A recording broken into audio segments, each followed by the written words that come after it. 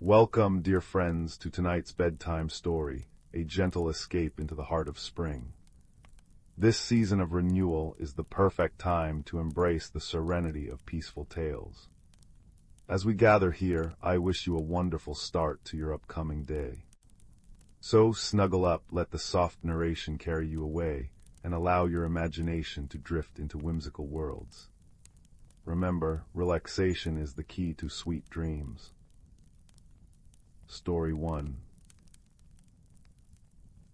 In a valley cradled by ancient peaks, where willows dipped their fingers into silver streams, there lived a girl named Lila with eyes like twilight and a heart tuned to whispers. Her village of Thornbrook nestled against the edge of the Everwood, a forest older than memory, where trees grew in spirals and ferns unfurled maps to hidden places. Children were warned never to venture beyond the Stone Sentinel, a mossy pillar at the forest's edge, but Lila often lingered there, tracing the strange symbols carved into its surface, feeling the hum of something waiting. One amber afternoon, as she collected lichen for her mother's dyes, a glint caught her eye beneath the sentinel's base. Brushing away centuries of soil, she uncovered a locket no larger than a walnut, its surface etched with constellations. When she pressed the clasp, it sprang open to reveal not a portrait, but a swirl of living starlight. The moment her fingertips touched the glow, the forest sighed. Shadows deepened, colors sharpened, and the trees began to speak. Not in words, but in sensations. The creak of bark became a grandmother's chuckle, rustling leaves turned to sighs of gossip, a distant woodpecker tapped out warnings. Lila stumbled back, the locket warm against her palm, as a voice sliced through the green haze, sharp but not unkind. "You've awakened the Skyheart," it said. "Best hope you're worthy." From the ferns emerged a fox, his coat the color of storm clouds, one ear tipped silver like a crescent moon. He stared at the locket, then at her, amber eyes narrowing. "Follow, unless you'd rather let the forest die." The fox, Finn, he grudgingly admitted, led her to a grove where trees wore ribbons of mist. "The Skyheart binds our magic to the stars," he explained, pouring at a pool that reflected galaxies instead of sky. "It vanished generations ago. Since then, the Everwood's spirit sickens." He nodded to a willow whose leaves fell like tears, disintegrating before they touched the earth. Lila's thumb rubbed the locket's engravings. "How do I fix it?" "You don't. You're a thief of starlight until the heart chooses another." Finn sniffed. "But perhaps you can slow the rot. The Skyheart answers to courage and songs." "Songs." His tail flicked, amused. "All true magic is music. Hum what you feel." Lila hesitated, then hummed a tune her father sang while mending nets, a melody of deep waters and patient tides. The locket pulsed in time, and where her shadow fell, sickly moss greened anew. Finn's ears pricked forward. "Well," he muttered, "you're not entirely hopeless." Over days that melted into weeks, Lila returned to the Everwood. Finn taught her to listen, truly listen, to the forest's layered voices. She learned to distinguish the ache of a drought-starved oak from the restlessness of brooks dammed by fallen branches. The locket glowed brighter with each act of kindness, freeing a trapped sparrow, guiding lost mushroom spores to fertile soil. Yet the creeping blight persisted, a bruise spreading from the forest's heart. "It's not enough," Lila fretted as they rested beneath a hollow cedar. The air smelled of burnt sugar, a sign Finn claimed meant the trees were fevered. "We need to find the source." Finn groomed his silver-tipped ear. "The deep wood where the first trees slape, no one goes there." "Why?" "Stories say it's guarded by the last bear, a creature maddened by the blight. He'd shred us before we breathed a word." Lila studied the locket's constellations, now swirling like stirred ink. "What if the Skyheart can calm him?" The fox stared at her. "You've a death wish, human. but he stood, shaking dew from his fur. The deep wood breathed. Massive roots formed archways that groaned as they passed. Bioluminescent fungi bathed everything in ghostly blue, and the earth pulsed faintly, as though the forest had a heartbeat. Lila's palms grew clammy around the locket. A roar shattered the silence. The last bear was a mountain of matted fur and exposed ribs, eyes glowing sickly yellow. His claws, longer than Lila's forearm, gleamed like obsidian. Finn froze, a low whine in his throat, but Lila stepped forward, humming the first note that came to her, a lullaby her mother had crooned during winter storms. The locket blazed, casting starlight on the bear's face. He hesitated. Singing louder, Lila wove the lullaby with the forest's own rhythms, the drip of sap, the skitter of beetles, the wind's endless exhale. The bear's growl softened to a rumble. He swayed, then collapsed, his massive head thudding at her feet. In his tangled fur, Lila spotted the culprit, a shard of black crystal embedded near his shoulder, oozing tendrils of smoke. The source of the blight. "Hold him," she told Finn, who looked ready to bolt. "Please." Gritting his teeth, the fox pressed his paws to the bear's flank while Lila gripped the shard. It burned, but she pulled, humming through gritted teeth. With a wet crack, it came free. The bear's eyes cleared to rich umber. He nuzzled Lila's hand once, then ambled into the shadows, leaving the crystal throbbing in her palm. Now what? Finn eyed the shard warily. The locket's light converged on the crystal, dissolving it into ash. Around them the forest exhaled. Moss thickened. Leaves shivered into vibrant health. Finn's laugh was startled, bright. "You did it, thief." Word spread through the Everwood on butterfly wings and rabbit trails. By dawn, creatures arrived, stag and sparrow, moth and mole, bearing gifts, a feather that never bent, a berry that sang when squeezed, an acorn cap filled with dewdrop wine. Lila blushed, but Finn accepted the offerings with a regal nod. "They're thanking you," she whispered. "We," he corrected. The Skyheart's glow had settled into a contented hum. Yet as days passed, Lila noticed new patterns in its constellations. A map, she realized, leading beyond the Everwood. "It wants to keep traveling," she told Finn by their cedar hollow. The forest smelled of rain-washed pine now, fever gone. "But I can't protect it forever." The fox studied her. "You've already chosen to leave." She nodded. Thornbrook smoked chimneys and whispered rumors of her absences, felt smaller every day. Finn stood abruptly. "Then we go together. Someone has to keep you from tripping over roots." Their journey carried them over mountains, where rivers ran upside down, and through deserts of singing sand. They met a badger who knitted clouds into sweaters, a river otter who collected lost jokes in glass jars, and an owl who taught them the language of snow. Each encounter left a mark. Lila's laughter grew quicker, her steps lighter, while Finn's bristly exterior softened into wry companionship. One frost-etched evening, as they sheltered in a cave painted with ancient murals, Finn finally asked, "Why did you keep the Skyheart? You could have let the forest die, saved yourself the trouble." Lila fed another branch to the fire. "Because it asked, not with words but here." She pressed a hand to her chest. "And you, why stay?" He snorted. "Someone had to document your terrible singing." But when she raised a brow, he added quietly, "You saw me, not a pest or a pelt, a person." The admission hung between them, warm as the flames. Years later, when the Skyheart dimmed and passed to a new guardian, a boy who spoke to stones, Lila returned to Thornbrook.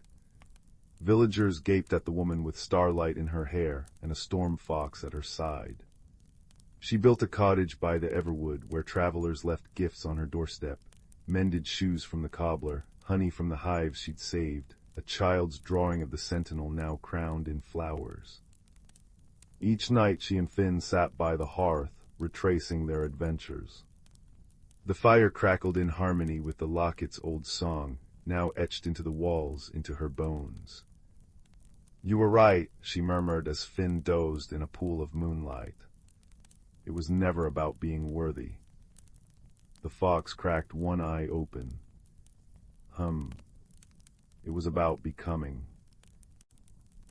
Outside, the Everwood sighed contentedly, its roots cradling a new story, one that began, as all the best do, with curiosity, a kind heart, and the courage to listen. Story 2. In a valley cradled by snow-capped mountains, where chimney smoke curled into plum-colored sunsets, there lived a girl named Lila with hair the color of walnut shells and eyes that held the sparkle of creek water catching sunlight. Each evening she'd press her nose to her attic window, watching the ancient hemlock forest beyond her village shimmer with strange silver lights that adults insisted were just fireflies. One crisp autumn afternoon, while scrubbing pots in the village bakery, Lila discovered a rusted key stuck to the bottom of a flour barrel. Its bow curled into the shape of a sleeping fox, warm to the touch even when the autumn chill crept through the bakery's cracks. That night the key hummed beneath her pillow like a bee trapped in amber, tugging her dreams toward the woods where the silver lights danced between trees like promise-keeping stars. By moonrise, Lila found herself at the forest's edge in her patched woolen cloak, the key glowing faintly in her palm. A hedgehog materialized from the fog, not the timid sort that curled into balls, but one wearing tiny spectacles and a waistcoat woven from dandelion fluff. "Took you long enough," he huffed, adjusting his glasses. "Name's Thorn. You're here to fix the clock tower, I presume." "The what?" Lila blinked.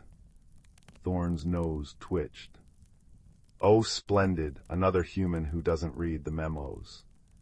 He jabbed a paw at her key. "That's a winder's key, child. The forest's heart clock is faltering, and you're holding the only tool that can rewind it before the eternal winter sets in." As they ventured deeper, the trees revealed secrets reserved for keybearers. Willows with bark like braided silver thread, mushrooms glowing with bioluminescent veins, and air that tasted of caramelized frost. Lila's breath hitched when they reached the clearing. A colossal clock tower grew from the earth, its gears made of intertwined roots, face carved into an ancient oak's trunk. But the hands trembled at perpetual twilight, frost creeping up the tower in jagged lace. "The heart clock maintains the seasons," Thorn explained, worry etching his whiskers. "Someone's tampered with the mainspring, if it stops entirely." A shiver ran through Lila's boots. She inserted the key into a hidden notch near the clock's base. With a grinding shriek, the entire forest seemed to inhale sharply. The key resisted, burning cold against her palm. "It won't turn." Thorn examined the mechanism, tiny claws tracing hairline fractures in the gears. "The mainspring's chamber is damaged. We'll need Starlight alloy to repair it." He pointed northeast, where jagged peaks pierced the clouds. "The Starfall caverns, but we must hurry. The longer the clock stalls, the more the frost spreads." Their journey through the faltering magic revealed the forest's hidden sorrows. A family of badgers huddled around dying embers as their den iced over, a maple tree's amber leaves shattering like glass against the frozen earth. Lila's throat tightened when they found a young deer encased up to its neck in frost, breath coming in shallow puffs. She pressed her warm key against the ice, and to her surprise, the frost retreated like startled mist. "Fascinating," Thorn murmured. "The key responds to intention. Focus on what you wish to protect." At dawn they reached the caverns, a cathedral of geodes sparkling with trapped starlight. A river of liquid twilight wound through the chamber, where a otter in a cap woven from moonbeams guarded a forge. "Starlight alloy requires a memory of summer," the otter rasped. "Something the frost hasn't stolen." Lila hesitated, then hummed the lullaby her mother used to sing while kneading dough, the cinnamon-scented memory wrapping around the forge. The otter smiled, teeth like pearls, and plunged her key into the starry river. When withdrawn, it gleamed with new constellations along its shaft. The return trek tested them sorely. The frost now lashed like living tendrils, snatching at Lila's braid. At the clock tower, she inserted the reforged key. Think of sun-warmed soil, Thorn urged. Honey melting on toast, the way ferns unfurl after rain. The key turned with a chorus of chimes. Gears grown to life, frost evaporating into mist that caught the dawn light like scattered diamonds. Trees sighed as their sap began flowing again, the deer shaking off ice to nuzzle Lila's hand in thanks. As the forest bloomed with reclaimed autumn, a riot of amber and garnet leaves, the air spicy with decaying beauty, Thorn presented her with a new keyhole pendant. For emergencies, he said gruffly. Don't wait so long next time. Years later, when gray-streaked Lila's walnut hair and new children whispered of lights in the hemlock forest, the pendant warmed against her chest whenever the season stuttered. She'd smile, smelling cinnamon and starlight, and murmur to wide-eyed listeners, some keys don't unlock doors, they open worlds that need tending. Now drink your cocoa, and I'll tell you about the time I rode a cloud turtle to mend the rainbow's loom. Story 3. Beneath a canopy of ancient oaks whose gnarled branches wove secrets into the sky, there existed a glade where dandelion clocks bloomed year-round and stream water carried the taste of starlight. Here, where foxfire mushrooms pulsed in dusky harmony with fireflies, lived a young hedgehog named Thistle, whose quills shimmered with dewdrops even at noon. Her best friend was a harvest mouse called Bramble, whose tail could weave moonbeams into fishing nets, though he much preferred composing duets with crickets using a lyre made of willow bark. One crisp autumn morning, as amber leaves pirouetted through misty air smelling of cinnamon and petrichor, the friends noticed the forest's heartbeat had faltered. The usually chatty brook burbled in disjointed rhythms, its pebbles clacking like uneasy teeth. Maple seeds spiraled upward instead of downward, catching in spiderwebs that glistened with uneasy iridescence. Worst of all, the moonwort gate, a stone arch veiled in ivy that hummed during equinoxes, remained silent, its lichen patterns dull as old ashes. Grandmama Mossback says when the veil thins, the seasons forget their steps, Bramble fretted, nibbling a blackberry that tasted oddly metallic. Above them, a flock of starlings swooped in jagged formations, their usually fluid murmuration fractured. Thistle brushed a paw over the troubled stream, feeling its shiver deep in her marrow. Then we must visit the Keeper of Roots, if anyone remembers the old harmonies. Their journey led them through hollows where silver ferns whispered ancestral ballads, past a pond where carp scribbled prophecies in algae with their fins. The air grew heavy with the scent of impending frost as they reached the heartwood, an oak so vast its trunk bore valleys of velvety moss, its branches cradling entire ecosystems of nesting warblers and drowsy tree frogs. At its base sat an enormous tortoise with a shell etched in constellations, her eyes twin pools of liquid obsidian. Ah, rumbled the keeper, voice like soil shifting around growing roots. The veil's threads fray because the snow spinners have overslept. She exhaled, her breath swirling into a vision above her shell.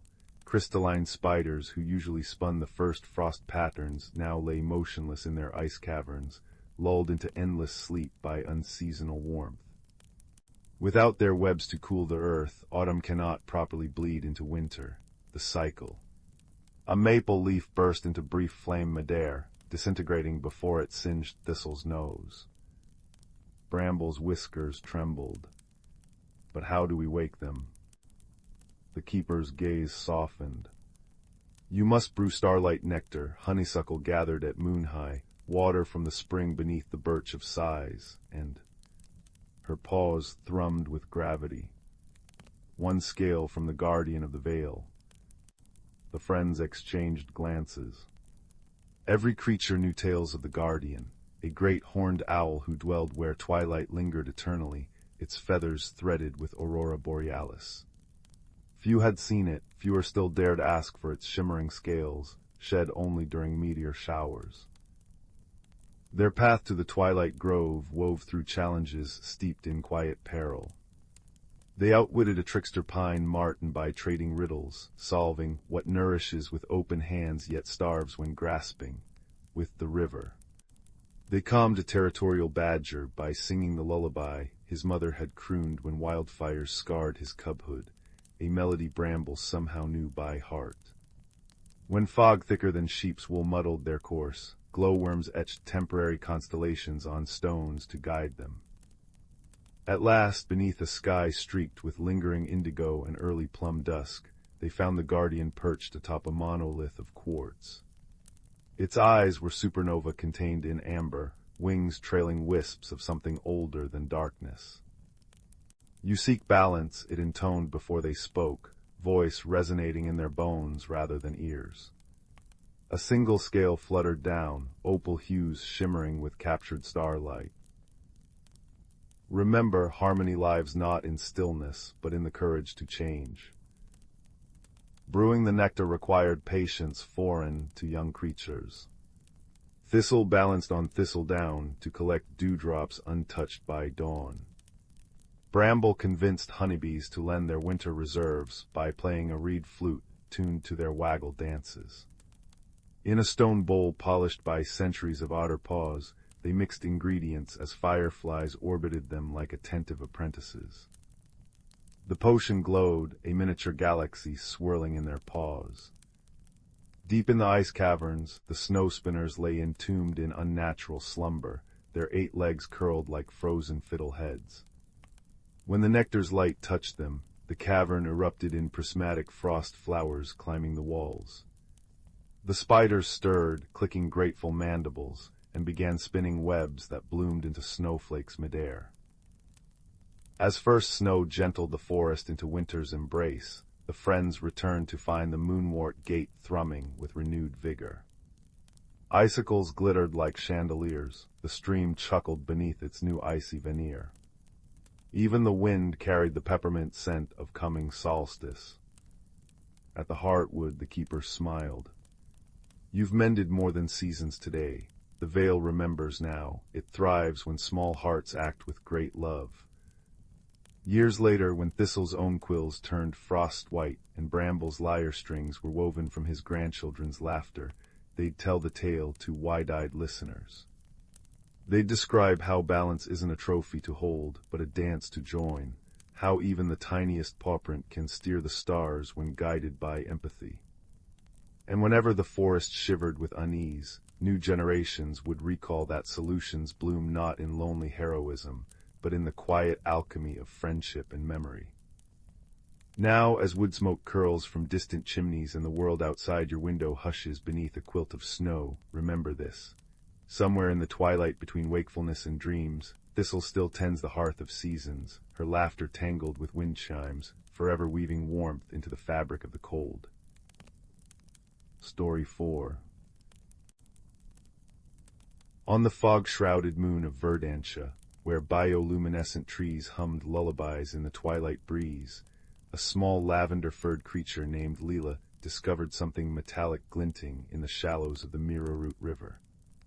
Her 6 ears twitched in conflicting directions, 2 listening for danger, 3 tuned to the strange object's faint whirring, and 1, the smallest, with a white tuft, perked toward the scent of ripening starshine berries upstream. The contradiction made her whiskers itch. The object was no rock. It had jointed limbs folded against the cylindrical body, its silver surface scarred by atmospheric entry.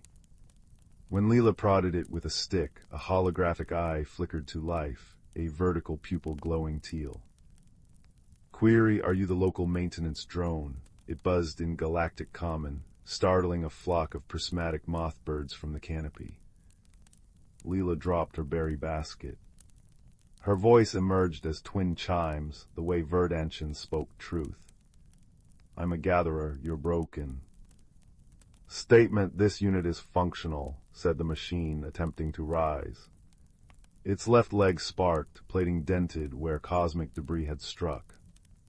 Observation: your fur resembles faulty wiring. Thus began the first misunderstanding. Lila, whose people measured worth by how many seeds one could plant before sunset, assumed faulty wiring was a grave insult. She huffed, tail bristling. At least my roots aren't clogged with space rust. The machine tilted its head. Clarification: rust indicates oxidation. This chassis uses neo-titanium alloy. Its eye dimmed. Addendum: previous statement was intended as aesthetic appreciation. They might have parted ways then, Lila anxious to finish her berry harvest, the machine determined to repair itself, had the ground not trembled. From the northern cliffs came a roar that turned the river's surface to quicksilver ripples. The Thornback crater, long dormant, had begun belching plumes of neon smoke. Calculation: seismic activity exceeds safe parameters, said the machine, scanning the horizon. Suggestion: evacuate. Lila froze, paws sinking into cool mud. Her village lay directly in the lava's path. We need to redirect the flow, the old channel. Objection: organic life forms lack durability for pyroclastic environments. The machine unfolded tooltip digits. Alternative proposal: this unit will attempt volcanic stabilization. But you can't even walk. Lila gestured to its damaged leg. When it tried to stand, she caught its arm without thinking. The metal felt surprisingly warm. Thus the second misunderstanding bloomed. The machine, designated K1P by long-dead engineers, interpreted her assistance as a demand for reciprocation. Its cultural database contained nothing on Verdantian harvest customs, where offering help bound one to accept help in turn. As acrid wind carried the first ash flakes, K1P permitted Lila to lead it toward the village, a decision that would require 17 internal system reboots to process. The days that followed wove struggle into something softer. While K1P recalibrated its thrusters to drill pressure-release vents, Lila taught it to distinguish poisonous crimson moss from edible blue clusters. Clarification: this unit doesn't consume biomass, then why'd you scan the blue ones longer? Irrelevant. When Lila's tremors from inhaling sulfur fumes grew severe, K1P retrofitted its chest plate into a filtration mask, quietly monitoring her vitals through the night. They disagreed about everything. K1P wanted to dam the river to cool lava flows. Lila argued for the migrating glow eels' spawning grounds. Lila suggested singing to the crater. Grandmother Thornback likes flute songs, while K1P compiled a 500-page report on acoustic impact. Yet through the friction, patterns emerged. K1P's eye brightened 2 lumens when Lila laughed. Lila left wild orchid circuits, which looked like gears, by K1P's charging station. The crisis peaked under a bruised purple sky. As the village elders evacuated, Lila and K1P stood at the crater's rim, their plan half-built. K1P's thrusters to create a plasma barrier, Lila's knowledge of root systems to reinforce the land. Sensors blared warnings. Lila's fur stood on end from static. Probability of success, 38.2%, K1P stated, stabilizers trembling. Lila adjusted her vine-woven harness. That's better than yesterday's 32%. Observation: your optimism lacks computational basis. So does your grumpiness. She grinned, then paused. If we don't, will your people miss you? K1P processed the question for 4.7 seconds, an eternity for its processors. Negative: this unit was declared obsolete 5.3 standard cycles ago. The admission carried unexpected weight. Query: why did you persist in alliance? Lila touched the filtration mask, now scratched from use. You stayed. they activated the thrusters. What transpired next became legend. How the plasma barrier held just long enough for the diverted lava to carve a new hot spring instead of swallowing the valley. How K1P's overloaded systems failed mid-ascent, and how Lila caught it with a grapple made from singing vines. But the truer story unfolded afterward, as they sat by the repaired village well, sharing starlight and silence. K1P studied its reflection in the water, patched with verdantian resins, fern patterns etched into its plating by Lila's meticulous paws. Hypothesis: friendship may involve inefficiencies. Lila nibbled a berry, juice staining her whiskers violet. Like recalculating plans 6 times. Affirmative and expending resources to preserve illogical organic life forms. Its tone softened. The inefficiencies are agreeable. When K1P's repair beacon finally summoned a salvaged ship, Lila presented it with a seed capsule, bioluminescent, keyed to her heartbeat. So you don't get lost again. K1P dismantled its emergency beacon, forging the metal into a pendant shaped like Verdantia's moon. Areciprocal inefficiency. Now, when galactic travelers pass a certain patch of stars, they sometimes note 2 anomalies. A weathered maintenance bot studying plant samples with teal-lit care, and a lavender-furred ambassador whose ship hums a familiar, comforting pitch. And if you ask about the pendant and seed glowing in their respective cockpits, they'll tell you, in clinking gears and chiming laughter, that friendship is the universe's finest miscalculation. Story 5. On the fog-shrouded moon of Cerulean 9, where the rivers flowed upward into lavender clouds and trees hummed lullabies at dusk, there lived a young star gardener named Kip. Each morning he tended the luminous starbloom vines that spiraled around the geodesic domes of Outpost Theta, their bioluminescent petals providing both oxygen and warmth to the human colonists. It was solitary work, but Kip didn't mind, until the day he found the thief.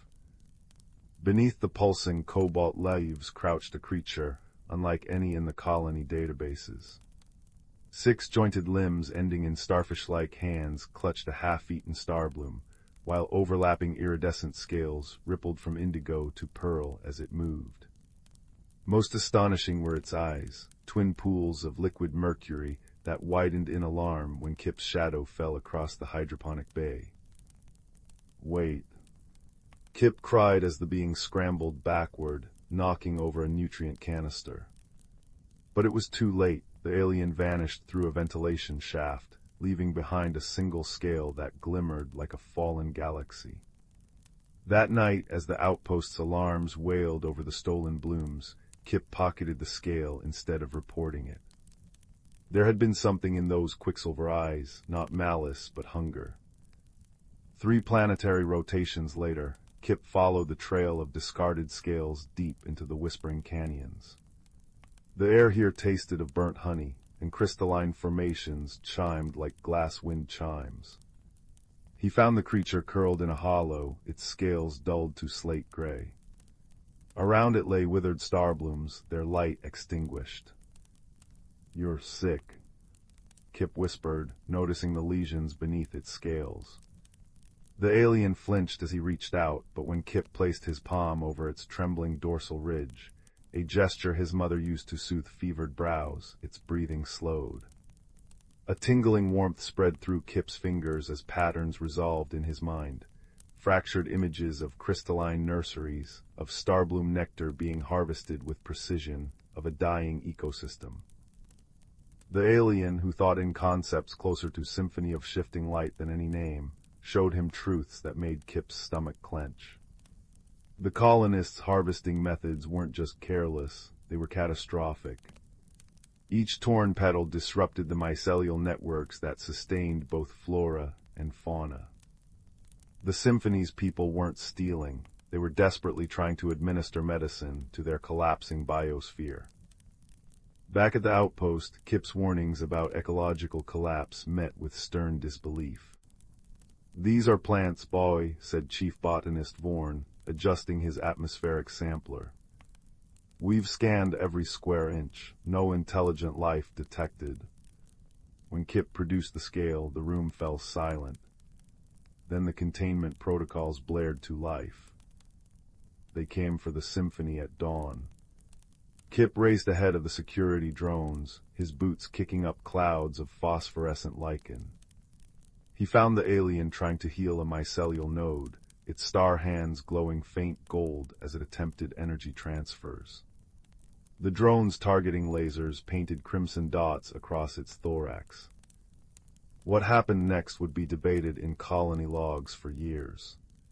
As the first net launched, Kip threw himself over the symphony, fingers plunged into the mycelial mat.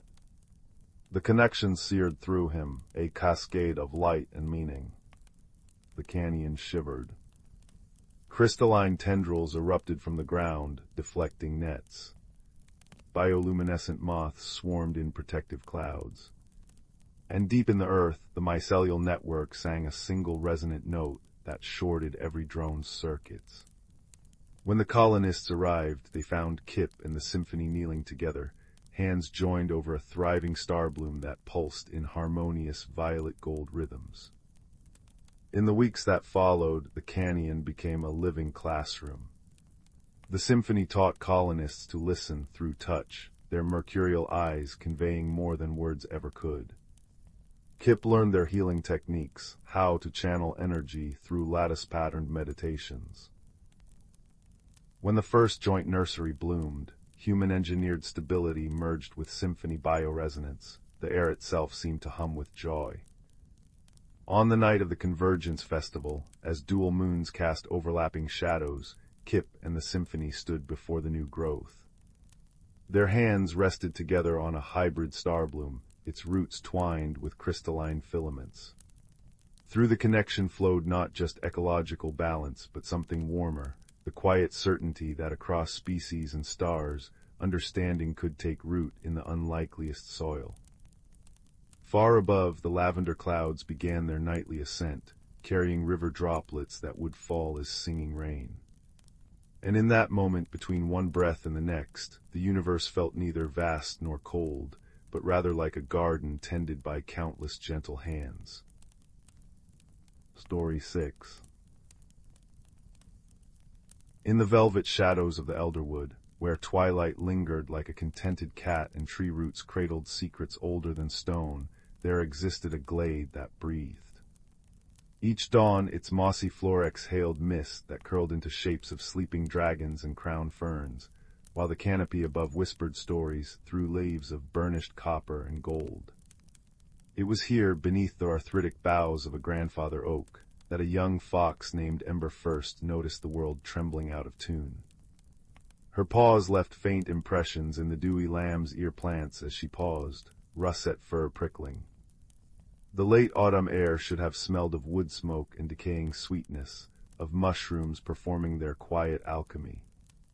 Instead, a metallic tang coated her tongue, and the usual chorus of rustling foliage had gone eerily still. Above, the aurora threads those shimmering veins of magic that danced between treetops on crisp nights hung motionless as frozen spider silk.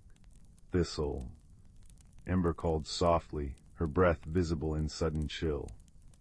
The old owl emerged from his hollow like smoke condensing into form, feathers ruffled in disarray, rarely seen by daylight.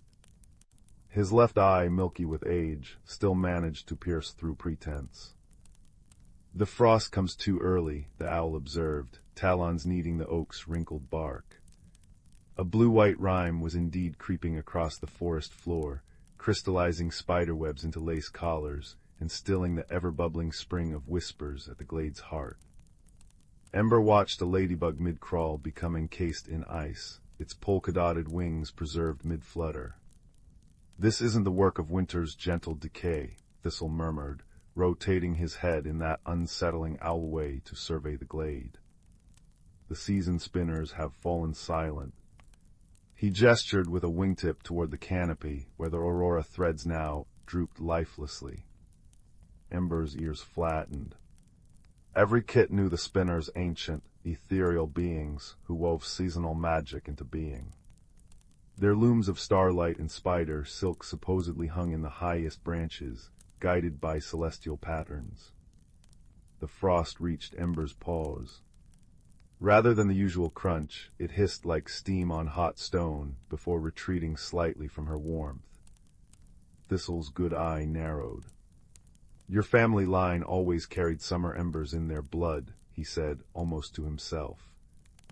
"Come, we must consult the Tome of Thaws." Their journey through the petrified forest unfolded like a dream sequence. Jewel-toned leaves hung suspended mid-fall, captured in ice.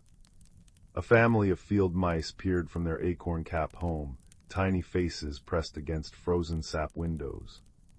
Worst were the silent birds, chickadees and nightingales, suspended mid-flight, ice feathers glittering cruelly. Ember's breath came in anxious puffs that melted strange, geometric patterns in the frost.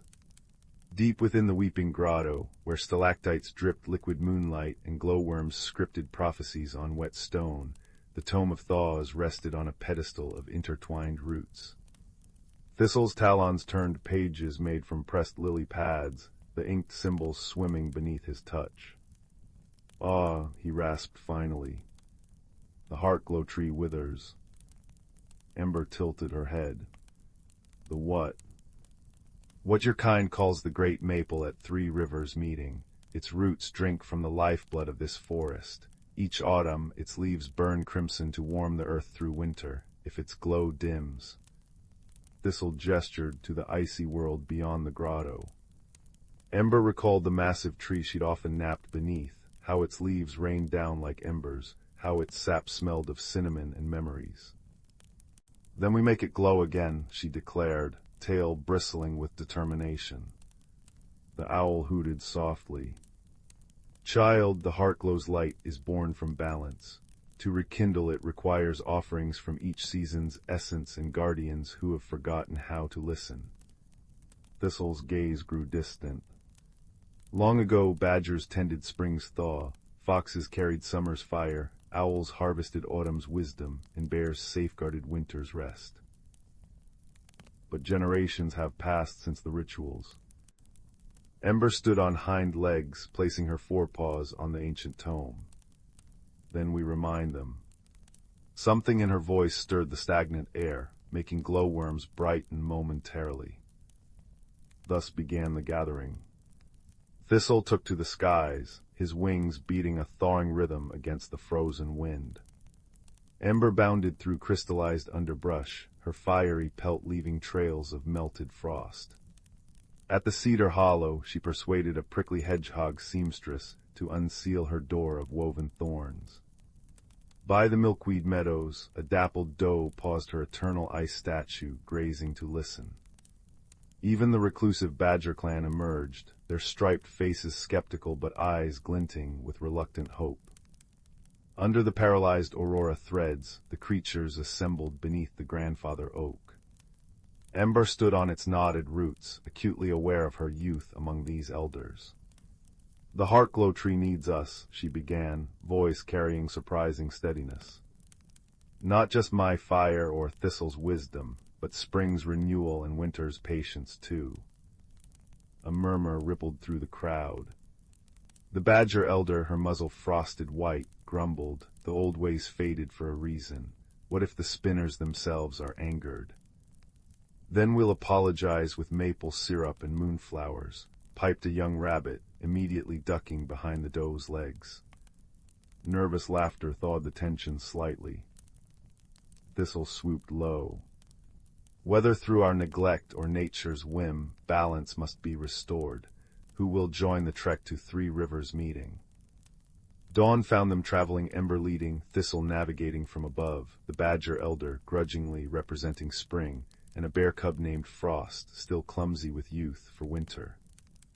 The frost's edge followed them hungrily, trees crackling in its wake.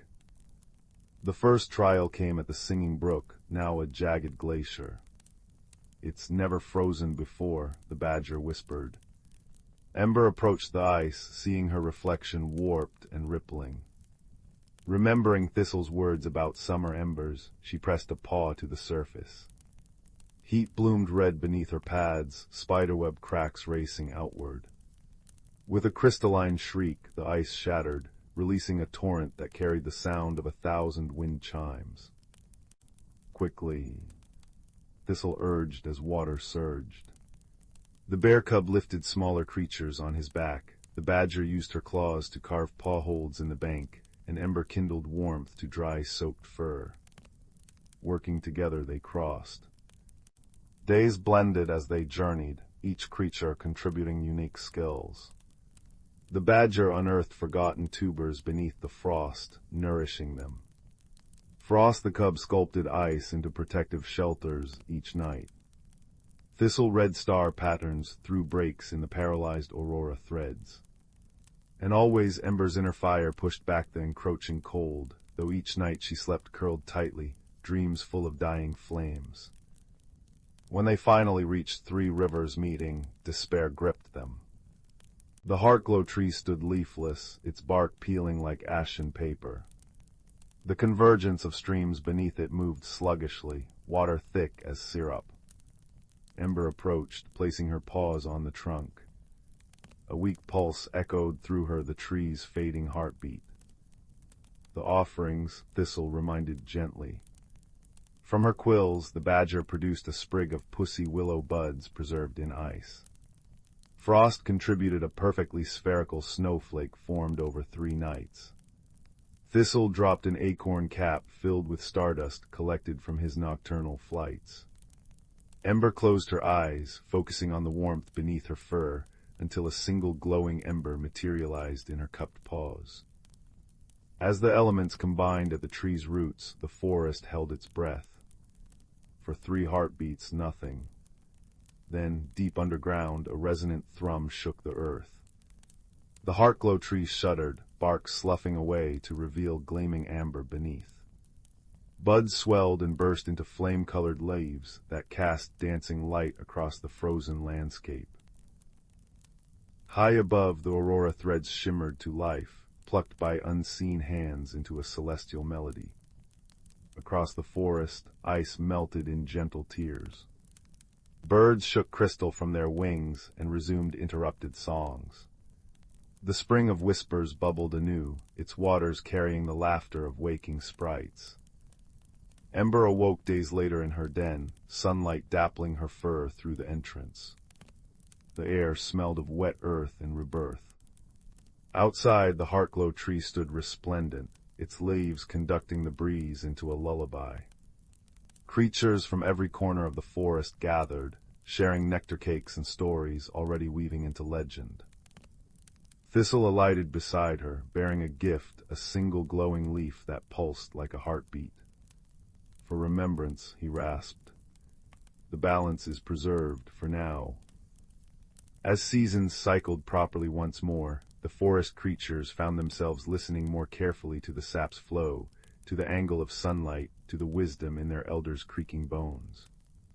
Ember took to visiting the Heartglow tree often, sometimes teaching wide-eyed kits how to kindle small warmth in their paws, other times simply resting beneath crimson leaves that smelled of cinnamon and continuity.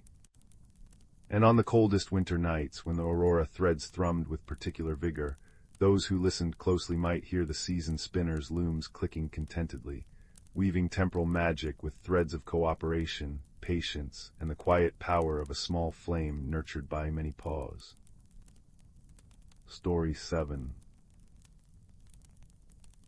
In the velvet blanket of night, when the village of Hearthglen nestled deep into its quilt of fog, the first strange thing occurred.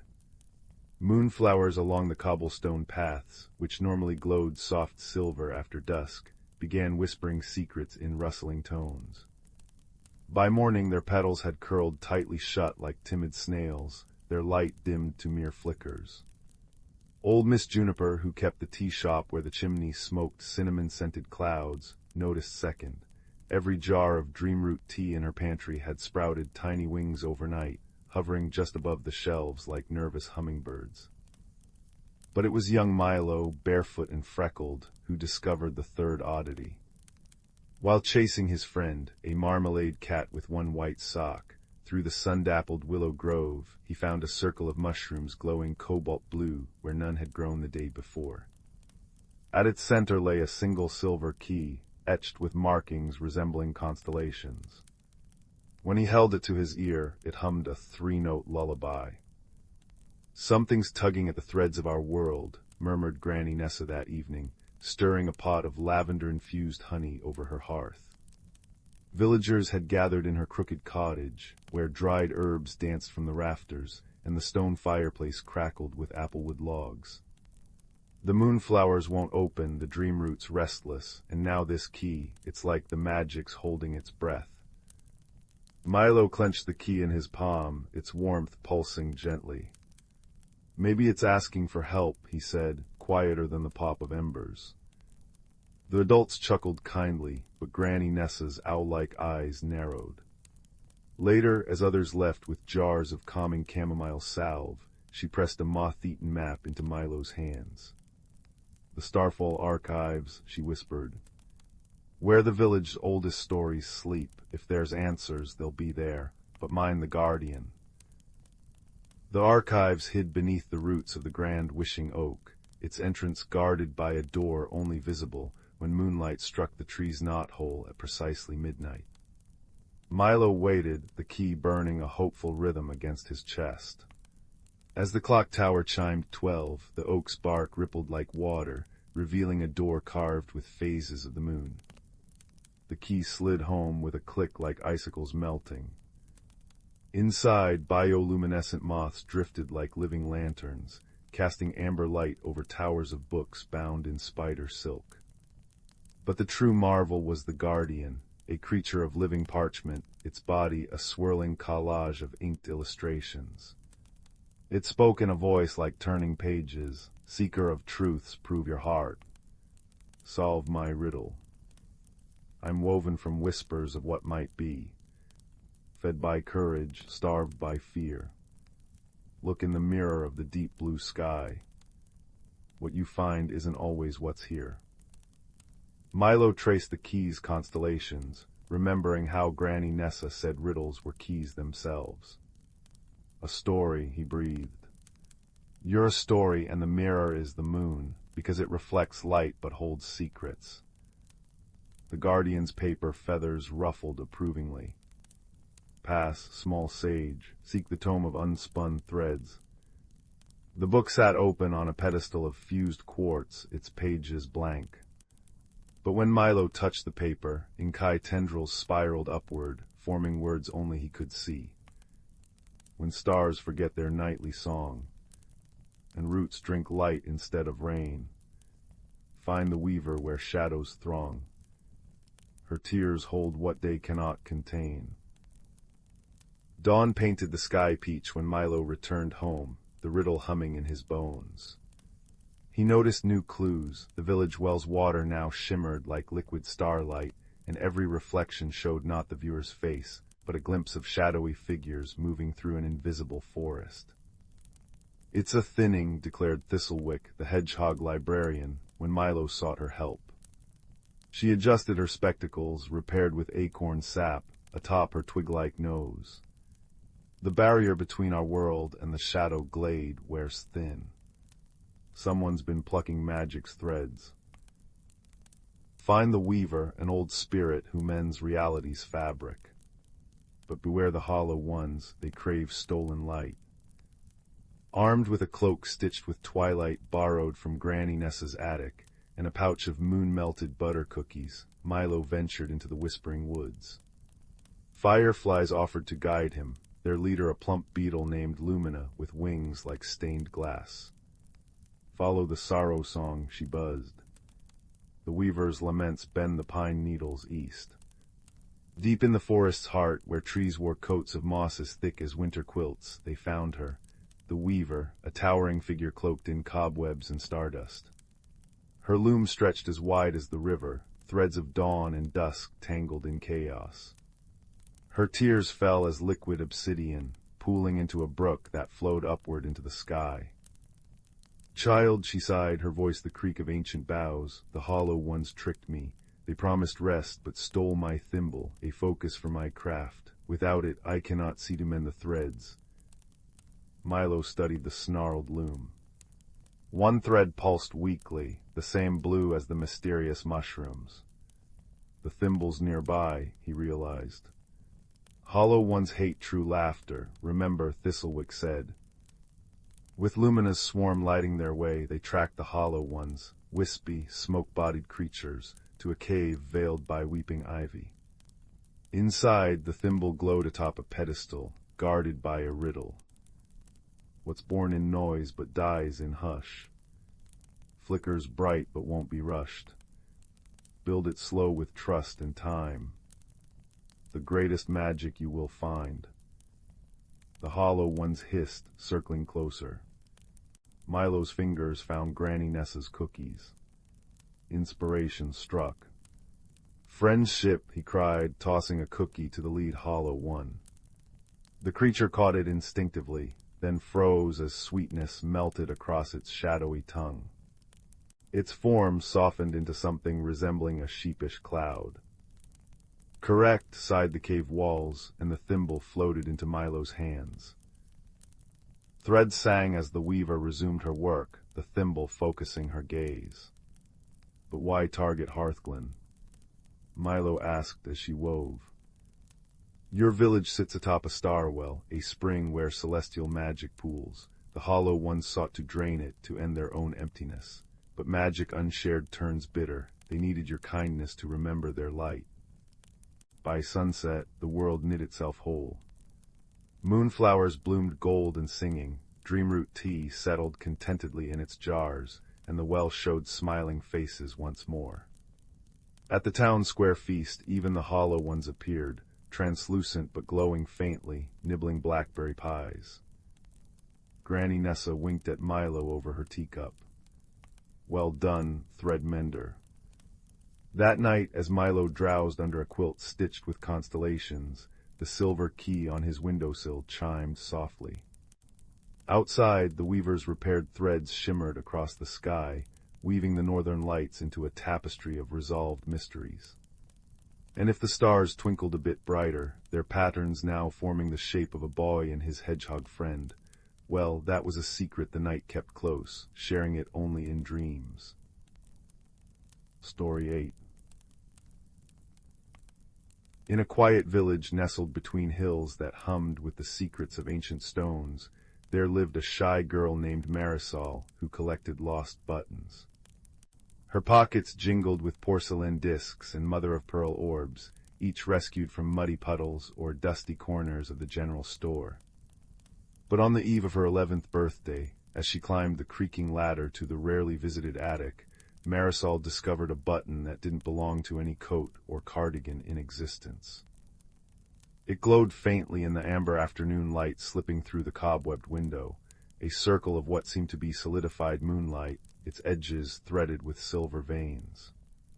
When she brushed her thumb across its surface, the air shimmered like heat over a summer road, and suddenly Marisol stood not in the dusty attic, but at the edge of a twilight forest where trees whispered in a language of rustling leaves and creaking boughs. "Ah," said a voice like wind through barley, "you've found the threshold button." A badger emerged from the ferns, his fur silver-tipped and eyes bright as polished chestnuts. He wore a tiny waistcoat stitched with acorn caps and carried a lantern made from a hollowed persimmon. "I'm Thistle," he said, bowing so his whiskers brushed the moss. "Keeper of Crossroads, that button's been missing for 3 centuries, give or take a decade." Marisol's knees trembled, but the warm cinnamon scent of the forest and Thistle's patiently swishing tail steadied her. What is this place?"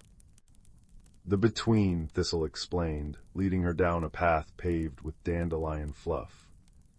"Where lost things wait to be remembered, that button opens doors to worlds that need mending. Seems it chose you to help with a particularly stubborn snag in the fabric of things." As they walked, the trees parted to reveal a valley, where a river of liquid starlight curled around a hill. Upon it stood a tower made not of stone, but of interlocked teaspoons, their handles forming delicate balconies. "The Tower of Unspilled Secrets," Thistle murmured. Home to the wisp folk, or it was before their memories started unraveling. Marisol squinted. Tiny figures flitted about the tower, but their forms blurred at the edges like ink in water. One floated down, a creature no taller than her hand, with moth-wing ears and hair like spun sugar. "I'm Fig," they said, voice chiming with despair. "We're forgetting how to be. Yesterday our archivist misplaced the recipe for moonlight, and this morning our bridgekeeper forgot how to weave rainbows." The problem became clear as Marisol explored. Every wispfolk's essence was tied to a specific memory stored in glass jars lining the tower walls. But the jars were clouding over, their labels fading. "Our remembering well ran dry," Fig mourned, pointing to a cobwebbed fountain where only dust remained. "Without it, we can't maintain the magic that tells us who we are." That night, as fireflies painted the valley in gold, Marisol studied the threshold button glowing in her palm. Its silver veins pulsed like a heartbeat. "Why me?" she asked Thistle, who was roasting elderflower marshmallows over a campfire. The badger twitched his nose. "You mend buttons, yes, reattach what's come loose. The wisp folks' memories aren't gone, just scattered, like your button jar after it tips over." He gestured to the starry river below. "Someone needs to gather what's been lost and stitch it back into place." So began Marisol's gentle quest. With Fig as her guide, she navigated the Between's hidden corners, a cave where echoes crystallized into quartz tears, a meadow where forgotten promises sprouted as indigo flowers.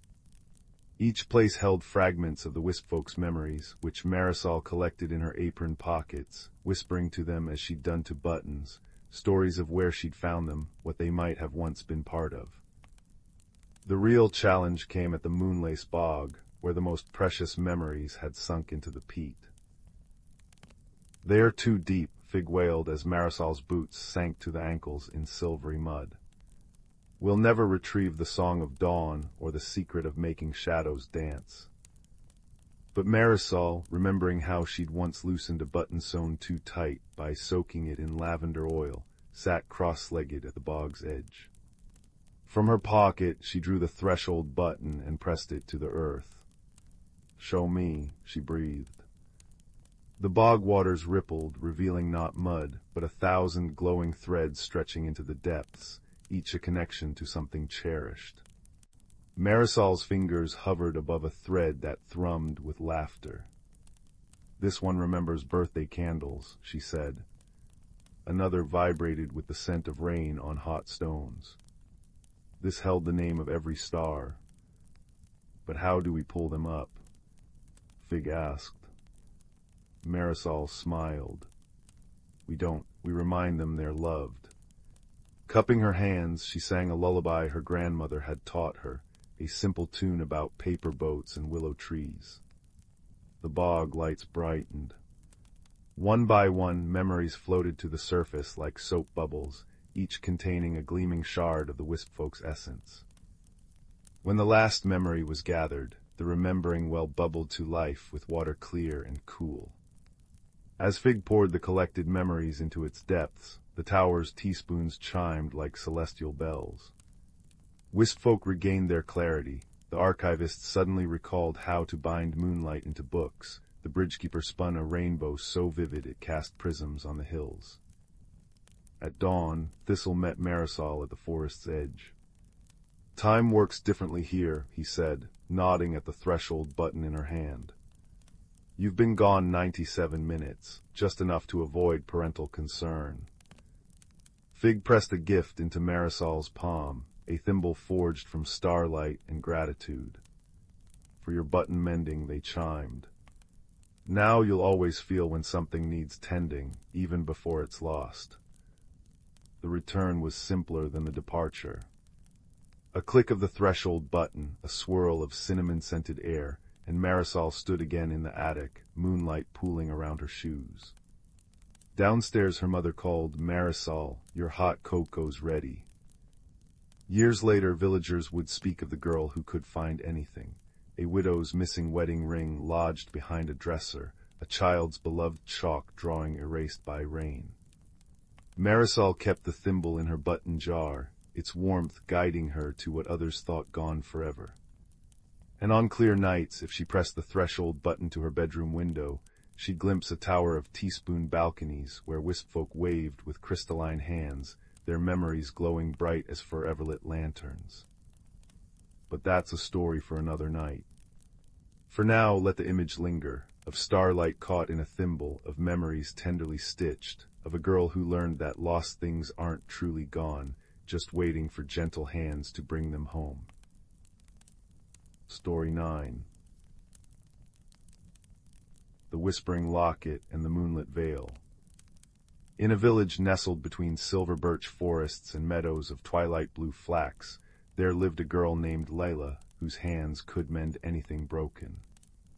Her fingers, quick as minnows, wove splintered chair legs back together, patched torn quilts with threads spun from dandelion fluff, and even fixed the cracked music box old Mrs. Bramble kept above her fireplace. But Lila's true gift lay in listening, not just to people's words, but to the secret language of creaking floorboards, sighing tea kettles, and the way the wind hummed through the chimney at dusk. One evening, as the last amber light bled from the sky, Lila discovered a peculiar object half buried in the roots of the ancient oak behind her cottage. It was a locket no larger than a hazelnut, its surface etched with filigree patterns that seemed to shift like living vines under her touch. When she pressed the clasp, it sprang open to reveal not a portrait, but a tiny prism that cast rainbows on her palms. A voice, soft as moth wings, whispered from it, "Seek the veil where shadows dance, and mend the tear in twilight's trance." The hidden path. Guided by the locket's prism, which glowed brighter when she faced north, Lila packed a satchel with gingerbread stars, a jar of firefly light, and her grandmother's woolen cloak. The forest deepened around her, birches giving way to pines that murmured in harmonies older than time. Just as the first stars pricked the sky, she stumbled upon a stone archway veiled in ivy. Through it she glimpsed a world where trees bore lantern-like fruits glowing peach and lavender, and streams trickled upward into floating ponds. "You're late," said a dry, crackling voice. A fox with fur like smoldering embers sat atop a toadstool, tail flicking impatiently. "I've been waiting since the third chime of the twilight bells." "Waiting for me." Lila blinked. "Obviously you've got the whispering locket, haven't you? That means you're the mender." The fox hopped down, revealing a crooked left paw wrapped in cobweb bandages. "Name's Ember, and before you ask, no, I didn't get caught in a trap. I tripped over a particularly melodramatic weeping willow root." Ember explained that the moonlit veil, a realm where dreams took physical form, was fraying at the edges. "The night spinners, those are the spiders who weave moonlight into silk, say the tear's getting bigger. If it isn't mended, the veil will dissolve into chaos. And you're the only one who can fix it, apparently." The fractured realm. The veil was both breathtaking and unsettling. Meadows of stardust clover dissolved into patches of void, where colors leaked away like water down a drain. They passed a hill where clockwork songbirds looped the same three notes endlessly, their gears rusted, and a lake where reflections showed not faces but memories, a baker laughing as she burnt her first loaf, a child tenderly bandaging a sparrow's wing. "The tear's influence," Ember muttered. "It warps everything it touches." Their first test came at the Bridge of Whispers, a fragile span of crystallized mist. As Lila stepped onto it, the locket flared, and the bridge solidified beneath her feet. Halfway across, shadowy figures materialized, a boy with her eyes and smile, a woman humming a lullaby Lila felt she'd known in infancy. "Stay," they crooned. "Stay, and we'll be a family again."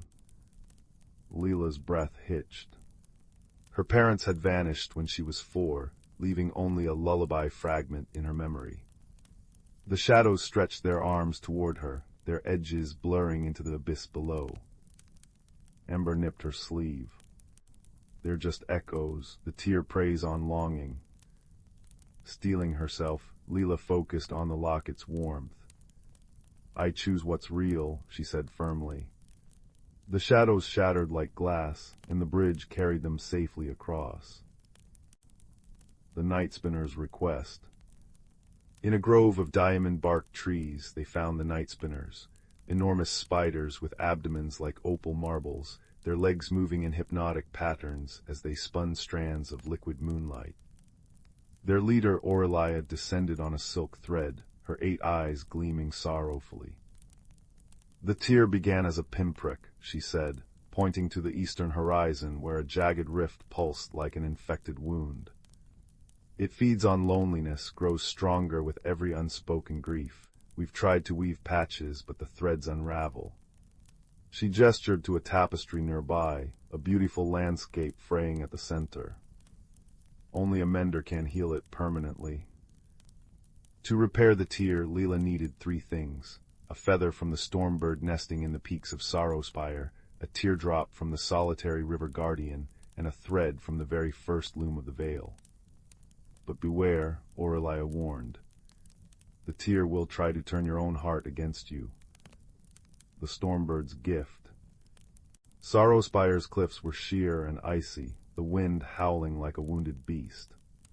The stormbird, a colossal creature with crackling violet feathers and eyes like lightning, screeched at their approach. "Leave," it thundered. "My chicks need me." Lila noticed the nest beneath the bird, 3 chicks, their wings clipped by glowing chains. The tear's corruption had manifested here as fear, trapping the stormbird in endless protectiveness. "You're hurting them by staying so close," Lila called over the gale. "They can't learn to fly if you never let go." The stormbird reared back, but Ember added, "She's a mender. She knows about these things." With a shuddering cry, the bird allowed Lila to snap the chains. As the chicks soared into the clouds, their joyful cries melting the frost, the stormbird plucked a feather. "You've mended more than you know," it rumbled. The river guardian's sorrow. The river was a serpentine ribbon of mercury, its surface reflecting Lila's face as an old woman, then a toddler, then a stranger. The guardian emerged, a translucent figure with waterweed hair and a crown of broken promises. "Why should I help you?" she hissed. "No one stays, everyone leaves." Lila sat at the water's edge. "I lost people too, but holding on to the hurt just makes it heavier." She opened the locket, showing the guardian her own reflection, not as a victim of abandonment, but as a girl surrounded by friends, Ember stealing a honey cake, the stormbird's chicks perched on her shoulders. The guardian's rigid posture softened. A single teardrop crystallized in her palm. "You've shown me a different current," she murmured. The first loom. Deep in the veil's heart lay the first loom, a massive frame of interlocking roots. But guarding it was a figure Lila never expected, a shadowy mirror image of herself, eyes cold and hands clawed. "You'll fail," the shadow sneered. "You're just a lonely girl playing hero." Lila's chest tightened. The shadow voiced every doubt she'd buried, the fear that she'd never find her family, that she wasn't truly needed. But then she noticed something. The shadow had no locket. "You're right," Lila said quietly. "I am lonely sometimes, but that's why I understand the veil's pain, and why I have to try." She reached out, not in anger, but pity. The shadow shrieked and dissolved, leaving behind a shimmering thread. Mending the tear. At the rift's edge, chaos reigned. Time looped and stuttered, a butterfly became a caterpillar mid-flight. Lila combined the feather, teardrop, and thread into a needle. As she stitched, memories flooded her, not just her own, but the veil's. A child's first laugh echoing through the trees, a spider's pride in her first web, the stormbird's awe at her chick's first flight. The tear fought back. Visions of her parents beckoned, their faces blurring. "Come with us," they urged. But Lila whispered, "I'll always love you. But my story isn't yours anymore." With a final pull, the rift sealed, leaving a scar that glittered like a constellation. Homecoming. The veil blossomed. Meadows sprouted flowers that chimed when touched. The river sang lullabies. Aurelia wove Lila a cloak of moonlight silk, while the stormbird gifted her a feather that would always guide her home. At the stone archway, Ember pressed his nose to her hand. "You'll visit right. I've gotten used to your terrible sense of direction." Lila laughed. Always. Back in her cottage, she hung the locket by her window. Some nights when the moon was full, she'd wake to find a fox-shaped shadow darting through the garden, or a feather glowing on her pillow. And though her parents' absence still ached, it no longer gnawed, for she'd learned that love could take many forms, and that every mending, no matter how small, wove the world a little closer together. As the village slept, the locket's prism cast rainbows across the walls, and if one listened closely, they might hear the faintest whisper of a fox's chuckle, or the distant hum of a loom spinning starlight into silk. Story 10. In the velvet-hued valley where twilight lingered longest, there nestled a village called Mossglow. Its cobblestone paths wound like a contented cat between cottages with roofs of time-sprouting thatch, where chimney smoke curled into shapes of sleeping dragons. Each evening the townsfolk gathered at the Starry Kettle tea-house to share honeycakes and peculiar news, but lately the peculiar had grown peculiar indeed. It began with the clocks. Every pendulum in Mossglow started losing time precisely at 3 minutes past moonrise, their hands shivering backward as if startled. Then came the floating teacups at Widow Hemslock's boarding house, drifting politely from cupboard to table but forgetting to bring saucers. Most puzzling were the footprints, tiny, fern-patterned impressions appearing each dawn along the mossy banks of Glimmerbrook, as though the river itself had grown feet and gone wandering. 12-year-old Tansy, whose freckles darkened when she puzzled over things, noticed what others hadn't. The disturbances always began where the village's oldest oak stood.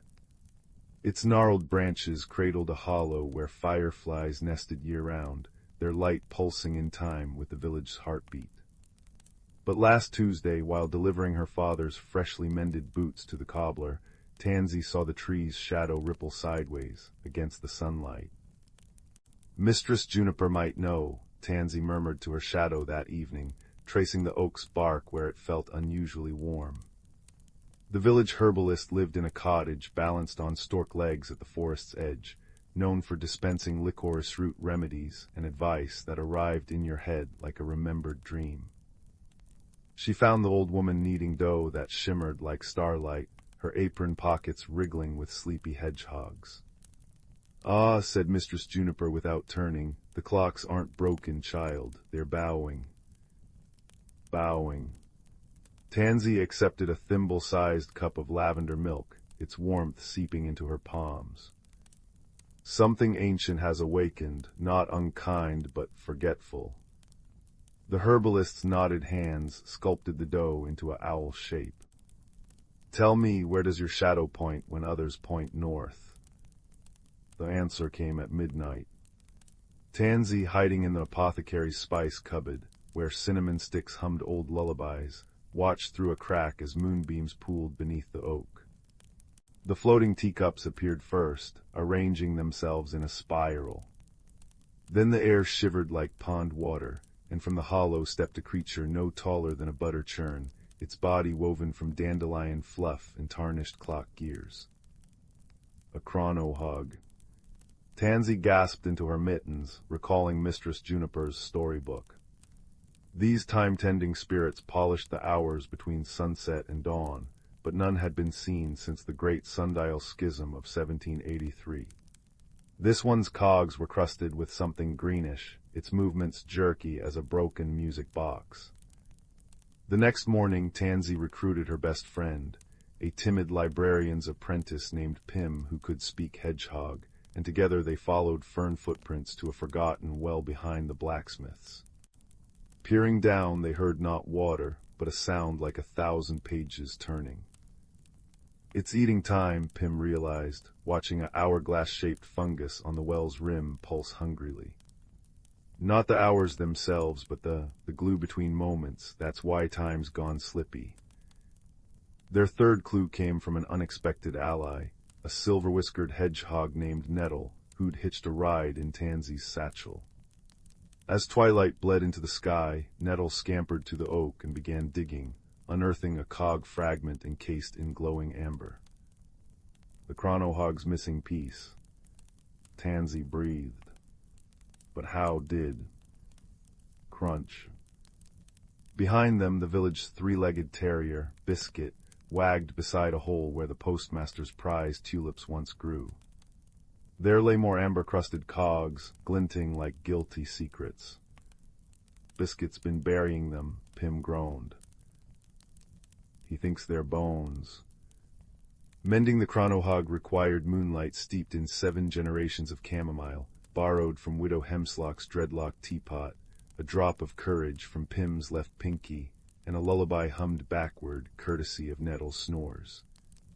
As Tansy slotted the last cog into place, the little spirit whirred to life, its eyes widening into full moons.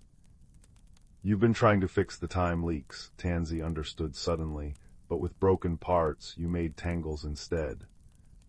The chronohog nodded, its voice like a wind-up music box. The amber mold grows where memories fester.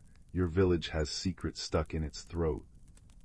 It was Pym who remembered the memorial stone behind the chapel, moss-choked and unreadable, where villagers hurried past without looking. As the chronohog's restored magic softened the amber, the stone's inscription emerged. Here lies the resolution bell, melted down in haste. Forgive us. Old Miss Plinkle, 103 years young, wept into her hydrangea-patterned handkerchief as the story unraveled. Long ago, when the resolution bell's clang could settle any quarrel, a feud over raspberry acreage turned bitter. The bell was destroyed, its fragments buried with the shame. Secrets don't rust, murmured Mistress Juniper, as the entire village polished each recovered bell fragment with apology handkerchiefs. The chronohog slotted them into the well, where the amber mold shrank into harmless forget-me-nots. That night, as the reborn resolution bell chimed in the starlight, now hanging comfortably from the oak's strongest branch, Tansy and Pym sived lavender milk with the chronohog. Time settled into its proper rhythm, though Biscuit negotiated rights to 1 non-slippy hour daily for extra naps. And if sometimes, when the moon winks just so, you see teacups waltzing with their saucers in Widow Hemslock's parlor, well, some mysteries are best left to dance. Story 11. In a village nestled between whispering pines and a brook that sang lullabies over smooth stones, there lived a girl with twilight-colored eyes named Lila. Each autumn, when maple leaves blushed crimson and the air carried the sharp sweetness of ripening apples, a peculiar heaviness settled in her chest. For while her neighbors celebrated the Harvest Moon Festival with spiced cider and bonfire stories, Lila mourned the loss of summer's warmth, dreading winter's arrival like a door closing on her favorite dream. One crisp afternoon, as Lila traced the skeletal shadows of bare oak branches on her bedroom wall, a knock came at her family's cottage door. There stood Hazel, the village gardener, her apron pockets spilling over with dried lavender, and her silver braids crowned by a single crimson leaf. "Come, little sparrow," she said, her voice carrying the earthy warmth of sun-baked soil. "The silver ash wishes to meet you." Lila had heard tales of the ancient tree that grew at the forest's heart, its bark shimmering like liquid moonlight, its leaves chiming like crystal bells in the wind. Yet no one had found it in generations. Hazel placed a small, weathered lantern in Lila's hands, its glass etched with swirling patterns that glowed faintly blue. "Follow the moth," she whispered, pointing to a creature with wings like powdered starlight fluttering toward the wood. The forest deepened around Lila, ferns brushing her ankles with feather-soft touches. She inhaled the green scent of moss and the faintest hint of vanilla from unseen blossoms. Just as shadows began to stretch long fingers across the path, the moth alighted on a tree unlike any other. The silver ash rose before her, its trunk wide as a cottage, every leaf trembling with a silvery song that made her heart swell and ache simultaneously. But something was wrong. Fallen leaves littered the ground, their music dulled, and the branches drooped like weary arms. "It's dying," came a voice like rustling parchment. A fox emerged from the ferns, his fur the burnt orange of autumn sunsets, one ear tipped with white. The ash reflects the heart of its caretaker. Old Birch, who tended it before, loved winter's quiet beauty, but you... The fox tilted his head, amber eyes soft. "You fear the turning seasons, little one. The tree mirrors that strife." Lila pressed her palm to the ash's trunk. A shiver ran through her, not cold, but the prickle of truth. "How can I care for something when I don't understand its rhythms?" she murmured. The tree responded with a shower of leaves that dissolved into mist around her, carrying visions. A seedling pushing through frost-hardened earth, a caterpillar spinning its cocoon in the shelter of the ash's roots, ice melting into rivulets that nourished spring's first blooms. Over the following weeks, Hazel taught Lila the language of trees, how to listen to the ash's murmurs in the creak of branches, to nourish it with tea brewed from chamomile and starlight. The fox, who introduced himself as Ember, brought her curious treasures, a pine cone that smelled of thunderstorms, a feather that hummed when the wind changed direction. Slowly, Lila began weaving these gifts into wind chimes hung from the ash's boughs, their melodies blending with the leaves' song. Yet as the first snowflakes dusted the forest, Lila's old fears resurfaced. The ash's branches grew brittle, its music faded to a whisper. "I'm failing it," she confessed to Ember one twilight, tears freezing on her cheeks. The fox nuzzled her hand. "You've only learned the tree's summer song. To truly tend it, you must discover its winter harmony." That night, Lila wrapped herself in a cloak of patchwork wool and returned to the ash. Moonlight filtered through its bare branches, painting lacework shadows on the snow. At first, she heard only silence. Then, faint as a heartbeat, came a new sound, a deep, resonant hum from the roots below. Kneeling, she pressed her ear to the frozen ground and gasped. The roots were singing, their vibrations trembling through the earth like cello strings, a rich, slow melody of rest and renewal. Lila hummed along, her breath visible in the icy air. She built a small fire of cedar twigs, its smoke curling into shapes of sleeping bears and dormant seeds. As she sang, the ash's trunk began to glow with intricate patterns, swirling constellations that pulsed in time with her voice. Snowflakes caught in its branches glittered like diamonds, and deep within the wood, tiny buds formed, their surfaces frosted and fragile. By dawn, the villagers gathered in awe. The silver ash stood radiant, its bare branches adorned with crystalline ice blossoms that chimed in the breeze, while roots snaking above the snow bloomed with velvety moss flowers. Hazel placed a gnarled hand on Lila's shoulder. "You've given it a new song," she said, eyes twinkling. When spring came, Lila noticed something wondrous. The ash now changed with the seasons, its leaves shifting from emerald to amber to crystalline ice, yet always thrumming with life. She'd learned that endings were but pauses in a greater melody, and that even in loss there lay the seeds of rebirth. Years later, when a young child trembling at the edge of the forest asked how to cure a tree's sorrow, Lila handed them a lantern etched with swirling blue patterns. "Listen," she said, smiling as a moth with stardust wings rose into the twilight. "And remember, the most magical growth often begins in the dark." And so, under the watchful branches of the silver ash, the village learned to cherish each season's song, their hearts tenderly guided by a girl who'd discovered that within every ending bloomed a beginning, soft and bright as a winter bud. Story 12. In a quiet village nestled between rolling hills and an ancient forest, there lived a curious girl named Lila with hair the color of autumn leaves and eyes that sparkled like morning dew. Her favorite place was an old oak tree at the forest's edge, where she'd sit for hours listening to the wind whisper through its gnarled branches. One crisp afternoon, as golden light filtered through the canopy, she noticed something glimmering in the tree's hollow, a pendant shaped like a teardrop, its silver chain tangled around a root. When she brushed her thumb over its surface, the crystal flared with warm, buttery light, and the world around her seemed to hum. That night, under a moon swollen and bright, the pendant stirred in her hand as if alive. Drawn by its pulse, Lila slipped into the forest, where the trees parted to reveal a path sprinkled with bioluminescent moss. The air smelled of elderflowers and secrets. At the path's end stood a gate woven from ivy, beyond which lay a village of cobblestone cottages with roofs of living clover. Fireflies bobbed in the windows, and the scent of honeysuckle tea lingered in the mist. This was Sylvan Hollow, a haven for creatures of old, hedgehog bakers kneading acorn flour, owl librarians polishing spectacles, and a fox in a patched waistcoat who froze mid-step when he saw her. "You've the moon pendant," he said, his voice a blend of rustling parchment and crackling embers. "I'm Ember. We've been waiting."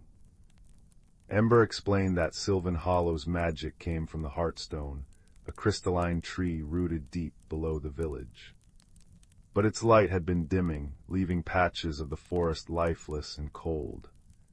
The pendant, forged from the Heartstone itself, was the key to healing it. "The stone's song is faltering," Ember said, ears drooping. "Without it, our world will fade, and yours may follow." Their journey began at dawn, guided by the pendant's glow.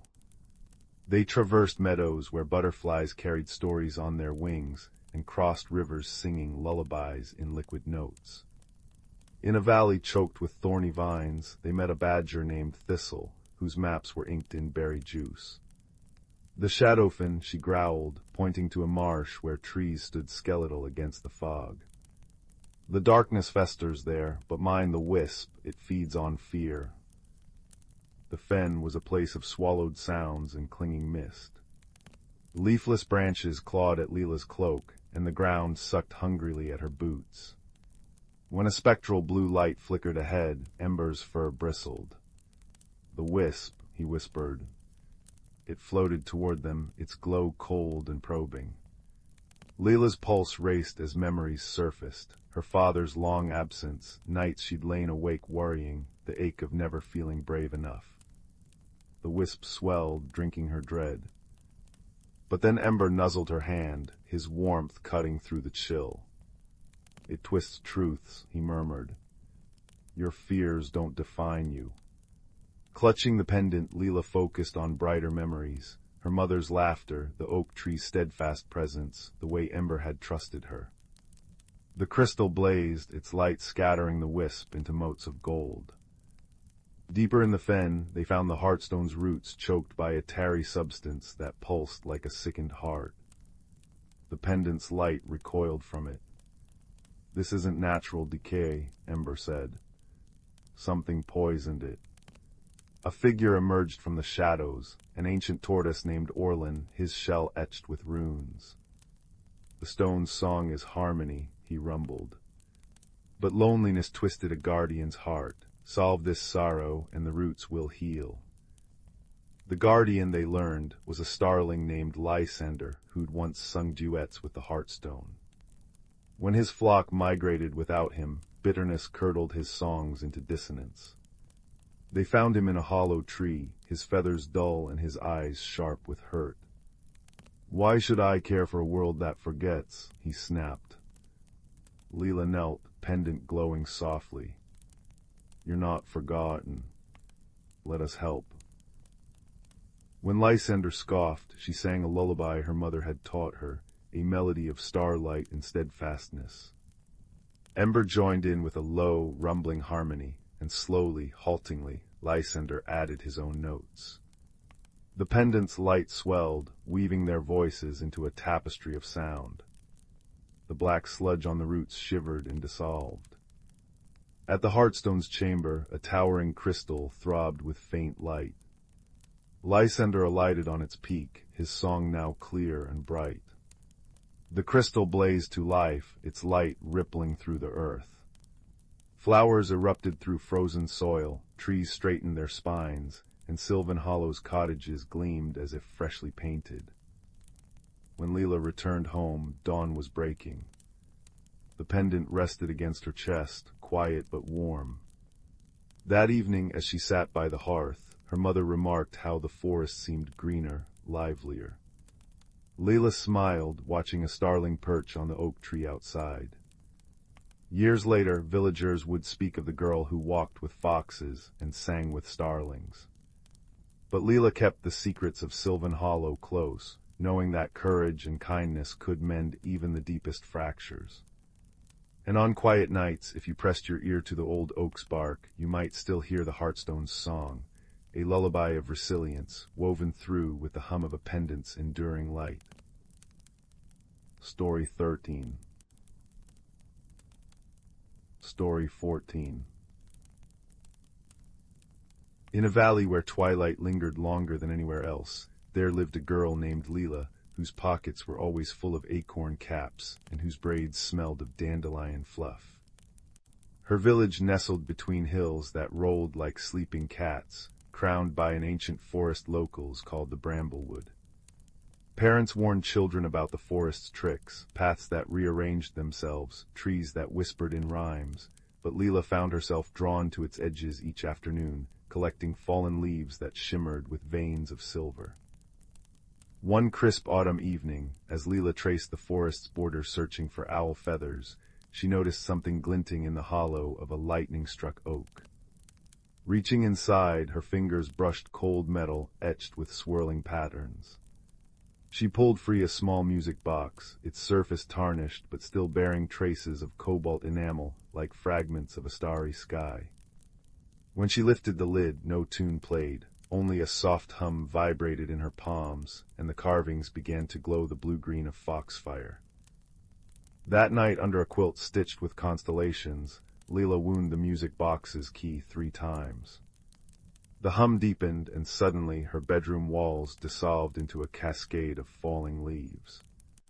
When the last leaf settled, she stood in a moonlit glade where willows wept amber sap, and fireflies pulsed in time with distant drumbeats. A voice like wind through reeds spoke behind her. "You've brought the keystone back, I see." Turning, Lila faced a fox with fur the color of smoldering embers, its tail tipped with white like the first brushstroke on a blank canvas. It bowed, ears flicking.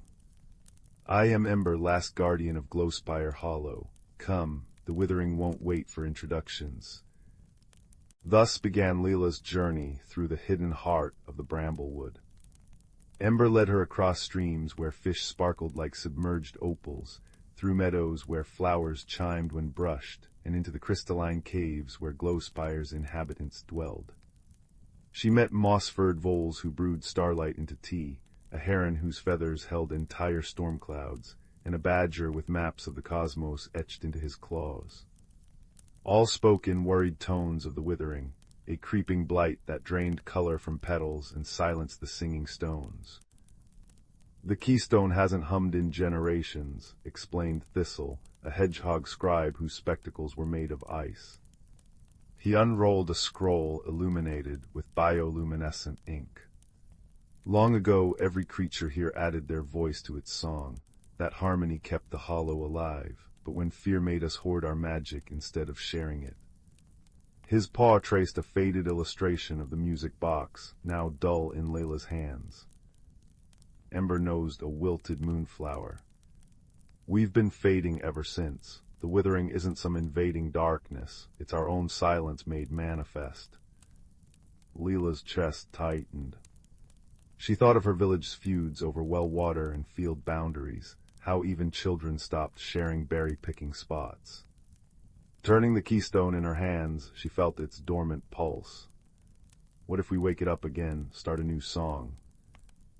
The hollow's creatures exchanged uncertain glances. A dragonfly with stained glass wings buzzed. "It's been too long, our rhythms won't match." A frog whose throat swelled with bioluminescence croaked. "What if someone sings too loud, or not enough?" "Then we'll listen harder," said Lila. She placed the keystone on a lichen-covered stone. Maybe the song isn't about being perfect. Maybe it's about trying together. One by one, the creatures approached. The voles hummed a lilting melody that smelled of rain-soaked soil. The badger drummed a steadfast rhythm on a hollow log. Ember's contribution was a raspy counter-melody that danced between the other notes like flame between logs. Lila, unsure what to offer, began clapping in the uneven rhythm of her own heartbeat. At first the sounds clashed, sharp dissonances made the air shiver. Lila's palms stung, but she kept clapping. Slowly, wonderfully, the music began to weave. The keystone glowed brighter, its light repairing faded petals and cracks in the crystalline caves. When the last note faded, the music box snapped shut, now radiant with restored enamel. "You've given us more than the old song," murmured Ember. Their tail brushed Lila's wrist, warm as sunlight. "You've shown us how to begin anew." As dawn tinted the sky, the creatures guided Lila back to the lightning-struck oak. "The hollow's magic is yours to visit whenever you tend to its song," said Thistle, handing her an acorn cap filled with glowing honey. "Share this with those ready to listen beyond their fears." Returning home, Lila found her village still asleep. She placed the keystone on her windowsill, where its faint hum harmonized with the waking birdsong. That afternoon she led her cousins to the bramblewood's edge, not to warn them away, but to teach them the language of listening. And though it took many moons, the day eventually came when the entire village joined the hollow's chorus, their voices weaving through the trees like roots finding water. Years later, travelers would remark on how the valley's twilight held a melody just beneath the wind, and how even in deepest winter, the bramblewood's leaves never stopped shimmering. But Layla, now grown and teaching wide-eyed children to hear the music in cricket chirps and creaking pines, simply smiled. She'd seen the truth firsthand. That magic grows not in solitude, but in the spaces between voices learning to harmonize. On quiet evenings, if you leave your window open as the stars emerge, you might catch a whisper of the keystone's song.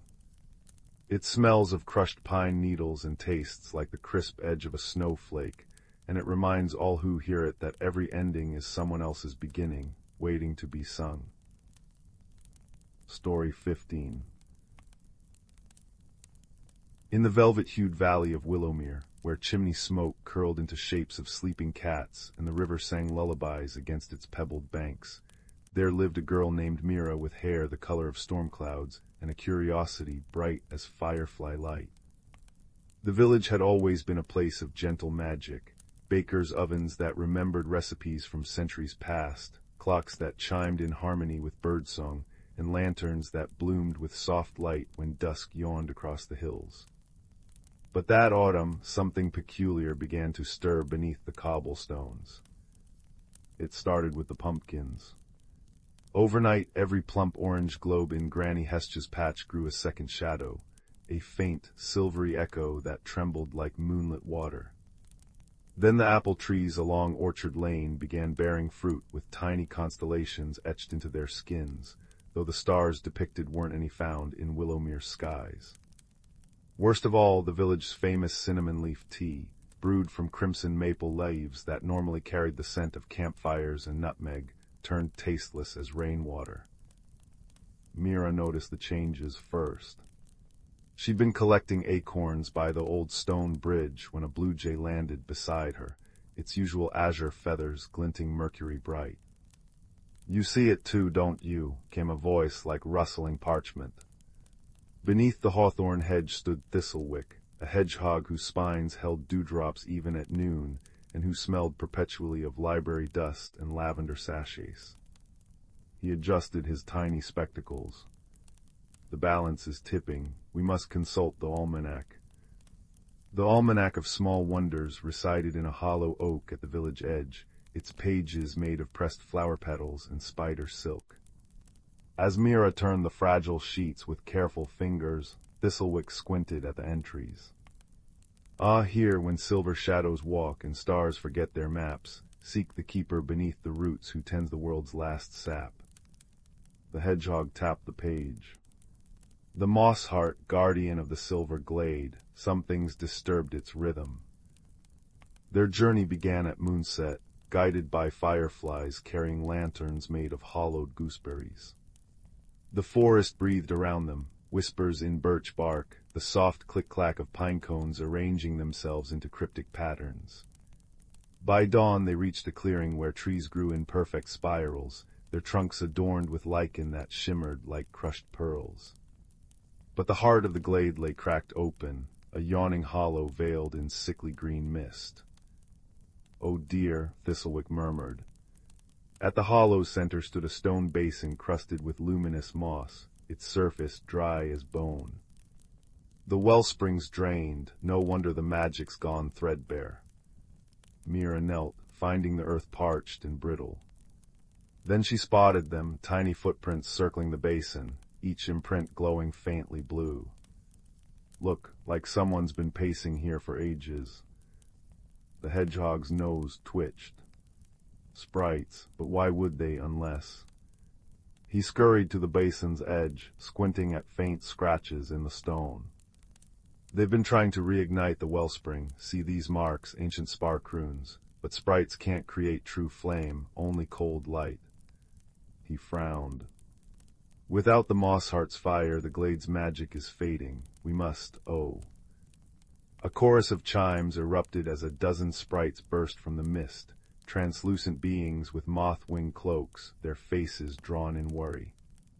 They swirled around the basin, gesturing frantically at the cracks. One alighted on Mira's shoulder, its touch like snowflakes, and poured a stream of glowing blue sand into her palm.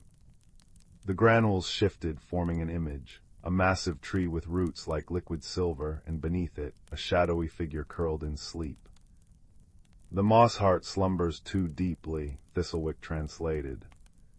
"Its dreams are draining the wellspring. We must wake it gently, but..." He eyed the trembling sprites. "Something guards its rest, something that shouldn't be here." It was Mira who found the clue, a patch of mushrooms near the hollow, their caps speckled with unnatural violet spots. "Granny says poison fungi grow where shadows fester," she murmured, brushing a finger over the sickly growth. A cold wind sighed through the glade, carrying the scent of burnt sugar. Thistlewick's spines quivered. Quickly to the root cellar. Beneath the oldest willow tree, its branches braided with forgotten wishes, lay a door woven from living roots. The sprite's light revealed walls lined with jars of preserved starlight and bottled thunderstorms. But in the farthest corner, half hidden behind a barrel of hibernating glowworms, loomed a shape that didn't belong, a jagged crystal taller than Mira, pulsing with smoky light. "A dream snare," Thistlewick gasped. "Someone's trapped the mossheart's spirit here, but who would?" A thrumming noise filled the air. The crystal's surface rippled, revealing the mossheart itself, a creature of living wood and amber sap, its antlers branching into delicate leaf shapes, now brittle and gray. Around its neck hung a locket shaped like a teardrop, its usual golden glow diminished to a faint flicker. Mira stepped closer. The locket, Granny's tea. She turned to Thistlewick. "Every autumn, the village leaves a cup of cinnamon leaf tea here as an offering, but this year the tea lost its flavor. What if the mossheart needed that taste to remember?" Understanding dawned in the hedgehog's eyes. "The tea's essence is tied to its life force, without that memory of warmth and spice." He gestured to the dying glade. The sprites trilled anxiously. One drew a glowing circle in the air, a recipe. Mira nodded. "We'll make new tea, but how?" She patted her pockets, a handkerchief, 2 acorns, and a twist of peppermint from Granny's garden. Thistlewick produced a thimble-sized jar labeled Stardust for emergencies. They worked as the dream snare's hum grew urgent. Mira crushed peppermint into the thimble jar, added a drop of dew from Thistlewick's spines, and stirred it with a twig of hawthorn. The sprites contributed pinches of blue sand that sparked like tiny comets. When Mira blew gently across the mixture, a fragrant steam rose, silver as moonbeams, carrying scents of forgotten Christmases and sun-warmed storybooks. As the steam touched the dream snare, cracks spiderwebbed across its surface. The mossheart stirred, its antlers flushing green. With a sound like 1,000 pages turning, the crystal shattered. Dawn found the glade transformed. The wellspring bubbled with liquid light, sprites dancing across its surface. The mossheart stood tall, its locket glowing warmly, as Mira placed a fresh leaf of cinnamon maple within. "For next time," she whispered. The creature touched her forehead gently. Suddenly she knew things, how to read the language of owl feathers, where the first snowflake of winter would land, why fireflies carry their lights in tiny cages of hope. Back in Willowmere, the pumpkin's silver shadows now clung properly to their orange curves, the apple stars rearranged into familiar constellations, and Granny Hestja's tea kettle sang with the rich aroma of restored magic. That evening, as villagers gathered around the square's fire pit, Thistlewick appeared with a scroll tied with milkweed silk. "From the Mossheart," he announced. The scroll unfurled to reveal a moving tapestry of their adventure, sprites weaving starlight into the dream snare's cracks, Mira offering the teacup of memories, the moment the wellspring's first golden drop fell. At the bottom glowed words in honey-colored script, "Gratitude is the hearth where magic warms its hands." As the first true autumn stars emerged, Mira sipped cinnamon leaf tea and watched the fireflies dance. Somewhere in the forest, a guardian stood vigilant, its locket pulsing in time with the village's heartbeat. And in the morning, every doorstep bore a gift, a single pearlescent acorn that, when placed under one's pillow, granted dreams of root cellars filled with laughter and rivers that sang in four-part harmony. The valley slept deeply that night, cradled in the mossheart's renewed vigil, where every small magic was remembered, every kindness preserved like summer fruit in sweet syrup, and the world, as worlds should be, turned gently toward dawn.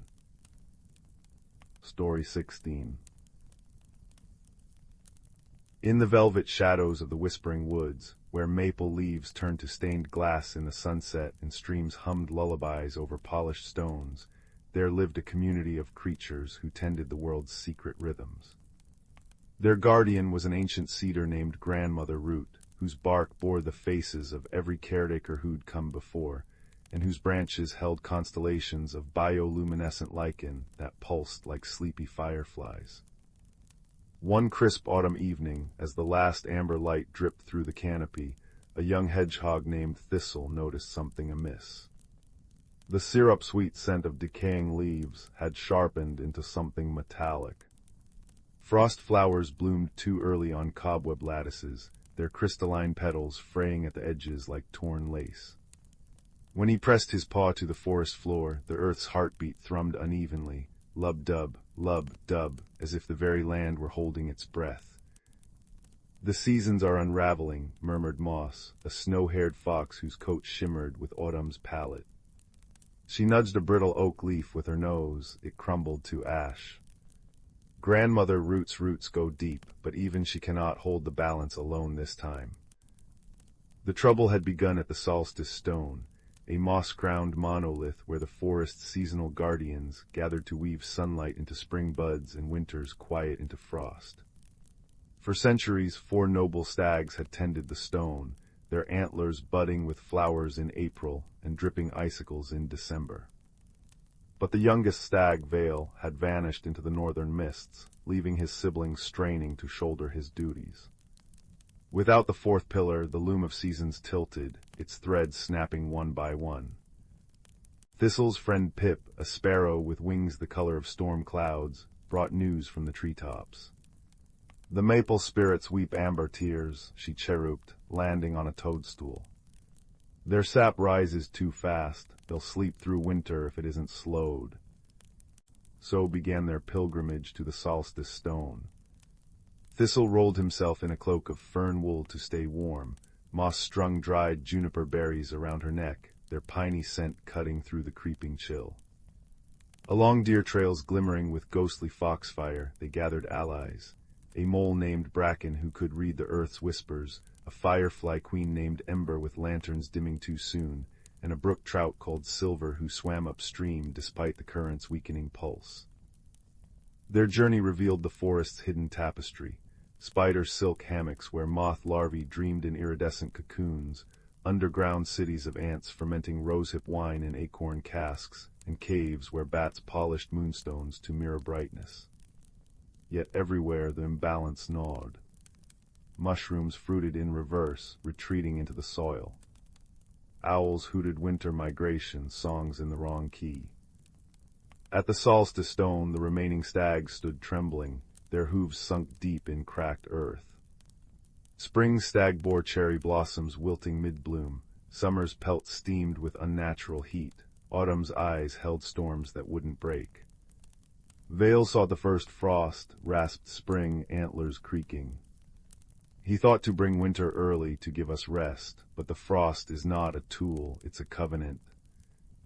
Thistle understood then, the forest's balance wasn't about control, but conversation. Each season must speak, not shout. "We'll find Vale," he said, spines quivering with resolve. Guided by Silver's knowledge of hidden springs, they navigated the Mirror Marsh, where water pooled so still it held the sky like liquid glass. Here seasons bled together, snowflakes melted into rain mid-fall, dandelions fossilized before scattering seeds. Deep in the marsh's heart they found Vale, his antlers encased in ice flowers. The first frost had claimed him, mistaking his haste for invitation. "You can't tug winter's thread without summer's needle," said Moss gently, nuzzling the frostbitten stag. Ember's fireflies drifted forward, their light reflecting in the ice until Vale's prison became a prism scattering rainbows across the bog. Slowly, the ice softened to dew. Together, they returned to the solstice stone. Vale's siblings pressed their antlers to his, sharing memories. The patient unfurling of ferns, Chinese letter, Chinese letter, Chinese letter, of letting some leaves fall so others might drink sunlight. Thistle wove a nest of thistle down beneath the stone, and as the creatures sang the oldest lullaby, one that crickets hummed in August and winds whistled in February, the stags began to dance. Their hooves stamped rhythms into the soil, crunch of autumn apples, hush of winter wool, snap of spring peas, sizzle of summer sun. The stone blazed with opal light, knitting seasons back into their proper order. Somewhere maple roots sighed as sap slowed to a honeyed drip. Frost retreated to the highest peaks, whispering promises of later visits. By dawn the forest exhaled. Grandmother roots lichen pulsed contentedly, casting the clearing in buttery light. Vale bowed to Thistle, ice flowers now melted into dewdrops crowning his antlers. "You reminded us that holding seasons isn't grasping," he said. "It's listening." As the creatures dispersed, moles to their earthen halls, trout to sparkling depths, Thistle curled beneath a quilt of moss. Somewhere above, Pip sang a sparrow's version of the solstice song, her melody stitching the day's memories into the air. The earth's heartbeat steadied beneath him, lub-dub, lub-dub, lub-dub, strong and sure as a mother's hand on a cradle. And so the whispering woods slept, cradled in the understanding that balance is not stillness, but the art of graceful shifts, of trusting that every ending nurses the seeds of a beginning, and that even the deepest winter dreams in the tongue of spring. Story 17. In the quiet valley of Mossglow, where willow trees whispered secrets to the brook and fireflies painted the dusk with gold, there lived a young potion maker named Tansy. Her cottage stood at the edge of the Everwhisper woods, its stone walls draped in velvet moss, and windows forever fogged by the breath of her bubbling cauldrons. For years, Tansy had taken comfort in the precise rhythm of her days, measuring moondew drops at dawn, gathering silverthorn blossoms at noon, and stirring remedies to the steady song of her copper kettle's hum. But when the ancient heartroot tree at the valley's center began shedding its luminous leaves out of season, leaving amber puddles of light in the snow, Tansy found her ordered world tilting like a teapot about to spill. The villagers murmured nervously as their lanterns dimmed without the heartroot's usual glow. Children peered from frosted windows, tracing the tree's skeletal branches against winter stars. Tansy, however, noticed a more private unraveling. Her once flawless potions now curdled at the bottom of their vials. Lavender sleep tonics sparked like storm clouds. Feverfew infusions froze solid mid-pour. Even her trusty chamomile blend, which had calmed 100 childhood scrapes, developed a disconcerting habit of humming sea shanties. Change is the broth where magic simmers, clucked Mistress Juniper, the hedgehog-shaped herbalist who supplied Tansy with dried star petals. But Tansy merely tightened her apron strings, certain that if she measured more carefully, stirred more precisely, she could restore the old rhythms. She didn't yet understand that some transformations can't be measured in pinches or pints. The revelation began on a twilight as soft as thistledown. Tansy was trudging home from a failed attempt to collect weeping icicle sap, which had taken to dodging her collection bottles, when a shiver of movement caught her eye. There beneath the arched roots of a grandfather oak sat a child no taller than a butter churn, their hair a tangle of living ivy and their cloak stitched from November mist. The little stranger was methodically plucking colors from the sunset, rose pink, tangerine, twilight purple, and weaving them into a crown of frozen ferns. "You're leaking," the creature observed, not unkindly. Their voice carried the crackle of autumn leaves underfoot. Tansy blinked. "I beg your pardon." A twiggy finger pointed to her left side. Following the gesture, Tansy gasped. A wisp of silvery light indeed curled from beneath her ribs, drifting toward the heartroot's distant silhouette like smoke-seeking chimney. She pressed a hand to her woolen tunic, half expecting a hole, but found only the familiar flutter of her heartbeat. "Ah," said the creature, nodding sagely.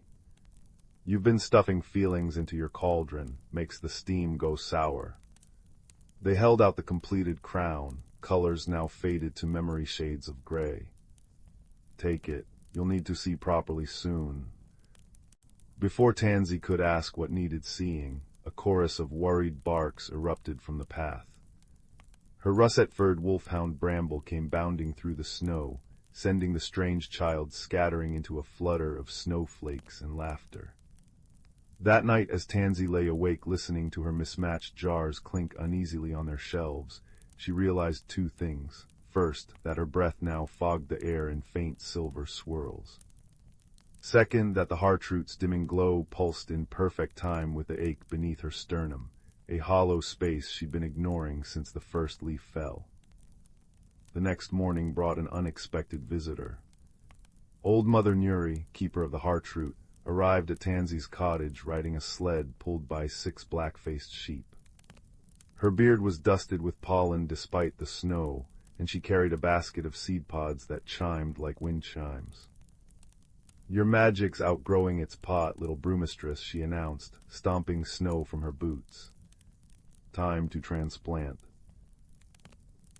Over honeyed nettle tea that steamed in rainbow plumes, Mother Nuri explained what Tansy already knew but hadn't dared name. The valley's magic was changing. The heartroot's roots stretched deeper, drinking from new springs. Fox kits born this winter had stars between their ears. And Tansy, whose potions had always been as predictable as sunrise, was being called to grow beyond recipes and measures. But what if I ruin everything? Tansy whispered, clutching her favorite pewter spoon until the crescent moon embossing left marks on her palm. What if the villagers need me and I? Mother Nuri placed a gnarled hand over hers. What if the river worried about drowning the ferns and never reached the sea? 3 days later, Tansy found herself standing in the heartroot's shadow at Mother Nuri's insistence. The great tree's bark shimmered with the ghostly bioluminescence of mushrooms, its bare branches cradling nests of crystalline ice. All around them the air buzzed with the weight of unspoken words, The tree's roots were indeed sinking deeper, pulling up memories from the valley's bones. "Place your hands here," Mother Nuri instructed, guiding Tansy's palms to a smooth patch of bark. "Not to take, not to fix, just to listen." The first touch was like plunging hands into a sun-warmed river. Images cascaded through Tansy, a sapling drinking starlight, generations of children tying wish ribbons to branches, the slow, patient work of roots reshaping stone. And beneath it all, a melody older than moss, thrumming with a truth that made her eyes burn. Nothing blooms forever in the same soil. When Tansy opened her eyes, her fingers were buried in the tree up to the wrists, bark knitting gently around her skin. Panic fluttered in her throat, until she noticed the silver light streaming from her chest now flowed directly into the heartroot, feeding its fading glow. Where the beams touched snowdrops, they unfurled into luminous bells that rang soft C-sharps in the breeze. "There now," Mother Nuri murmured. "Roots need room to breathe." As weeks melted into months, Tansy's world stretched like rising bread dough. She learned to interpret the valley's new magic with help from unexpected teachers. A family of otters demonstrated how to shape starlight into salves. The ivy-haired child, who introduced themselves as Thistle, taught her to decode the messages in frost patterns. Even Bramble contributed by digging up a cache of singing potatoes that made excellent soup thickeners. The real transformation, however, happened in quiet moments. When Tansy stopped fighting her fumbling attempts to capture dawn mist, which now danced away in rabbit-shaped puffs, and instead followed it to a hidden spring where water spiders wove bandages from liquid light.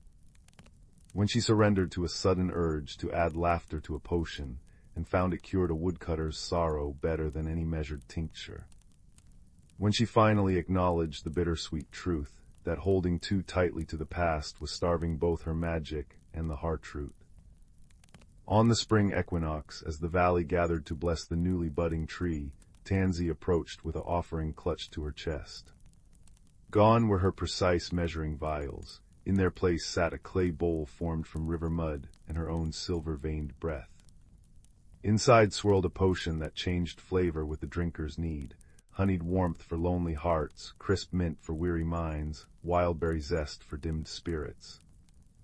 As the first sip passed Mother Nuri's lips, the old woman's eyes welled with tears that smelled of rain on young grass.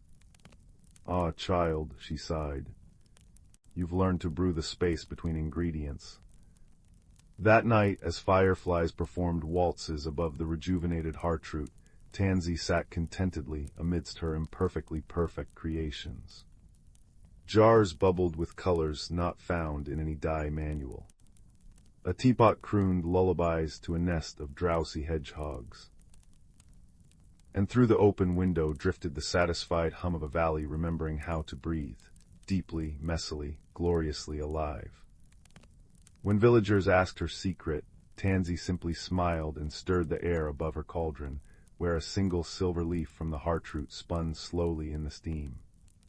It no longer frightened her, this dance between loss and discovery. For she'd learned that magic, like people, like seasons, grows not in straight measured lines, but in spirals, always expanding, always returning, always new. Story 18. In a valley cradled between mountains that wore crowns of perpetual mist, there lived a young potion maker named Sylvie, whose hands could coax miracles from petals and roots. Her cottage crouched at the edge of Whisperwood, where trees hummed lullabies when the moon rose high, and the river sang in 7 different tones depending on the hour. Yet for all the magic around her, Sylvie clung to routine as tightly as the ivy gripping her stone chimney, measuring her days in precise spoonfuls of dried lavender, counting her footsteps to the herb garden each dawn, tracing the same worn path to collect mushrooms beneath the copper beeches. Change, she believed, was a storm that scattered carefully sorted drawers of star moss and moon-thistle leaves. The first sign of trouble came when autumn arrived not in its usual russet gown, but draped in strange silvery hues. Maple leaves turned translucent as stained glass, revealing delicate networks of veins that glowed faintly blue at dusk. Sylvie's reliable rosemary bush began sprouting flowers that changed scent hourly, one moment honeyed vanilla, the next sharp peppermint, making her sneeze violently as she tried to harvest it. Worst of all, her potions developed whims of their own. A sleep tonic meant to bubble gently in its vial began sprouting miniature auroras, and a simple hearth-warming brew turned into liquid starlight that seeped through bottle corks. The world's forgetting how to be itself, Sylvie fretted to her only constant companion, a clockwork owl named Orlo whose cogs were polished with chamomile oil. She mended his creaking wing joints with hands that trembled slightly, leaving smudges of dandelion paste on his brass feathers. If even the seasons can't hold their shape, what's to become of us? Her answer arrived in the form of a tea-stained letter, delivered by a very lost-looking seagull. Granny Mabel, keeper of the Cloudtop Archives 3 valleys away, had written in her looping script, "When roots resist the turning earth, sometimes they must become vines. Come visit an old woman before you rust solid little sapling." Beneath the words, a sketched map showed a winding path through the mountains, dotted with symbols of crescent moons and teapots. The journey began in reluctant footsteps. Sylvie packed her sturdiest boots, 6 jars of preserved cloudberries, and a vial of emergency lightning essence, which promptly escaped to dance among her hairpins. By noon she discovered the forest path had rearranged itself, birch trees now leaning conspiratorially together, ferns unfurling into bridges over sudden streams. When night fell, she found shelter in a hollow tree where glowing mushrooms pulsed in time with her breathing, their rhythm gradually slowing her panicked thoughts. It was there she met Rowan, a traveling gardener whose cloak was patched with fabric from 100 vanished meadows. He carried a watering can that wept joyful tears when near rare plants, and in his pockets slept seeds that dreamed aloud in tiny, floral whispers. "Our fellow pilgrim," he exclaimed, settling cross-legged by her mushroom light without invitation. "The woods have been especially chatty tonight. They say you're trying to outwalk a shadow." Sylvie bristled, stirring her fireweed tea more vigorously than necessary. "I'm delivering herbs to Granny Mabel. There's nothing shadowy about that." "Of course not," Rowan agreed, sprinkling crushed moonstone over a wilting fire poppy in his satchel. The petals immediately straightened, emitting soft crackles like distant campfires. "But I've always found that shadows grow tallest when we're afraid to turn toward the light." Over the next 3 days' travel, Sylvie found herself reluctantly sharing the path with this annoyingly perceptive gardener. Rowan taught her how to listen to the gossip of willow roots, how to brew tea from frost crystals, which tasted like December memories, and most alarmingly, how her own potions might be trying to communicate. "Your fear's acting like a cork," he observed as they crossed a glacier's echo, a place where cold lingered as translucent shapes long after the ice had retreated. "The magic can't breathe, so it's finding other exits." Granny Mabel's tower, when they finally reached it, was a lopsided spire built around an ancient oak tree. Its walls were bookshelves, its floors mosaics of pressed ferns, and its roof hosted a family of storks who delivered letters via coordinated wing flaps. The old archivist herself floated in a hoverchair upholstered in dictionary pages, her hair a cloud of white curls from which occasionally peeked a disoriented moth or bookmark. "Took you long enough," she clucked, steering her chair to examine Sylvie like a rare manuscript. "I've been watching your little crisis through the perception prism." She gestured to a rotating crystal that showed flickering images, Sylvie's cottage with smoke curling in anxious spirals, the mutated rosemary bush, Orlo the owl trying to organize runaway vials with his beak. "It's not a crisis," Sylvie insisted, fingers nervously straightening jars in her satchel. "Everything's just shifting, unsettled." "Like mercury on a tilted plate," Granny nodded. "Tell me, child, when was the last time you allowed yourself to be surprised?" The question lingered like a half-remembered melody. That night, as Sylvie slept in a hammock woven from sonnet threads, she dreamed of her mother's voice. Remember the phoenix fern, Sylvie. It grows most splendidly after learning to let go. She woke with salt on her lips, whether from tears or the tower's sea-spray curtains, she couldn't tell. Granny Mabel's lessons began at dawn. They studied books that changed contents when sighed upon, mixed potions using ingredients like the third laugh of a child, captured in a thimble-sized bell, and most crucially, practiced listening. Not just with ears, but with palms pressed to bark, with eyelids closed as dawn's first light brushed cheeks, with the heart space between thoughts. Sylvie learned that fear made her magic brittle, while curiosity made it flexible as willow shoots. One evening, as they repaired a torn map of dream pathways, Granny murmured, "You've been trying to paint the sunrise with midnight colors, dear heart. No wonder it fights your brush." Outside, the auroras danced lower than usual, their reflections turning the tower's moat into liquid rainbows. The true test came during the storm of metamorphosis, a yearly event where the mountains exhaled centuries of stored change in one luminous breath. Sylvie stood on the trembling observation deck as the world rippled, flowers blossoming backward into buds, rain falling upward into pregnant clouds, her own hands flickering between child sighs and wrinkled. Panic rose like sour wine in her throat until Rowan pressed a seed pod into her palm. "Breathe with it," he urged. "It's just the universe reminding us how many versions of ourselves we get to be." When the storm passed, something in Sylvie had softened. On the journey home, she didn't flinch when her fire-starting spell produced blue flames that sang lullabies. She laughed when her hair temporarily turned the color of apricot jam after a mishap with experimental tea. And when she found her cottage half consumed by a sentient honeysuckle vine, she simply unpacked her tools and began negotiating terms, offering lemon cakes in exchange for window access. Years later, villagers would speak of the potion maker whose remedies carried unexpected bonuses, cough syrups that brought dreams of flying, salves that left skin faintly iridescent, teas that helped you hear the music in rainfall. Children left problem coins under her doormat, a chipped cup, a broken toy, a homesick letter, and returned to find them transformed into something stranger and truer. On quiet evenings, when the mountains wore twilight like a cashmere shawl, Sylvie would sit with Orlo, now sporting hollyhock feathers that changed with the seasons, and trace the scars where fear had once etched its warnings.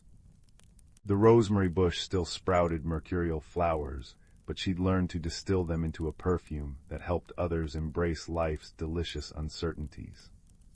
And when the wind carried whispers of new storms brewing, of changes both wondrous and terrifying, she smiled, stirred her tea, now obediently staying in its cup, and whispered to the gathering dusk, "Let's see what we become next." Story 19. The Whispering Canopy. Beneath a sky stitched with constellations unseen by human eyes, the ancient forest of Lurith breathed in rhythms older than stone.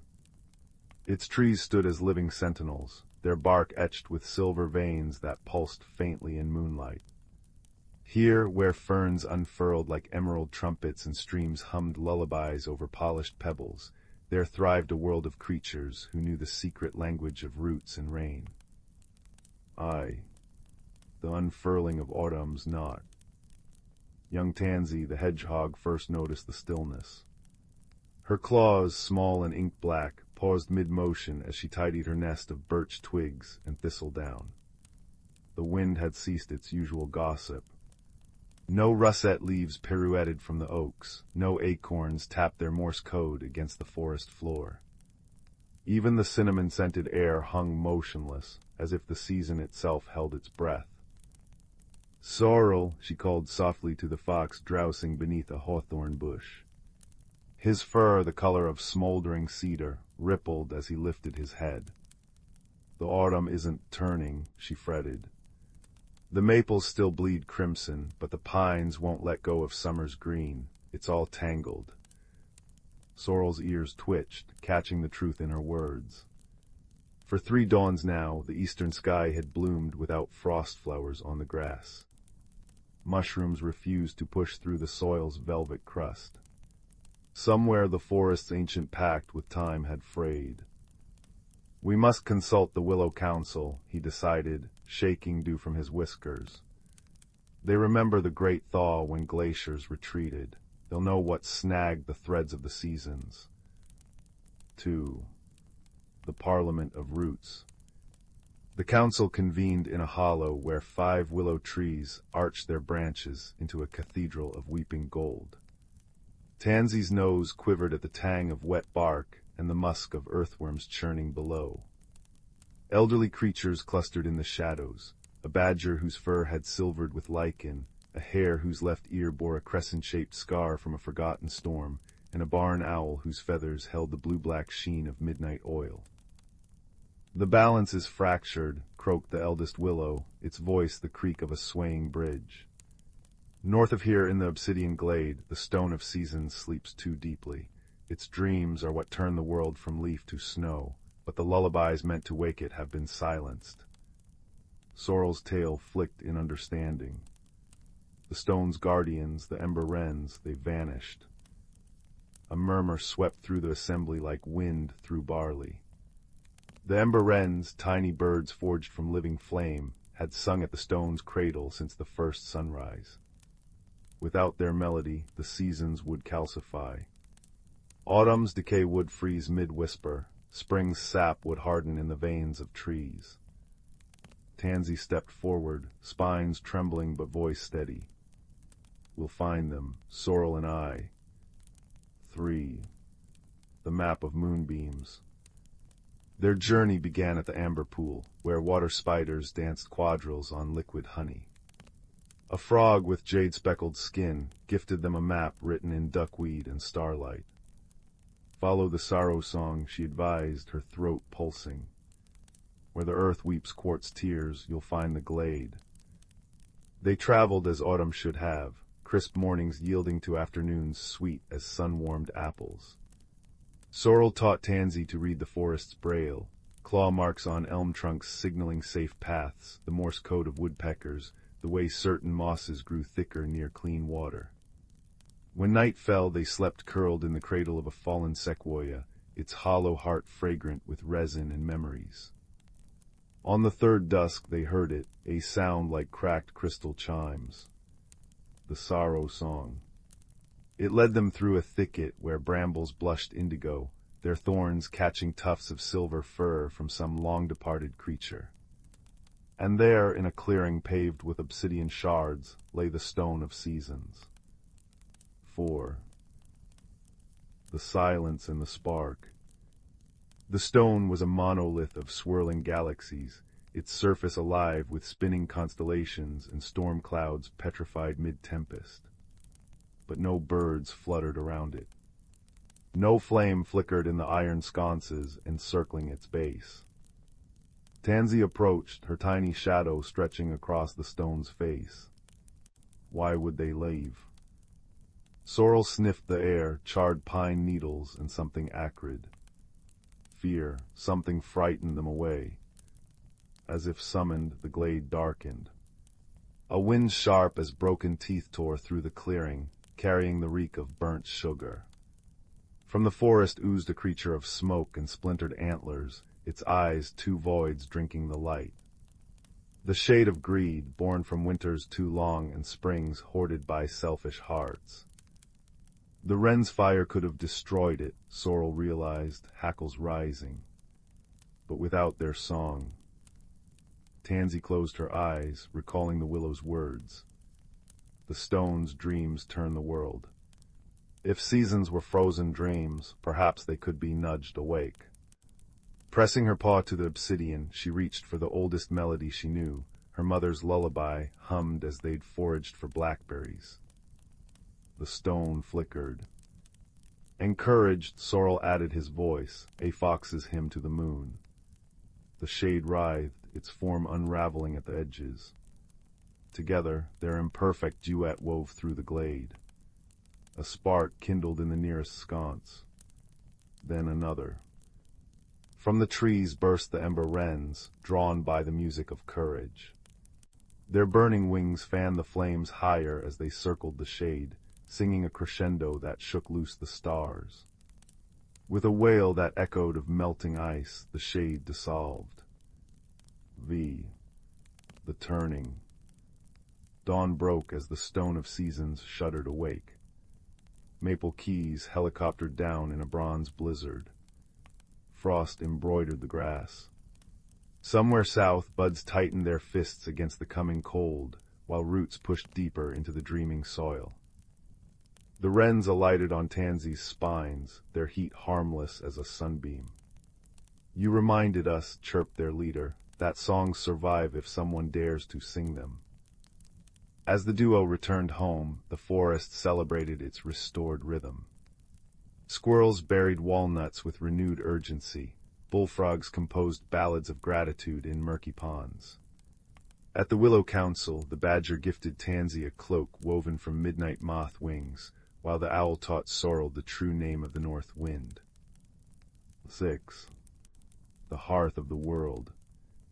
Years later, when Tansy's own prickles had silvered and Sorrel's muzzle turned frost-white, they would tell this tale to wide-eyed field mice and owlets still clad in down. "Seasons are a promise," Tansy would say, as fireflies strung lanterns around them. "They teach us that endings are just preludes sung in a different key." And on particularly clear nights, if you pressed your ear to the trunk of the eldest willow, you might hear the stone of seasons humming their duet, a lullaby for the earth itself, tender and unbreakable, as eternal as the dance between darkness and dawn. Story 20. In the quiet village of Hearthshire, where chimney smoke curled into twilight like wisps of dreams, there lived a young girl named Sylvie, whose hands knew the rhythm of seasons, but whose heart feared the whisper of change. Each morning she polished her copper kettle until it gleamed like a fallen star, arranged her collection of river-smooth stones in precise spirals on the windowsill, and tended the same 12 flowers in her garden, 6 crimson poppies and 6 azure lupines, petals trembling as if holding their breath. Yet that autumn, as maple leaves blushed gold and the air sharpened with the scent of impending frost, Sylvie noticed the edges of her poppies curling inward, their stems bowing like weary dancers. The change began with a single petal detaching itself during tea time, drifting onto her checkered tablecloth like a drop of blood. "Nonsense," Sylvie told her shadow stretching across the cottage wall. "You simply need better soil." But when she reached for her gardening gloves, she found them transformed, frayed threads now shimmering with veins of silver light, palms blooming with embroidered vines that hadn't been there at dawn. That evening, a knock came from beneath the rosemary bush. Out waddled Thistle, a hedgehog whose quills glittered with dewdrop constellations, and whose voice carried the crispness of wind through parchment. "Your garden's singing off-key," he announced, nibbling a beetle-shaped shortbread from Sylvie's plate. "The silverwood tree's roots are thirsty for new stories." He nodded to the gnarled oak at the garden's heart, its branches bare save for one crystalline leaf chiming softly. Sylvie had always ignored the tree, its presence as constant and unnoticed as her own heartbeat. "Stories aren't proper nourishment," she protested, yet that night sleeplessness led her to press an ear to the silverwood's bark. From within came a sound like distant ocean tides, and then a memory, her mother's hands teaching her to knead dough, saying a loaf never rises twice the same way, little wren. "That's the magic of it," Sylvie jerked back, scattering a family of fireflies who'd settled in her unbraided hair. Thistle returned at dawn with a clay pot containing a seedling, no larger than a thumbprint. "Moonlace," he said, though the plant resembled tangled spider silk. "Grows only in gardens brave enough to reshape their shadows." Sylvie's fingers itched to refuse, but the silverwood's roots had begun glowing faintly through the soil, pulsing in time with her quickening breaths. Planting Moonlace required dismantling her stone spiral to make space. Each relocated pebble made Sylvie's throat tighten, yet as she worked, the silverwood's roots hummed approvingly. Days later, tendrils of pearl-white flowers cascaded from the pot, their fragrance blending midnight chill and fresh linen. They curled around her lupines without crushing them, weaving through poppy stems like liquid starlight. When frost came, Sylvie found Thistle nestled in her woolen scarf, directing a procession of thrushes hanging icicle ornaments from the silverwood. "It's tradition," he sniffed, though she'd never seen such a ritual in all her 11 years. The tree now bore 7 crystalline leaves, each chiming a different note when wind swept through. That night, the coldest in memory, Sylvie dreamt of her mother painting murals on their cottage walls, swirling colors that shifted each morning, teaching young Sylvie to find joy in the metamorphosis of dawn light through ever-changing hues. Spring arrived on the wings of a rainstorm that washed Hearthshire in watercolor greens.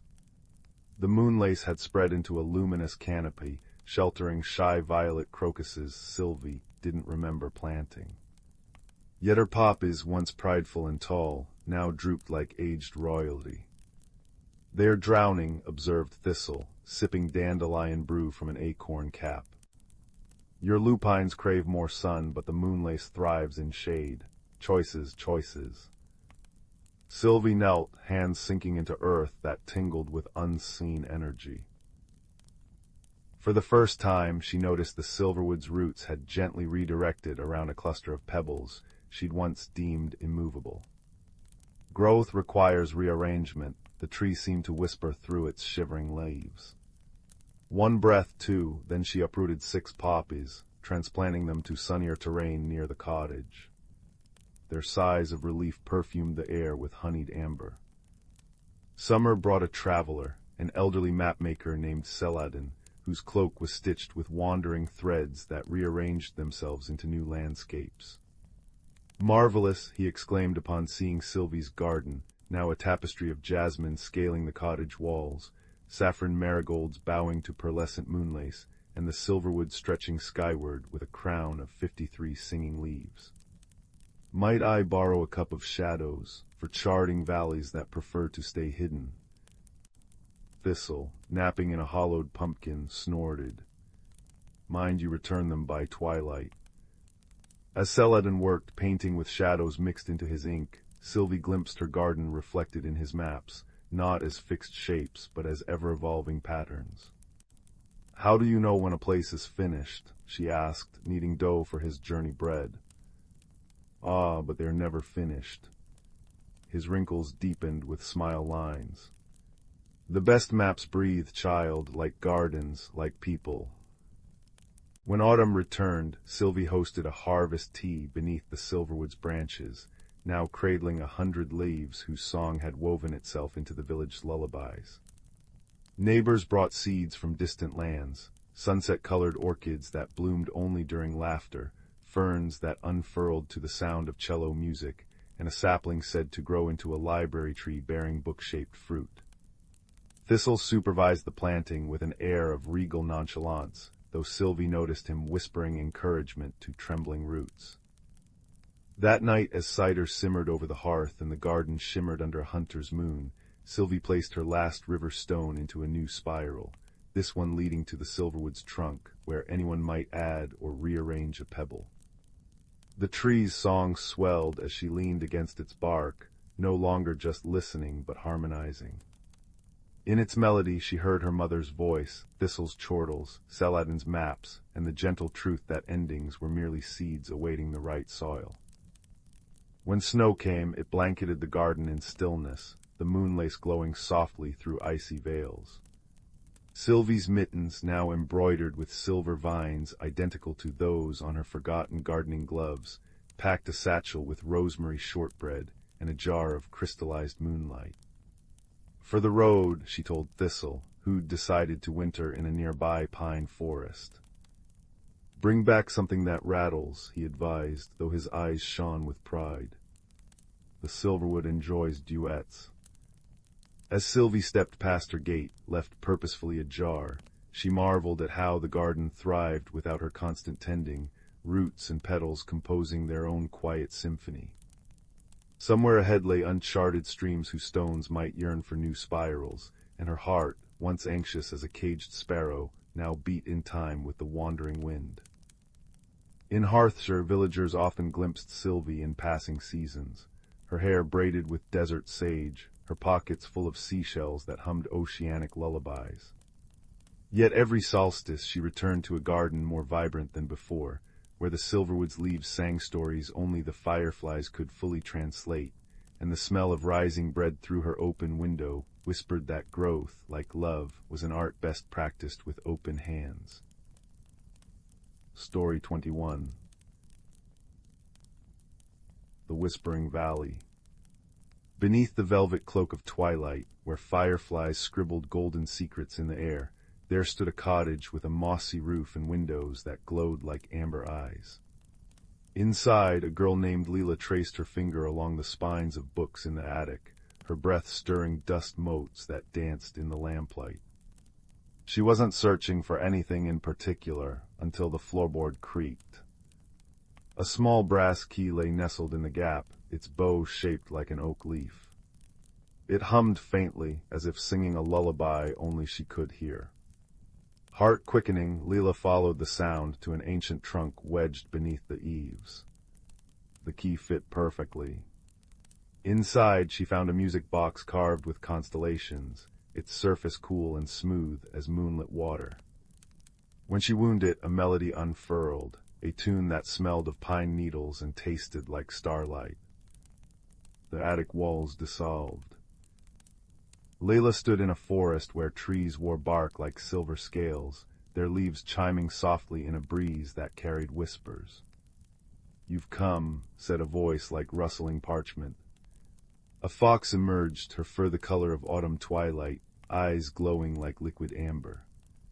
"I'm Ember," she said, tail flicking toward a path paved with luminous stones. "The valley's been waiting." The Whispering Valley revealed itself in layers. Meadows where flowers bloomed in hues unseen by human eyes, their petals humming harmonies to the music box's tune. Rivers that flowed upward, their droplets catching sunlight like scattered diamonds, and trees whose roots cradled glowing orbs of memory, happy moments given form. But between the wonders slithered tendrils of shadow, leaching color from the grass where they touched.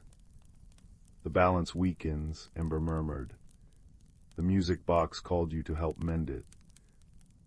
Their quest wove through 3 trials. The first lay in the Grove of Echoes, where trees mirrored every step with a cacophony of false paths. "Listen deeper," Ember urged. Lila closed her eyes, focusing past the noise until she discerned the true melody, the music box's song guiding them through. Next, the River of Reflections showed Lila her fears, shadows of loneliness, of failing. But when she knelt to touch the water, her reflection smiled and offered a pearlescent stone. "Courage isn't the absence of fear," it said. "It's choosing to sing anyway." The final trial brought them to the Chamber of Roots, where the valley's heart pulsed in a great crystal veined with gold.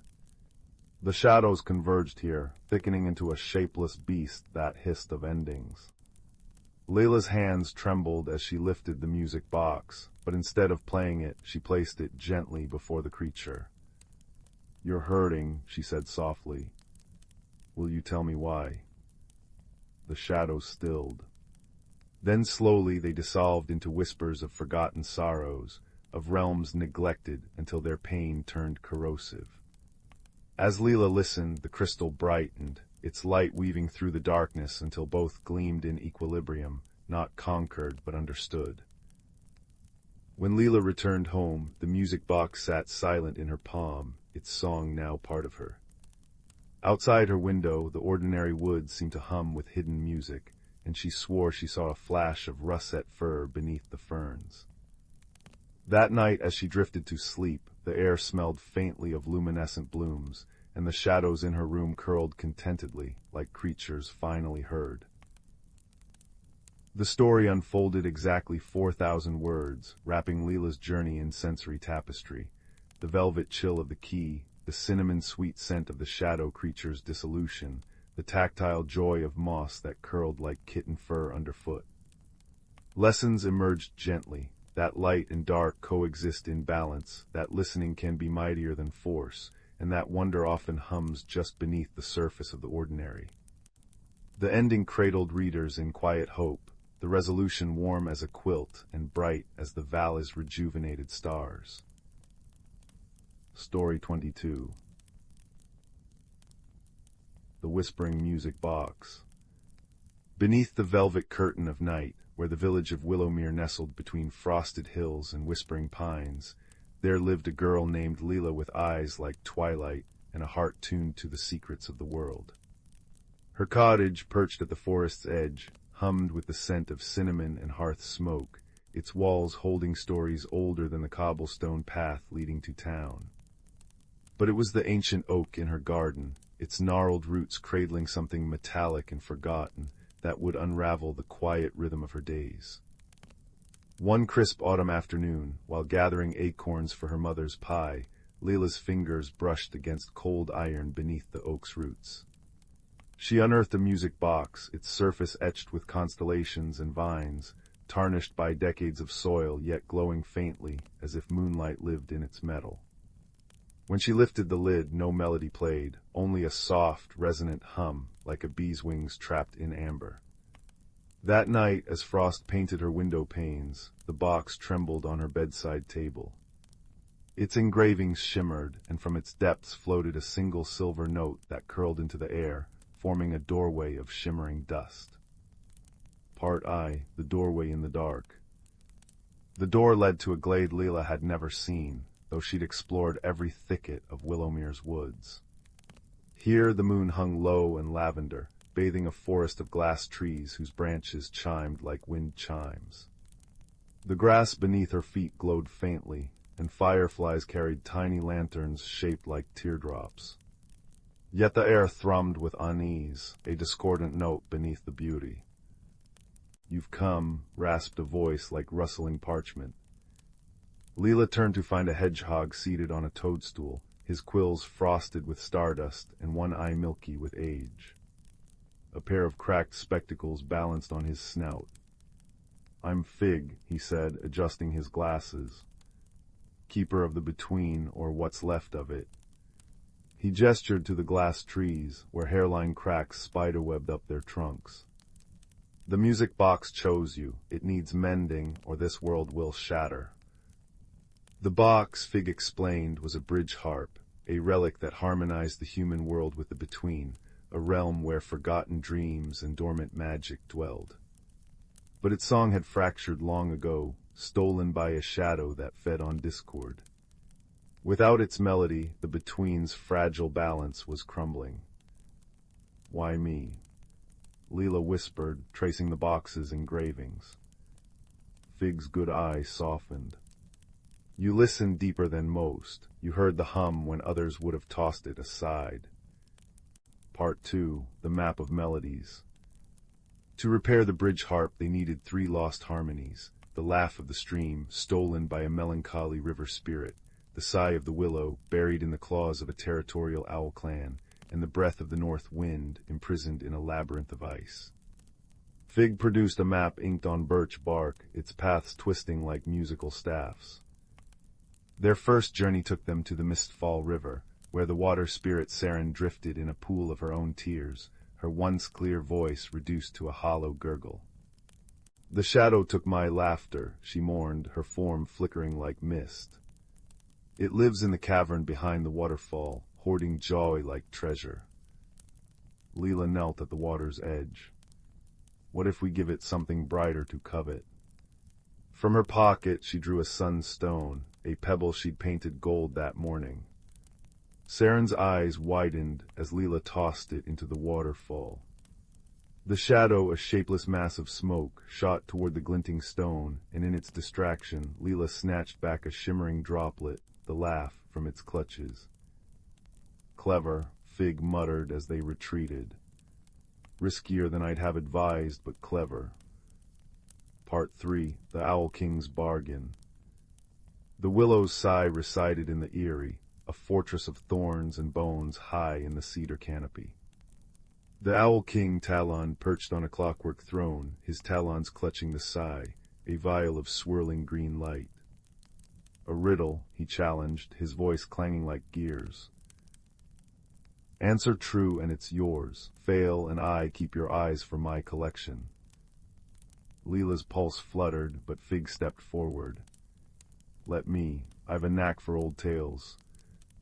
Talon hissed his riddle. I dance without feet, weep without eyes. Where I go, time dies.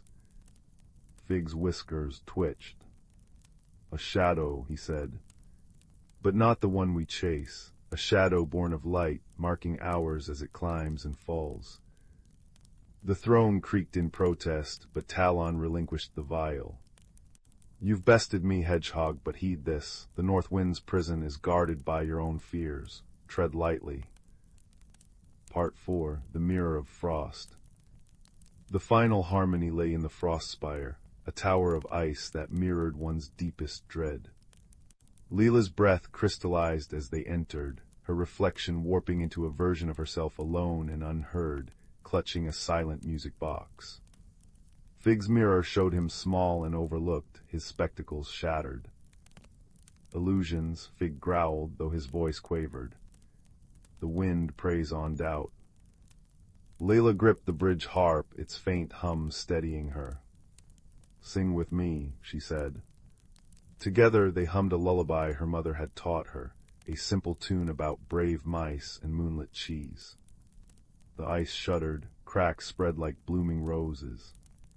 At the tower's heart, the breath of the north wind swirled in a frozen orb.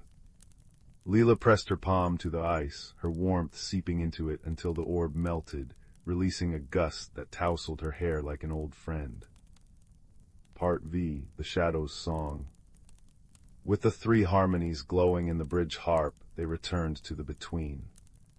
The shadow awaited them, a towering figure of static and storm, its form echoing with stolen songs. You cannot mend what's broken, it roared, its voice scraping like broken strings.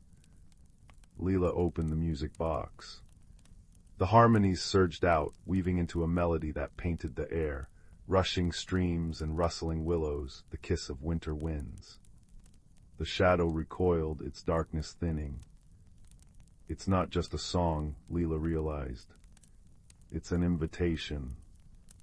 She stepped forward, humming low and steady, until the melody entwined with the shadow's discord. Slowly, the static softened into a whisper, then a sigh.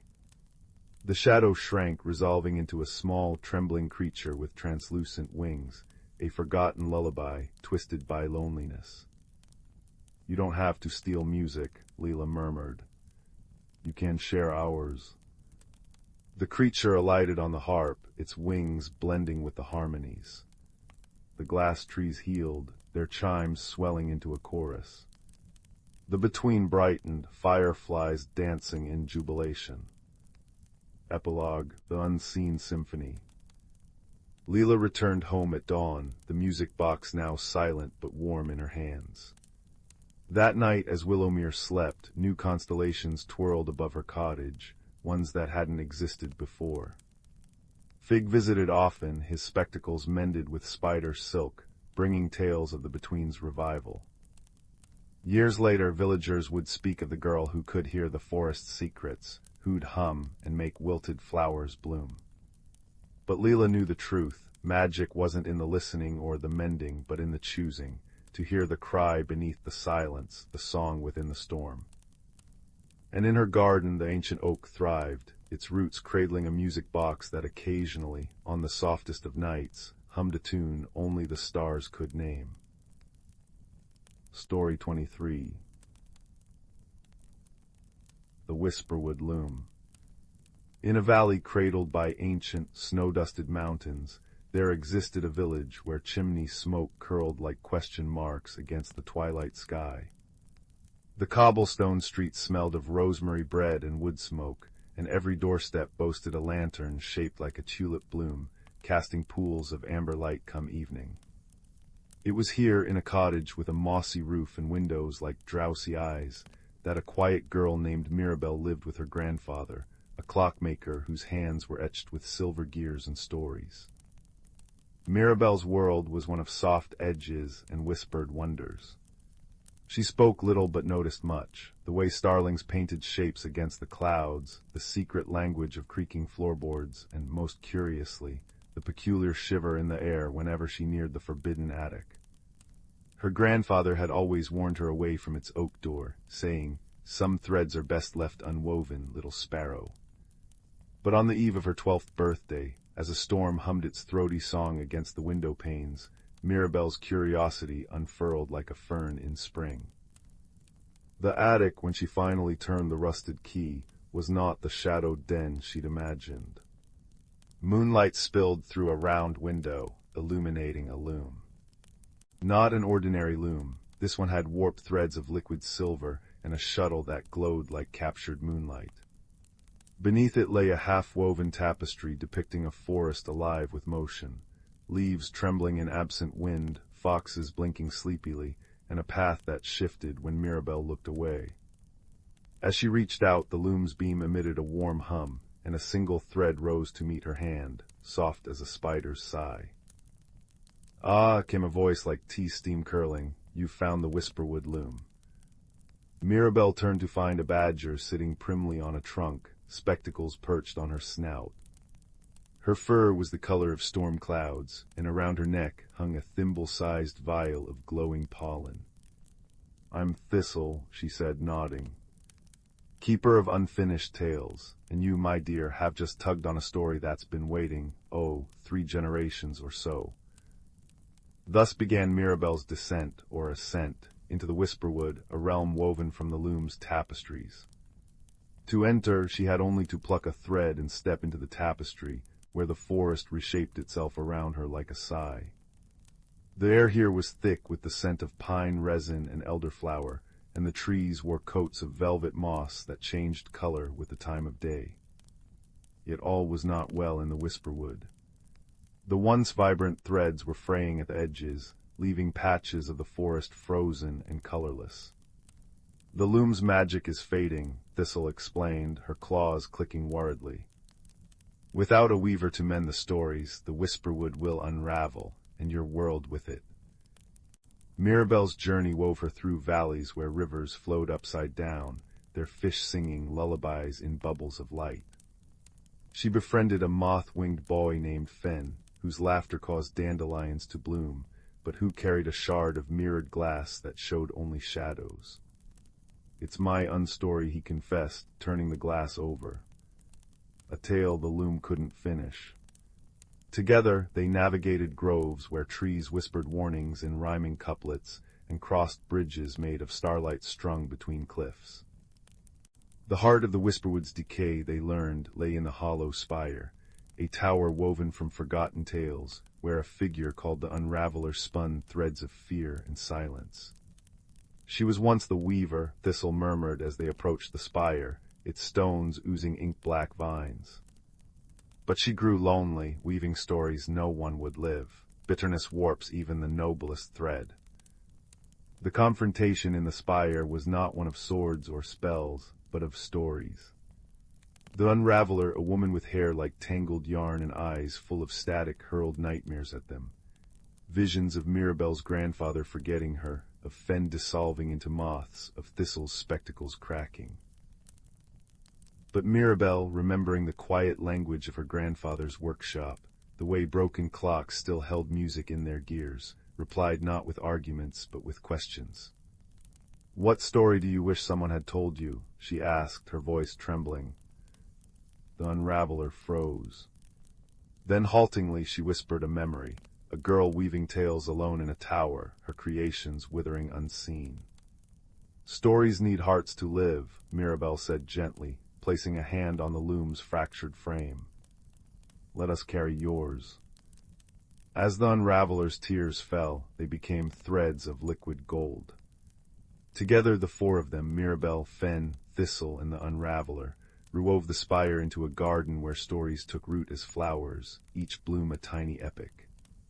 The whisperwood burst back into color, its rivers singing, its trees bowing in gratitude. Returning home, Mirabelle found her grandfather waiting with a smile and no questions, though his pocket watch now bore an unfamiliar constellation of gears. The attic loom still hummed, but its tapestry now showed new stories. Fen dancing in a moth-winged cloak, Thistle napping in a pollen sunbeam, and the unraveler, now called Weaver again, tending her story garden.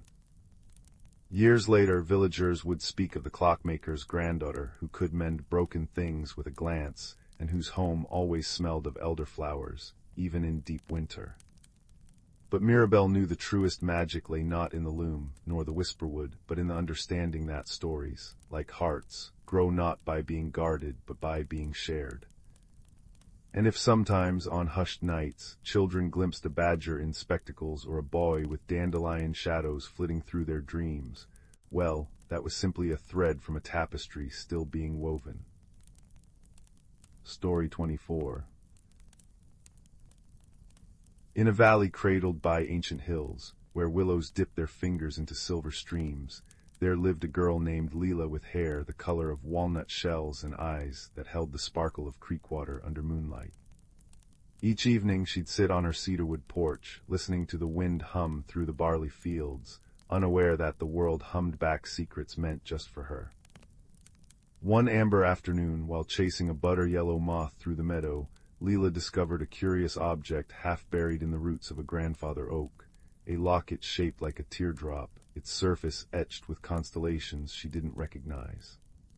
When she brushed her thumb over its hinge, the metal warmed like a living thing, and a faint melody trembled in the air, like raindrops plinking into copper bowls. That night, as Lila lay in her quilt-studded bed, the locket pulsed gently against her palm, casting liquid gold patterns on the walls that shifted into shapes. A twisting path, a bridge of vines, a door hidden within a waterfall's mist. The hidden threshold.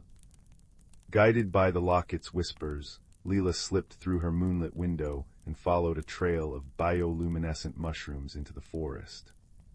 The trees here stood taller than any she'd known, their bark iridescent as abalone shells, and the air smelled of crushed pine needles and candied rose hips.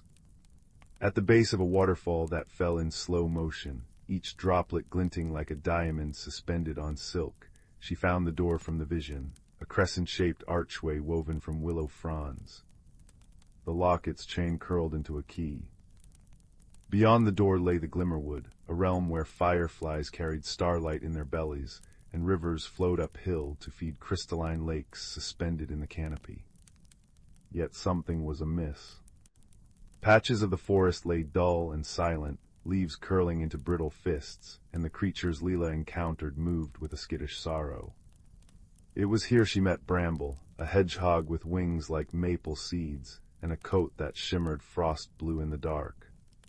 He'd been nibbling mournfully on a withered blackberry, spines drooping. "The heartstone is fading," Bramble explained, voice a soft raspberry leaf rustle. "It's the source of our magic, buried deep in the amber crypt, but the path is perilous, and the crypt's guardian trusts neither beast nor human." He eyed the locket around Lila's neck. "Though perhaps you're not quite either at the moment." The pact. Lila soon understood Bramble's meaning. The locket's magic had thinned the boundary between her world and the Glimmerwood. Her hands flickered faintly translucent when she reached for a dewdrop. "It'll hold," Bramble assured her, though his twitching snout betrayed doubt. Together they devised a plan. Follow the locket's guidance to the crypt, convince the guardian to let them restore the heartstone, and return before the magic binding Lila to both worlds unraveled. Their journey wove through wonders and perils. They drank from springs that made their thoughts echo in shared whispers, crossed bogs where carnivorous lilies sang lullabies in stolen voices, and climbed staircases formed by interlocking maple keys. When shadows with too many teeth stalked their camp, Bramble taught Lila to weave crowns of moonflower vines. Their silvery pollen repelled the creatures with memories of forgotten summers. Yet the true test came in the silent thicket, a place where sound itself unraveled. The trees stood skeletal, their branches knitting a cage that muted even heartbeat and breath. Bramble's wings stuck fast to his sides, magic drained by the thicket's hunger. It was Lila, drawing on the locket's fading warmth, who noticed the patterns in the bark, musical notations. Humming a melody from the locket's first song, she watched the trees shudder and part, their branches forming a harp that played itself into a bridge of light. The Guardian's Price. The amber crypt loomed at the forest's nadir, its walls veins of fossilized honeycomb humming with dormant bees. The Guardian awaited them, a being of living amber, its form shifting between moth, woman, and twisted root. "You seek to mend what your kind broke," it intoned, voice crackling with resinous heat. Centuries past, humans had stolen shards of the Heartstone, draining the Glimmerwood's magic to fuel their wars. Lila's plea spilled forth, stories of her grandmother teaching her to speak to owls, of saving baby voles caught in hay bales, of the locket's song that felt like a hand clasping hers across years. Bramble added his own truth, how Lila had shared her last plum tart in the marshes, how she'd fashioned him a raincoat from lily pads when storms slowed their flight. The Guardian's form stilled into that of a girl with wildfire hair. To reignite the Heartstone, she said, requires a sacrifice, something that bridges both worlds. Lila understood before the words fully formed. The locket, her grandmother's heirloom, tethering her to the Glimmerwood, would become kindling for the stone. The ember and the echo. Bramble pressed his cold nose to her wrist. "You don't have to," he whispered. But Lila was already unhooking the chain, the metal bittersweet against her fingers. As the locket melted into the Heartstone's core, the crypt blazed with light that tasted of apricots and smelled like a symphony. Rivers reversed course, carrying vitality back to the Glimmerwood's heart. Bramble's wings flushed emerald, and Lila felt the tether between her worlds dissolve like sugar in tea. The Guardian bowed. "A piece of the stone will grow within you now," she said. "Wherever you walk, life will remember its song." The Return. Dawn found Lila back in her bed, the smell of honeycomb clinging to her nightdress. In the valley, harvesters marveled at barley fields that rippled gold in a day, and apple trees bloomed out of season. Only Lila noticed the hedgehog-shaped shadow darting through the garden at twilight, leaving perfect raspberries on her windowsill. Years later, when townsfolk asked why her hands glowed when she tended sick lambs or why storms parted around her cottage, she'd smile and say, "I had a friend who taught me the language of roots." On midsummer nights, she and Bramble would meet at the grandfather oak, where the waterfall door shimmered just for them, and the Heartstone's pulse echoed in every rustling leaf. And though the locket was gone, Lila sometimes heard its melody in the creak of her porch swing, in the kettle's whistle, in the breath of wind that dried a child's tears, a reminder that the most powerful magic is not held in hands, but woven between them. Story 25. In the velvet shadows of the whispering woods, where willow branches traced secret symbols in the creek waters and dandelion fluff carried messages between root systems, there lived a young fox named Ember, whose paws left faint constellations of light upon the moss. Each evening, as the last amber rays filtered through the canopy's stained glass mosaic of leaves, she would curl beneath the ribbed arches of a silver birch's roots, listening to the tree's low, resonant hum, a lullaby older than the hills. One crisp autumn morning, when the air smelled of nutmeg and wood smoke, Ember noticed the forest's rhythm had faltered. Maple leaves, still emerald green, fell prematurely like unripe apples. The creek gurgled in reverse, its pebbles rolling upstream in confusion.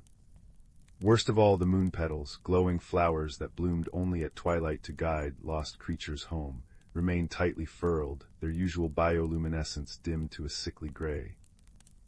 Her worry led her to the moss-crowned grotto of Elder Moss, an ancient tortoise whose shell bore maps of forgotten glaciers.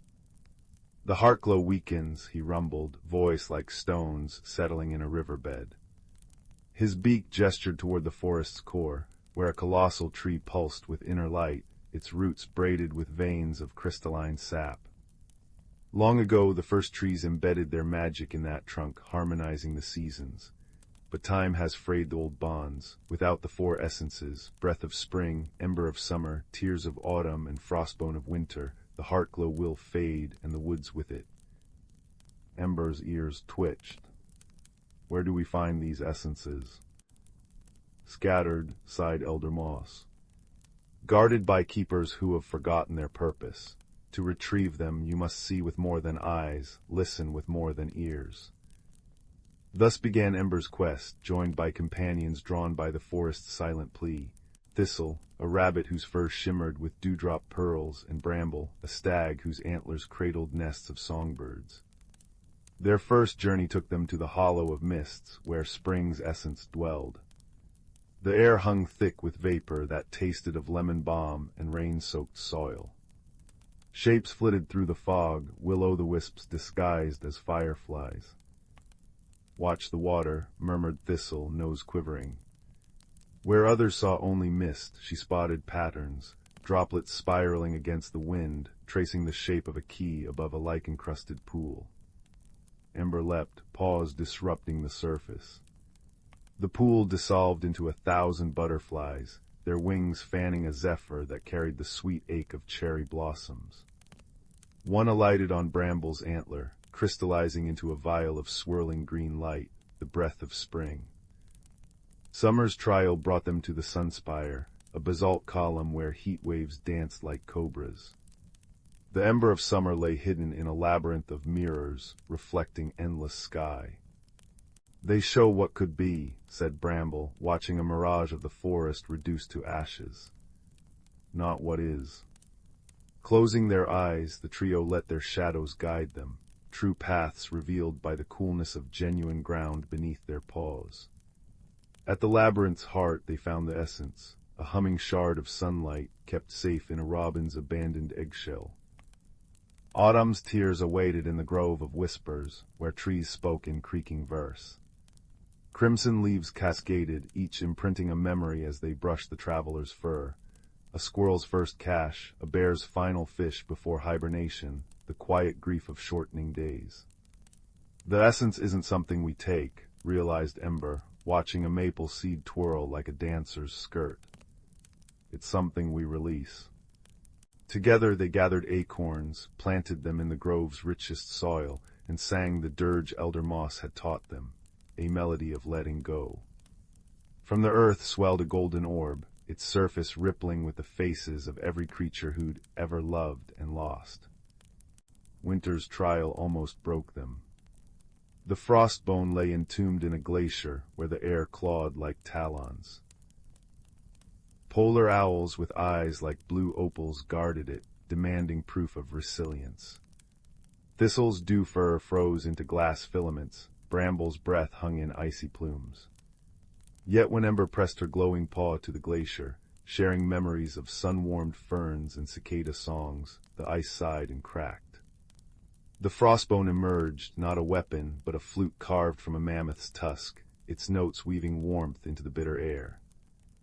Returning to the heartglow, the companions placed each essence in the hollows of the great tree's roots. Light erupted, softer than dawn, deeper than moonlight. The tree's bark unfurled into living murals, hares dancing in new grass, salmon leaping through amber rivers, owls serenading the equinox. Seasons settled into their rightful rhythm, the forest breathing as one organism. That night, as moon petals bloomed in constellations of cobalt and pearl, the creatures gathered beneath the heartglow. Elder Moss nodded to Ember. You've woven your thread into the forest's tale. Remember, balance isn't stillness, but the dance between giving and receiving, holding and releasing. Years later, when a young badger would stumble upon reverse tides or starlight caught in spiderwebs, they'd find Ember resting beneath her birch, now threaded with veins of crystalline sap. And she would tell them of mist-born butterflies and songs that melt glaciers, her words a tender ember against the dark, as the ancient tree hummed its everlasting lullaby. Story 26. The Whispering Pendant and the Fox of Moonlit Hollow. In a village hugged by ancient pines, where chimney smoke curled into stars and fireflies danced in the twilight hours, there lived a girl named Mira with eyes like storm clouds and a heart tuned to forgotten rhythms. Her grandmother's cottage sat at the forest's edge, its timbers groaning with secrets, its garden bursting with rosemary and moonflowers. Every evening Mira would kneel by the hearth, listening to tales of the whispering woods, a realm where trees hummed lullabies and creatures spoke in riddles. Only those who listen with more than ears, her grandmother would say, tracing the silver pendant around Mira's neck, can find what's hidden between the shadows. The pendant, cold and oval-shaped, had been passed down through generations. Its surface swirled with patterns like frost on glass, and when moonlight struck it just so, faint voices seemed to rise from its core. But for all its beauty, the trinket had never shown true magic, not until the night grandmother fell ill. It began with a cough, dry as autumn leaves. Then came the fever, painting her cheeks crimson as she murmured of thistle wolves and a tree with roots in the sky. The village healer pressed a pouch of bitter herbs into Mira's hands. "The woods hold answers," she said, her voice grave, "but they demand courage in exchange." So Mira packed a satchel with blackberry jam sandwiches, a canteen of mint tea, and her grandmother's star-patterned quilt.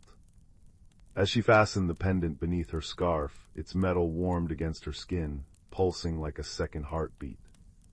The forest loomed before her, pines swaying in a wind that smelled of rain and secrets. The woods were not silent. Branches creaked in harmonies older than time. Pebbles chuckled beneath brooks. A family of hedgehogs snuffled past, their spines dusted with pollen, debating the merits of sunflower seeds versus slugs. Mira froze, sandwich half-raised, as the largest hedgehog turned its beady eyes upward. "Best avoid the thistle hollow," it squeaked. "Foxes there have forgotten their names." "Wait, you can't see me." Mira breathed. The hedgehog blinked. "You're wearing the moon's voice, child. Even stones will speak now." It nodded at her pendant, glowing faintly through the fabric. "But listen sharp, not all songs are kind." As the creatures shuffled away, Mira unclasped the pendant. Moonlight fractured through its carvings, casting lace-like shadows on the moss.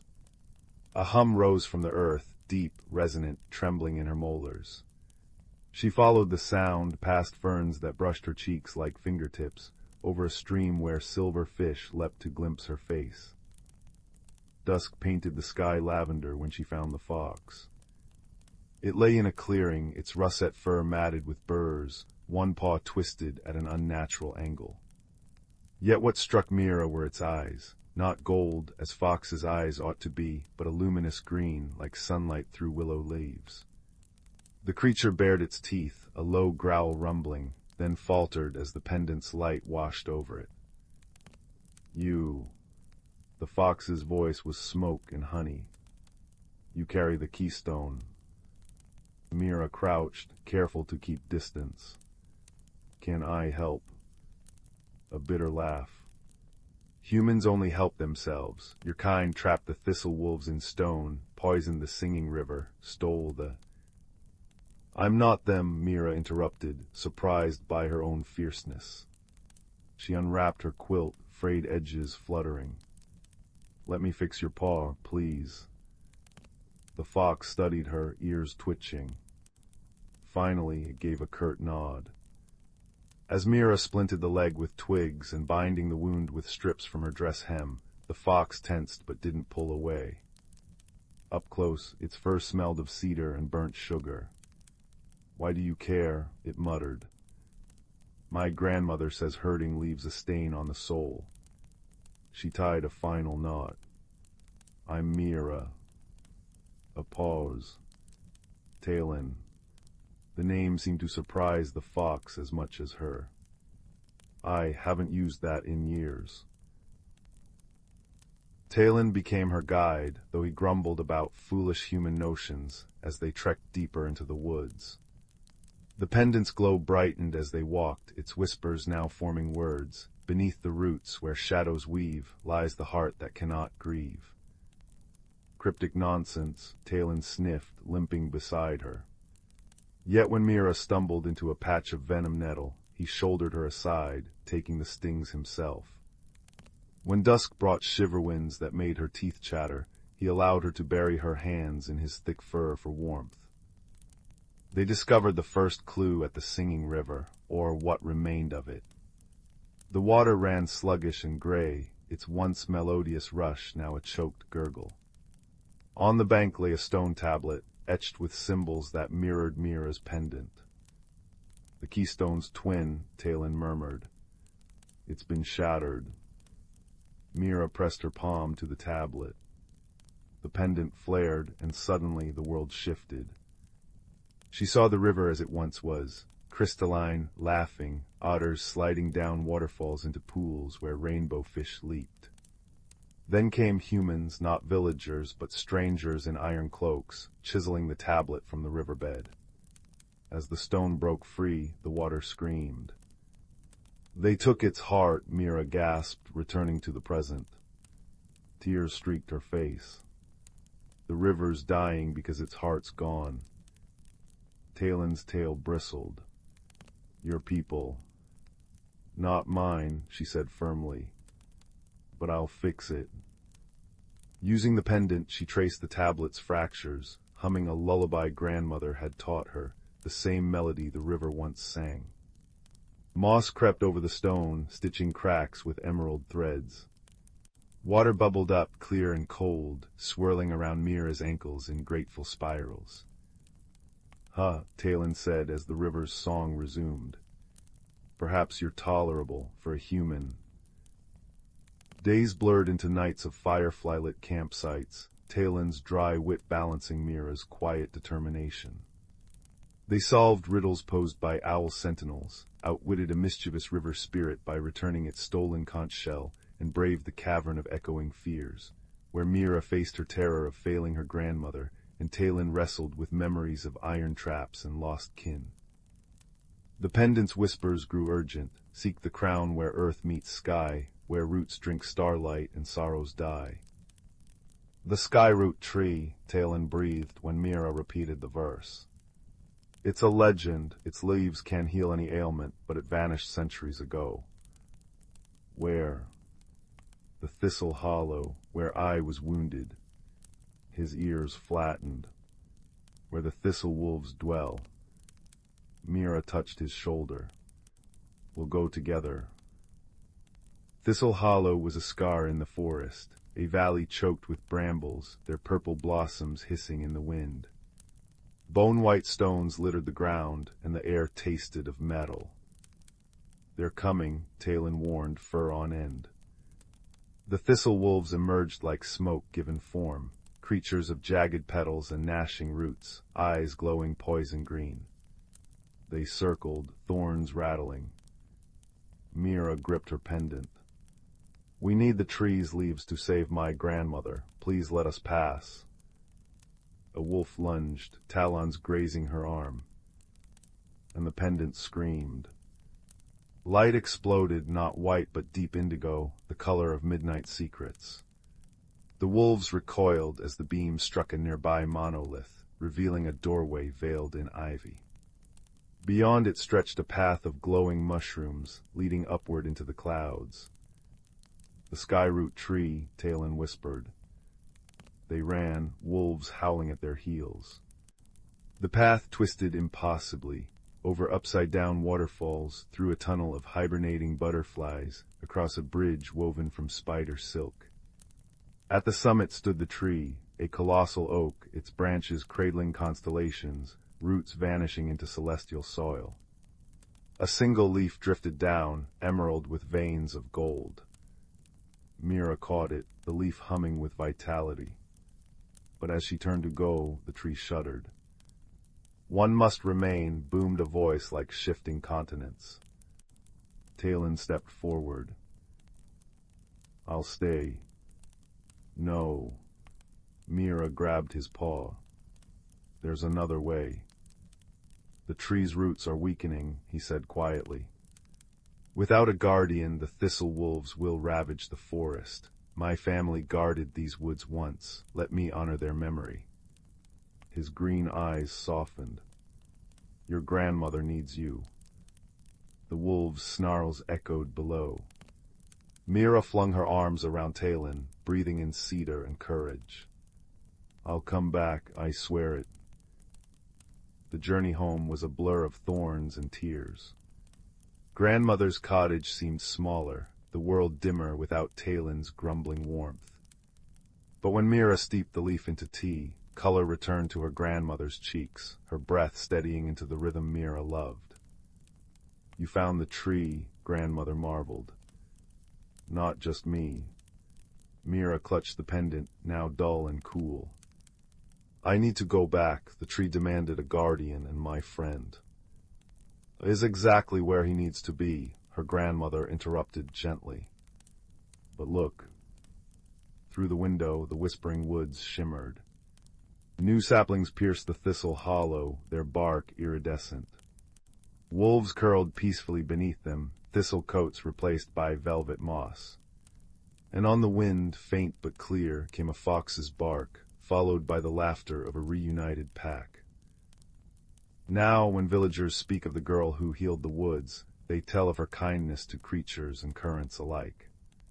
Some claim to see a russet shadow trailing her on moonlit walks, others swear they've heard a tree atop the clouds roar with a fox's triumph. But Mira knows the truth in her quilt stitches, in the pendant resting over her heart, and in the faint howls that now sound more like songs. For magic, she learned, isn't in grand spells or conquests. It's in listening, in mending what's broken, and in friends who become family beneath a shared sky. And if you're ever in the whispering woods at dawn, you might spot them. A girl with storm-cloud eyes and a fox with willow-green gaze, racing the wind to where earth and stars entwine. Story 27. In the velvet-hushed valleys where twilight lingered like a contented cat, there stood the village of Willowmere, its cottages crowned with mossy roofs and chimney smoke that twined with constellations. Every child knew the secret language of fireflies, and every garden path eventually wound its way to the Enchanted Wood, a place where trees whispered riddles and brooks sang lullabies in round, polished stones. Yet one autumn evening, as the air turned crisp as apple skin, an odd stillness settled over Willowmere. The village's famous starry lanterns, tiny orbs of captured starlight that glowed above every doorway, began to flicker and dim. 12-year-old Finn, whose freckles seemed to rearrange themselves when he laughed, first noticed the change while collecting acorns by Hemlock Brook. The lantern above his family's cottage, usually a steady silver, now pulsed like a nervous heartbeat. His younger sister Mira tugged his sleeve, her voice a hushed whisper. "The lights are scared," she said, pointing to where shadows pooled thicker than usual beneath the hawthorn hedges. Even the fireflies had tucked themselves away, their golden bellies dark. The next morning, the village buzzed with theories. Old Mr. Bramble, who kept a pet cloud in his tea shop, it rained chamomile into cups on command, insisted it was just a bit of stardust fatigue. But Granny Wren, the feather-haired woman who could knit moonlight into scarves, frowned at her trembling needles. "Something's troubling the stars themselves," she murmured. "And if we don't listen carefully, they might stop singing to us altogether." That night Finn and Mira crept into the Enchanted Wood, guided by a moth named Pippin, whose wings glimmered with bioluminescent pollen. The trees hummed a dissonant tune, their bark etched with strange new symbols that shimmered like wet ink. "Look," Mira breathed, crouching by a toadstool ring. Tiny footprints, glowing faintly blue, spiraled toward the heart of the forest. They followed, their breath-making ghosts in the air, until they stumbled upon a clearing they'd never seen before, a perfect circle of white clover, where a figure sat weeping beneath a hollowed oak. She was no taller than Finn's elbow, her hair a cascade of willow fronds, and her dress woven from cobwebs and dandelion fluff. Around her neck hung a cracked crystal vial, empty save for a few glinting specks. "I've lost them," she sobbed, her voice like wind through reeds. "The starlight sprites, they've vanished." The children learned her name was Lumi, keeper of the celestial moths that carried star fragments to Willowmere's lanterns. Every autumn we collect fading starlight and weave it into new constellations, she explained, dabbing her eyes with a maple leaf. But 3 nights ago the moths flew into the northern glade and never returned. Without them, the stars will forget this corner of the sky. Mira offered her a butterscotch from her pocket, slightly fuzzy but heartfelt, while Finn studied the symbols on the trees. These markings, they're not forest magic, he realized. They are math, someone's calculated angles like a trap. Guided by Lumi and Pippin's flickering light, the trio trekked north, where the air grew colder and the scent of burnt sugar, a classic sign of misbehaving magic, clung to their clothes. They found the celestial moths trapped inside an enormous geometric web, a glimmering prison of triangles and hexagons hovering above a frozen pond. Perched on a frost-rimed log sat a gang of disgruntled ice sprites, their translucent bodies clinking like wind chimes as they argued. "It's not fair," squeaked the largest sprite, stamping her foot and sending up a shower of ice needles.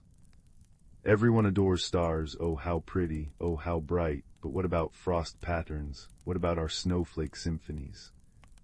The others nodded, their breath crystallizing into grumpy little snow clouds.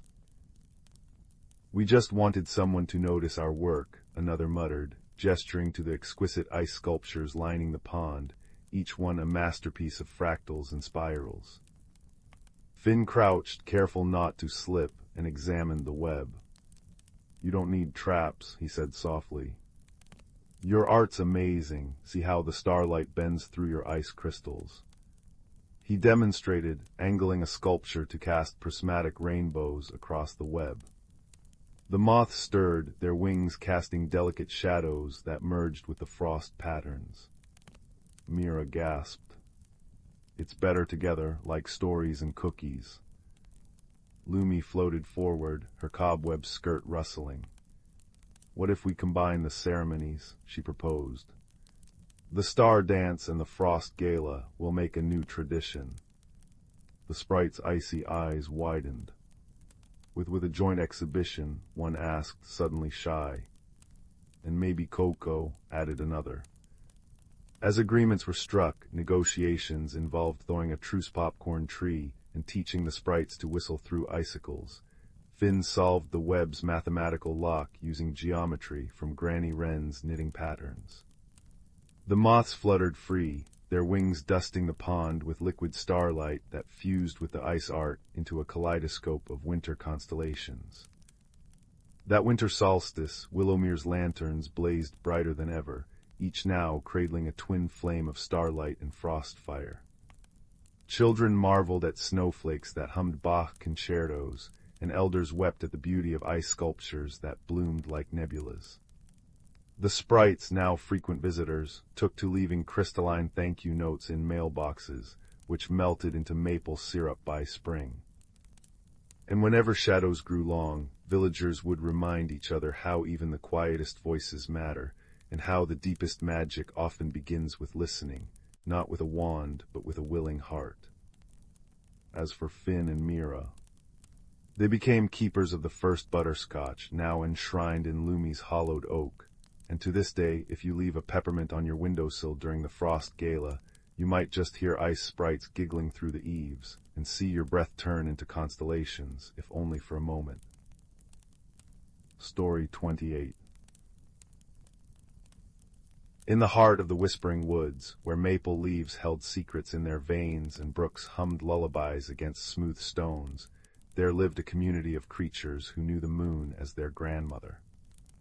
The oldest among them was a silver-furred badger named Bramble, whose paws bore maps of every route trail, and whose voice carried the gravelly warmth of 1,000 campfire tales. Yet even Bramble deferred to the true guardian of these woods, an ancient cedar known as elderroot, whose branches cradled constellations, and whose sap pulsed with the slow, sure rhythm of the earth itself. One crisp autumn evening, as amber light filtered through the canopy like melted honey, a young hedgehog named Thistle discovered something troubling beneath the ferns. The moss where fireflies traditionally etched their twilight dances had turned brittle, its emerald softness replaced by a strange crystalline frost. Worse still, the stream's song had dimmed to a murmur, its waters moving sluggishly, as if weighted by invisible stones. "It's too early for winter's bite," Thistle fretted, her quivers trembling as she scurried to Bramble's burrow. The smell of dried lavender and peat smoke greeted her as she ducked inside, where Bramble sat polishing a lens of enchanted ice, a relic passed down from the time of blossoming. "Ah," rumbled Bramble, studying the frost Thistle had brought, "the balance veil weakens." He explained how the forest's magic thrived on equilibrium. Spring's growth required winter's rest, summer's warmth needed autumn's release. But now the season's threads were tangling.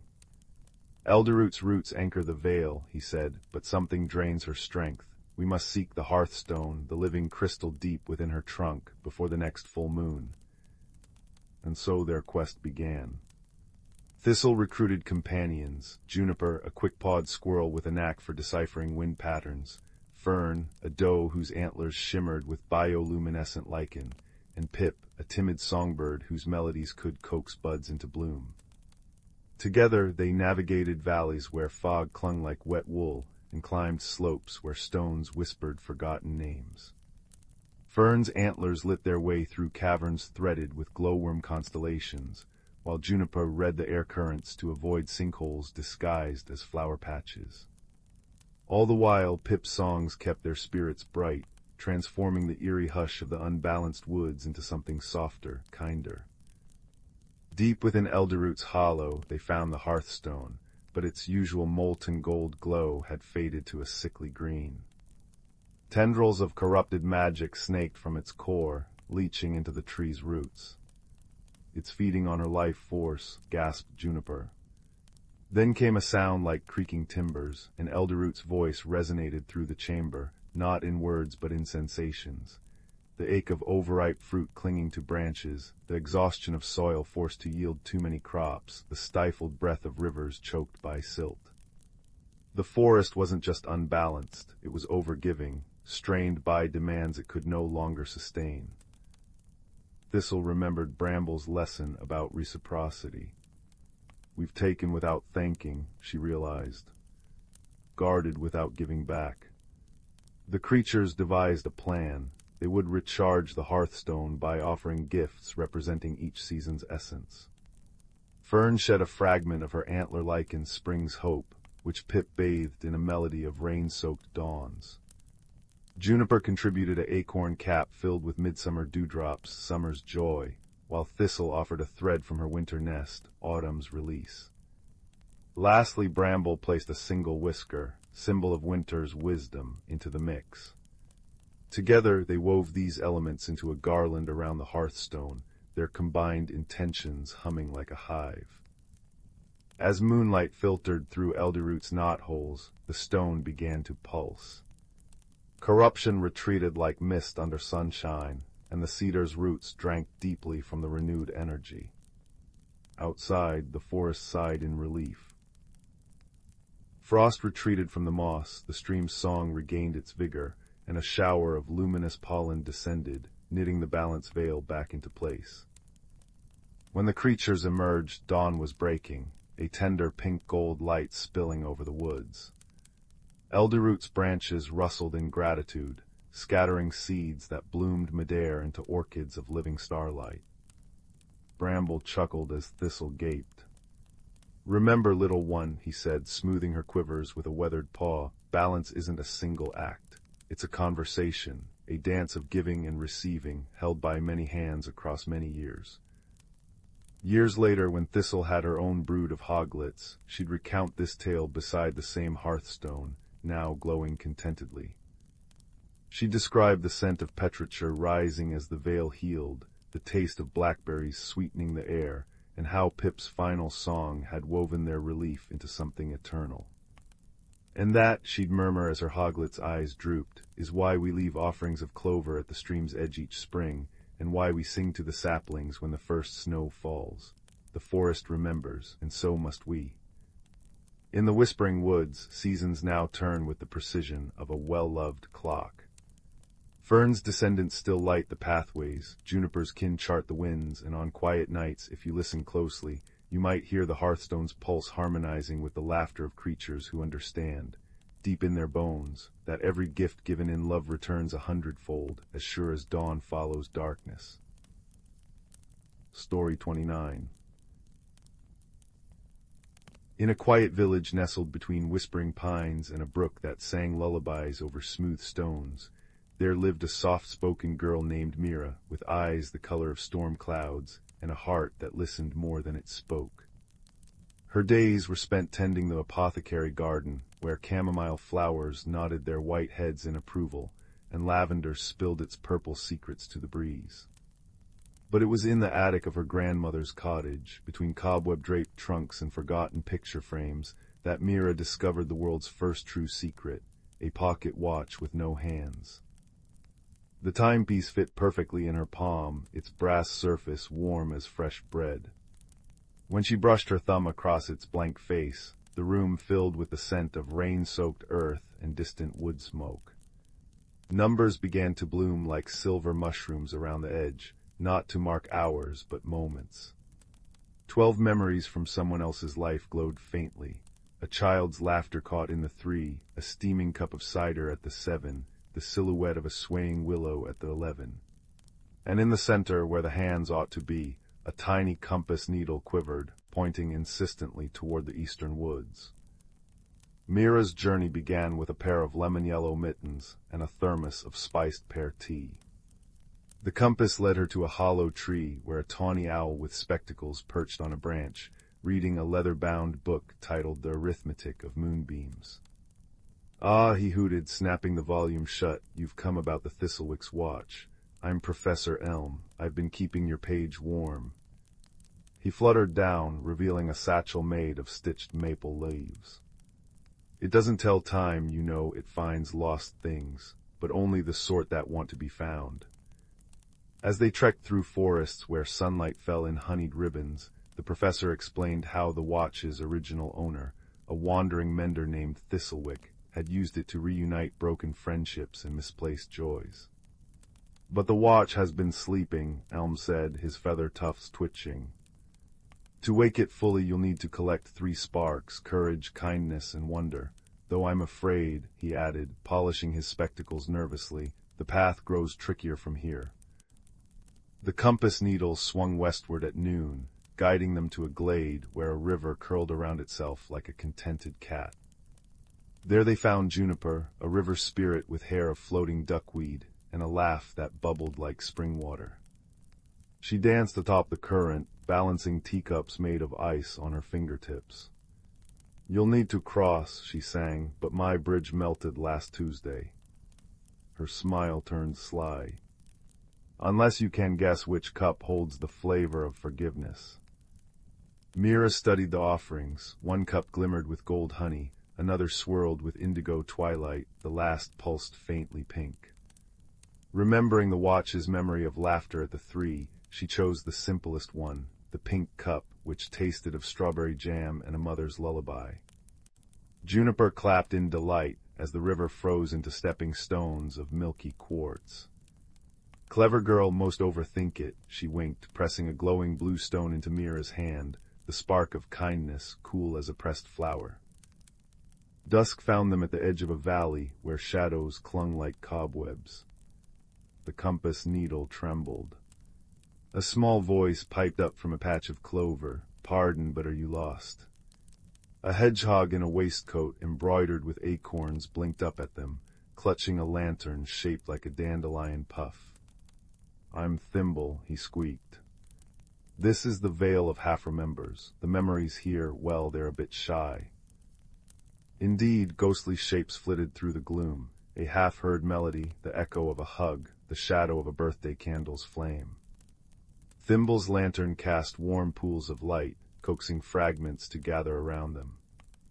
"They've forgotten what they are," he whispered. "But sometimes, if you listen."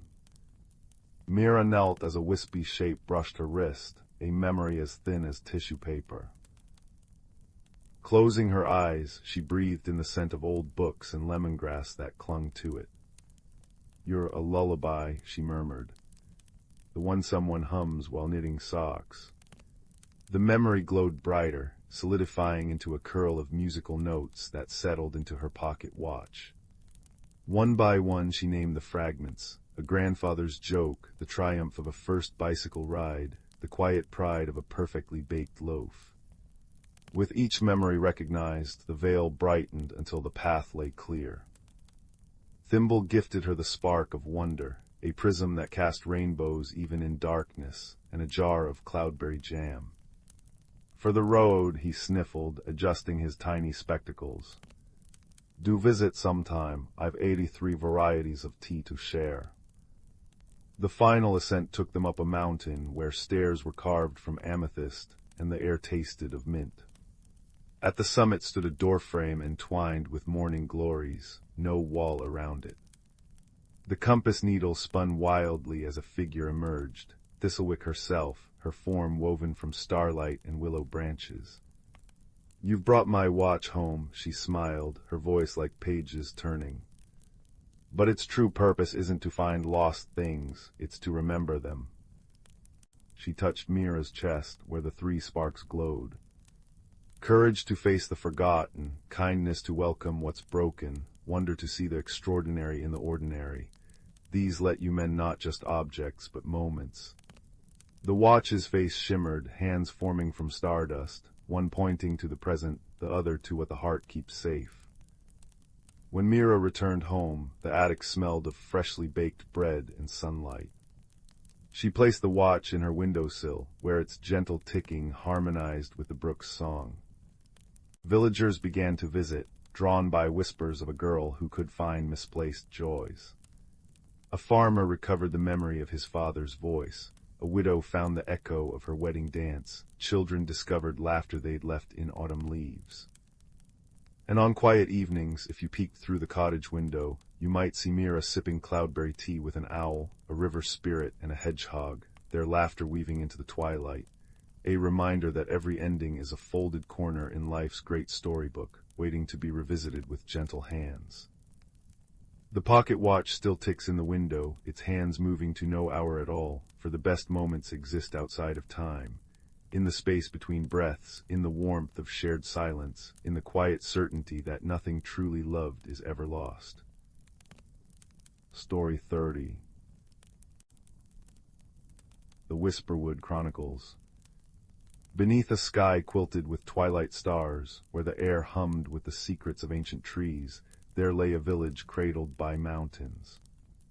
The people of Bramble Hollow lived simply, their days marked by the rustle of maple leaves and the chuckle of the brook that never slept. But in this quiet corner of the world, where fireflies wrote poems in the dusk, there existed a mystery as old as the hills, a forest known as the Whisperwood, where the trees spoke in riddles and the shadows danced just beyond the edge of sight. It was here that a flaxen-haired girl named Sylvie spent her days, her boots perpetually muddy and her pockets full of acorns.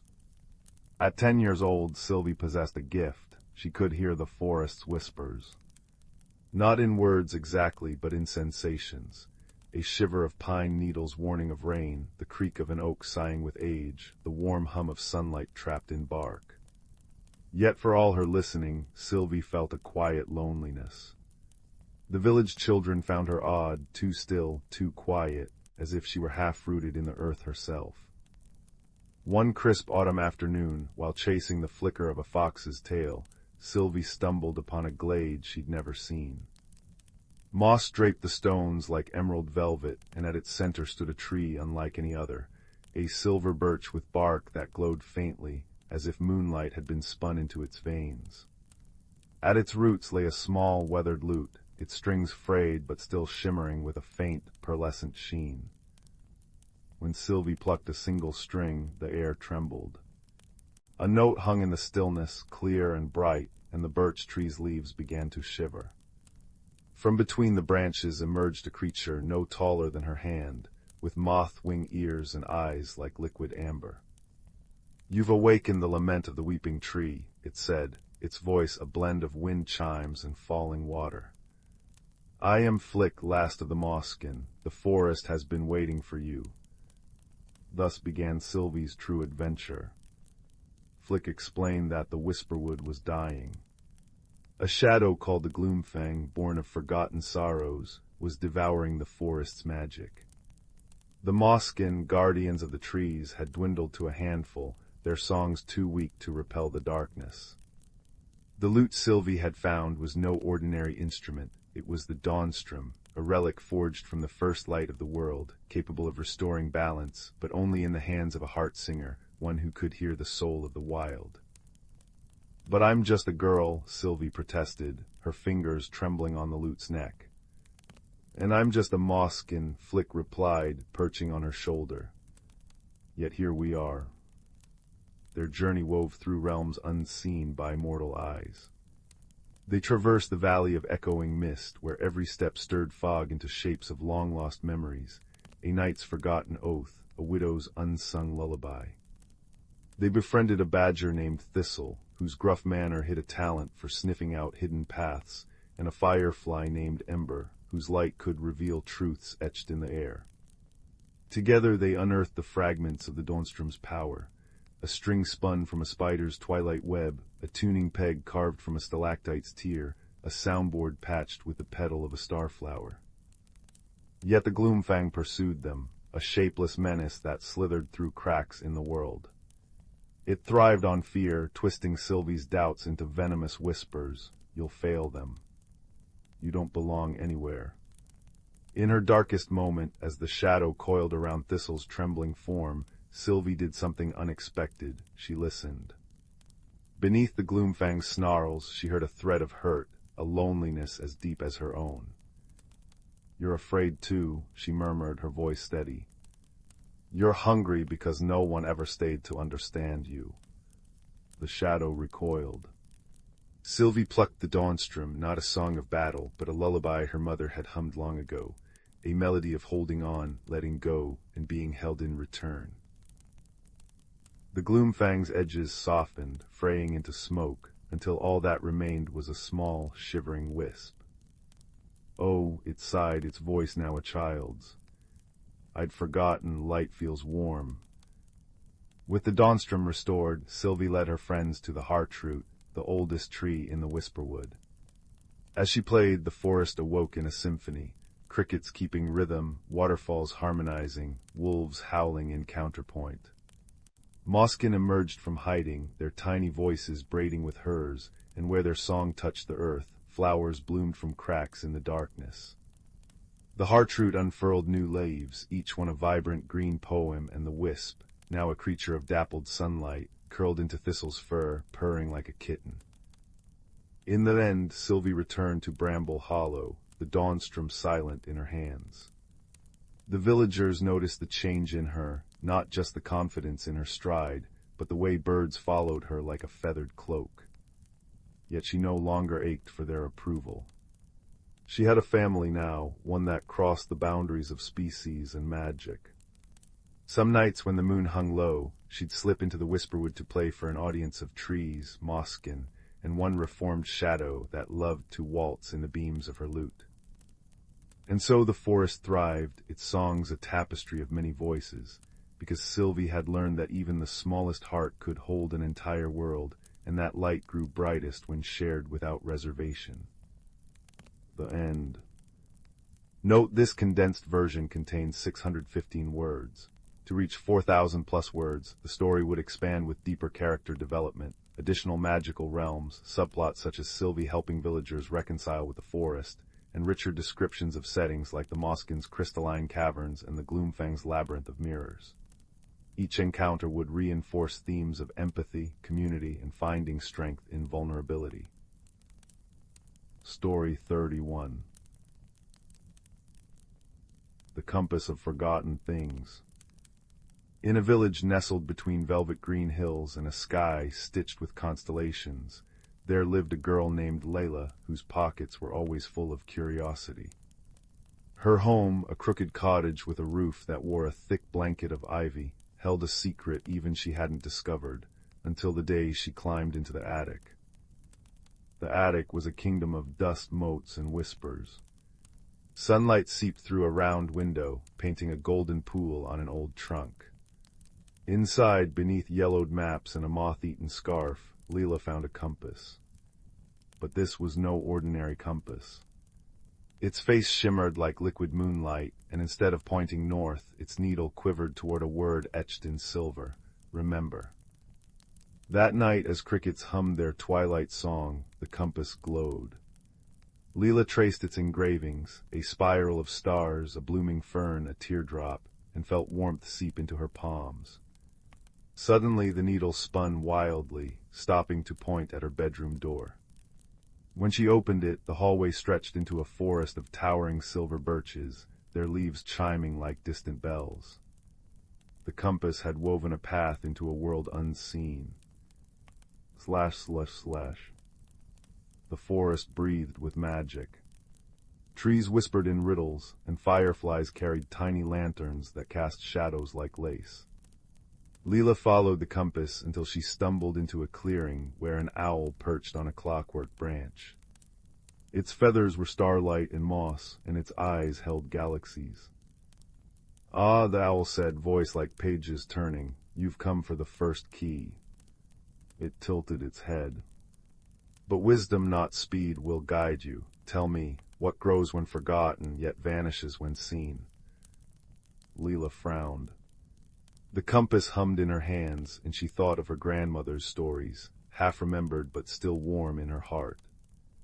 "Memories," she said softly. The owl blinked approval. A feather drifted down, transforming into a key shaped like an hourglass. "Guard this well, the next guardian awaits where tears become song." Slash, slash, slash. The compass led Lila to a river made not of water, but of swirling mist. On its bank sat a girl with hair like riverweed and eyes like deep pools.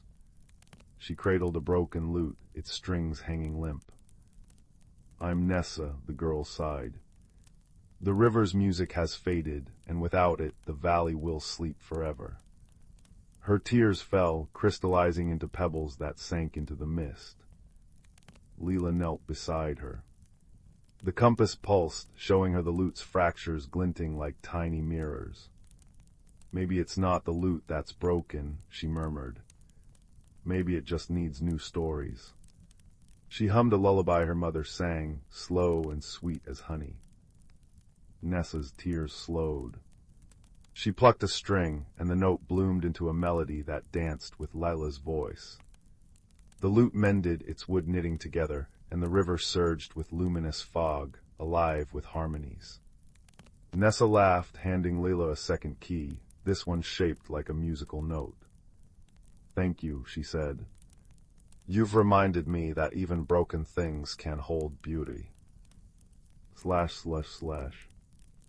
Deeper into the forest, the air grew thick with the scent of pine and secrets. The compass needle trembled, pointing to a cottage with walls of living thorns. Inside, a badger in a waistcoat paced before a door sealed by a lock shaped like a heart. "Thaddeus," he grumbled, "at your service, or I would be if I could open this dratted door. The third key's inside, but the lock eats spells like biscuits." He kicked the door, which hissed back. Lila studied the lock. Its keyhole was a labyrinth of twisting paths. The compass glowed, and she noticed tiny carvings on the heart, hands clasping, heads bowing, gifts being offered. "Maybe it doesn't want magic," she said. "Maybe it wants kindness." Thaddeus harumphed but fetched a jar of honey from his pantry. "For the bees," he muttered. Lila placed it by the door. The lock clicked. Then, to Thaddeus's shock, she pulled a thorn from his paw, a splinter he'd ignored for days. "Oh," he said, turning pink. "Well, that's decent of you." The door swung open, revealing a key shaped like a seed. "Take it," Thaddeus said, gruff but smiling. "And don't tell anyone I thanked you." Slash, slash, slash. With 3 keys, Lila returned to the owl's clearing. The keys floated into the compass, unlocking its center, a hollow filled with stardust. "Now," the owl said, "breathe your deepest wish into the light." Lila closed her eyes. She wished for the village's lost things, the baker's missing laughter, the old gardener's forgotten roses, her own father's stories, buried under worries. The stardust spiraled into the sky, exploding into a shower of sparks that rained down as fireflies, each carrying a lost memory. When dawn painted the hills peach and gold, Lila stood in her attic, the compass now silent. But the world hummed differently. Her father hummed a tune she'd never heard, and somehow always known, as he made breakfast. Outside, the baker's laugh bubbled like a brook, and the village square bloomed with roses that had been missing for a century. Years later, Lila would become the keeper of the compass, helping others find what they'd thought gone forever. She learned that the greatest magic wasn't in the compass, but in the wisdom to listen, the courage to mend, and the kindness to offer help, even to prickly badgers. And on quiet nights when the village slept, she climbed to the attic, where the owl, Nessa, and Thaddeus often visited. They'd sip lavender tea, trade stories, and watch the compass's needle spin, forever pointing toward new wonders waiting to be remembered. As the stars twinkled above, Lila would whisper to the night, "Nothing is ever truly lost, only waiting to be found." And somewhere in a cottage hugged by ivy, another child would smile in their sleep, ready to wake and discover magic in the dust of an ordinary day. Story 32. The Whispering Teapot of Willowbrook Hollow. In the drowsy village of Willowbrook Hollow, where chimney smoke curled into maple syrup clouds and cobblestone paths glistened with morning dew, there lived a soft-spoken girl named Mira, with eyes the color of storm-kissed violets. Her days were spent tending her grandmother's apothecary, sorting dried lavender and chamomile into glass jars that caught the sunlight like captured honey. But Mira's heart thrummed with restless curiosity, for she sensed magic humming beneath the ordinary rhythms of their little world, in the way crickets paused mid-chirp when she passed, or how the old oak by the creek seemed to lean closer when she whispered secrets to its bark. One crisp autumn afternoon, while rummaging in the attic for a misplaced tin of peppermint leaves, Mira discovered a dusty teapot tucked behind a moth-eaten quilt. Its porcelain was chipped, its spout crooked as a witch's smile, but the moment her fingers brushed its surface, warmth bloomed in her palms like a tiny sunrise. Curious, she filled it with water from the rain barrel and set it on the hearth. As steam began to rise, a voice like tinkling wind chimes sighed through the spout. 3 leaves from the moonlit fern, a thimble of starlight, and the true name of sorrow. Mira nearly dropped her cup. The teapot shuddered gently, its surface shimmering with veins of gold that hadn't been there moments before. When she poured the hot water into a cup, the liquid swirled not with tea, but with miniature constellations, drifting stars that dissolved into the steam, carrying the scent of forgotten summers and frost-kissed apples. A folded parchment materialized beside the saucer, inked with a map of the valley marked with a single glowing dot, the Garden of Echoes. The journey began at twilight, with Mira tucking the teapot into a satchel lined with woolen cloth. The map led her past the village's edge, where the road frayed into a deer path winding through hushed, amber-lit woods. Shadows deepened, and just as doubt began to prick at her resolve, a flicker of movement stirred in the underbrush. Out waddled a hedgehog clad in a waistcoat of acorn caps, his spectacles perched precariously on his snout. "Lost your way, child," he rasped, squinting up at her. "Or found it, perhaps." "I'm seeking the Garden of Echoes," Mira confessed, kneeling. "You know it." The hedgehog adjusted his spectacles. "Know it, I polish its gate every 3rd Tuesday. Name's Bramble, keeper of thresholds and part-time pastry critic." He gestured to a tiny satchel tied with spider silk. "The garden won't open without the key of whispers, and that requires a drop of courage, a pinch of folly, and—" He paused, sniffing the air. "Ah, you've brought the whispering teapot, clever girl. It'll sing to the gate when the time comes." Together they traversed silver-flecked streams and groves, where trees hummed lullabies in languages older than stone. Bramble spoke of gardens that grew memories instead of flowers, and of a sorrowful gardener who'd forgotten how to weep. "The teapot's been asleep for decades," he murmured. "Its magic fades unless someone brews the tea of remembering, the one you've started. But take care, the final ingredient isn't plucked, it's given." At dawn they reached a wall of briars crowned with roses that wept dewdrop tears. Bramble produced a key carved from a single pearl, but as he inserted it into an invisible lock, the thorns shivered and recoiled. The teapot in Mira's satchel began to vibrate, chiming softly. "Sing to them," the teapot's voice urged. "Sing the song they've missed." Mira's throat tightened. She'd never been brave in front of strangers, let alone sentient brambles. But remembering Bramble's tales of the garden's loneliness, she closed her eyes and hummed a lullaby her grandmother had sung her, a melody woven from comfort and quiet hope. The roses stilled. One by one the thorns softened into velvety vines, curling aside to reveal a path paved with petals. The Garden of Echoes was a cathedral of stillness. Marigolds glowed like grounded sunlight, and willows trailed their fingers in pools that reflected not sky, but scenes from long ago.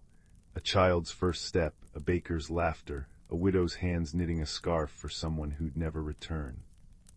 At the garden's heart sat a stone bench, where a figure cloaked in shadows stirred.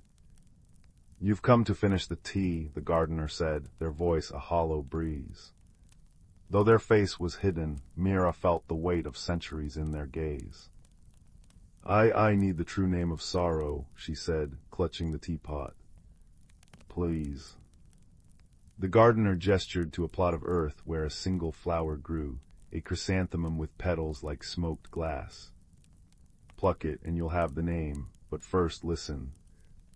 Mira knelt. The flower trembled as her fingers grazed its stem, and suddenly she was engulfed in a cascade of whispers. "I miss you. Why didn't I say it sooner? If only I'd listened." The voices weren't mournful but tender, aching with love that outlived loss. Tears slipped down Mira's cheeks as the flower's truth took root in her bones. Sorrow was not an enemy to outwit, but a thread woven into the tapestry of caring. "Its name," she breathed, "is love that lingers." The chrysanthemum melted into a droplet of liquid shadow, which Mira caught in the teapot. As the final ingredient settled, the vessel glowed like a captured star. Brewing the tea of remembering required a fire kindled from maple twigs and the breath of the north wind. Bramble gathered the wood, while the gardener brought a cup forged from river clay. When Mira poured, the steam coalesced into shapes. A soldier reuniting with his daughter, a lost ring returned to its owner, a quarrel resolved with a clasped hand. Who are you?" Mira asked the gardener as they sipped the tea. Their cloak fell away, revealing a woman with eyes like Mira's, her hair threaded with silver and wildflowers. "The first keeper of the teapot," she said. "I trapped myself here long ago, fearing my grief might dim its light, but you've reminded me that tears water the seeds of healing." She pressed a seed into Mira's palm, a tiny, moonlit thing. "Plant this where your heart feels frayed. It will grow what you need." The journey home was shorter, the woods parting gladly for the teapot's gentle glow. Bramble bid farewell at the village's edge, promising to visit for a proper scone tasting. That night Mira planted the seed by her bedroom window. By morning a vine had climbed the wall, blossoming with flowers that shimmered like liquid sapphire. Each bloom, when touched, released a memory, her grandmother's hands teaching her to tie herb bundles, her father's laugh before he sailed away, the hedgehog's gruff chuckle as he balanced a raspberry tart on his nose. The teapot never spoke again, but it brewed tea that tasted like forgiveness, like courage, like home. Villagers began visiting the apothecary not just for remedies, but to sip from Mira's cups and linger in the garden of their own hearts. And on quiet evenings, when the fire crackled and shadows stretched long, Mira would whisper to the teapot, not to summon magic, but to thank it. For it had taught her that the greatest enchantments aren't found in whispered spells or hidden gardens, but in the quiet bravery of tending to broken things, and the wisdom to see that even sorrow has roots in love. And somewhere in Willowbrook Hollow, a hedgehog in an acorn-cap waistcoat smiled into his chamomile tea, knowing the world had one more guardian to keep its whispers alive. Story 33. In a valley cradled between mountains that wore crowns of perpetual mist, there lived a girl named Lila, whose pockets were always full of wildflower seeds, and whose braids smelled of cinnamon from her mother's bakery. Each evening she'd sit on the oakwood bench outside her cottage, listening to the wind carry stories from the forbidden forest at the valley's edge, the place villagers called Whisperwood, where trees were said to breathe and shadows danced when no one watched. One crisp autumn afternoon, while chasing a butter-yellow leaf that twirled like a tiny dancer, Lila discovered a silver locket half buried in the roots of an ancient willow. Its surface shimmered with patterns resembling frost on a window pane, and when she brushed her thumb over the clasp, it sprang open with a sigh. Inside lay not a portrait, but a pressed sprig of night-blooming jasmine and a folded parchment that read, "For the listener of roots, the seer of silence. Find the heartwood and mend what's broken." That night the locket hummed against Lila's chest as she slept, filling her dreams with images of a tree whose branches held constellations and a fox with fur like molten copper. At dawn she packed a satchel with honey cakes, a woolen cloak, and her father's old compass, its needle spinning wildly whenever she faced the forest. Whisperwood greeted her with a chorus of creaking boughs and the earthy scent of damp moss. Sunlight filtered through the canopy in scattered coins, illuminating mushrooms that glowed faintly blue. By noon, Lila reached a brook where the water flowed upward, defying gravity to curl around stones like liquid glass. She dipped her hand in, gasping as the cold bit her fingers, and then the locket pulsed warm and the water stilled. A voice, light and rustling, spoke from the air, "Only the curious shall drink." Lila cupped the water and brought it to her lips. It tasted of snowmelt and forgotten memories, her mother's laughter, the scent of her grandfather's pipe smoke. When she opened her eyes, the forest had changed. The trees now bore faces in their bark, their eyes soft amber knots, and fireflies wove through the air like living threads of gold. A twig snapped. From behind a holly bush emerged a fox, its coat blazing like autumn's last fire. "You're late," it said, tail flicking. "The heartwood's song grows faint." Lila stumbled back. You talk." "And you dawdle," the fox replied, trotting past her. "Come, the grove of echoes is no place to linger after sundown." The fox, who introduced himself as Ember, led Lila through ever-shifting paths. They passed meadows where flowers chimed when the wind stirred, and thickets where thorns uncurled politely to let them through. Yet as they journeyed deeper, signs of decay appeared, leaves withering mid-fall, streams running sluggish and gray. "The heartwood is the source of the forest's magic," Ember explained, pausing where a great cedar lay uprooted, its roots bleached white. "Long ago, humans and forest kin lived in balance, but your people forgot, they stopped listening. Now the heartwood weakens, and so do we." Lila touched the dead tree's trunk. The locket flared, and for a heartbeat she felt the cedar's final moments, a storm's roar, the crack of splintering wood, a mournful sigh. Tears pricked her eyes. "How do I fix it?" Ember nosed her hand. "You've already begun. The locket chose you because you hear. But to heal the heartwood, you must face the hollows, the wounds left by neglect." The first hollow appeared as a clearing choked with silence. No birds sang. No insects hummed. At its center stood a stone archway veiled in cobwebs, beyond which loomed a darkness that clawed at Lila's breath. "This is where joy faded," Ember murmured. The archway leads to memories the forest has buried. The locket's chain tightened around Lila's neck as she stepped through. She found herself in a village square, spectral and wavering. Children laughed, weaving garlands of clover, while elders sprinkled seeds into the wind as offerings. But then the scene fractured. The villagers turned away, building walls of stone and fear.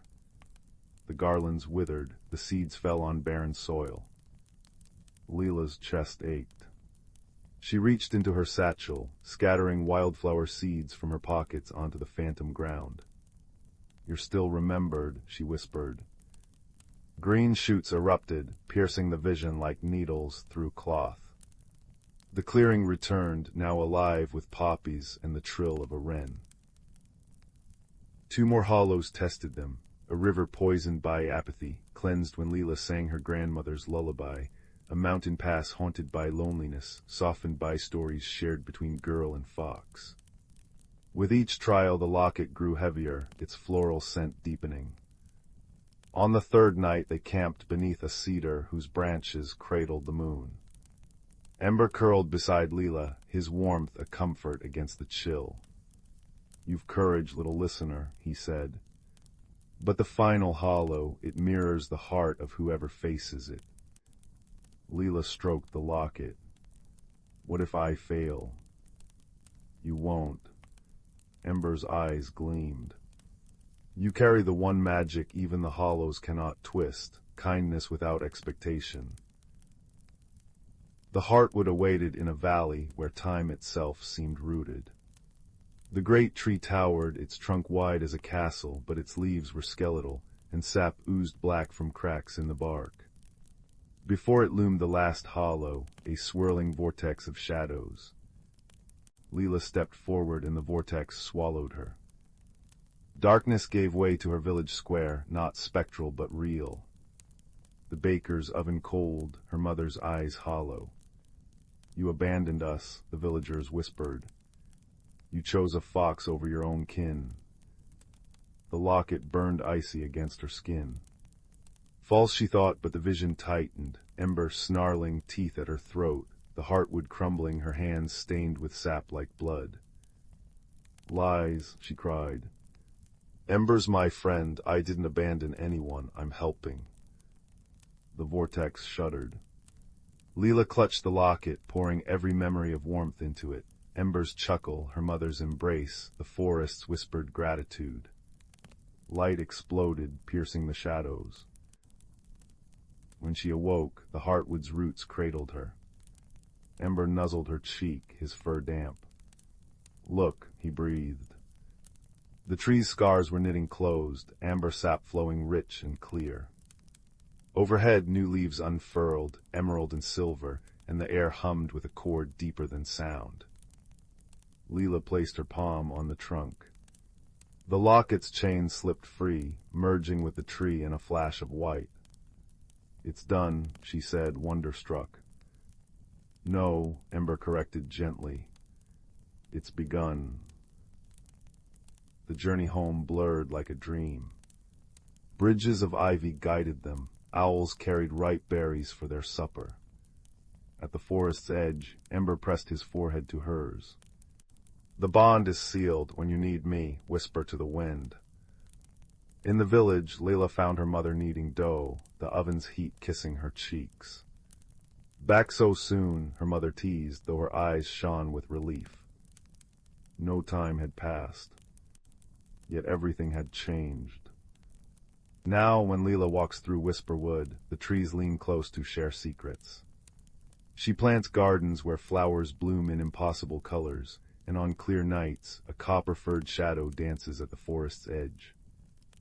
The villagers say the woods are no longer forbidden, just patient, waiting for those who still know how to listen. And in the heart of every wildflower, a speck of silver glimmers, tiny as hope. Story 34. Story 34. In the quiet valley of Mossglow Hollow, where chimney smoke curled into shapes of sleeping cats and the river sang lullabies against its pebbled bed, there lived a girl named Lila with hair the color of walnut shells and eyes that noticed everything. The village baker kept an oven warmed by eternally glowing embers. The weaver's loom threaded itself with moonlight, and every full moon, the bridge over Willow Creek grew new planks of living wood that smelled faintly of maple syrup. But one October evening, as amber leaves pirouetted from the ancient oaks, something peculiar disturbed the hamlet's peace. The trouble began with the clocks. Not the grand timepiece in the square whose bronze owls hooted the hours, nor the pocket watches that hummed in villagers' pockets like contented bees. It was the small clocks that faltered. Teacup-sized sundials on windowsills cast shadows backward. Grandmother's mantel clocks chimed 13 times in voices like shaken silverware. Worst of all, the weather vanes spun wildly even when the air hung still, their copper roosters crowing mournfully at midnight. "It's the tangle," whispered old Mrs. Bracken as Lila bought cinnamon sticks from her apothecary shop. She tapped the jar of firefly essence glowing on her counter. "When magic knots up like yarn in a kitten's paws, mark my words, something's woken that ought to stay sleeping." Lila's fingers traced the cold edge of her mother's pocket watch, its gears silent under the glass. She'd been noticing other oddities, fox prints glowing faintly blue in the dew, hedgerows that seemed to shuffle closer when no one looked, and just yesterday, the mill pond had reflected not the sky, but a starry expanse no earthly night could mirror. That night, as she lay listening to the wind's whispers through her cracked bedroom window, a sound pulled her from sleep. A melody played on a flute so pure, it made the moonbeams tremble. Following the music past the village green, where pumpkins glowed like captive suns in patchy fields, Lila found a trail of mushrooms pulsing soft gold. They led her to the edge of the whispering woods, where a fox with silver-tipped ears sat playing a reed flute. Its melody ceased as it regarded her, eyes twin pools of liquid mercury. "You're wise to follow curiosity rather than fear, child," the fox said, tail curling around paws that left those strange glowing prints. "The clocks stutter because time itself holds its breath. In the heart of these woods, the mirror pool shows what is, what was, and what might yet be, but its waters have clouded." As the fox spoke, Lila noticed the creature's shadow didn't match its form. It rippled like water, showing the silhouette of a young man with a flute. Before she could question this, an owl with feathers like layered twilight glided down, landing on a birch branch. "4 nights hence," the owl intoned, voice like pages turning in an ancient book, "the veil between worlds thins. If the pool isn't cleared by then, the tangles will worsen. Crops may grow backward, dreams could walk abroad, and memories might leak from minds like sand." The mystery deepened the next morning. Mr. Thorne the blacksmith found his forge cold despite magical flames that usually never died. More troubling still, children began reporting lost trinkets, a hair ribbon, a marble, a wooden soldier, only for these items to reappear in odd places, warm to the touch and smelling of distant thunderstorms. Lila discovered the pattern. Each lost object had been momentarily wished away. "I wish I'd never dropped you," gasped a girl whose necklace clasp broke or fretted over. "If only I hadn't carved you so roughly," sighed a boy to his chipped toy. Armed with her notebook and a thermos of honeyed lavender milk, Lila sought answers in the village archives, a cozy tower room managed by a persnickety tabby cat who could make books float down from high shelves. Between chapters on weather magic and tales of the glass-dark wolves, spirits said to mend torn realities, she found a crumbling scroll. "When the heart's regrets blur time's flow, seek the keeper of lost chances. Only by hearing what the broken silence holds can balance be restored." Her investigation led her to the clock tower's topmost chamber, where the reclusive clockmaker, Master Hollies, repaired cuckoo clocks with birds that told fortunes instead of time. Surrounded by pendulums that swung in impossible directions, the old man adjusted a pair of spectacles that magnified his eyes to owlish proportions. "Ah, the noticer arrives," he chuckled, offering a ginger snap from a tin that refilled itself. "You've seen the fox, I presume, and the owl. Good, they're 2 moon wanderers, spirits who help those brave enough to mend what's fraying. Now about these temporal hiccups." Master Hollies revealed that the mirror pool's waters were being muddied by unspoken sorrows, regrets left to fester, small guilts unaddressed, apologies stuck in throats like fish bones. Like pebbles in a stream, they divert time's natural flow. We must find the source before the veil thins. That evening, as the village drowsed under a plum-colored sky, Lila followed the fox's glowing paw prints deep into the whispering woods. Fireflies winked codes around her, trees leaned close, leaves rustling secrets. At the mirror pool, a circular spring where koi fish swam through constellations, she found the water opaque and swirling, reflecting neither stars nor her face. The owl arrived carrying a vial of starlight collected from the northern winds. The fox produced 3 maple keys that spun like tiny helicopters when dropped into the pool. As the seeds touched the troubled water, visions emerged. A farmer grieving a felled apple tree he'd promised his father to protect. A weaver's guilt over snapping at her apprentice. A child's shame for denying she'd broken a treasured bowl. But one vision pulsed darker, an older boy, Rowan, sitting alone in the hollow of the great willow. In his hands lay a dented harmonica, its silver plates tarnished. "I didn't mean to drop you in the creek," he whispered. "Now you'll never play right again, if only—" Lila understood. Rowan's grandfather, a beloved musician, had given him the harmonica before passing. The boy's unspoken grief over damaging it had become a knot in the village's magic. Guided by the fox and owl, Lila devised a plan. At dawn, she met Rowan by the willow, where dew sparkled on spiderwebs like abandoned necklaces. "I know what weighs your heart," she said gently. "But maybe it's not too late." Together they sought Master Hollies, whose workshop held curiosities like sympathy glue, men's objects and hurt feelings, and a cabinet of whispers that could untangle stubborn knots. As the clockmaker repaired the harmonica, Rowan practiced the apology he'd carry to his grandfather's memorial stone. With each honest word, the village's magic sighed in relief. The cuckoo clocks resumed singing in harmony.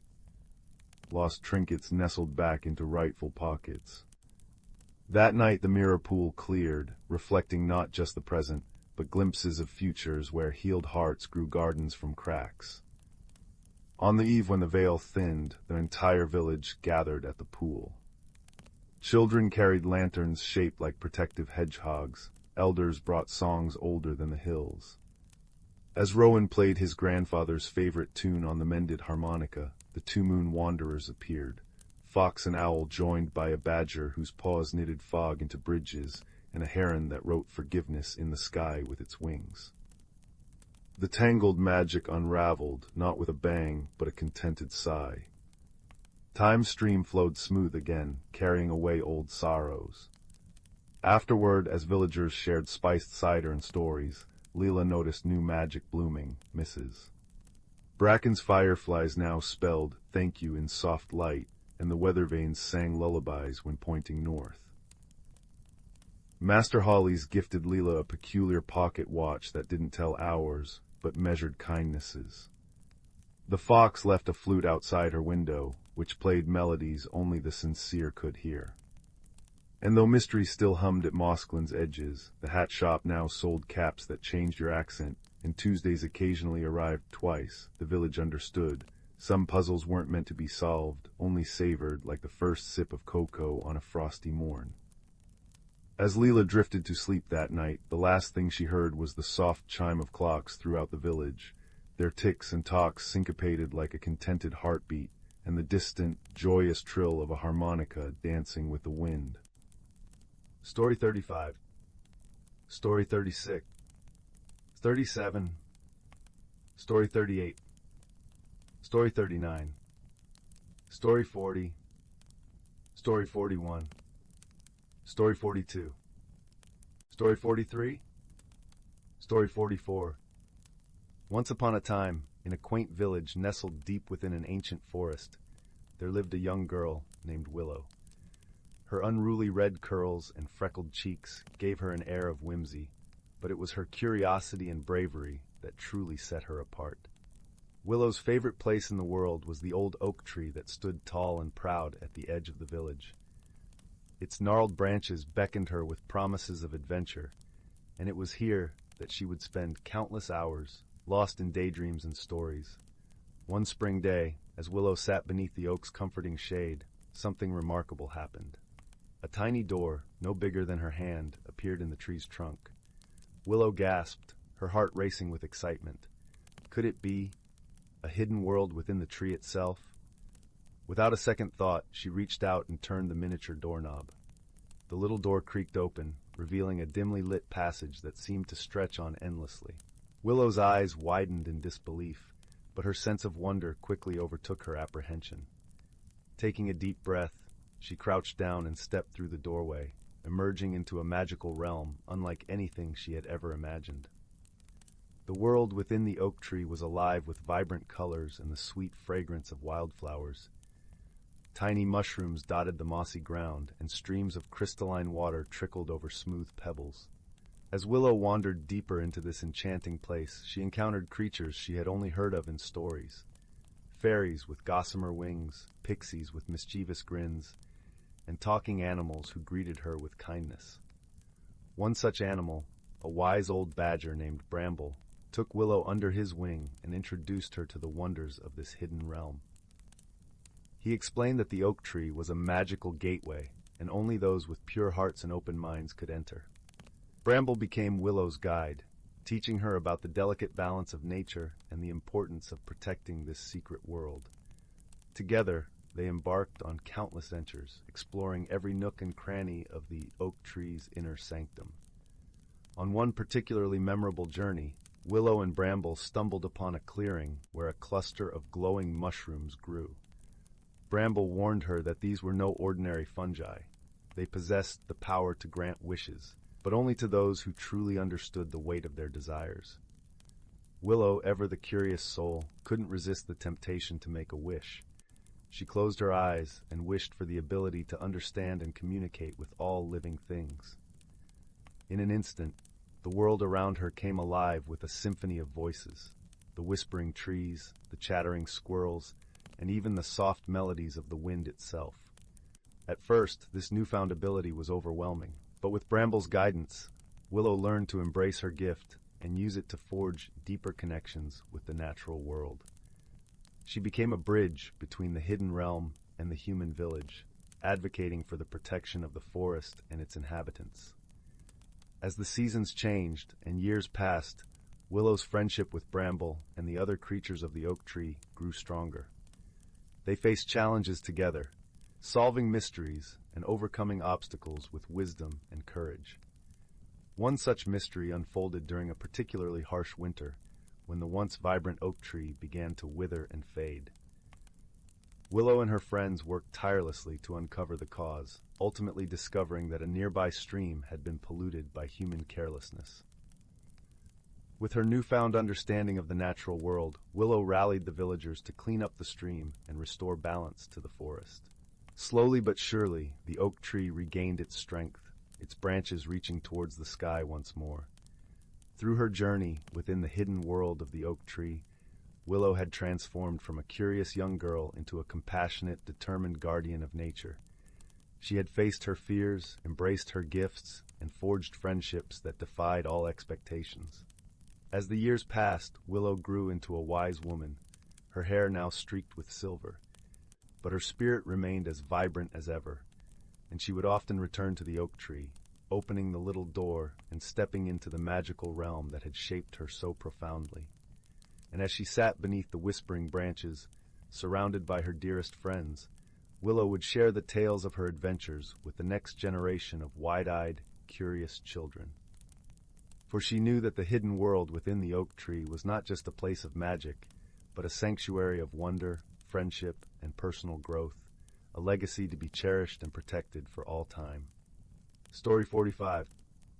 Story 46. Story 47. Once upon a time, in a quaint village nestled between rolling emerald hills and a shimmering, winding river, lived a young lad named Finn. With tousled auburn hair and eyes that sparkled like the morning dew, Finn was known throughout the village for his boundless curiosity and gentle heart. Finn often wandered to the edge of the village, where the whispering woods began. These woods were a place of legends, filled with tales of enchantment and wonder. The villagers spoke of it in hushed tones, for it was said to be a realm where the ordinary met the extraordinary. One golden afternoon, as the sun dipped low in the sky and painted the world in hues of amber and rose, Finn felt a tug at his heart, a call to explore the unknown depths of the whispering woods. Clad in his favorite cloak, as soft as the down of a fledgling bird, Finn set off with a sense of excitement bubbling within him. The air was crisp and carried the scent of pine and earth, mingled with a hint of something sweet and unnameable. As he ventured deeper, the trees stretched taller, their leaves whispering secrets to one another. Shafts of sunlight danced through the branches, creating patterns on the forest floor that seemed to guide Finn onward. Before long, Finn came upon a glade bathed in a gentle silvery light. In its center stood a tree unlike any he had ever seen. Its bark shimmered like mother of pearl, and its leaves were delicate as lace, whispering with the softest breeze. At the foot of this magnificent tree, a circle of toadstools formed a perfect ring, each cap a brilliant shade of violet. As Finn marveled at the beauty around him, a soft rustle caught his attention. Out from the underbrush hopped a creature so whimsical it seemed plucked from a dream. It was a rabbit, yet not quite. Its fur sparkled as if dusted with stardust, and its eyes twinkled with an intelligence that belied its small size. "Greetings, young adventurer," the rabbit said in a voice like the tinkling of tiny bells. "I am Thistle, keeper of the Whispering Woods. What brings you to our enchanted glade?" Finn, though surprised, felt a warmth in his heart at Thistle's gentle demeanor. "I seek to explore and learn, dear Thistle," he replied, his voice soft and sincere. "I wish to understand the wonders of this place." Thistle nodded, his whiskers twitching with delight. "Then you shall," he said, "but remember, true exploration requires courage and a willingness to see with more than just the eyes." With that, Thistle bounded away, leaving a trail of twinkling lights in his wake. Finn followed, his heart beating with a mix of anticipation and joy. The path wound through the woods, leading Finn to a series of gentle challenges. First, he encountered a brook, where stepping stones gleamed like polished gems. As he crossed, each stone played a note, creating a melody that filled the air with a tranquility that soothed his soul. Next, a clearing opened up before him, where flowers of every hue swayed in a harmonious dance. Finn paused, admiring their beauty, when a breeze carried their soft voices to him. "To find your path, you must listen to the whispers of your heart," they chimed, their petals brushing against him like a comforting embrace. Finally, Finn arrived at a misty meadow where the air shimmered with anticipation. There he met an elder turtle named Sage, whose shell was etched with stories of time long past. "Ah, young Finn," Sage greeted, his voice deep and resonant as a distant drum. "You have journeyed far and learned much, but tell me, what is it you seek most?" Finn pondered Sage's question, feeling the warmth of the sun and the coolness of the grass. "I seek to understand the courage within me," he answered, realization dawning in his eyes like the first light of dawn. Sage nodded, a wise smile gracing his features. "Then know this, dear child," he said. "Courage is not the absence of fear, but the strength to face the unknown with an open heart." With those words, the meadow began to glow softly, as if the very earth was smiling upon Finn. He felt a sense of peace and fulfillment, knowing that his journey had revealed the courage that had always resided within him. As the sun dipped below the horizon, painting the sky with stars, Finn made his way back home, his heart a tapestry of wonder and newfound wisdom. The Whispering Woods had shared their magic with him, and he carried it in his heart, a gentle reminder of the beauty found in exploration and the courage to embrace the unknown. And so, under the watchful gaze of the moon, Finn drifted into a slumber as deep and serene as the night itself, dreaming of adventures yet to come and the friendships formed along the way. Story 48. Story 49. Story 50. Story 51. Story 52. Story 53. Story 54. Story 55. Story 56. Story 50. Story 58. Story 59. Story 60. 61. Story 62. Story 63. Story 64. Story 65. Story 66. Story 67. Story 68. Story 69. Story 70. Story 71. In the quiet village of Wixbottom, where chimney smoke curled into shapes of sleeping dragons and cobblestones remembered every footstep, there lived a flaxen-haired girl named Mira who could hear the secret songs of buttons. Every morning as she sewed bright fasteners onto coats in her aunt's tailor's shop, tiny voices trilled against her fingertips, brass ones humming marches, pearlescent buttons singing lullabies, wooden toggles chanting sea shanties. But it was the silent button that changed everything, a tarnished silver disc at the bottom of Mrs. Bramble's mending basket, quieter than snowfall.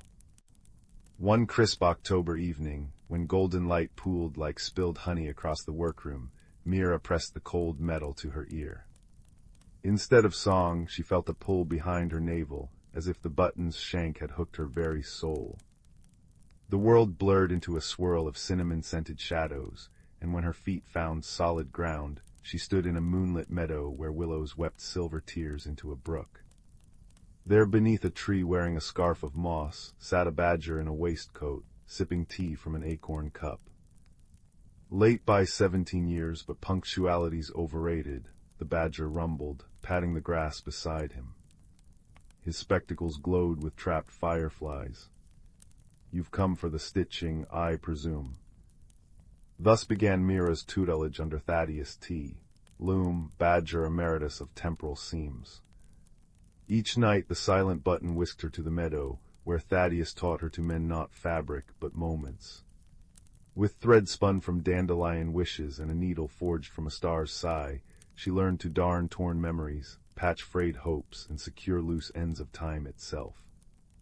"The world's unraveling, stitch by stitch," Thaddeus muttered as Mira practiced binding yesterday's regrets to tomorrow's promises.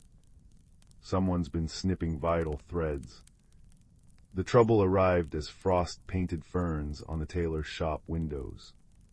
A creeping chill seeped through Wixbottom, not the kind that reddens noses, but one that made bread refuse to rise and candles burn blue and cold. Villagers brought Mira garments haunted by fading, a baker's apron where dough forgot to swell, a midwife's shawl that no longer remembered lullabies, the mayor's gloves that shook with indecision. Through her button, Mira saw the truth, frayed silver threads connecting every person and place, snapping like overstretched yarn. "Time's tapestry is coming undone," clucked Nettle, a clockwork songbird companion Thaddeus crafted from sundial parts and a nightingale's heart. Perched on Mira's shoulder, her brass feathers whirred anxiously. "We need the weaver's comb." Their quest led them through the buttonhole gate into the hinterlands of memory. They navigated forests where trees grew rings like storybook pages, crossed rivers of spilled secrets that whispered around their ankles, and outwitted a melancholy fog that tried to stitch their shadows to the ground. In a valley of forgotten birthdays, they met their second ally, a patchwork girl named Calico, whose hair was ribbon scraps and whose laugh jingled like scissors. The combs guarded by the unraveler, Calico warned, fingers flying as she repaired Mira's wind-tattered cloak with threads of twilight. He wasn't always cruel. Once he trimmed time's split ends, but grief made him spiteful. Her button eyes gleamed. He needs remembrance, not defeat. The tower of hourglass stones loomed over a plain of broken clocks. Inside, the unraveler spun on a wheel of snapped threads, his form shifting between a sorrow-eyed man and a monstrous tangle of scissors. Mira's fingers trembled, but Thaddeus nudged her forward. "Stitch the truth, child." "You were loved," Mira whispered, threading her needle with Starlight. As she spoke, her button grew warm not with magic, but with memories pouring through the silver disc, the unraveler teaching a small girl to knit, laughing as yarn cascaded around them, the same man sobbing over an empty cradle, his first vengeful snip at time's fabric.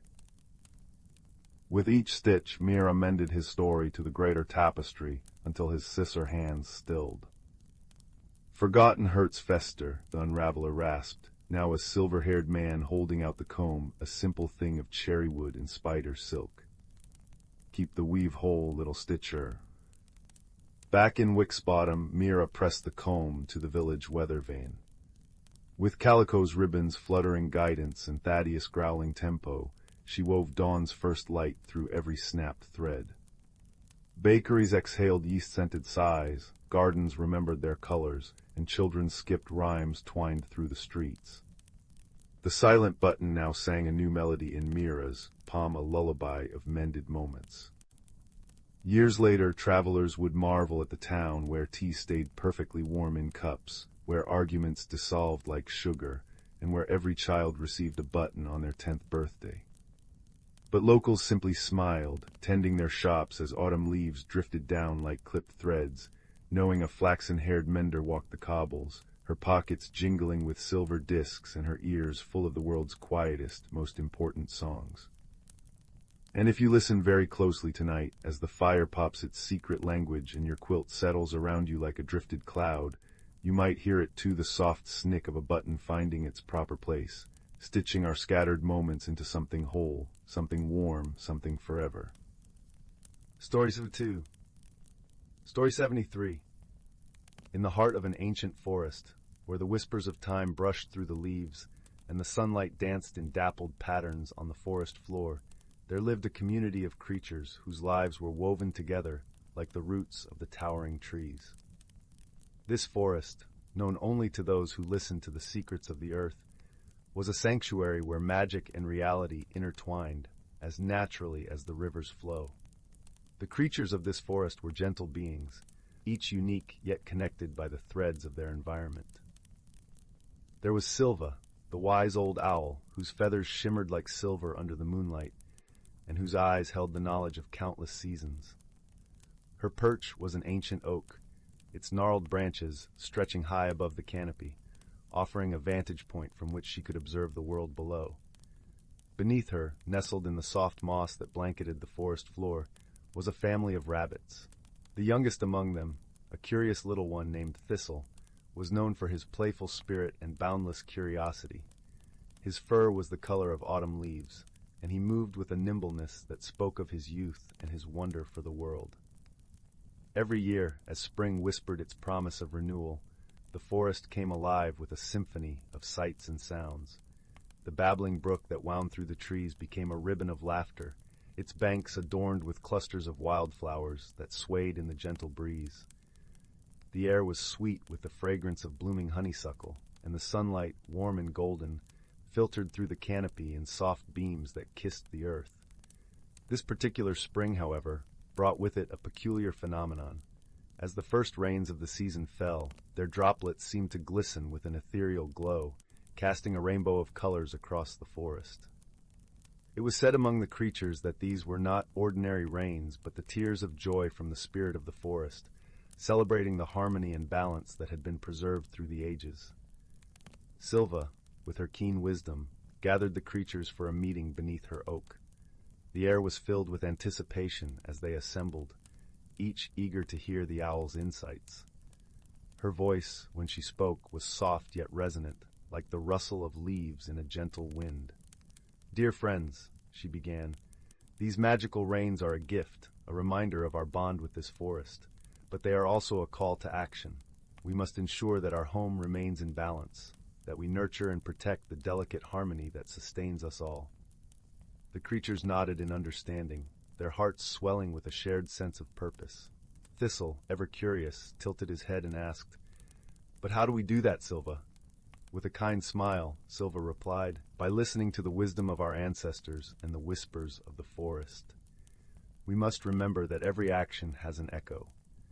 The way we care for our home today will shape the world for the generations to come." As the days passed, the creatures set about their tasks, each contributing in their own way to the health of their shared home.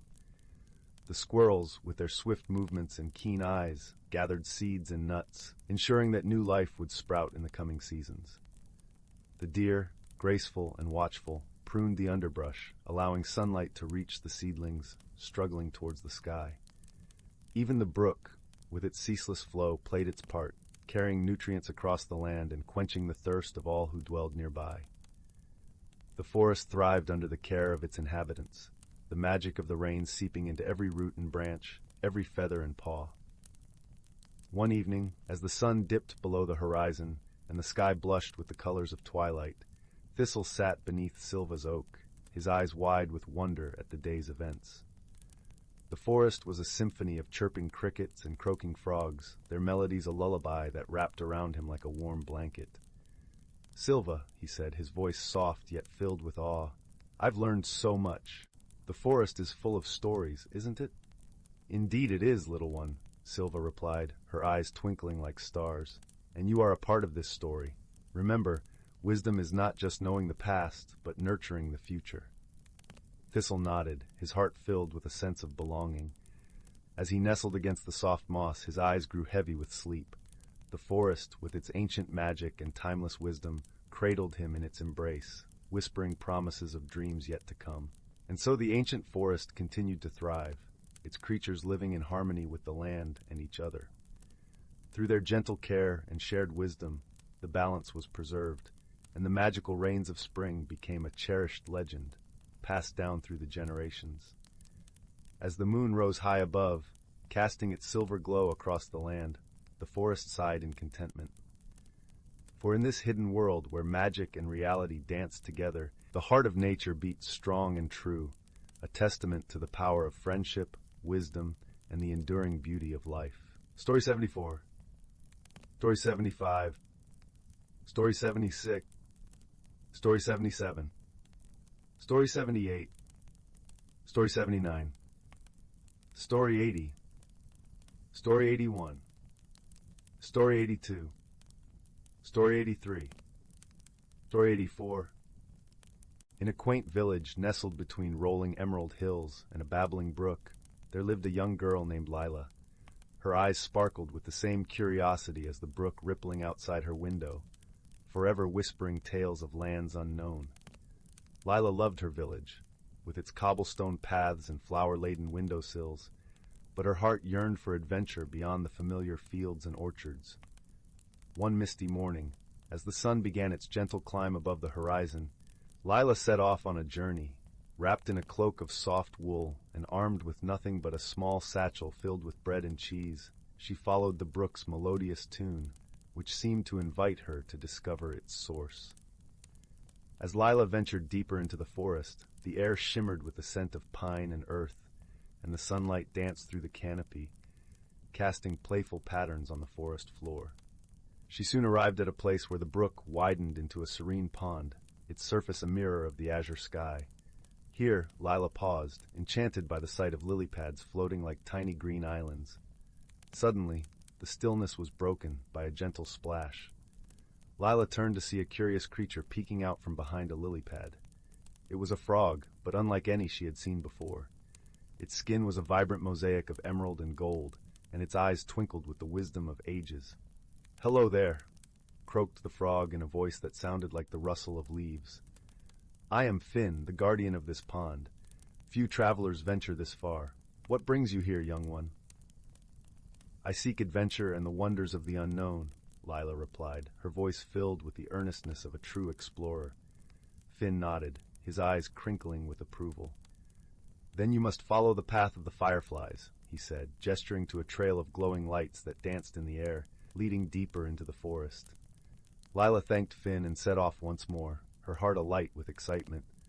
The fireflies twinkled like tiny stars, guiding her through groves of whispering willows and fields of wildflowers that swayed in the gentle breeze.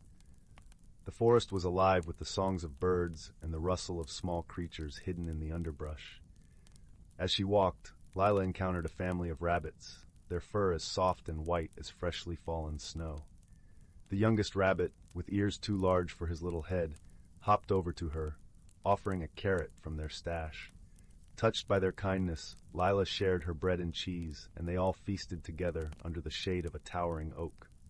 The path of the fireflies led Lila to a clearing bathed in golden sunlight, where a shimmering waterfall cascaded into a crystal-clear pool. The air was filled with the scent of honeysuckle and the gentle hum of bees. Here Lila rested, letting the soothing sound of the waterfall wash over her. As she sat in peaceful contemplation, a soft voice floated to her on the breeze. "Welcome, brave traveler," it said. Lila turned to see a figure emerging from the mist of the waterfall. It was a deer with antlers that glistened like silver in the sunlight, adorned with delicate flowers. "I am Seraphina," the deer said, her eyes as deep and calm as the pool at her hooves. "Few have the courage to follow the path of the fireflies. You possess a rare spirit, Lila." Lila blushed at the compliment, feeling a warmth spread through her. "Thank you, Seraphina, but I only followed where the brook and fireflies led me." "Ah," Seraphina nodded, "but it takes courage to step into the unknown, to trust your heart and the kindness of strangers along the way." With these words, Seraphina dipped her head, and the air shimmered with a soft luminescence. Lila felt a gentle tingling, as if the forest itself was wrapping her in an embrace. The feeling was one of unity, of being part of something larger and wondrous. After a time, Lila knew it was time to return to her village. She bid farewell to Seraphina and retraced her steps, the path now familiar, yet filled with a newfound wonder. The forest seemed to hum with a melody she had not noticed before, a song of life and harmony. When Lila finally emerged from the forest, the sun was setting, painting the sky in hues of pink and gold. Her village lay before her, a tapestry of warmth and welcome. As she crossed the stone bridge over the brook, she paused, looking back at the path she had traveled. In her heart, she carried the magic of the forest, the kindness of its creatures, and the courage she had discovered within herself. That night, as Lila lay in her cozy bed, the whisper of the brook lulled her to sleep. She dreamed of fireflies and waterfalls, of silver-antlered deer and emerald frogs. Her adventure had taught her that the world was full of wonders, waiting just beyond the horizon, and that sometimes the greatest journey was the one that led back home, with eyes opened anew to the beauty all around. And so, with a heart full of courage and dreams as bright as the stars, Lila's adventures continued. Each day a new story waiting to unfold, each night a gentle reminder that the world is a place of endless magic and possibility. Story 85. Story 86. Story 87. Story 88. Story 89. Story 90. Story 91. Story 92. Story 93. In the velvet-hued valley of Willowbrook, where chimney smoke curled into shapes of sleeping dragons, and the cobblestones remembered every footstep, there came a winter when the teacups began singing. Not the rowdy tavern songs that made apples ferment in their barrels, but soft, shivery melodies that left frost patterns on windows. Young Lila first noticed it while scrubbing the hearth in her aunt's bookshop, a porcelain cup trembling on its shelf, its handle quivering as it hummed a tune like wind through icicle teeth. By week's end, the entire village murmured with peculiarities. Milk pitchers filled with starlight instead of cream. Bootprints appearing on ceilings. The great copper weather vane at the town square spun not with the wind, but with the rhythm of distant laughter. "The frost fairies are restless," declared old Granny Heddleworth, her knitting needles clicking like beetle mandibles. But Lila, whose braids perpetually smelled of pine needles and curiosity, noticed the clues others missed: how the singing always began near the abandoned clock tower, how the frost patterns formed tiny arrowheads pointing northwest. Her investigation began with a lantern carved from a winter melon, its light smelling faintly of candied rind. The trail led past Mrs. Bramble's bakery, where raisin buns levitated in apologetic formations, to the edge of the whispering woods. There, beneath a moon-washed oak, sat a hedgehog wearing a waistcoat of frost crystals. "You're smaller than the last troubleshooter," it observed, adjusting its pince-nez. "But your shadow has the right shape for mysteries." The hedgehog introduced as Professor Quillen of the Northern Thorn University, became Lila's first ally. Together they discovered that the disturbances followed a pattern. Every odd hour, the chaos rippled outward from the clock tower like pond rings. During the quiet moments between, they found peculiarities: a family of field mice ice dancing in misses, brambles cooling pie tins, a colony of ladybugs polishing the weather vane with warmed honey. "They're not causing the trouble," Quillen noted, tapping his spectacles. "They are tidying up after it." The mystery deepened when they consulted the night librarian, an owl named Hootridge, who lived in the bookshop's rafters, his feathers dusted with the pollen of ancient stories. "What if," he mused, turning a page with his beak, "the clock tower isn't abandoned at all?" His talon tapped an illustration of frost sparrows, shy winter spirits who nest in forgotten places, their fluttering wings stirring up harmless mischief. Midnight found Lila and her companions at the clock tower's ivy-choked door. The stones hummed beneath her mittened palm, not cold but thrumming like a sleeping cat's purr. Inside, gears glimmered with hoarfrost constellations. And there, in the rafters, a nest woven from lost buttons and piano wires, sheltering 3 frost sparrow chicks whose breath crystallized into snowflake lullabies. Their parents, it seemed, had flown south to mend a broken aurora, leaving the hatchlings to accidentally stir the village into gentle disarray. The solution came not through magic, but compassion.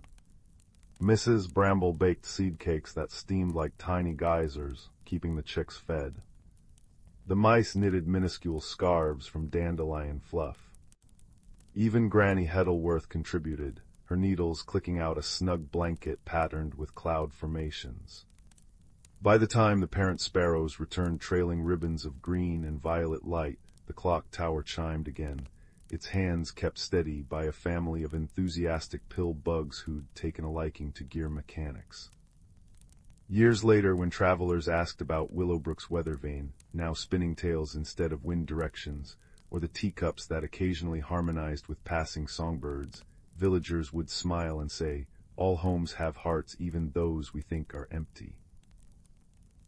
And if you linger near the clock tower at twilight, you might glimpse a young woman with pine-scented braids, reading aloud to a hedgehog in a frost-trimmed waistcoat, while owl wings turn the pages of a story that hasn't quite ended, only paused for tea.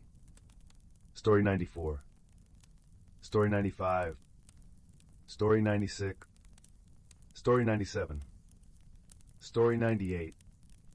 Story 99. In a valley cradled between mountains that wore crowns of perpetual mist, there lived a young bookbinder named Corin, whose fingers could mend torn pages, but whose heart struggled to repair itself. Each morning he climbed the cobblestone path to his workshop, a crooked tower with windows like curious eyes, where he repaired ancient grimoires and illustrated children's tales. Yet for all his skill, Corin moved through life as cautiously as a moth afraid of its own shadow, clinging to routines as tightly as the ivy gripping his tower's stones. Change unsettled him. The rearrangement of a shelf or the arrival of a new season sent him retreating into his shell like a hermit crab. One brittle autumn afternoon, as Corin dipped his quill into ink the color of midnight, a peculiar book arrived without warning. It lay on his work table, bound in covers that shifted from deep cobalt to silvery green depending on the light, as if woven from twilight itself.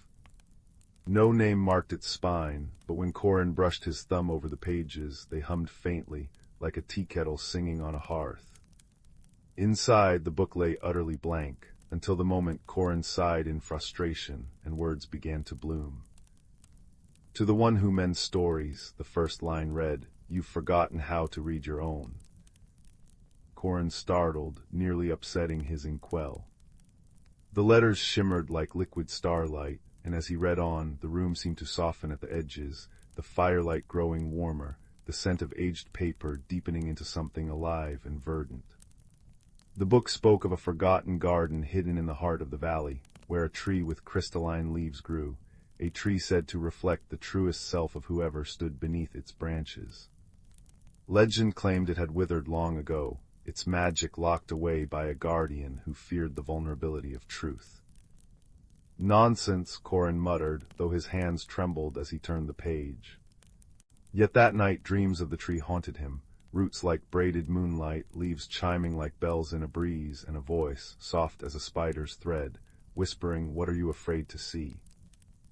The next morning, Corin found a sparrow perched on his windowsill, its feathers the exact shifting blue of the mysterious book. It dropped a single seed into his palm, a seed that pulsed with a faint, rosy glow before darting away. Compelled by a curiosity he couldn't name, Corin tucked the seed into his pocket and set out, the book tucked under his arm like a nervous heartbeat. His journey led him beyond the village, past fields where pumpkins slumbered under frost-kissed vines, into a forest where trees whispered secrets in a language just beyond human hearing. Here he met Tansy, a woman who tended a cottage overrun with murmuring plants. Her hair was a storm cloud of curls, her apron pockets brimming with seeds that glimmered like trapped fireflies. "Ah," she said, eyeing the book in Corin's arms, "so you've met the Mirror Gardener's diary." Before he could ask, she pressed a steaming mug of spiced chai into his hands. "The garden's been waiting for someone like you, someone who's all mended edges but hasn't yet dared to grow." Over days that blurred like watercolor, Tansy became his guide. She taught him to listen to the root song of plants, a melody felt in the soles of the feet, and showed him how the forest thrived on change. "See how the maples shed their pride each fall," she said, catching a scarlet leaf. "They don't mourn the loss, they dream of what they'll become." Yet when Corin planted the glowing seed at the forest's heart, nothing happened. Days passed. He fretted, pacing until his boots wore paths in the moss. "Perhaps it's dead," he groaned. Tansy chuckled, stirring a pot of soup that smelled of earthy sage. "Or perhaps it's waiting for you to stop holding your breath." That night Corin sat alone by the planting site, the mysterious book open in his lap. Moonlight pooled around him, and for the first time he voiced the fear that had coiled in his chest for years. What if I'm not enough? What if I grow and it's not good? As tears fell, watering the soil, the seed finally stirred. A sprout unfurled, not toward the sky, but downward, its roots diving deep into the earth, glowing like veins of molten amber. The tree grew rapidly, yet not as Corin expected. Its trunk twisted like a question mark, branches spiraling in patterns that made his head spin. When he touched the bark, visions flickered, himself as a child, hiding in closets during thunderstorms, as a teen, burning his first failed manuscript, as a man, turning down a journey to distant libraries for fear of the unknown. The tree mirrored every self-doubt, every clipped wing of his spirit. "It's ugly," Corin whispered, throat tight. "Is it?" Tansy appeared beside him, cradling a bioluminescent squash. "Or is it honest?" She pressed her palm to the trunk, and the tree shuddered, its gnarls smoothing slightly. "Strength isn't in being unbroken, Corin. It's in accepting that growth requires breaking. Watch." She sang a note so low it vibrated in the bones, and the tree shivered.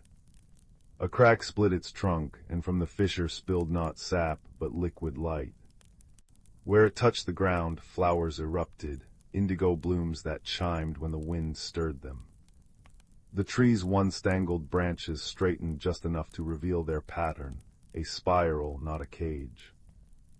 Corin wept. Then tentatively, he added his own voice to Tansy's song. As their harmonies wove through the air, the tree's crystalline leaves burst forth, each one reflecting not his face, but moments of courage he'd never acknowledged, staying up to comfort a sick friend, patiently teaching a girl to bind her first book, daring to plant this very seed. By dawn, the garden had awakened fully, a labyrinth of luminescent flora where shadows danced like contented cats. The tree stood at its center, still crooked, still bearing the scars of Corin's fears, but now radiant with a beauty that made passers-by catch their breath. Villagers began to visit, finding their own truths reflected in the leaves. A baker saw her late mother's smile in the bark's grooves, A fisherman heard his son's laughter in the chiming flowers. Corin returned to his tower changed. He still mended books, but now he added new pages to them. Stories of a timid gardener who learned to sing to seeds, of a tree that grew strongest where it had once split. His workshop became a haven where children gathered to paint their fears onto paper kites, then release them into the sky, watching anxieties transform into specks of color against the clouds. Years later, when a young apprentice asked him how to stop being afraid of growing, Corin smiled, lines crinkling around eyes that had learned to find light in the cracks. He handed the child a seed from his pocket, ordinary-looking but warm to the touch. "Plant it," he said, "and water it with the stories you're afraid to tell. Then listen closely when it answers." And in the hearth's glow, as snow fell gently beyond the windows, the child leaned forward, ready to begin. Title: Whispering Pines and the Song of the Stars. In a quaint village nestled between emerald hills and sapphire streams, the air always carried the scent of pine and the distant whisper of the sea. Here, in a small cottage with ivy-clad walls and a garden that bloomed with wildflowers, lived a young girl named Lila. Her hair was the color of chestnut leaves in autumn, and her eyes shimmered like the morning dew on a spider's web. Lila was known throughout the village for her kindness and the gentle way she could coax a smile from even the grumpiest of villagers. But what truly set Lila apart was her voice. When she sang, it was as if the world paused to listen. Her melodies floated through windows, slipped into dreams, and wrapped around hearts like a warm embrace.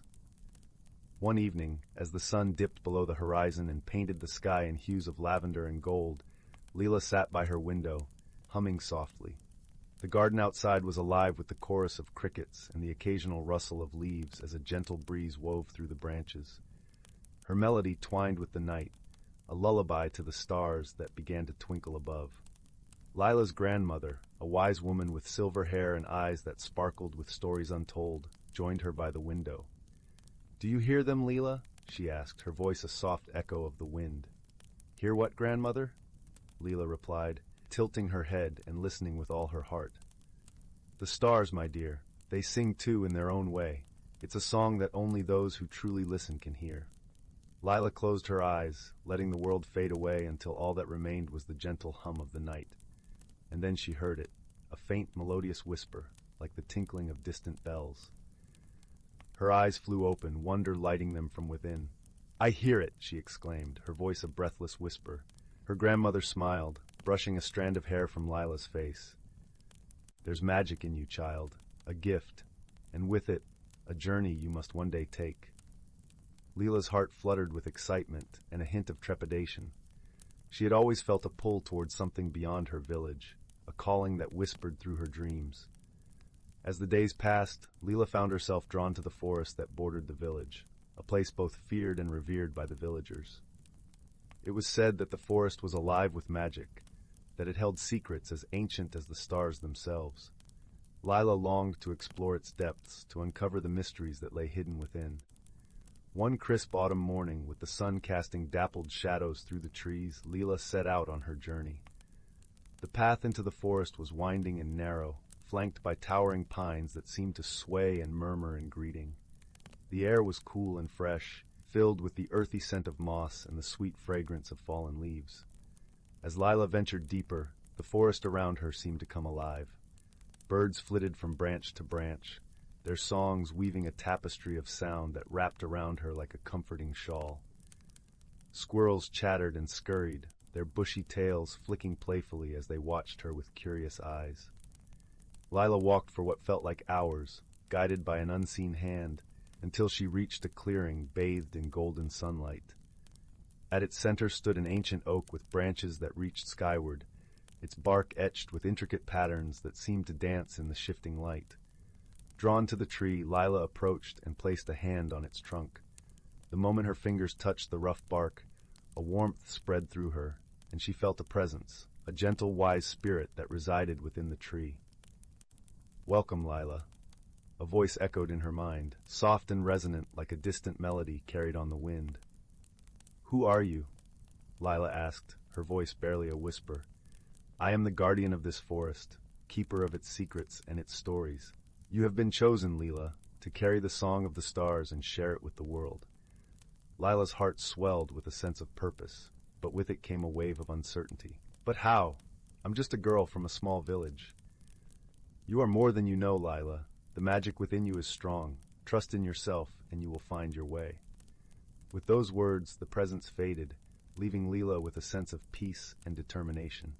She knew she had a path to follow, a song to share, but how and where she was yet to discover. As she turned to leave, a shimmer of light caught her eye from beneath the roots of the oak. Kneeling down, she discovered a small, intricately carved wooden box. It was cool to the touch, and when she opened it, she found a pendant in the shape of a star, its surface gleaming with an ethereal light.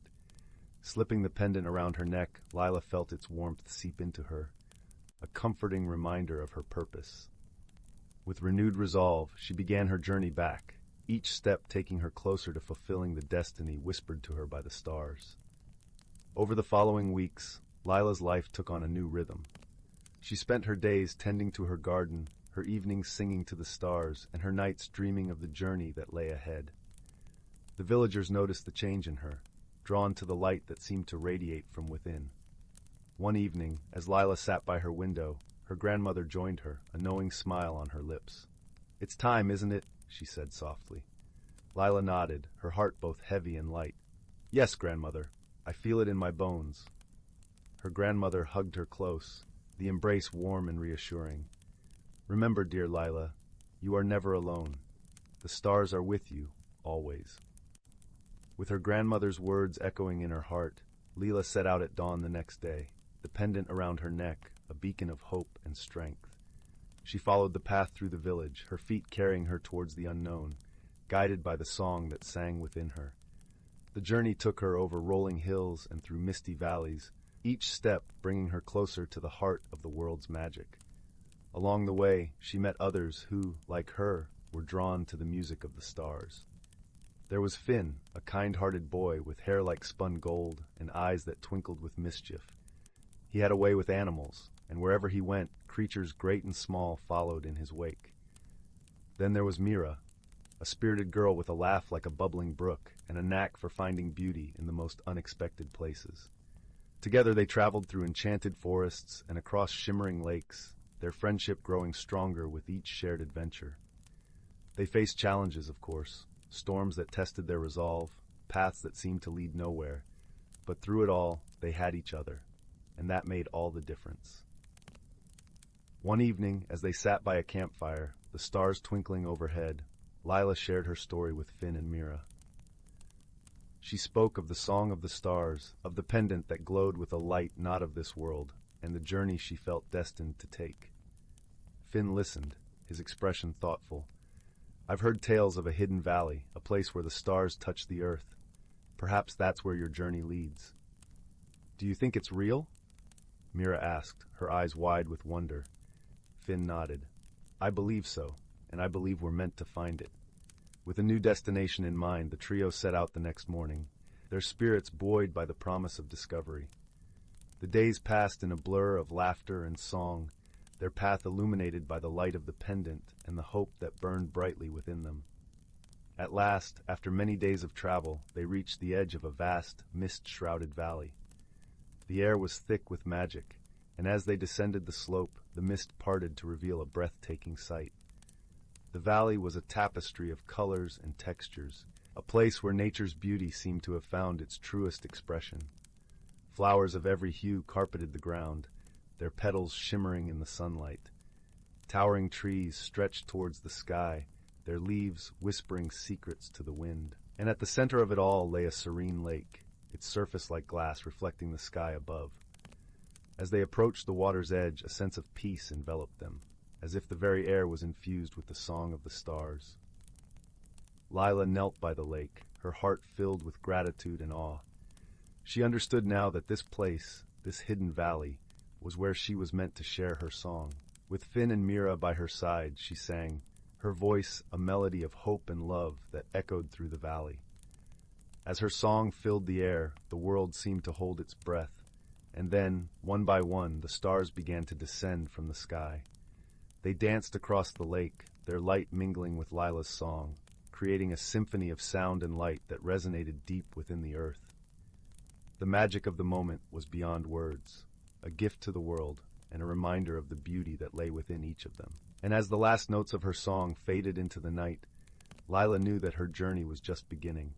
With her friends beside her and the song of the stars within her, she was ready to face whatever lay ahead, a beacon of light in a world that, like her, was ever-changing and full of wonder. The Whispering Wood and the Lantern of Lumina. The sun had begun its descent beyond the horizon, painting the sky in hues of lavender and gold. The village of Brambleton nestled comfortably in the valley, surrounded by rolling hills and the dense, ancient forest known as the Whispering Wood.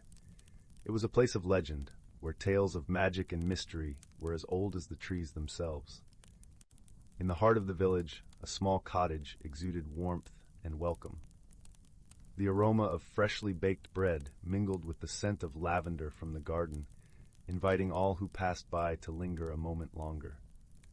Inside, by the flickering light of a crackling fireplace, sat a young girl named Lila. Her eyes sparkled with curiosity, a reflection of the adventurous soul that resided within her. Lila had always been drawn to the Whispering Wood, its secrets whispering to her through the rustle of leaves and the songs of birds. The villagers often spoke of a magical artifact hidden within its depths, the Lantern of Lumina. Legend had it that this lantern possessed the power to illuminate the truth, revealing hidden paths and unseen wonders. On this evening, as the fire danced and shadows played across the walls, Lila's grandmother, a wise and gentle soul, shared stories of the lantern.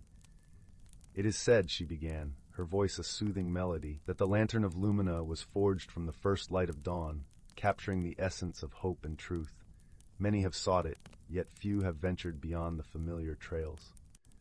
Lila leaned closer, captivated by the tale. "What does it look like, Grandmama?" she asked, her voice a mixture of awe and determination. "Ah, my dear," her grandmother replied, "it is said to be a simple lantern, yet when it is lit, its light is like no other, a soft, gentle glow that warms the heart and guides the lost." Lila's imagination soared, picturing the lantern's glow illuminating the darkened paths of the Whispering Wood. As the fire crackled and the evening deepened, she made a quiet vow to herself.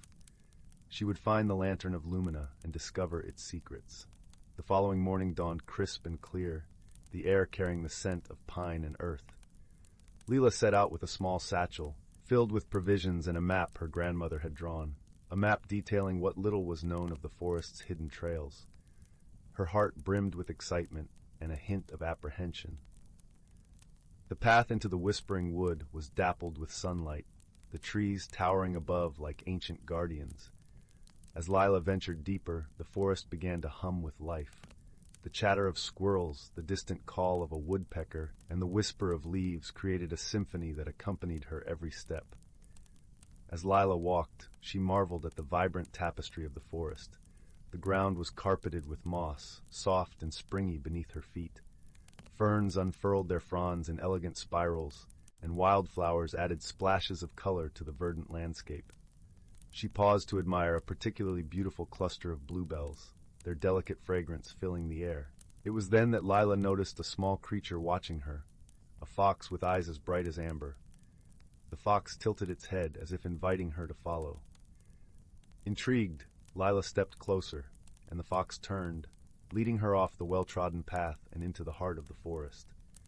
The journey led Lila through winding trails and across babbling brooks, each step taking her deeper into the unknown. She followed the fox through sun-dappled glades and shadowed hollows, her senses alive with the magic of the forest. As they journeyed, Lila felt a connection with the Whispering Wood, as if the forest itself was guiding her. She paused to rest by a crystal-clear stream, its waters singing a gentle lullaby. The fox sat by her side, its presence comforting and familiar. "Thank you," Lila whispered, reaching out to gently stroke the fox's soft fur. The fox regarded her with a knowing gaze, as if understanding her every word. With renewed determination, Lila continued her journey, the fox ever by her side. The forest seemed to embrace her, its secrets whispering on the breeze. As the sun began its descent, casting long shadows across the forest floor, Lila felt a sense of anticipation building within her. It was then that she saw it, a soft, ethereal glow emanating from a clearing ahead. Her heart quickened as she approached, the fox leading the way. In the center of the clearing stood the lantern of Lumina, its gentle light casting a warm, inviting glow. Lila's breath caught in her throat as she reached out, her fingers brushing the cool metal of the lantern. The light within flickered and danced, illuminating the clearing with a soft, golden radiance. In that moment, Lila understood the true power of the lantern. It was not merely a guide through the forest, but a beacon of hope and truth. As she held the lantern, Lila felt a profound sense of peace and clarity. The forest around her seemed to come alive, its beauty and wonder revealed in the lantern's glow. She realized that the journey had changed her, opening her heart to the magic of the world and the wisdom within.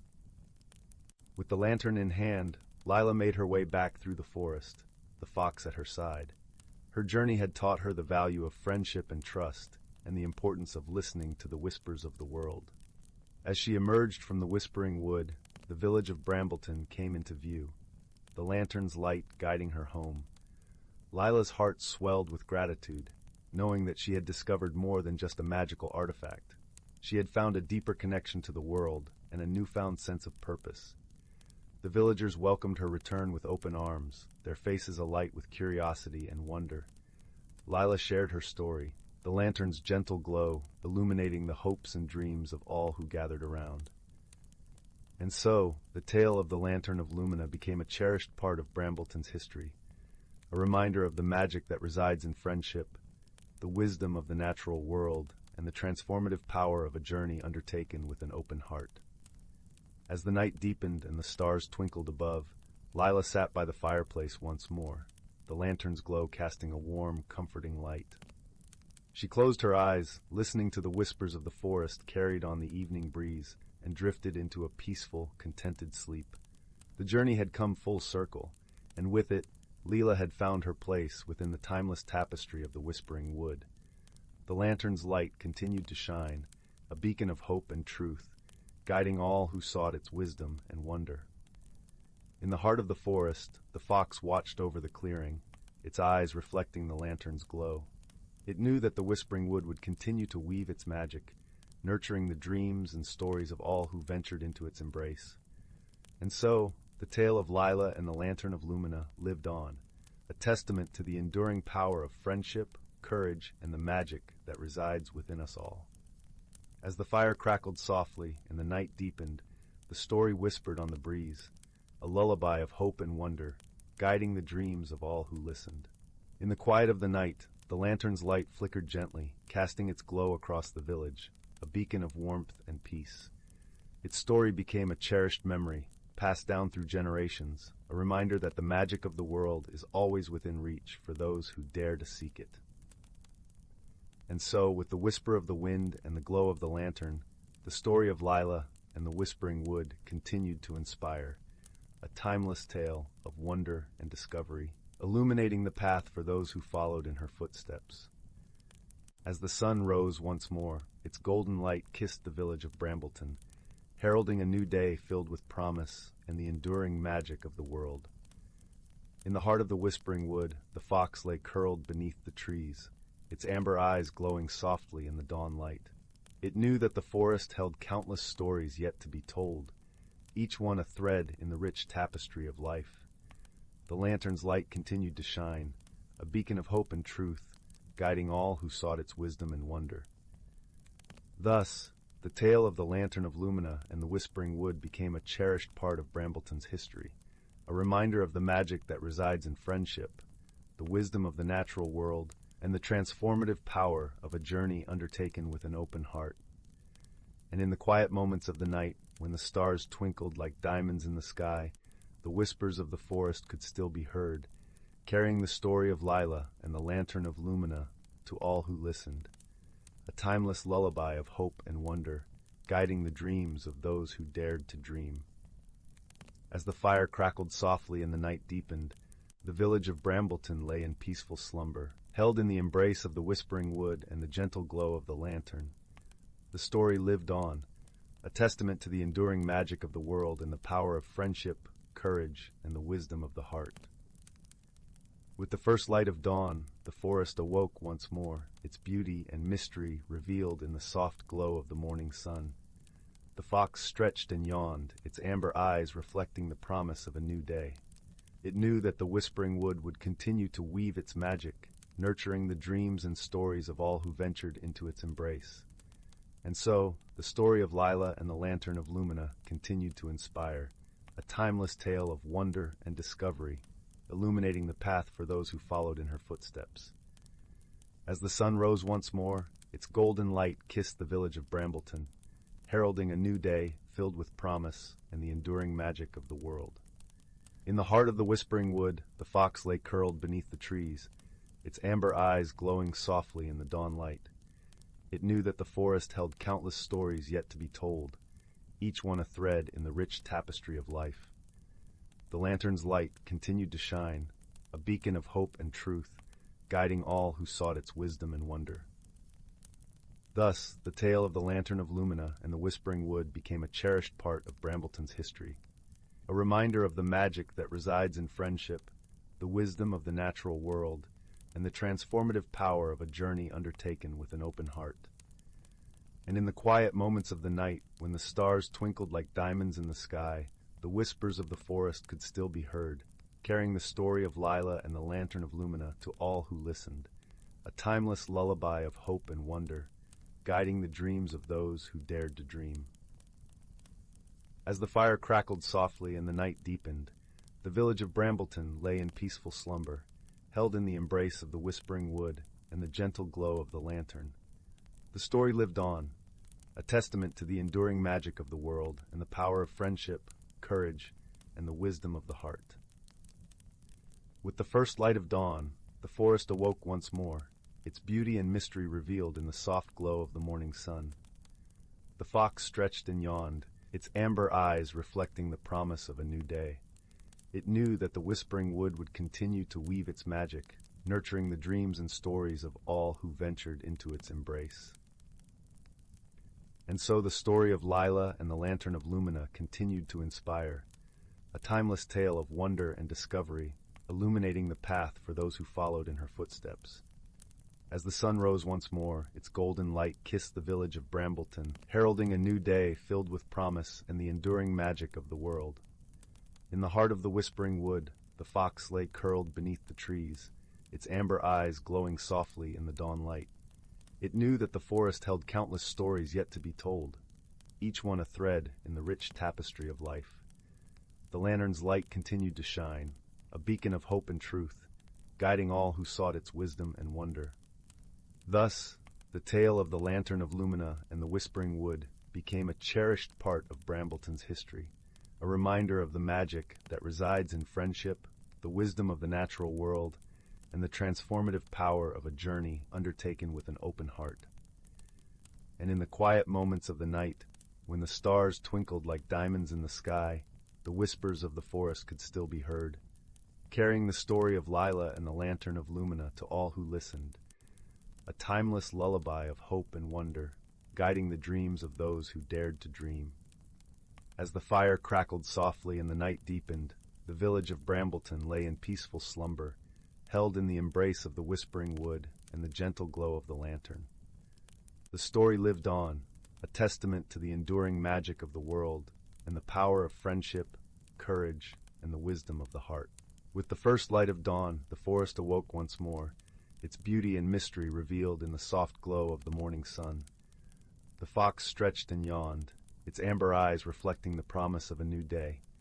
It knew that the whispering wood would continue to weave its magic, nurturing the dreams and stories of all who ventured into its embrace. And so the story of Lila and the Lantern of Lumina continued to inspire, a timeless tale of wonder and discovery, illuminating the path for those who followed in her footsteps. As the sun rose once more, its golden light kissed the village of Brambleton, heralding a new day filled with promise and the enduring magic of the world. In the heart of the whispering wood, the fox lay curled beneath the trees, its amber eyes glowing softly in the dawn light. It knew that the forest held countless stories yet to be told, each one a thread in the rich tapestry of life. The lantern's light continued to shine, a beacon of hope and truth, guiding all who sought its wisdom and wonder. Thus, the tale of the Lantern of Lumina and the Whispering Wood became a cherished part of Brambleton's history, a reminder of the magic that resides in friendship, the wisdom of the natural world, and the transformative power of a journey undertaken with an open heart. And in the quiet moments of the night, when the stars twinkled like diamonds in the sky, the whispers of the forest could still be heard, carrying the story of Lila and the Lantern of Lumina to all who listened, a timeless lullaby of hope and wonder, guiding the dreams of those who dared to dream. As the fire crackled softly and the night deepened, the village of Brambleton lay in peaceful slumber, held in the embrace of the whispering wood and the gentle glow of the lantern. The story lived on, a testament to the enduring magic of the world and the power of friendship, courage, and the wisdom of the heart. With the first light of dawn, the forest awoke once more, its beauty and mystery revealed in the soft glow of the morning sun. The fox stretched and yawned, its amber eyes reflecting the promise of a new day. It knew that the Whispering Wood would continue to weave its magic, nurturing the dreams and stories of all who ventured into its embrace. And so, the story of Lila and the Lantern of Lumina continued to inspire, a timeless tale of wonder and discovery, illuminating the path for those who followed in her footsteps. As the sun rose once more, its golden light kissed the village of Brambleton, heralding a new day filled with promise and the enduring magic of the world. In the heart of the Whispering Wood, the fox lay curled beneath the trees, its amber eyes glowing softly in the dawn light. It knew that the forest held countless stories yet to be told, each one a thread in the rich tapestry of life. The lantern's light continued to shine, a beacon of hope and truth, guiding all who sought its wisdom and wonder. Thus, the tale of the Lantern of Lumina and the Whispering Wood became a cherished part of Brambleton's history, a reminder of the magic that resides in friendship, the wisdom of the natural world, and the transformative power of a journey undertaken with an open heart. And in the quiet moments of the night, when the stars twinkled like diamonds in the sky, the whispers of the forest could still be heard, carrying the story of Lila and the Lantern of Lumina to all who listened, a timeless lullaby of hope and wonder, guiding the dreams of those who dared to dream. As the fire crackled softly and the night deepened, the village of Brambleton lay in peaceful slumber, held in the embrace of the Whispering Wood and the gentle glow of the lantern. The story lived on, a testament to the enduring magic of the world and the power of friendship, courage, and the wisdom of the heart. With the first light of dawn, the forest awoke once more, its beauty and mystery revealed in the soft glow of the morning sun. The fox stretched and yawned, its amber eyes reflecting the promise of a new day. It knew that the Whispering Wood would continue to weave its magic, nurturing the dreams and stories of all who ventured into its embrace. And so the story of Lila and the Lantern of Lumina continued to inspire, a timeless tale of wonder and discovery, illuminating the path for those who followed in her footsteps. As the sun rose once more, its golden light kissed the village of Brambleton, heralding a new day filled with promise and the enduring magic of the world. In the heart of the Whispering Wood, the fox lay curled beneath the trees, its amber eyes glowing softly in the dawn light. It knew that the forest held countless stories yet to be told, each one a thread in the rich tapestry of life. The lantern's light continued to shine, a beacon of hope and truth, guiding all who sought its wisdom and wonder. Thus, the tale of the Lantern of Lumina and the Whispering Wood became a cherished part of Brambleton's history, a reminder of the magic that resides in friendship, the wisdom of the natural world, and the transformative power of a journey undertaken with an open heart. And in the quiet moments of the night, when the stars twinkled like diamonds in the sky, the whispers of the forest could still be heard, carrying the story of Lila and the Lantern of Lumina to all who listened, a timeless lullaby of hope and wonder, guiding the dreams of those who dared to dream. As the fire crackled softly and the night deepened, the village of Brambleton lay in peaceful slumber, held in the embrace of the Whispering Wood and the gentle glow of the lantern. The story lived on, a testament to the enduring magic of the world and the power of friendship, courage, and the wisdom of the heart. With the first light of dawn, the forest awoke once more, its beauty and mystery revealed in the soft glow of the morning sun. The fox stretched and yawned, its amber eyes reflecting the promise of a new day. It knew that the whispering wood would continue to weave its magic, nurturing the dreams and stories of all who ventured into its embrace. And so, the story of Lila and the Lantern of Lumina continued to inspire, a timeless tale of wonder and discovery, illuminating the path for those who followed in her footsteps. As the sun rose once more, its golden light kissed the village of Brambleton, heralding a new day filled with promise and the enduring magic of the world. In the heart of the whispering wood, the fox lay curled beneath the trees, its amber eyes glowing softly in the dawn light. It knew that the forest held countless stories yet to be told, each one a thread in the rich tapestry of life. The lantern's light continued to shine, a beacon of hope and truth, guiding all who sought its wisdom and wonder. Thus, the tale of the Lantern of Lumina and the Whispering Wood became a cherished part of Brambleton's history, a reminder of the magic that resides in friendship, the wisdom of the natural world, and the transformative power of a journey undertaken with an open heart. And in the quiet moments of the night, when the stars twinkled like diamonds in the sky, the whispers of the forest could still be heard, carrying the story of Lila and the Lantern of Lumina to all who listened, a timeless lullaby of hope and wonder, guiding the dreams of those who dared to dream. As the fire crackled softly and the night deepened, the village of Brambleton lay in peaceful slumber, held in the embrace of the whispering wood and the gentle glow of the lantern. The story lived on, a testament to the enduring magic of the world and the power of friendship, courage, and the wisdom of the heart. With the first light of dawn, the forest awoke once more, its beauty and mystery revealed in the soft glow of the morning sun. The fox stretched and yawned, its amber eyes reflecting the promise of a new day. It knew that the whispering wood would continue to weave its magic, nurturing the dreams and stories of all who ventured into its embrace. And so the story of Lila and the Lantern of Lumina continued to inspire, a timeless tale of wonder and discovery, illuminating the path for those who followed in her footsteps. As the sun rose once more, its golden light kissed the village of Brambleton, heralding a new day filled with promise and the enduring magic of the world. In the heart of the whispering wood, the fox lay curled beneath the trees, its amber eyes glowing softly in the dawn light. It knew that the forest held countless stories yet to be told, each one a thread in the rich tapestry of life. The lantern's light continued to shine, a beacon of hope and truth, guiding all who sought its wisdom and wonder.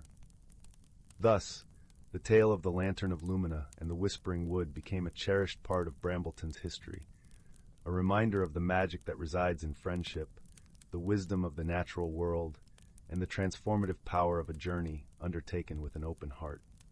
And in the quiet moments of the night, when the stars twinkled like diamonds in the sky, the whispers of the forest could still be heard, carrying the story of Lila and the Lantern of Lumina to all who listened, a timeless lullaby of hope and wonder, guiding the dreams of those who dared to dream. As the fire crackled softly and the night deepened, the village of Brambleton lay in peaceful slumber, held in the embrace of the whispering wood and the gentle glow of the lantern. The story lived on, a testament to the enduring magic of the world and the power of friendship, courage, and the wisdom of the heart. With the first light of dawn, the forest awoke once more, its beauty and mystery revealed in the soft glow of the morning sun. The fox stretched and yawned, its amber eyes reflecting the promise of a new day. It knew that the whispering wood would continue to weave its magic, nurturing the dreams and stories of all who ventured into its embrace. And so, the story of Lila and the Lantern of Lumina continued to inspire, a timeless tale of wonder and discovery, illuminating the path for those who followed in her footsteps. As the sun rose once more, its golden light kissed the village of Brambleton, heralding a new day filled with promise and the enduring magic of the world. In the heart of the whispering wood, the fox lay curled beneath the trees, its amber eyes glowing softly in the dawn light. It knew that the forest held countless stories yet to be told, each one a thread in the rich tapestry of life. The lantern's light continued to shine, a beacon of hope and truth, guiding all who sought its wisdom and wonder. Thus, the tale of the Lantern of Lumina and the Whispering Wood became a cherished part of Brambleton's history, a reminder of the magic that resides in friendship, the wisdom of the natural world, and the transformative power of a journey undertaken with an open heart.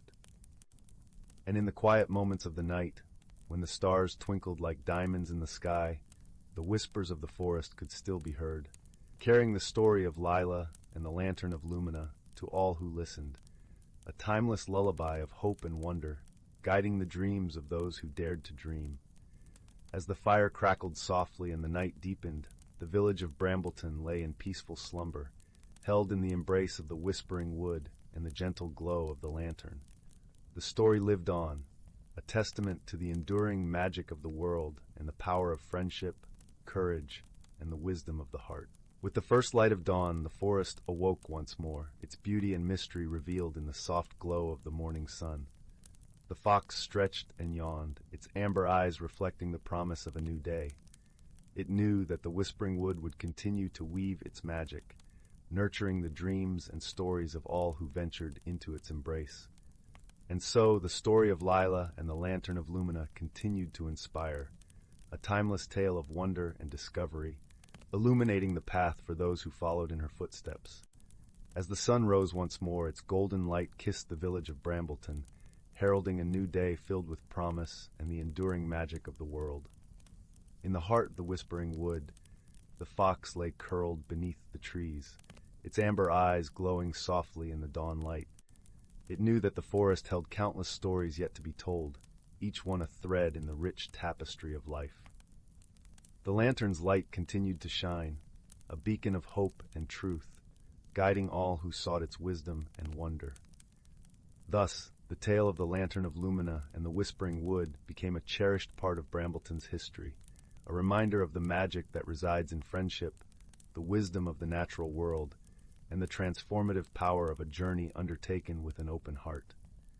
And in the quiet moments of the night, when the stars twinkled like diamonds in the sky, the whispers of the forest could still be heard, carrying the story of Lila and the Lantern of Lumina to all who listened, a timeless lullaby of hope and wonder, guiding the dreams of those who dared to dream. As the fire crackled softly and the night deepened, the village of Brambleton lay in peaceful slumber, held in the embrace of the whispering wood and the gentle glow of the lantern. The story lived on, a testament to the enduring magic of the world and the power of friendship, courage, and the wisdom of the heart. With the first light of dawn, the forest awoke once more, its beauty and mystery revealed in the soft glow of the morning sun. The fox stretched and yawned, its amber eyes reflecting the promise of a new day. It knew that the whispering wood would continue to weave its magic, nurturing the dreams and stories of all who ventured into its embrace. And so, the story of Lila and the Lantern of Lumina continued to inspire, a timeless tale of wonder and discovery, illuminating the path for those who followed in her footsteps. As the sun rose once more, its golden light kissed the village of Brambleton, heralding a new day filled with promise and the enduring magic of the world. In the heart of the whispering wood, the fox lay curled beneath the trees, its amber eyes glowing softly in the dawn light. It knew that the forest held countless stories yet to be told, each one a thread in the rich tapestry of life. The lantern's light continued to shine, a beacon of hope and truth, guiding all who sought its wisdom and wonder. Thus, the tale of the Lantern of Lumina and the Whispering Wood became a cherished part of Brambleton's history, a reminder of the magic that resides in friendship, the wisdom of the natural world, and the transformative power of a journey undertaken with an open heart. And in the quiet moments of the night, when the stars twinkled like diamonds in the sky, the whispers of the forest could still be heard, carrying the story of Lila and the Lantern of Lumina to all who listened, a timeless lullaby of hope and wonder, guiding the dreams of those who dared to dream. As the fire crackled softly and the night deepened, the village of Brambleton lay in peaceful slumber, held in the embrace of the whispering wood and the gentle glow of the lantern. The story lived on, a testament to the enduring magic of the world and the power of friendship, courage, and the wisdom of the heart. With the first light of dawn, the forest awoke once more, its beauty and mystery revealed in the soft glow of the morning sun. The fox stretched and yawned, its amber eyes reflecting the promise of a new day. It knew that the whispering wood would continue to weave its magic, nurturing the dreams and stories of all who ventured into its embrace. And so the story of Lila and the Lantern of Lumina continued to inspire, a timeless tale of wonder and discovery, illuminating the path for those who followed in her footsteps. As the sun rose once more, its golden light kissed the village of Brambleton, heralding a new day filled with promise and the enduring magic of the world. In the heart of the whispering wood, the fox lay curled beneath the trees, its amber eyes glowing softly in the dawn light. It knew that the forest held countless stories yet to be told, each one a thread in the rich tapestry of life. The lantern's light continued to shine, a beacon of hope and truth, guiding all who sought its wisdom and wonder. Thus, the tale of the Lantern of Lumina and the Whispering Wood became a cherished part of Brambleton's history, a reminder of the magic that resides in friendship, the wisdom of the natural world, and the transformative power of a journey undertaken with an open heart. And in the quiet moments of the night, when the stars twinkled like diamonds in the sky, the whispers of the forest could still be heard, carrying the story of Lila and the Lantern of Lumina to all who listened, a timeless lullaby of hope and wonder, guiding the dreams of those who dared to dream. As the fire crackled softly and the night deepened, the village of Brambleton lay in peaceful slumber, held in the embrace of the whispering wood and the gentle glow of the lantern. The story lived on, a testament to the enduring magic of the world and the power of friendship, courage, and the wisdom of the heart. With the first light of dawn, the forest awoke once more, its beauty and mystery revealed in the soft glow of the morning sun. The fox stretched and yawned, its amber eyes reflecting the promise of a new day.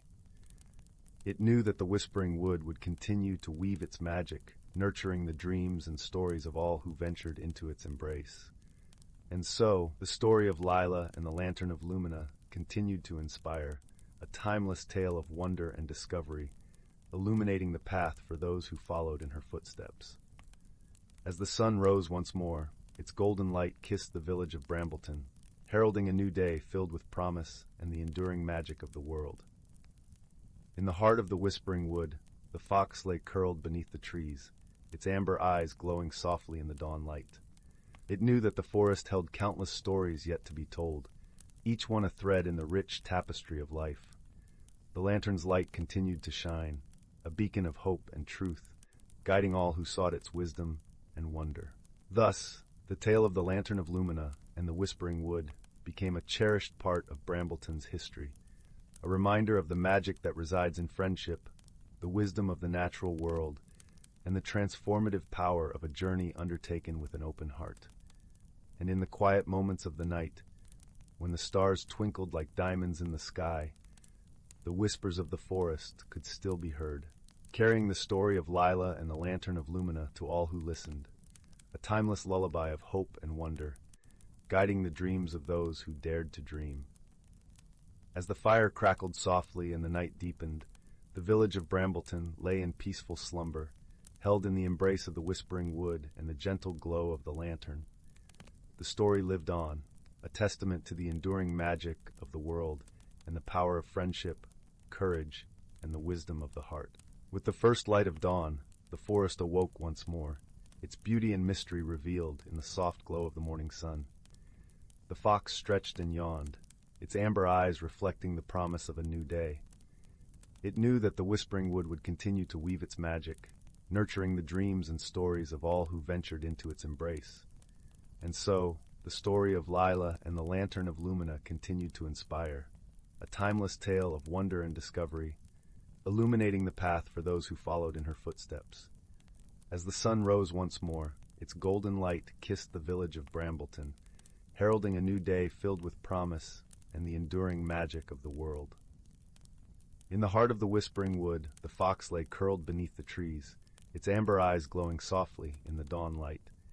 It knew that the forest held countless stories yet to be told, each one a thread in the rich tapestry of life. The lantern's light continued to shine, a beacon of hope and truth, guiding all who sought its wisdom and wonder. Thus, the tale of the Lantern of Lumina and the Whispering Wood became a cherished part of Brambleton's history, a reminder of the magic that resides in friendship, the wisdom of the natural world, and the transformative power of a journey undertaken with an open heart. And in the quiet moments of the night, when the stars twinkled like diamonds in the sky, the whispers of the forest could still be heard, carrying the story of Lila and the Lantern of Lumina to all who listened, a timeless lullaby of hope and wonder, guiding the dreams of those who dared to dream. As the fire crackled softly and the night deepened, the village of Brambleton lay in peaceful slumber, held in the embrace of the whispering wood and the gentle glow of the lantern. The story lived on, a testament to the enduring magic of the world and the power of friendship, courage, and the wisdom of the heart. With the first light of dawn, the forest awoke once more, its beauty and mystery revealed in the soft glow of the morning sun. The fox stretched and yawned, its amber eyes reflecting the promise of a new day. It knew that the whispering wood would continue to weave its magic, nurturing the dreams and stories of all who ventured into its embrace. And so, the story of Lila and the Lantern of Lumina continued to inspire, a timeless tale of wonder and discovery, illuminating the path for those who followed in her footsteps. As the sun rose once more, its golden light kissed the village of Brambleton, heralding a new day filled with promise and the enduring magic of the world. In the heart of the whispering wood, the fox lay curled beneath the trees, its amber eyes glowing softly in the dawn light. It knew that the forest held countless stories yet to be told, each one a thread in the rich tapestry of life. The lantern's light continued to shine, a beacon of hope and truth, guiding all who sought its wisdom and wonder. Thus, the tale of the Lantern of Lumina and the Whispering Wood became a cherished part of Brambleton's history, a reminder of the magic that resides in friendship, the wisdom of the natural world, and the transformative power of a journey undertaken with an open heart. And in the quiet moments of the night, when the stars twinkled like diamonds in the sky, the whispers of the forest could still be heard, carrying the story of Lila and the Lantern of Lumina to all who listened, a timeless lullaby of hope and wonder, guiding the dreams of those who dared to dream. As the fire crackled softly and the night deepened, the village of Brambleton lay in peaceful slumber, held in the embrace of the whispering wood and the gentle glow of the lantern. The story lived on, a testament to the enduring magic of the world and the power of friendship, courage, and the wisdom of the heart. With the first light of dawn, the forest awoke once more, its beauty and mystery revealed in the soft glow of the morning sun. The fox stretched and yawned, its amber eyes reflecting the promise of a new day. It knew that the whispering wood would continue to weave its magic, nurturing the dreams and stories of all who ventured into its embrace. And so, the story of Lila and the Lantern of Lumina continued to inspire, a timeless tale of wonder and discovery, illuminating the path for those who followed in her footsteps. As the sun rose once more, its golden light kissed the village of Brambleton, heralding a new day filled with promise and the enduring magic of the world. In the heart of the whispering wood, the fox lay curled beneath the trees, its amber eyes glowing softly in the dawn light. It knew that the forest held countless stories yet to be told, each one a thread in the rich tapestry of life. The lantern's light continued to shine, a beacon of hope and truth, guiding all who sought its wisdom and wonder. Thus, the tale of the Lantern of Lumina and the Whispering Wood became a cherished part of Brambleton's history, a reminder of the magic that resides in friendship, the wisdom of the natural world, and the transformative power of a journey undertaken with an open heart. And in the quiet moments of the night, when the stars twinkled like diamonds in the sky, the whispers of the forest could still be heard, carrying the story of Lila and the Lantern of Lumina to all who listened, a timeless lullaby of hope and wonder, guiding the dreams of those who dared to dream. As the fire crackled softly and the night deepened, the village of Brambleton lay in peaceful slumber, held in the embrace of the whispering wood and the gentle glow of the lantern. The story lived on, a testament to the enduring magic of the world and the power of friendship, courage, and the wisdom of the heart. With the first light of dawn, the forest awoke once more, its beauty and mystery revealed in the soft glow of the morning sun. The fox stretched and yawned, its amber eyes reflecting the promise of a new day. It knew that the whispering wood would continue to weave its magic, nurturing the dreams and stories of all who ventured into its embrace. And so, the story of Lila and the Lantern of Lumina continued to inspire, a timeless tale of wonder and discovery, illuminating the path for those who followed in her footsteps. As the sun rose once more, its golden light kissed the village of Brambleton, heralding a new day filled with promise and the enduring magic of the world. In the heart of the whispering wood, the fox lay curled beneath the trees, its amber eyes glowing softly in the dawn light. It knew that the forest held countless stories yet to be told, each one a thread in the rich tapestry of life. The lantern's light continued to shine, a beacon of hope and truth, guiding all who sought its wisdom and wonder. Thus, the tale of the Lantern of Lumina and the Whispering Wood became a cherished part of Brambleton's history, a reminder of the magic that resides in friendship, the wisdom of the natural world, and the transformative power of a journey undertaken with an open heart.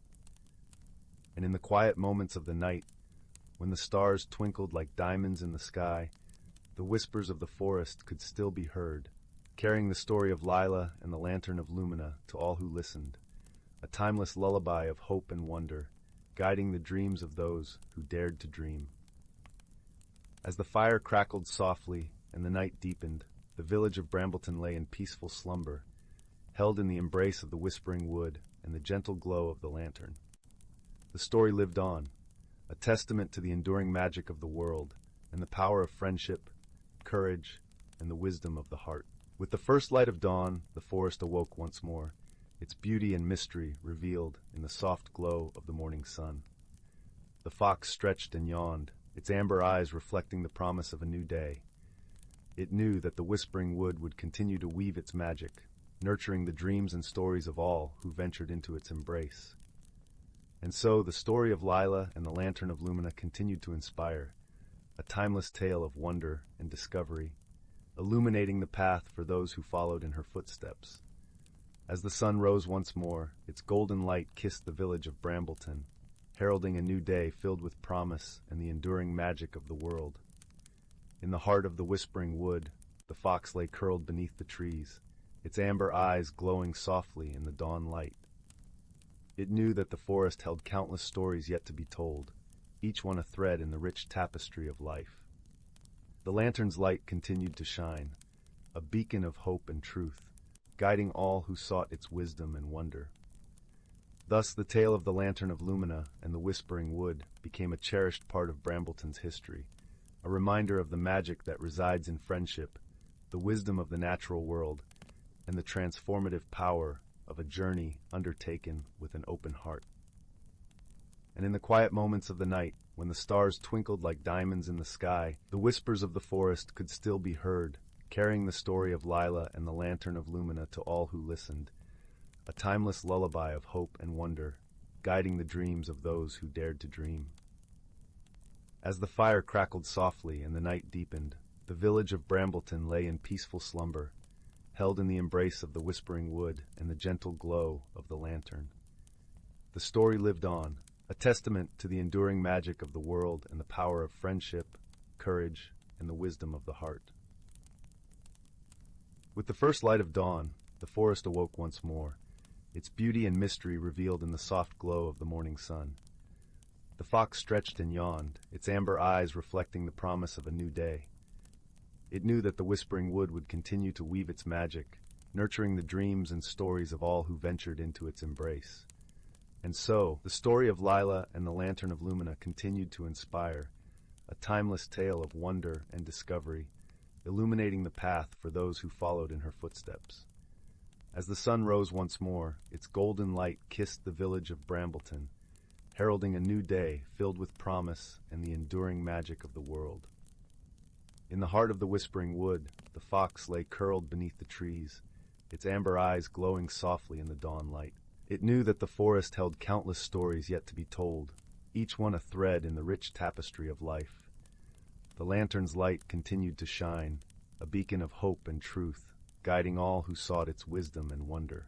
Thus, the tale of the Lantern of Lumina and the Whispering Wood became a cherished part of Brambleton's history, a reminder of the magic that resides in friendship, the wisdom of the natural world, and the transformative power of a journey undertaken with an open heart.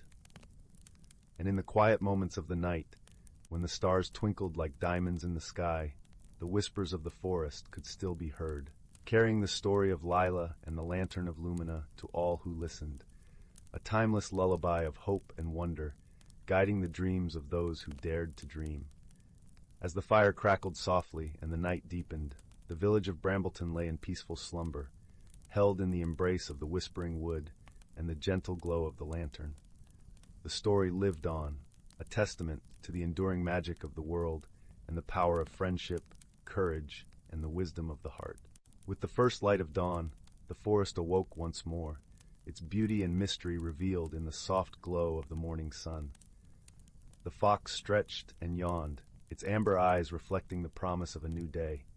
It knew that the whispering wood would continue to weave its magic, nurturing the dreams and stories of all who ventured into its embrace. And so, the story of Lila and the Lantern of Lumina continued to inspire, a timeless tale of wonder and discovery, illuminating the path for those who followed in her footsteps. As the sun rose once more, its golden light kissed the village of Brambleton, heralding a new day filled with promise and the enduring magic of the world. In the heart of the whispering wood, the fox lay curled beneath the trees, its amber eyes glowing softly in the dawn light. It knew that the forest held countless stories yet to be told, each one a thread in the rich tapestry of life. The lantern's light continued to shine, a beacon of hope and truth, guiding all who sought its wisdom and wonder. Thus, the tale of the Lantern of Lumina and the Whispering Wood became a cherished part of Brambleton's history, a reminder of the magic that resides in friendship, the wisdom of the natural world, and the transformative power of a journey undertaken with an open heart. And in the quiet moments of the night, when the stars twinkled like diamonds in the sky, the whispers of the forest could still be heard, carrying the story of Lila and the Lantern of Lumina to all who listened, a timeless lullaby of hope and wonder, guiding the dreams of those who dared to dream. As the fire crackled softly and the night deepened, the village of Brambleton lay in peaceful slumber, held in the embrace of the whispering wood and the gentle glow of the lantern. The story lived on, a testament to the enduring magic of the world and the power of friendship, courage, and the wisdom of the heart. With the first light of dawn, the forest awoke once more, its beauty and mystery revealed in the soft glow of the morning sun. The fox stretched and yawned, its amber eyes reflecting the promise of a new day. It knew that the whispering wood would continue to weave its magic, nurturing the dreams and stories of all who ventured into its embrace. And so, the story of Lila and the Lantern of Lumina continued to inspire, a timeless tale of wonder and discovery, illuminating the path for those who followed in her footsteps. As the sun rose once more, its golden light kissed the village of Brambleton, heralding a new day filled with promise and the enduring magic of the world. In the heart of the whispering wood, the fox lay curled beneath the trees, its amber eyes glowing softly in the dawn light. It knew that the forest held countless stories yet to be told, each one a thread in the rich tapestry of life.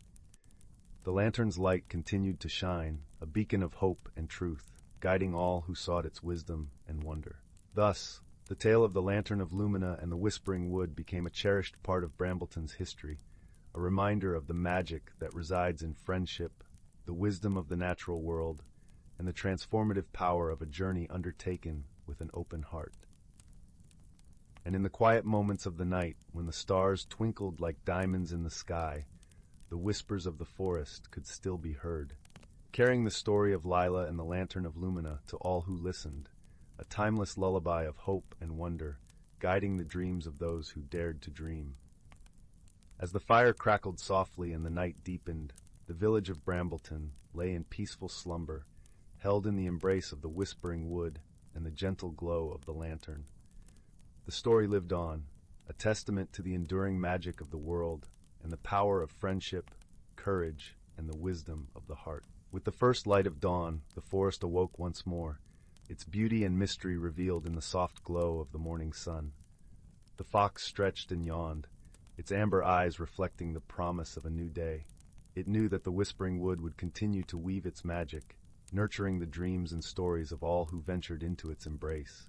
And so, the story of Lila and the Lantern of Lumina continued to inspire, a timeless tale of wonder and discovery, illuminating the path for those who followed in her footsteps. As the sun rose once more, its golden light kissed the village of Brambleton, heralding a new day filled with promise and the enduring magic of the world. In the heart of the whispering wood, the fox lay curled beneath the trees, its amber eyes glowing softly in the dawn light. It knew that the forest held countless stories yet to be told, each one a thread in the rich tapestry of life. The lantern's light continued to shine, a beacon of hope and truth, guiding all who sought its wisdom and wonder. Thus, the tale of the Lantern of Lumina and the Whispering Wood became a cherished part of Brambleton's history, a reminder of the magic that resides in friendship, the wisdom of the natural world, and the transformative power of a journey undertaken with an open heart. And in the quiet moments of the night, when the stars twinkled like diamonds in the sky, the whispers of the forest could still be heard, carrying the story of Lila and the Lantern of Lumina to all who listened, a timeless lullaby of hope and wonder, guiding the dreams of those who dared to dream. As the fire crackled softly and the night deepened, the village of Brambleton lay in peaceful slumber, held in the embrace of the whispering wood and the gentle glow of the lantern. The story lived on, a testament to the enduring magic of the world and the power of friendship, courage, and the wisdom of the heart. With the first light of dawn, the forest awoke once more, its beauty and mystery revealed in the soft glow of the morning sun. The fox stretched and yawned, its amber eyes reflecting the promise of a new day. It knew that the whispering wood would continue to weave its magic, nurturing the dreams and stories of all who ventured into its embrace. And so, the story of Lila and the Lantern of Lumina continued to inspire, a timeless tale of wonder and discovery, illuminating the path for those who followed in her footsteps. As the sun rose once more, its golden light kissed the village of Brambleton, heralding a new day filled with promise and the enduring magic of the world. In the heart of the whispering wood, the fox lay curled beneath the trees, its amber eyes glowing softly in the dawn light. It knew that the forest held countless stories yet to be told, each one a thread in the rich tapestry of life. The lantern's light continued to shine, a beacon of hope and truth, guiding all who sought its wisdom and wonder. Thus, the tale of the Lantern of Lumina and the Whispering Wood became a cherished part of Brambleton's history, a reminder of the magic that resides in friendship, the wisdom of the natural world, and the transformative power of a journey undertaken with an open heart. And in the quiet moments of the night, when the stars twinkled like diamonds in the sky, the whispers of the forest could still be heard, carrying the story of Lila and the Lantern of Lumina to all who listened, a timeless lullaby of hope and wonder, guiding the dreams of those who dared to dream. As the fire crackled softly and the night deepened, the village of Brambleton lay in peaceful slumber, held in the embrace of the whispering wood and the gentle glow of the lantern. The story lived on, a testament to the enduring magic of the world and the power of friendship, courage, and the wisdom of the heart. With the first light of dawn, the forest awoke once more, its beauty and mystery revealed in the soft glow of the morning sun. The fox stretched and yawned, its amber eyes reflecting the promise of a new day. It knew that the whispering wood would continue to weave its magic, nurturing the dreams and stories of all who ventured into its embrace.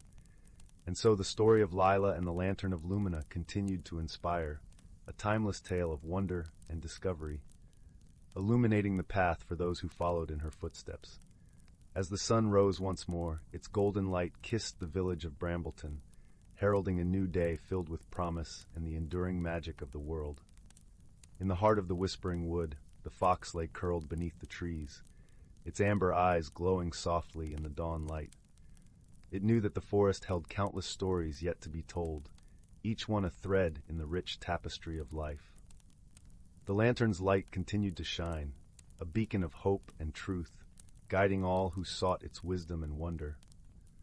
Thus the tale of the Lantern of Lumina and the Whispering Wood became a cherished part of Brambleton's history, a reminder of the magic that resides in friendship, the wisdom of the natural world, and the transformative power of a journey undertaken with an open heart. And in the quiet moments of the night, when the stars twinkled like diamonds in the sky, the whispers of the forest could still be heard, carrying the story of Lila and the Lantern of Lumina to all who listened, a timeless lullaby of hope and wonder, guiding the dreams of those who dared to dream. As the fire crackled softly and the night deepened, the village of Brambleton lay in peaceful slumber, held in the embrace of the whispering wood and the gentle glow of the lantern. The story lived on, a testament to the enduring magic of the world and the power of friendship, courage, and the wisdom of the heart. With the first light of dawn, the forest awoke once more, its beauty and mystery revealed in the soft glow of the morning sun. The fox stretched and yawned, its amber eyes reflecting the promise of a new day.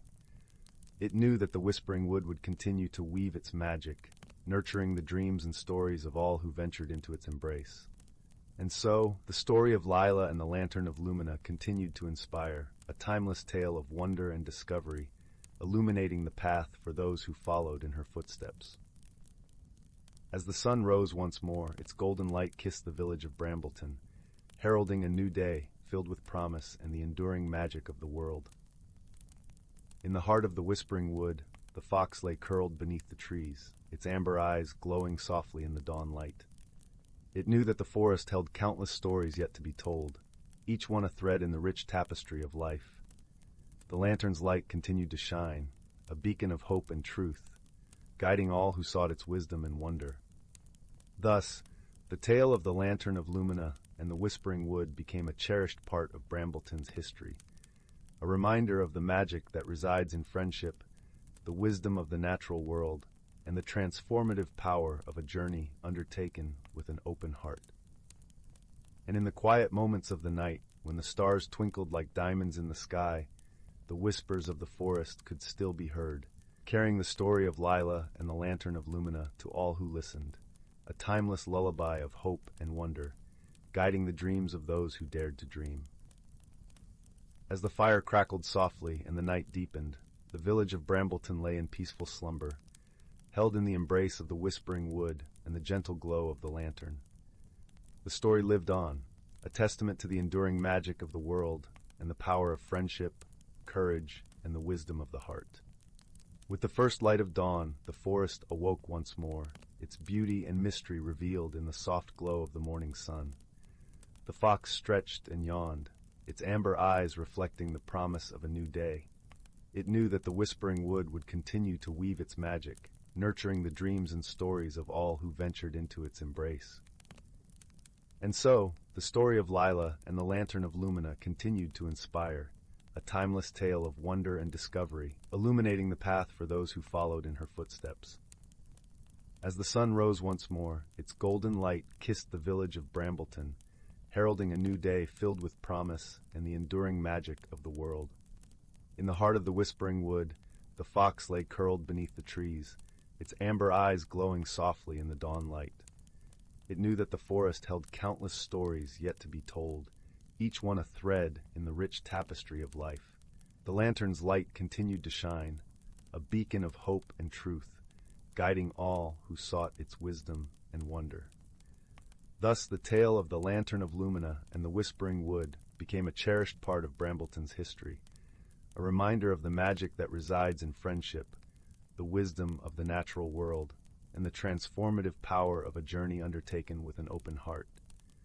And in the quiet moments of the night, when the stars twinkled like diamonds in the sky, the whispers of the forest could still be heard, carrying the story of Lila and the Lantern of Lumina to all who listened, a timeless lullaby of hope and wonder, guiding the dreams of those who dared to dream. As the fire crackled softly and the night deepened, the village of Brambleton lay in peaceful slumber, held in the embrace of the Whispering Wood and the gentle glow of the lantern. The story lived on, a testament to the enduring magic of the world and the power of friendship, courage, and the wisdom of the heart. With the first light of dawn, the forest awoke once more, its beauty and mystery revealed in the soft glow of the morning sun. The fox stretched and yawned, its amber eyes reflecting the promise of a new day. It knew that the whispering wood would continue to weave its magic, nurturing the dreams and stories of all who ventured into its embrace. And so, the story of Lila and the Lantern of Lumina continued to inspire, a timeless tale of wonder and discovery, illuminating the path for those who followed in her footsteps. As the sun rose once more, its golden light kissed the village of Brambleton, heralding a new day filled with promise and the enduring magic of the world.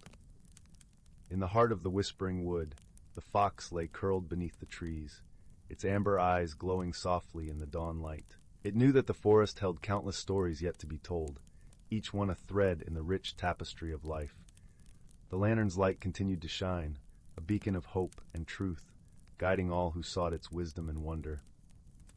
Thus, the tale of the Lantern of Lumina and the Whispering Wood became a cherished part of Brambleton's history, a reminder of the magic that resides in friendship, the wisdom of the natural world, and the transformative power of a journey undertaken with an open heart. And in the quiet moments of the night, when the stars twinkled like diamonds in the sky, the whispers of the forest could still be heard, carrying the story of Lila and the Lantern of Lumina to all who listened, a timeless lullaby of hope and wonder, guiding the dreams of those who dared to dream. As the fire crackled softly and the night deepened, the village of Brambleton lay in peaceful slumber, held in the embrace of the whispering wood and the gentle glow of the lantern. The story lived on, a testament to the enduring magic of the world and the power of friendship, courage, and the wisdom of the heart. With the first light of dawn, the forest awoke once more, its beauty and mystery revealed in the soft glow of the morning sun. The fox stretched and yawned, its amber eyes reflecting the promise of a new day. It knew that the whispering wood would continue to weave its magic, nurturing the dreams and stories of all who ventured into its embrace. And so, the story of Lila and the Lantern of Lumina continued to inspire, a timeless tale of wonder and discovery, illuminating the path for those who followed in her footsteps. As the sun rose once more, its golden light kissed the village of Brambleton, heralding a new day filled with promise and the enduring magic of the world. In the heart of the whispering wood, the fox lay curled beneath the trees, its amber eyes glowing softly in the dawn light. It knew that the forest held countless stories yet to be told, each one a thread in the rich tapestry of life. The lantern's light continued to shine, a beacon of hope and truth, guiding all who sought its wisdom and wonder. Thus, the tale of the Lantern of Lumina and the Whispering Wood became a cherished part of Brambleton's history, a reminder of the magic that resides in friendship, the wisdom of the natural world, and the transformative power of a journey undertaken with an open heart. And in the quiet moments of the night, when the stars twinkled like diamonds in the sky, the whispers of the forest could still be heard, carrying the story of Lila and the Lantern of Lumina to all who listened, a timeless lullaby of hope and wonder, guiding the dreams of those who dared to dream. As the fire crackled softly and the night deepened, the village of Brambleton lay in peaceful slumber, held in the embrace of the whispering wood and the gentle glow of the lantern.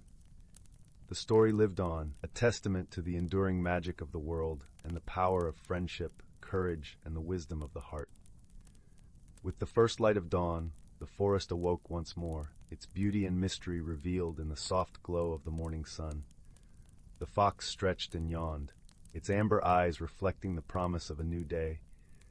It knew that the whispering wood would continue to weave its magic, nurturing the dreams and stories of all who ventured into its embrace. And so, the story of Lila and the Lantern of Lumina continued to inspire, a timeless tale of wonder and discovery, illuminating the path for those who followed in her footsteps. As the sun rose once more, its golden light kissed the village of Brambleton, heralding a new day filled with promise and the enduring magic of the world.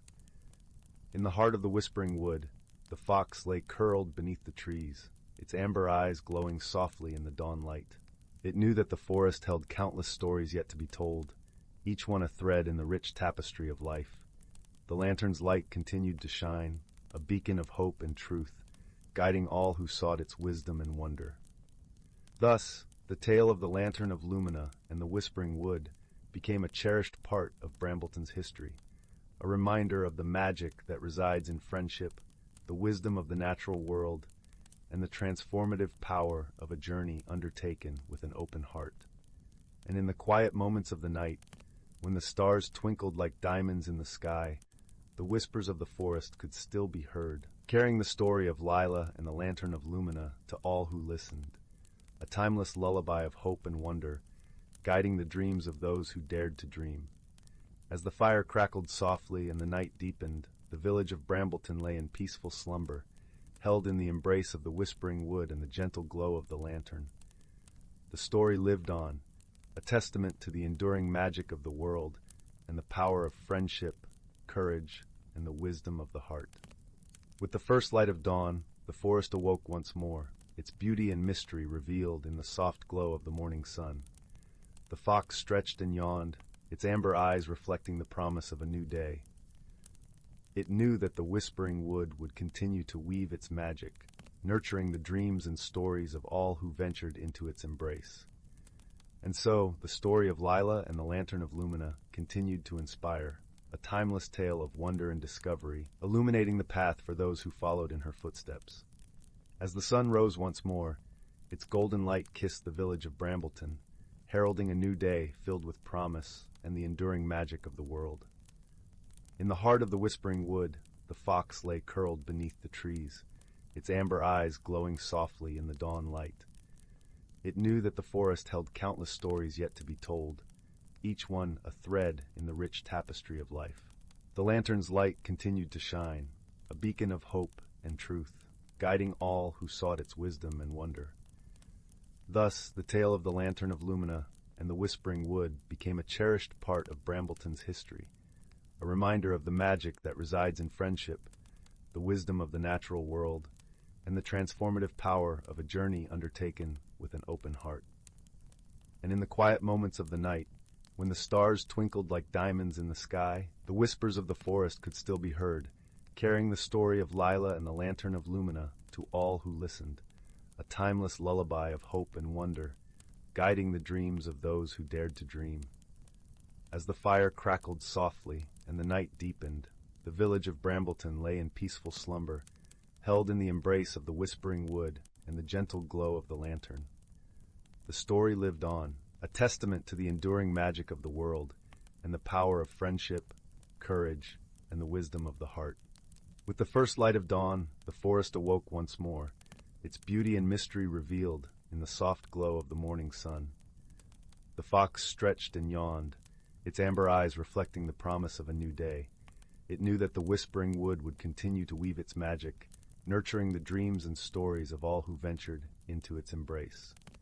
And so, the story of Lila and the Lantern of Lumina continued to inspire, a timeless tale of wonder and discovery, illuminating the path for those who followed in her footsteps.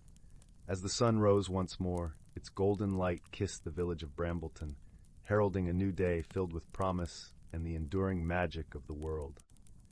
In the heart of the whispering wood, the fox lay curled beneath the trees, its amber eyes glowing softly in the dawn light. It knew that the forest held countless stories yet to be told, each one a thread in the rich tapestry of life.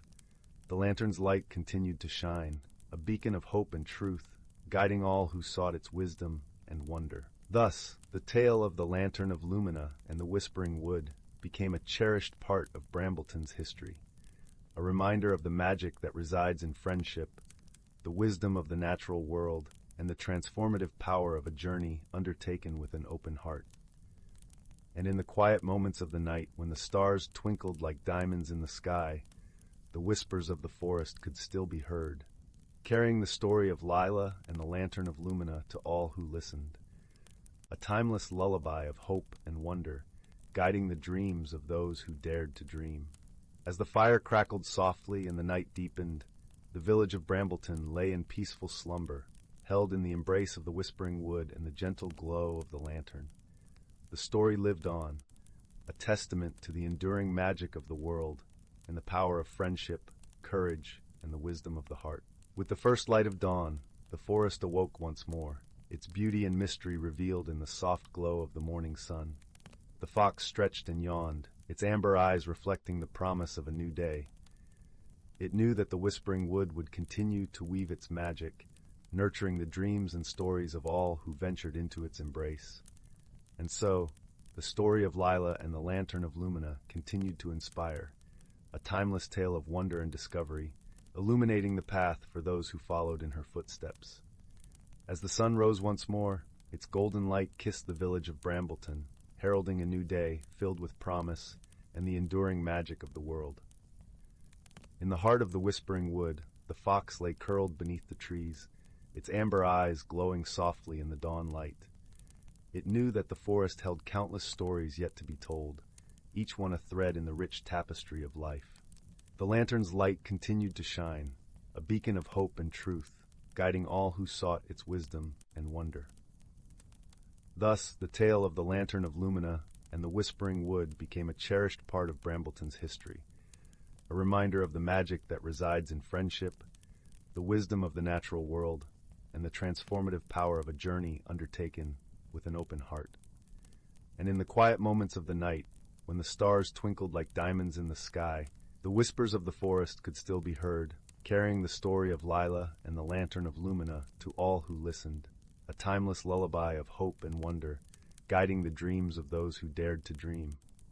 As the fire crackled softly and the night deepened, the village of Brambleton lay in peaceful slumber, held in the embrace of the whispering wood and the gentle glow of the lantern. The story lived on, a testament to the enduring magic of the world and the power of friendship, courage, and the wisdom of the heart. With the first light of dawn, the forest awoke once more, its beauty and mystery revealed in the soft glow of the morning sun. The fox stretched and yawned, its amber eyes reflecting the promise of a new day. It knew that the whispering wood would continue to weave its magic, nurturing the dreams and stories of all who ventured into its embrace.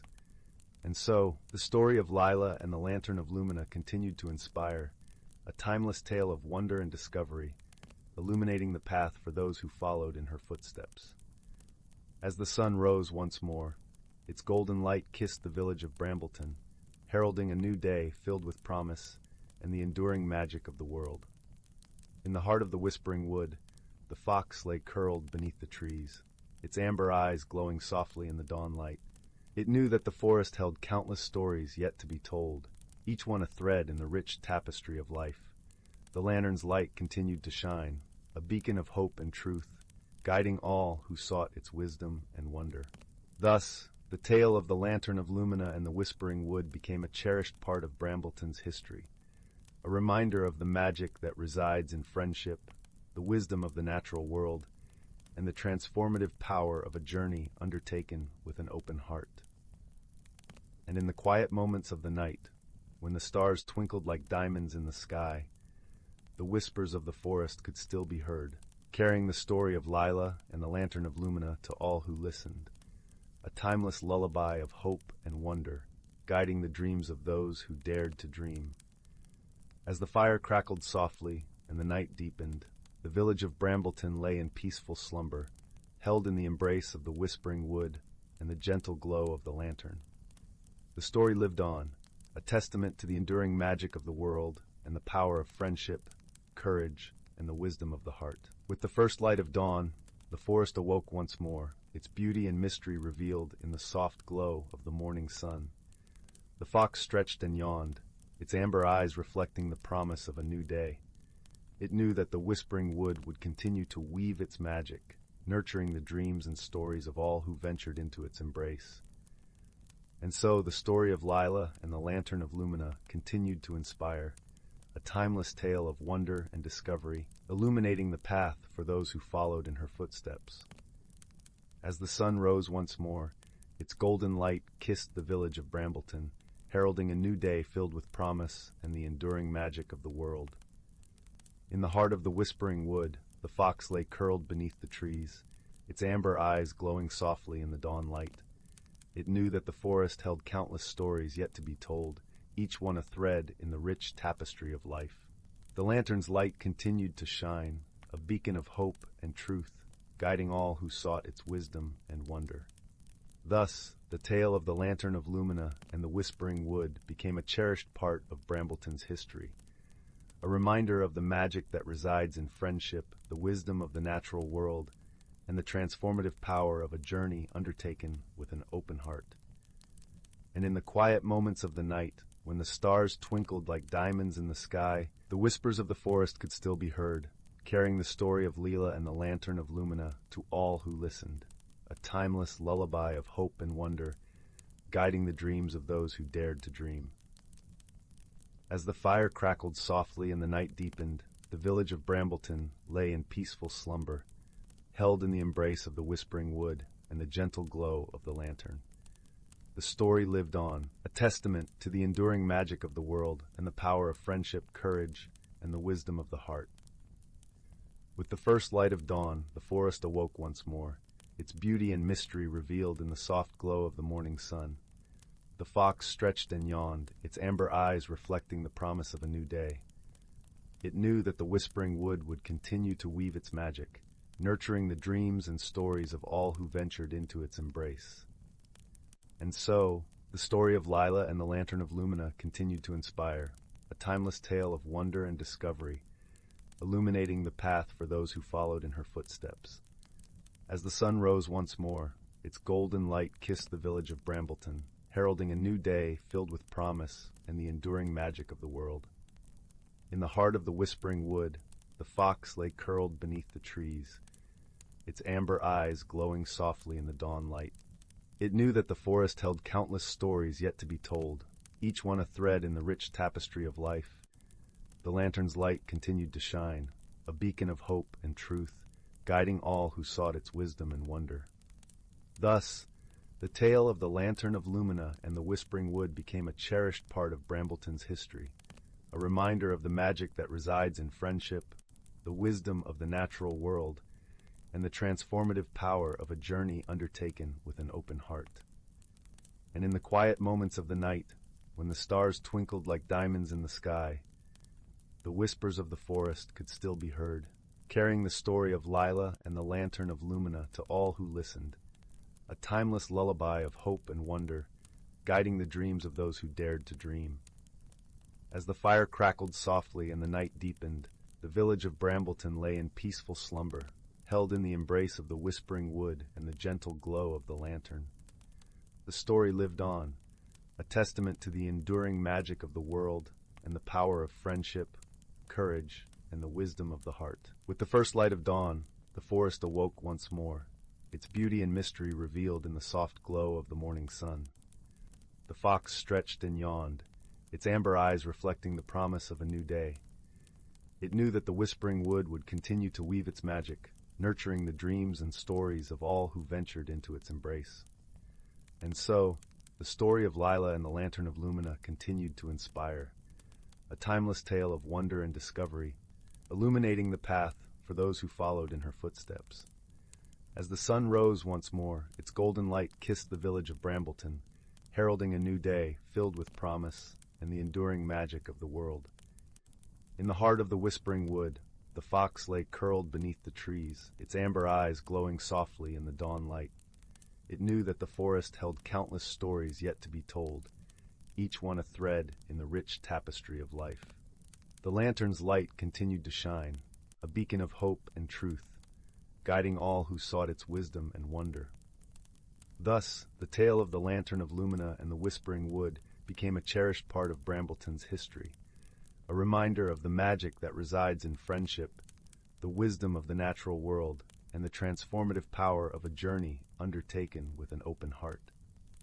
And in the quiet moments of the night, when the stars twinkled like diamonds in the sky, the whispers of the forest could still be heard, carrying the story of Lila and the Lantern of Lumina to all who listened, a timeless lullaby of hope and wonder, guiding the dreams of those who dared to dream. As the fire crackled softly and the night deepened, the village of Brambleton lay in peaceful slumber, held in the embrace of the whisper. The quilt had always been there, draped across the foot of grandmother's bed like a patchwork sunset. 12-year-old Clara traced the fraying edges with her fingertips the morning after the funeral, each square whispering stories beneath her touch. The cinnamon-scented room still held the shape of absence, sunlight pooling in dust motes where a familiar voice should have been.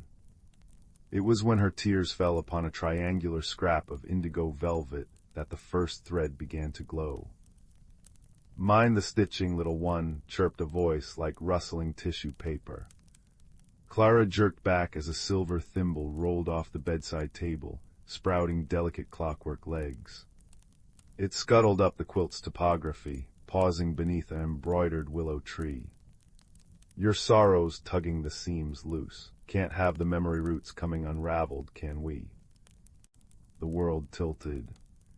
Clara gripped the quilt as the thimble's glow spread through the fabric like liquid starlight.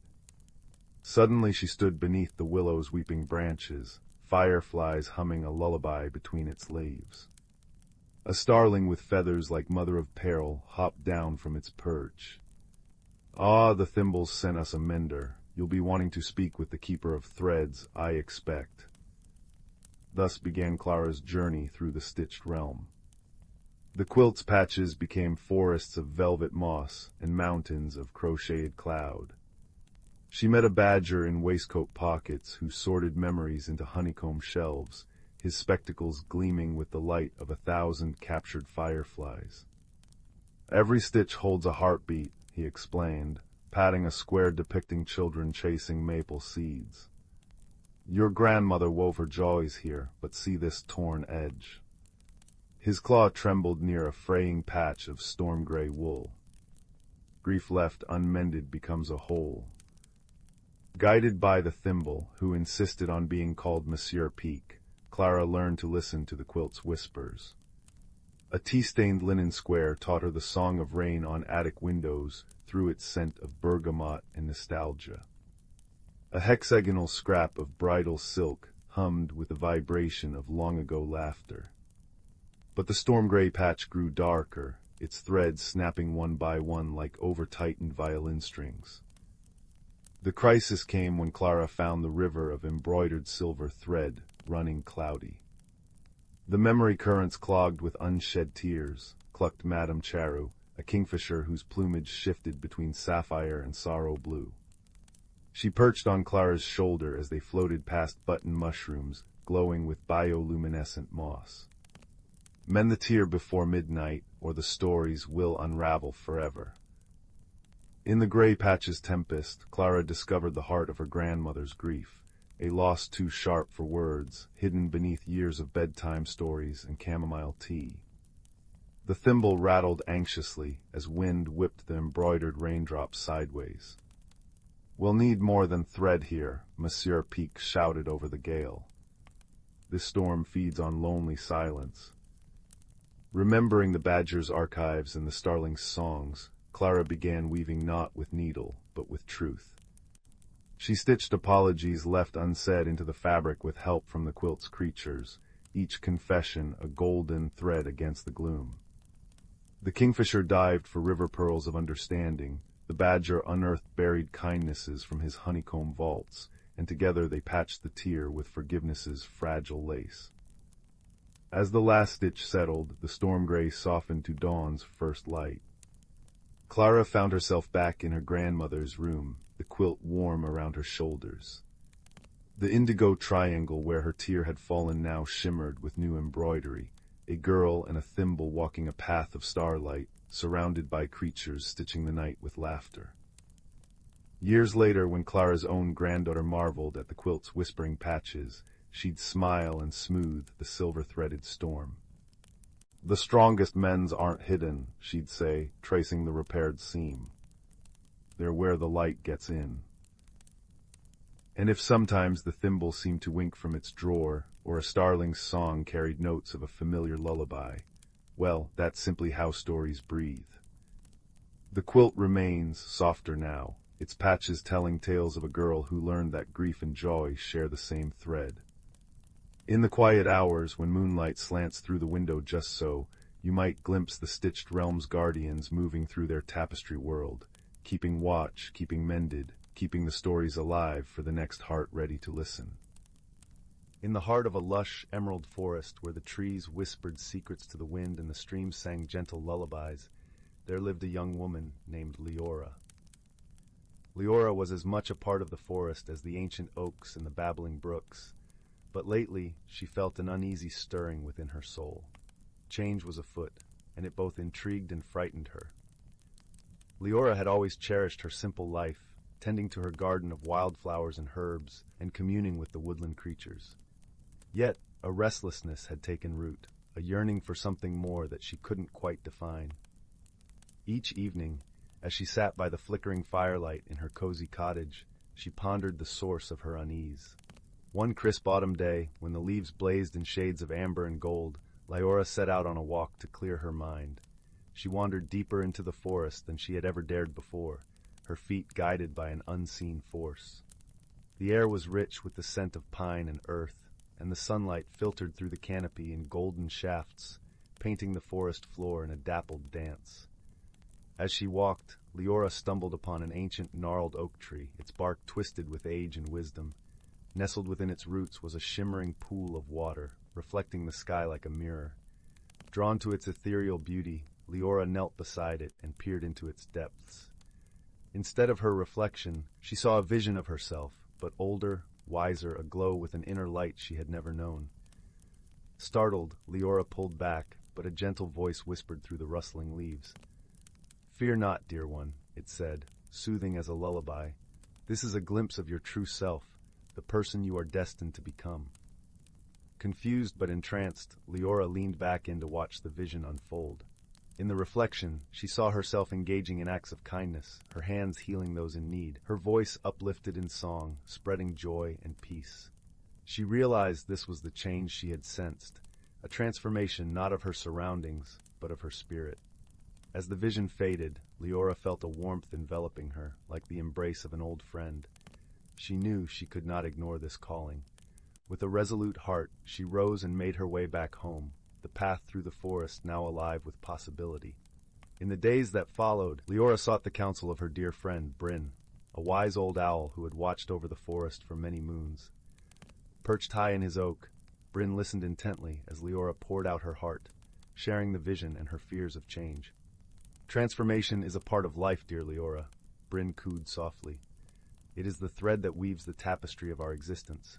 Embrace it, and you will discover the strength and beauty that lies within." Encouraged by Bryn's words, Leora began her journey of self-discovery. She spent her days learning the ancient arts of healing and song, guided by the wisdom of the forest and the gentle creatures who inhabited it. Each step she took brought her closer to the vision she had seen, her spirit blossoming like the wildflowers in her garden. One evening, as the sun dipped below the horizon, painting the sky in hues of lavender and rose, Leora found herself once again by the ancient oak and its enchanted pool. This time, she gazed into the water with a heart full of acceptance and gratitude. The vision returned, clearer and brighter than before. Leora saw herself embracing her newfound gifts, spreading light and love throughout the land. She understood now that this was not an end, but a beginning, a journey of continuous growth and discovery. With a serene smile, Leora rose from the pool, her heart at peace. The forest around her seemed to hum with approval, the trees swaying gently in the evening breeze. She knew she was not alone on this path. The forest, her friends, and the magic within her would guide her steps. As she made her way back home, the glow of the firelight welcoming her from afar, Leora felt a profound sense of belonging. She had learned that true transformation comes from within, and that by embracing change, she had unlocked the limitless potential of her own soul. And so, under the starlit canopy of the forest, Leora's journey continued, a tale of growth, friendship, and the magical power of embracing one's true self. And in the warmth of her cottage, nestled by the crackling fire, she drifted into dreams, knowing that with each new day, her heart would continue to expand, like the timeless beauty of the forest itself. Once upon a starry night, in a cozy woodland village, there lived a young hedgehog named Willow. Though small in stature, Willow's heart was vast, filled with dreams of adventure and self-discovery. However, like the tightly furled leaves that protected her, Willow found herself resistant to change, preferring the comfort of her familiar burrow. One crisp autumn morning, Willow awoke to find her world transformed. The once vibrant forest now slumbered under a blanket of golden leaves, and a chill wind whispered of winter's approach. Willow shivered, her quills prickling with apprehension. How could she embrace this new season when every fiber of her being longed for the warmth of summer? As Willow ventured forth in search of sustenance, she encountered her dear friend, Oakley, a wise old oak tree whose branches had weathered countless seasons. "Greetings, little one," Oakley rumbled, his deep voice like the creaking of ancient wood. "I sense your unease with the changing tides." Willow nodded, her eyes downcast. "Everything feels so different, so unfamiliar. I fear I am ill-equipped to handle such upheaval." Oakley chuckled, a sound like rustling leaves. "My dear Willow, change is the natural order of life. Just as the forest sheds its vibrant cloak each autumn, only to be reborn in spring's verdant embrace, so too must we embrace the cycles of growth and renewal." Sensing Willow's skepticism, Oakley gestured towards a nearby clearing with a gnarled branch. "Behold the beauty of transformation," he whispered. In the heart of the clearing stood a magnificent weeping willow tree, its slender branches adorned with delicate, crystal-like leaves that shimmered in the morning light. As Willow drew nearer, she gasped in wonder, for the leaves seemed to emanate a soft, ethereal glow, casting prismatic patterns upon the forest floor. "This is no ordinary tree," Oakley explained. "It is a manifestation of the magic that courses through our woodland realm, a living embodiment of the cycle of renewal. Each autumn, as the leaves turn to crystal, they capture the essence of the changing season, only to melt away come spring, replenishing the earth with their life-giving energy." Willow's eyes widened with childlike wonder as she beheld the crystalline splendor. In that moment, she felt a profound connection to the weeping willow, as if its roots had entwined with her very soul. Over the following weeks, Willow found herself drawn to the willow's enchanting presence, marveling at the ever-changing patterns cast by its luminous leaves. As winter's icy grip tightened upon the forest, Willow's once prickly nature softened, and she began to embrace the beauty of each season's unique gifts. One frosty night, as Willow huddled beneath the willow's crystalline canopy, she was joined by her friends, Oakley, the wise old oak, Flutter, a kind-hearted butterfly, and Burrow, a loyal rabbit with a penchant for cozy nooks. Together they shared stories and laughter, their bonds strengthened by the willow's nurturing embrace. As the first blush of spring crept over the horizon, Willow witnessed a miraculous transformation. The once crystalline leaves began to melt, their radiant droplets seeping into the earth, nourishing the slumbering seeds that would soon burst forth in a riot of new life. In that moment, Willow understood the profound truth Oakley had imparted, that change, though often daunting, was an essential part of growth and renewal. Just as the willow shed its crystalline cloak to nurture new beginnings, so too must Willow embrace the cycles of her own life, shedding her fears and insecurities to make way for the boundless potential within. From that day forth, Willow greeted each season with open arms, her heart filled with gratitude for the enduring magic of the woodland realm. And though the weeping willow's crystalline leaves would return with the autumn chill, Willow knew that within her burned an eternal flame, the inextinguishable light of hope, resilience, and the courage to embrace life's ever-changing tapestry. Once upon a time, in the heart of a lush and whispering forest, nestled a quaint, circular village known as Willow Grove. The village was a harmonious blend of nature and magic, where the roofs of cottages seemed to sway with the gentle breeze and tiny luminescent sprites flitted about, casting a warm glow that rivaled the stars. The villagers of Willow Grove were known for their kindness and their unique ability to understand the language of the forest. Each morning, the air hummed with the gentle sounds of nature and the cheerful bustle of villagers preparing for the day. But lately, something curious had been happening. Each night, as the moon cast its silver light over the village, strange occurrences began to unfold. The first incident was noticed by the village baker, Mr. Marlowe. One morning, he awoke to find all his freshly baked moonberry pies had vanished, leaving only a trail of shimmering flour leading out the door and into the forest. The villagers, puzzled by this spectacle, whispered among themselves but concluded it must be some playful forest spirit. However, the following evening, a new mystery arose. Mrs. Violet, the village seamstress, had been crafting a beautiful tapestry to hang in the village square for the upcoming festival of lights.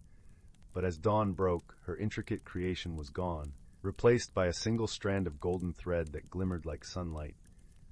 The villagers gathered in the central square, a circle of ancient oak trees standing guard around them. They spoke in hushed tones, the leaves above rustling softly as if to eavesdrop on the conversation. Among them was a wise old man named Elder Rowan. Known for his deep understanding of the forest's mysteries, he stroked his long silver beard thoughtfully. "It seems," Elder Rowan began, his voice as smooth as the gentle stream that wound through Willow Grove, "that our village has attracted the attention of the forest's more mischievous creatures. But do not fret, for where there is mystery, there is also the chance for discovery." Curiosity piqued young Finn, a bright-eyed boy with an adventurous spirit, stepped forward. "Elder Rowan, how can we solve this mystery?" he asked, his voice tinged with both eagerness and a hint of trepidation. "Ah, young Finn," Elder Rowan replied with a twinkle in his eye, "the forest holds many secrets, and those who seek to uncover them must do so with an open heart and a keen mind. But worry not, for I believe you are up to the task." Finn felt a warm glow of encouragement spread through him, and with a determined nod, he set out to uncover the truth behind the strange occurrences. Alongside him trotted Luna, a small, silver-furred rabbit with eyes that sparkled like the night sky. Luna was no ordinary rabbit. She was a forest guide, wise beyond her years, and her presence filled Finn with reassurance. As dusk fell and the village settled into a peaceful slumber, Finn and Luna followed the shimmering trail left by the vanished pies into the heart of the forest. The trees loomed tall and majestic around them, their branches whispering secrets to the wind. Luna's keen senses led them deeper into the woods until they reached a clearing bathed in moonlight. There, in the center of the clearing, stood a peculiar sight. A circle of small, glowing creatures danced joyfully around a pile of moonberry pies and colorful threads, their laughter like the tinkling of tiny bells. They were the fabled moon sprites, known for their love of mischief and artistry. Finn watched in awe as the sprites crafted a magnificent tapestry of their own, woven from the threads they had borrowed from Mrs. Violet. It depicted scenes of the village bathed in moonlight, capturing the spirit of Willow Grove in a way that was both enchanting and heartfelt. Luna nudged Finn gently, and he nodded in understanding. With a soft voice, he called out to the sprites. "Dear moon sprites, your creations are beautiful, but the villagers are worried about the missing items. Perhaps we could find a way to share in your joy without causing them distress?" The sprites paused in their revelry, their eyes twinkling with curiosity. After a moment's consideration, the leader of the sprites, a tiny creature with wings that glimmered like stardust, fluttered forward. "We meant no harm," she chimed, her voice as delicate as the rustle of leaves. "We simply wish to celebrate with your delightful creations. But if it has caused concern, we shall make amends." With a nod of agreement, the sprites gathered the tapestry and the remaining pies, and together they returned to the village with Finn and Luna leading the way. As dawn's first light kissed the treetops, the villagers awoke to find the village square transformed. The tapestry hung proudly, a collaborative masterpiece that spoke of unity and celebration. Elder Rowan, observing the scene, smiled gently. "It seems our mystery has been solved, and with it, a new friendship has blossomed between our village and the moon sprites." From that day on, the villagers welcomed the sprites to their festivals, sharing in their laughter and creativity. The strange occurrences ceased, replaced by a newfound bond that enriched the lives of all. And so, in the heart of the whispering forest, the village of Willow Grove continued to thrive, its people and the magical creatures around them living in harmony, a testament to the power of understanding and friendship. As night fell once more, the gentle glow of sprites could be seen flitting through the trees, a reminder that sometimes the most enchanting mysteries are those that bring us closer together. And with that comforting thought, the village drifted into a peaceful slumber, cradled by the gentle embrace of the forest. In the heart of the whispering woods, where the trees hummed soft lullabies with every breeze, there lay a quaint village called Willowbrook. nestled amidst blooming wildflowers and the gentle laughter of babbling brooks. Willowbrook was a place where time seemed to slow, and the world's worries melted away like morning mist. Every evening, as the sun dipped beneath the horizon, painting the sky in hues of lavender and rose, the villagers would gather around the great old oak in the village square. It was here that stories were shared, laughter echoed, and the bonds of community grew ever stronger. One such evening, as the villagers settled beneath the oak's sprawling branches, a peculiar thing happened. A series of soft, shimmering lights began to dance above them, weaving intricate patterns in the air. At first, they thought it might be fireflies, but these lights were different, more vibrant, more alive. Among the villagers was a gentle soul named Mira.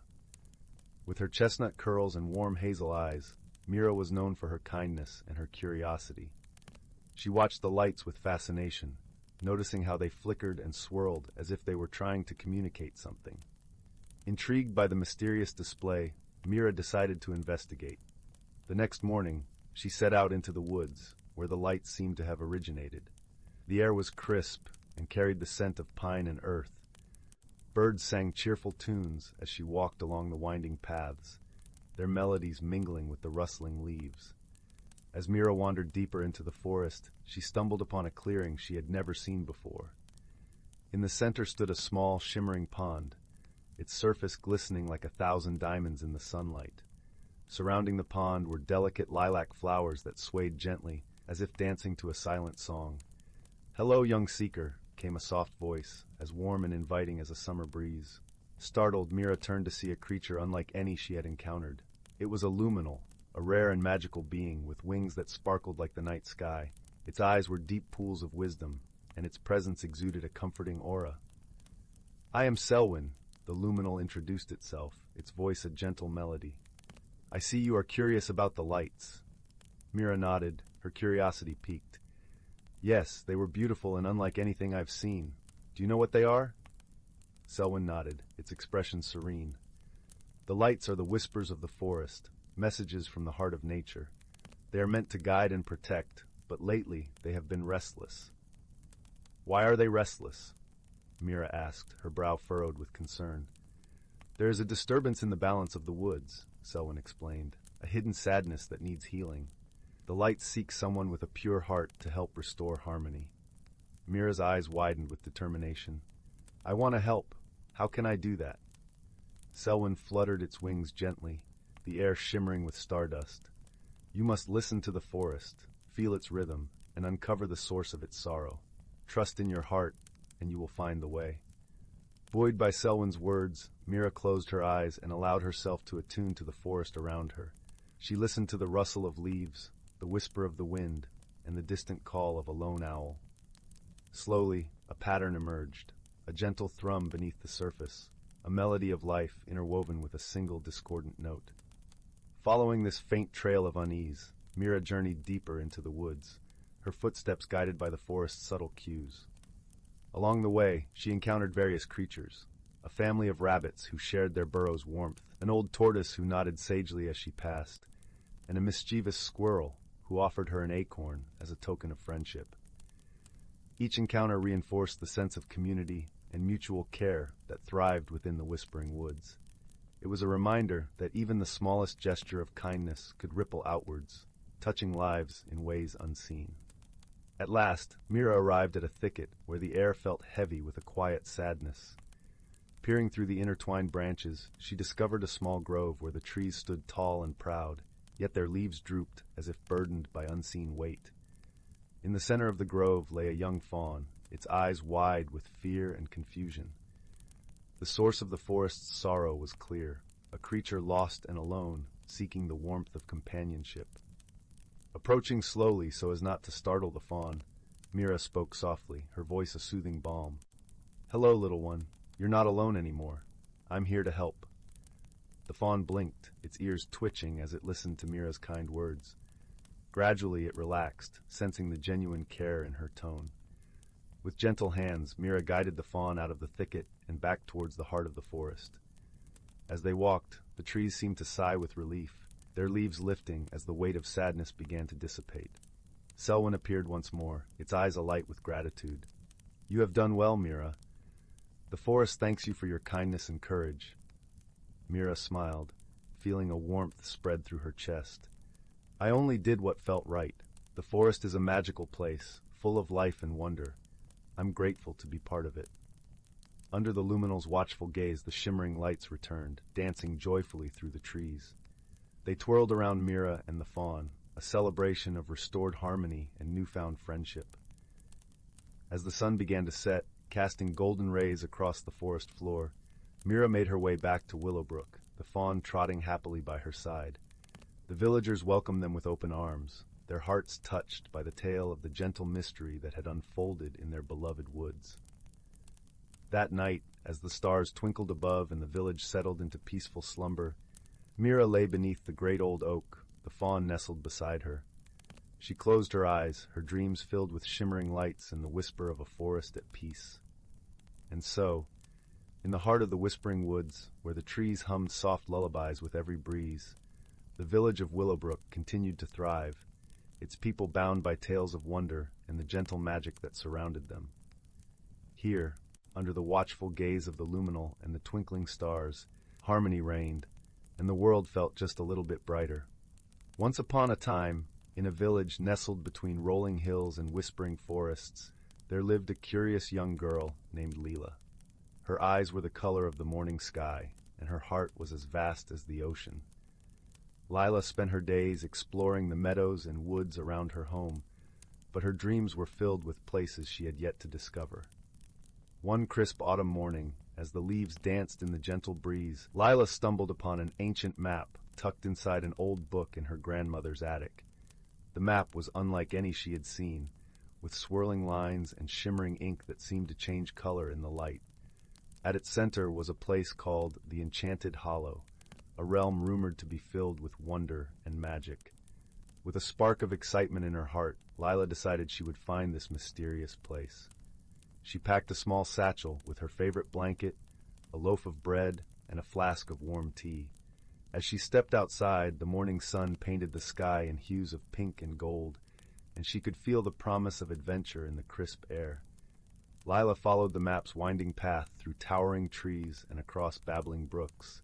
The forest was alive with the rustling of leaves and the songs of birds, creating a symphony that carried her forward.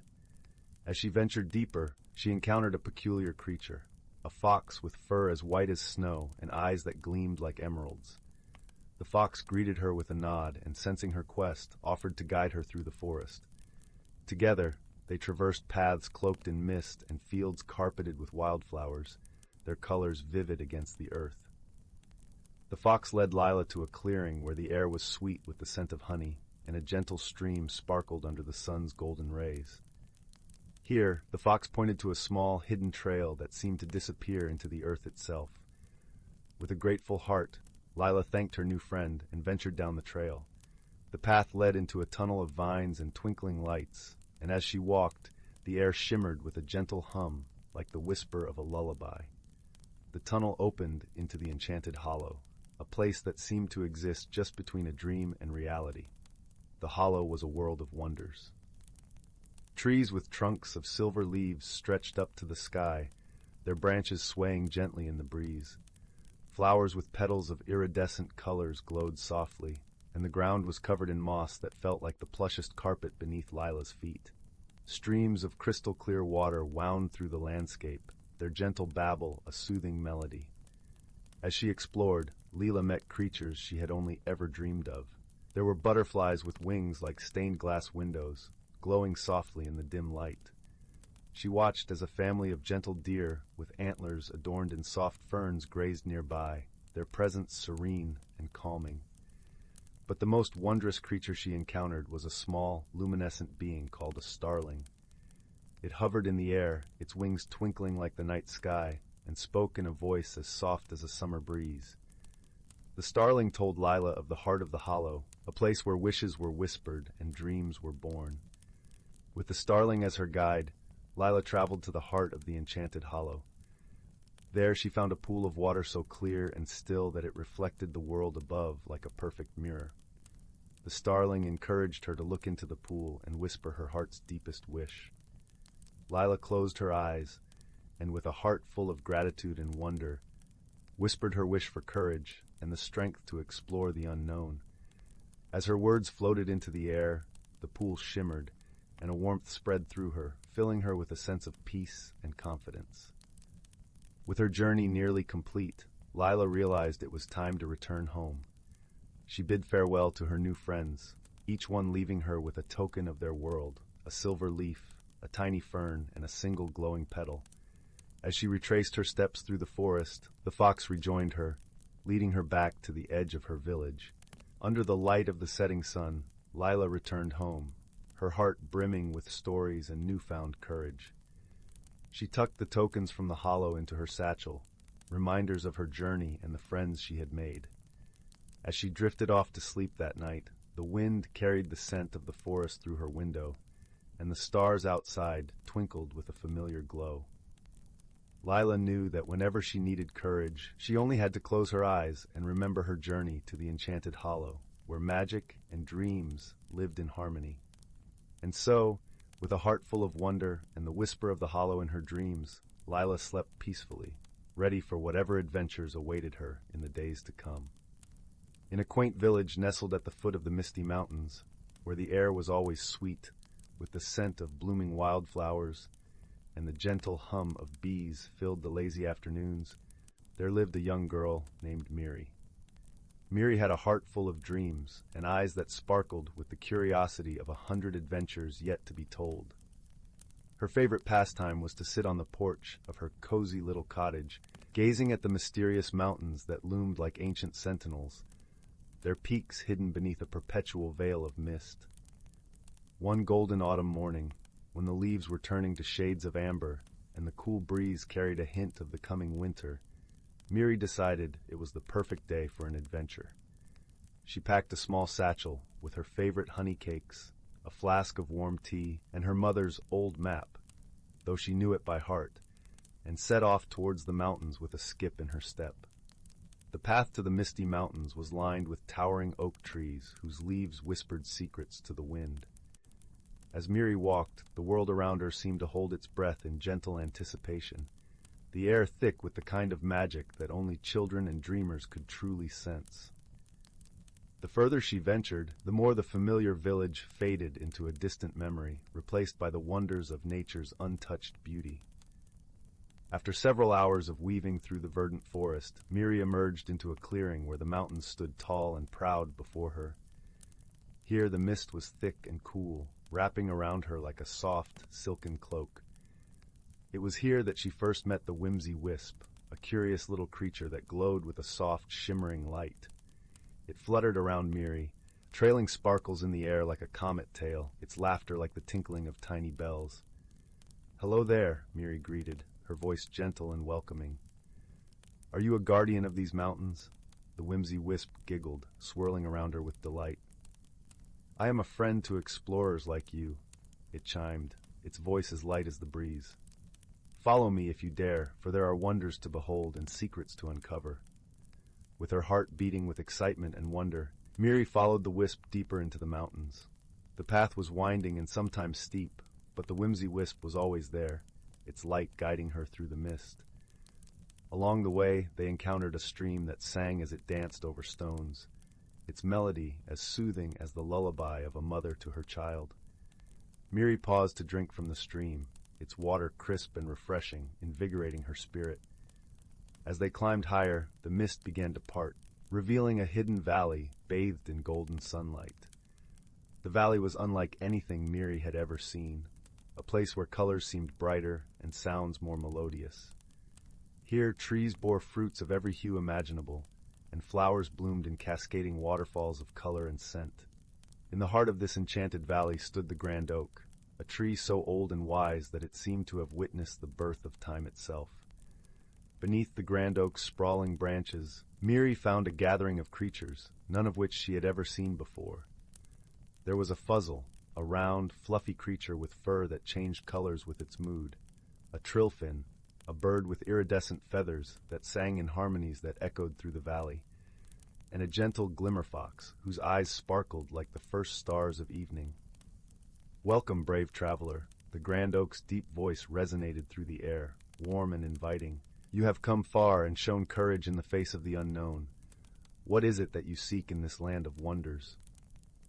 Miri thought for a moment, her heart full of the beauty and magic surrounding her. "I seek to understand the world beyond my village," she replied softly. "To learn and grow, to see with my own eyes the miracles that lie beyond the familiar." The Grand Oak's leaves rustled approvingly, and the creatures gathered around her with smiles and nods. "You have shown courage, young one," the oak spoke, "for it takes a brave heart to step into the unknown. Know this, the world is full of wonders, and each step you take opens a new door to discovery." As the day wore on, Miri spent her time learning from the creatures, listening to their stories, and playing in the sun-dappled meadow. The fuzzle taught her how to weave crowns from the flowers that grew abundantly, while the trilfin sang songs that told tales of ancient times and distant lands. The glimmerfox, with its gentle gaze, showed her the beauty of stillness and reflection. As the sun began to dip below the horizon, painting the sky in shades of pink and purple, Miri knew it was time to return home. She bid farewell to her newfound friends, her heart full of gratitude and joy. The whimsy wisp once again became her guide, leading her safely back through the mountains, its light a comforting presence in the growing twilight. When Miri finally emerged from the mist and saw the warm glow of her village lights in the distance, she felt a peace settle within her. She had ventured into the unknown and returned with stories and wisdom that would forever be a part of her. As she curled up in her bed that night, the soft quilt pulled up to her chin, Miri closed her eyes with a smile. She knew that the world was vast and full of wonders waiting to be discovered, and she would face them all with courage and an open heart. And so, with dreams of shimmering valleys and starry-eyed creatures, Miri drifted into a restful sleep, her spirit as light and free as the whimsy wisp that had led her to her adventure. In a village hugged by hills that turned violet at dusk, there lived a girl named Lila with a map drawn in starlight ink on her palms. Not the kind you could see, mind you, the kind that tingled when the wind carried secrets from the east. It was this invisible compass that led her one twilight to the edge of the Crystal Vale woods, where trees grew in spirals and the air smelled of burnt sugar and forgotten lullabies. The rules here were simple, whispered the rustling leaves. Wonder softly, listen deeply, and never hurry the shadows. Layla's first step sank into moss so plush it seemed to sigh beneath her boots. Above, branches wove a canopy of living stained glass, leaves of amber and tourmaline filtering the moonlight into pools of liquid gold. She paused when a flicker of movement caught her eye. A fox with fur the color of autumn's last flame sat primly on a root, tail curled around a tiny lantern made of dandelion fluff. "Lost little wanderer?" it asked, its voice like the creak of a rocking chair. When Lila shook her head, the fox chuckled, a sound like falling acorns. "Ah, found then, follow the lichens' laughter. It's having a particularly giggly night." The lichen, it turned out, did indeed giggle, a sound like chimes submerged in honey. It glowed faintly along a path strewn with petals that dissolved into mist when touched. Deeper into the woods, Lila encountered a brook where the water flowed upward, defying gravity with the enthusiasm of a child's soap bubble. Its surface rippled with half-formed shapes, a crown of feathers here, a dancing teapot there. Kneeling to drink, she found the water tasted of questions she'd never thought to ask. "What's north of north?" it burbled. Before she could answer, a hedgehog made of moss and twigs trundled up, balancing 3 starberries on its spiky back. "Trade you," it squeaked, nodding at the hair ribbon Lila had tied around her wrist. She hesitated, the ribbon was her last gift from Gran, but placed it in the hedgehog's twig claw. The starberries burst on her tongue, each a different flavor, courage, curiosity, and the exact warmth of a hug held too long. The woods thickened, trees now arching like the ribs of some slumbering giant. Here, the challenges grew gentler but stranger. A bridge of spider silk demanded she whisper a secret before crossing, I still sleep with my socks on, she confessed. The bridge purred. A glade of clockwork butterflies tested her patience, landing on her nose until she stood statue still for 7 full minutes. Time isn't a river here, chimed the largest butterfly, its wings ticking. It's a puddle, splashable. Lila's laughter startled a cloud of bioluminescent moths into swirling around her, their wings painting temporary constellations on the dark. It was near the heart of the woods that she met the only creature taller than a sapling, a willow tree with bark like crumpled parchment, its branches heavy with glowing blue fruit. At its base sat a round door no bigger than a teapot. Ah, crooned the tree, though its mouth, if it had one, remained hidden. The map-handed child, we've been waiting. The door swung open to reveal not a space, but a sound. The low, resonant hum of a cello played underwater. To pass, murmured the willow, you must give what the woods already gave you. Lila knelt, mind circling the riddle. The starberries. The moth light. Then she noticed her hands. The star map was gone from her palms. In its place shimmered 3 symbols: a fox's lantern, a hedgehog's starberry, a butterfly's wing. She pressed her palms to the tree's roots. The symbols sank into the bark, and the willow shuddered with delight. Clever seedling, you didn't keep the gifts, you let them change you. The tree split down the middle, revealing a chamber where the air itself seemed to sparkle with possibility. Inside, the source of the wood's magic hung suspended, a single pulsing petal from the first flower, its edges fraying into stardust.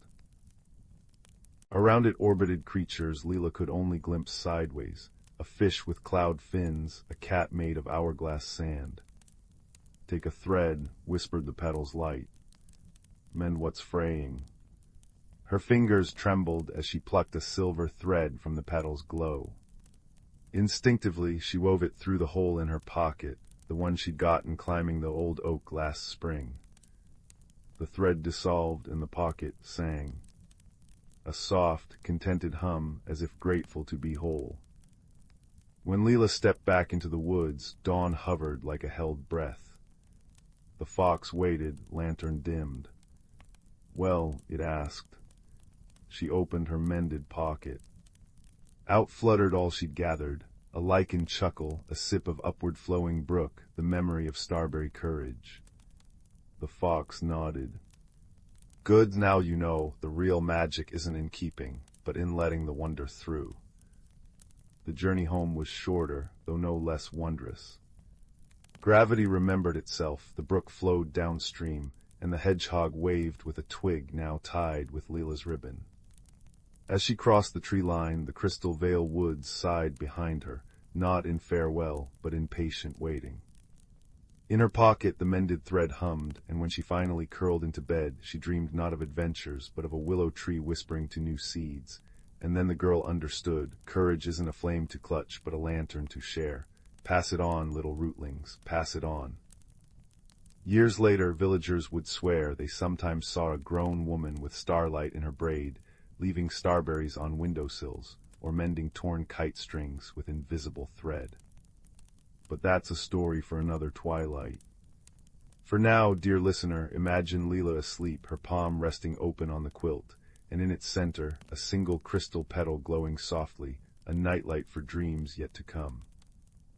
In the heart of the misty blue forest, where trees wore coats of moss and squirrels played hide-and-seek with the sunbeams, there lay a tiny, bustling village known as Twinklewood Hollow. This was no ordinary village, for its inhabitants were as unique and whimsical as the forest itself. You see, Twinklewood was home to a medley of magical creatures, each with their own delightful peculiarity. At the center of the hollow lived a merry little gnome named Pipkin. Pipkin was known far and wide for his penchant for wearing mismatched socks, believing they brought him good luck.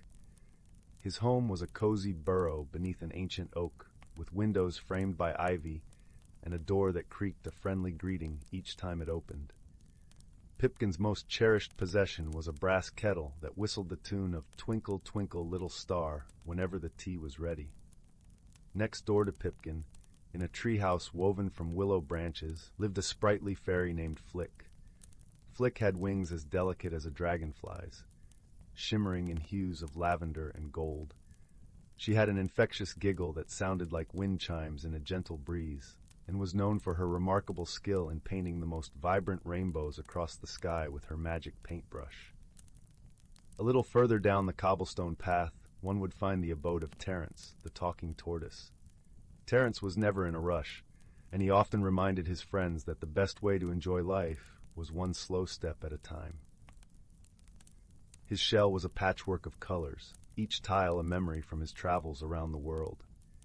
Terence was a master storyteller, his tales as rich and layered as the forest floor in autumn. One sunny morning, as the dew sparkled on the meadow like 1,000 tiny diamonds, Pipkin, Flick, and Terence gathered at the village square. They were joined by a lively crowd of other villagers, including the melodic-voiced songbirds, the mischievous squirrel twins, and the wise old owl Hootsworth, who always wore spectacles perched precariously on his beak. The occasion was the annual Twinklewood Festival, a day filled with laughter, games, and feasting. But this year, something peculiar was afoot. As the festivities began, a curious occurrence unfolded. The air shimmered with a peculiar iridescent glow, and suddenly, every sound in the village turned into a melody. The rustling leaves sang a gentle lullaby, the bubbling brook played a merry jig, and even the clattering of dishes at the feast was transformed into a cheerful tune. At first, the villagers found this quite amusing. They danced to the melody of their chores and chuckled at the serenading sounds all around them. However, as the day wore on, it became apparent that this magical melody was more than just a harmless enchantment. Every spoken word was now a song, and trying to communicate became a comical opera of misunderstandings. "We need to solve this musical mystery," declared Pipkin, his words tumbling out in a lively aria that made the crowd giggle. Flick fluttered her wings excitedly, her voice a playful soprano. "Let's head to the Whispering Glade. Perhaps the trees can tell us what's causing this tuneful trouble." The villagers agreed, and off they went, a parade of singing, humming, and whistling creatures, weaving their way through the forest to the Whispering Glade. The glade was a special place where the oldest trees in the forest stood, their branches entwined like the fingers of old friends. It was said that these trees could speak if you listened closely enough. As they reached the glade, the villagers quieted, their melodic chatter turning into a harmonious hum. Pipkin stepped forward, his mismatched socks peeking out from beneath his trousers, and addressed the trees in a gentle ballad. "Oh, wise trees, what is this magical melody that fills our village? Can you help us find a way to bring back our normal voices?" For a moment the glade was silent, save for the rustling leaves. Then, a deep, resonant voice emerged from the largest tree, its bark as gnarled and wise as time itself. "Long ago, a playful sprite named Melody cast a spell upon these woods, leaving behind a treasure of musical enchantments. It seems you have stumbled upon one of her playful charms." Terence, in his slow and deliberate baritone, asked, "Is there a way to undo the spell, dear trees?" The elder tree responded with a gentle rustle. "Ah, yes. To return your voices, you must find Melody's forgotten flute, hidden deep within the enchanted grove. Play a tune of friendship, and the spell shall be undone." With newfound determination, Pipkin, Flick, and Terence set out towards the enchanted grove, a place known for its magical wonders and delightful surprises. The path was lined with flowers that opened and closed like little music boxes, and birds that flew in synchronized patterns, creating an aerial symphony. As they reached the grove, they were greeted by a sight that took their breath away. The trees here were not ordinary. Their trunks twisted into fantastical shapes, and their leaves glowed in every color imaginable. In the center of the grove stood a pedestal made of crystal, and atop it lay a flute, its surface shimmering like a moonlit lake. Flick, with her fairy grace, picked up the flute. "I think I know just the tune," she said, her voice a gentle melody. She placed the flute to her lips and began to play. The notes floated through the air, a sweet, simple tune that spoke of friendship and harmony. As the melody swirled around them, the iridescent glow that had filled the village began to fade, and the sounds returned to their natural state. Back in Twinklewood Hollow, the villagers cheered, their voices at last free from the musical enchantment. They gathered around Pipkin, Flick, and Terence, thanking them with heartfelt gratitude. Pipkin grinned, twirling one of his mismatched socks. "It's good to have our voices back, but I must admit it was quite an adventure." Flick giggled, her wings fluttering with joy. "Yes, and what a wonderful tune it turned out to be." Terence nodded slowly, a contented smile on his face. "Indeed, my friends, sometimes it takes a little magic to remind us of the music in our lives." As the sun set, casting a warm golden glow over Twinklewood Hollow, the villagers gathered for a feast beneath the stars. Laughter and the clinking of glasses filled the air, mingling with the gentle hush of the forest. The night ended with Pipkin and Flick leading everyone in a joyful dance, their feet tapping out a merry rhythm on the cobblestone streets. And so, with hearts full of joy and the bonds of friendship stronger than ever, the villagers drifted into happy dreams, comforted by the knowledge that even in a world of magic and melody, the greatest harmony of all was found in their togetherness. In a quaint village nestled between rolling hills and whispering woods, there lived a young woman named Clara. Her home was a charming cottage draped in ivy, its stone walls warmed by the golden glow of the evening sun. Clara was known for her gentle heart and a smile that could light up the darkest days. But beneath her cheerful exterior, Clara wrestled with a secret discomfort, an unease that stemmed from the changes she felt lurking in the shadows of her life. The seasons were shifting from summer's lush greenery to autumn's fiery palette, and with this change, Clara felt a stirring within her soul. She often strolled through the village, her feet crunching over fallen leaves, her thoughts a flurry of uncertainty. Why must things change? She would whisper to the rustling trees, as if seeking solace in their ancient wisdom. One crisp morning, while gathering herbs in the forest, Clara stumbled upon a peculiar sight. There, nestled among the roots of an old oak, was a tiny door, intricately carved with symbols that seemed to dance in the dappled sunlight. Curiosity piqued, Clara knelt down and lightly traced the carvings with her fingers. Suddenly she heard a soft, musical voice. "Do you wish to enter, dear one?" the voice asked, gentle as the breeze. Startled, Clara looked around but saw no one. With her heart fluttering like the wings of a sparrow, she nodded. The door creaked open, revealing a shimmering pathway that seemed to beckon her onward.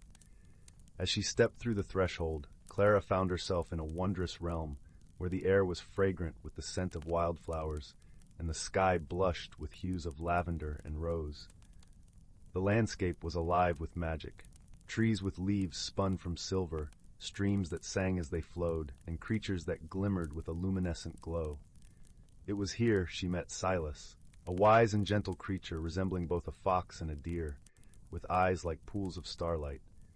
"Welcome, Clara," he said, his voice as soothing as a lullaby.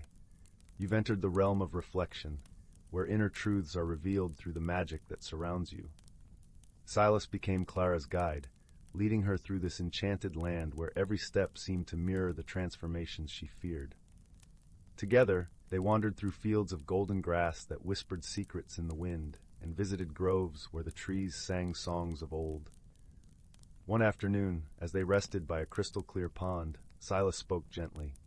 "Change is like the seasons, dear Clara.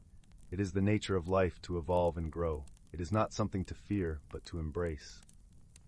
Clara watched her reflection ripple in the pond, noticing how the water distorted and reshaped her image. She realized that just as the pond could change her reflection, so too could she adapt to the changes within and around her. With each passing day in the magical realm, Clara found herself growing more attuned to the subtle rhythms of life. She learned from the creatures of the forest, who navigated their world with grace and acceptance.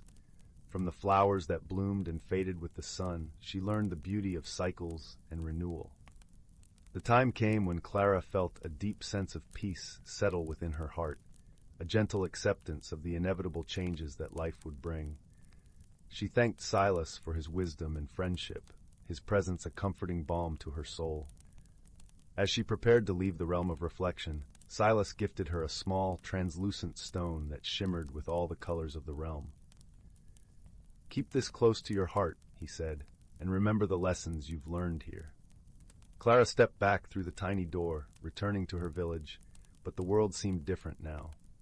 The autumn leaves no longer whispered of endings, but of new beginnings. Her heart, once burdened with fear, now danced with hope and possibility. As the days turned to weeks and autumn gave way to winter, Clara shared her newfound wisdom with her friends and neighbors, helping them see the beauty in life's ever-turning wheel. The stone from Silas remained a cherished keepsake, a reminder of the magical journey that had transformed her from within.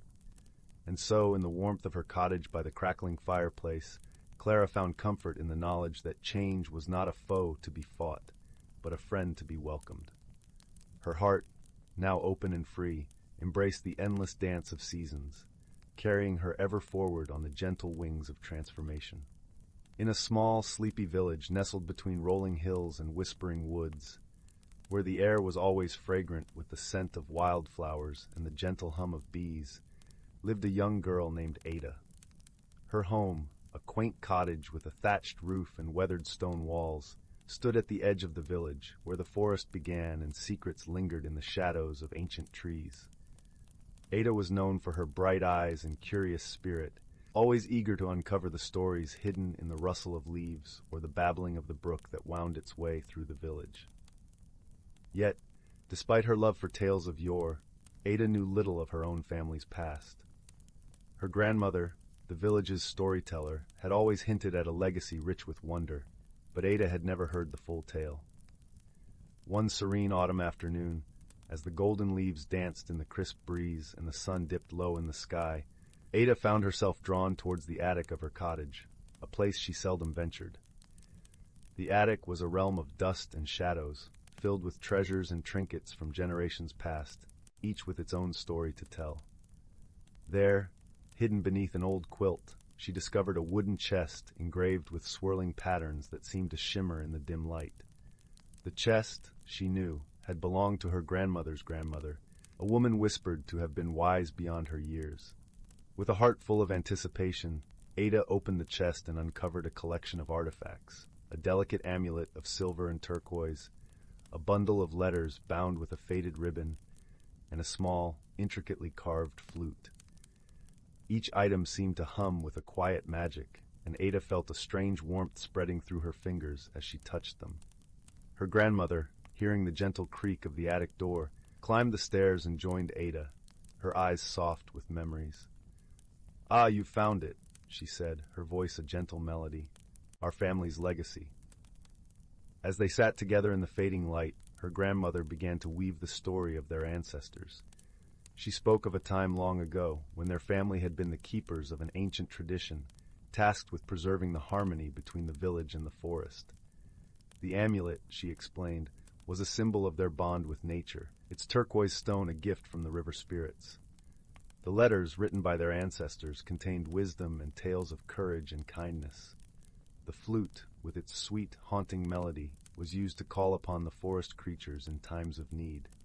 Ada listened, her heart swelling with pride and wonder. She realized that the legacy she had uncovered was not just a tale of the past, but a guiding light for her own journey. The artifacts were not merely relics. They were symbols of the values her family cherished: wisdom, harmony, and a deep connection to the natural world. With newfound understanding, Ada felt a sense of belonging she had never known before. She saw herself as part of a greater tapestry, woven with threads of love and tradition. The lessons from her ancestors resonated with her, teaching her that true strength lay in gentleness, and that the bonds we share with others and with the world around us are the greatest treasures of all. As the stars began to twinkle in the velvety night sky, casting a soft glow over the village, Ada and her grandmother descended the stairs from the attic. Together, they sat by the hearth, where the flames danced and crackled, casting a warm, comforting light. Ada took the flute in her hands and played a simple, sweet tune. The music flowed through the open window, mingling with the night breeze, and for a moment, it seemed as if the entire forest paused to listen. In that serene moment, Ada felt the presence of her ancestors, their love and wisdom enveloping her like a warm embrace. From that day forward, Ada cherished her family's legacy, not as a burden, but as a gift. She shared the stories and the music with the villagers, fostering a renewed appreciation for the bonds that connected them all. And as the seasons turned and the years passed, Ada became the village's storyteller, a gentle guardian of the tales that had shaped her life and the lives of those who came before. In the quiet of the night, as the village slumbered under a blanket of stars, Ada knew that she was exactly where she was meant to be, rooted in her heritage, enveloped in love, and forever connected to the ancient legacy that whispered through the leaves and sang in the heart of the forest. Once upon a time, nestled deep within the heart of a vast and ancient forest, there lay a village unlike any other. This village, known as Luminara, was a place where the air was always sweet, with the scent of blooming wildflowers, and the gentle rustle of leaves whispered secrets of old to anyone who cared to listen. Each cottage was quaintly adorned with climbing ivy and surrounded by vibrant gardens, creating a tapestry of colors that danced in the golden light of the setting sun. In this enchanting village lived a young girl named Anwen. Anwen was known for her boundless curiosity and the sparkle of wonder that never left her hazel eyes. She spent her days exploring every nook and cranny of Luminara, often accompanied by her faithful companion, a clever little squirrel named Thistle. Together, they would venture into the heart of the forest, where the sunlight filtered through the canopy like streams of liquid gold, and the ground was a plush carpet of moss and fallen leaves. One crisp autumn morning, as the world was painted in hues of amber and rust, Anwen and Thistle embarked on a journey to the farthest edge of the forest, where the trees grew tall and wise, their branches reaching out like ancient arms. It was said among the villagers that beyond those trees lay a hidden world, a place where magic was as natural as the air they breathed. Anwen's heart danced with excitement at the thought of discovering this realm. As they wandered deeper into the forest, Anwen noticed a peculiar glimmer beneath a pile of freshly fallen leaves. With a gentle brush of her hand, she uncovered an exquisite pendant, its surface shimmering with an iridescent light that seemed to pulse with a life of its own. The pendant was shaped like a teardrop, and within it swirled a myriad of colors, like the northern lights captured in a single drop of dew. "Look, Thistle," Anwen whispered, cradling the pendant in her palm. "It's beautiful." Thistle chittered softly in agreement, his small eyes reflecting the pendant's glow. Anwen felt an inexplicable pull towards the pendant, as if it held secrets waiting to be unveiled. She slipped it around her neck, feeling its warmth spread through her like a gentle summer breeze. As they continued their journey, Anwen felt a strange sensation, as though the forest itself was awakening to her presence. The leaves rustled with a language she could almost understand, and the path seemed to unfold before her, guiding her steps. It wasn't long before they reached the heart of the forest, where the trees formed a natural archway, their branches entwined like the fingers of old friends. Anwen paused at the threshold, her heart pounding with a mixture of anticipation and trepidation. "Do you think this is the entrance, Thistle?" she asked, her voice barely above a whisper. Thistle nodded, his tiny tail flicking with excitement.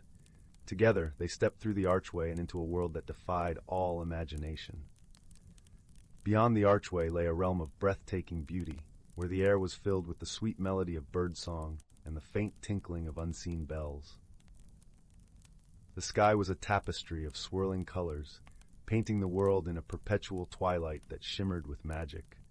Here the flowers glowed with an inner light, and streams of crystal-clear water wound their way through fields of emerald grass.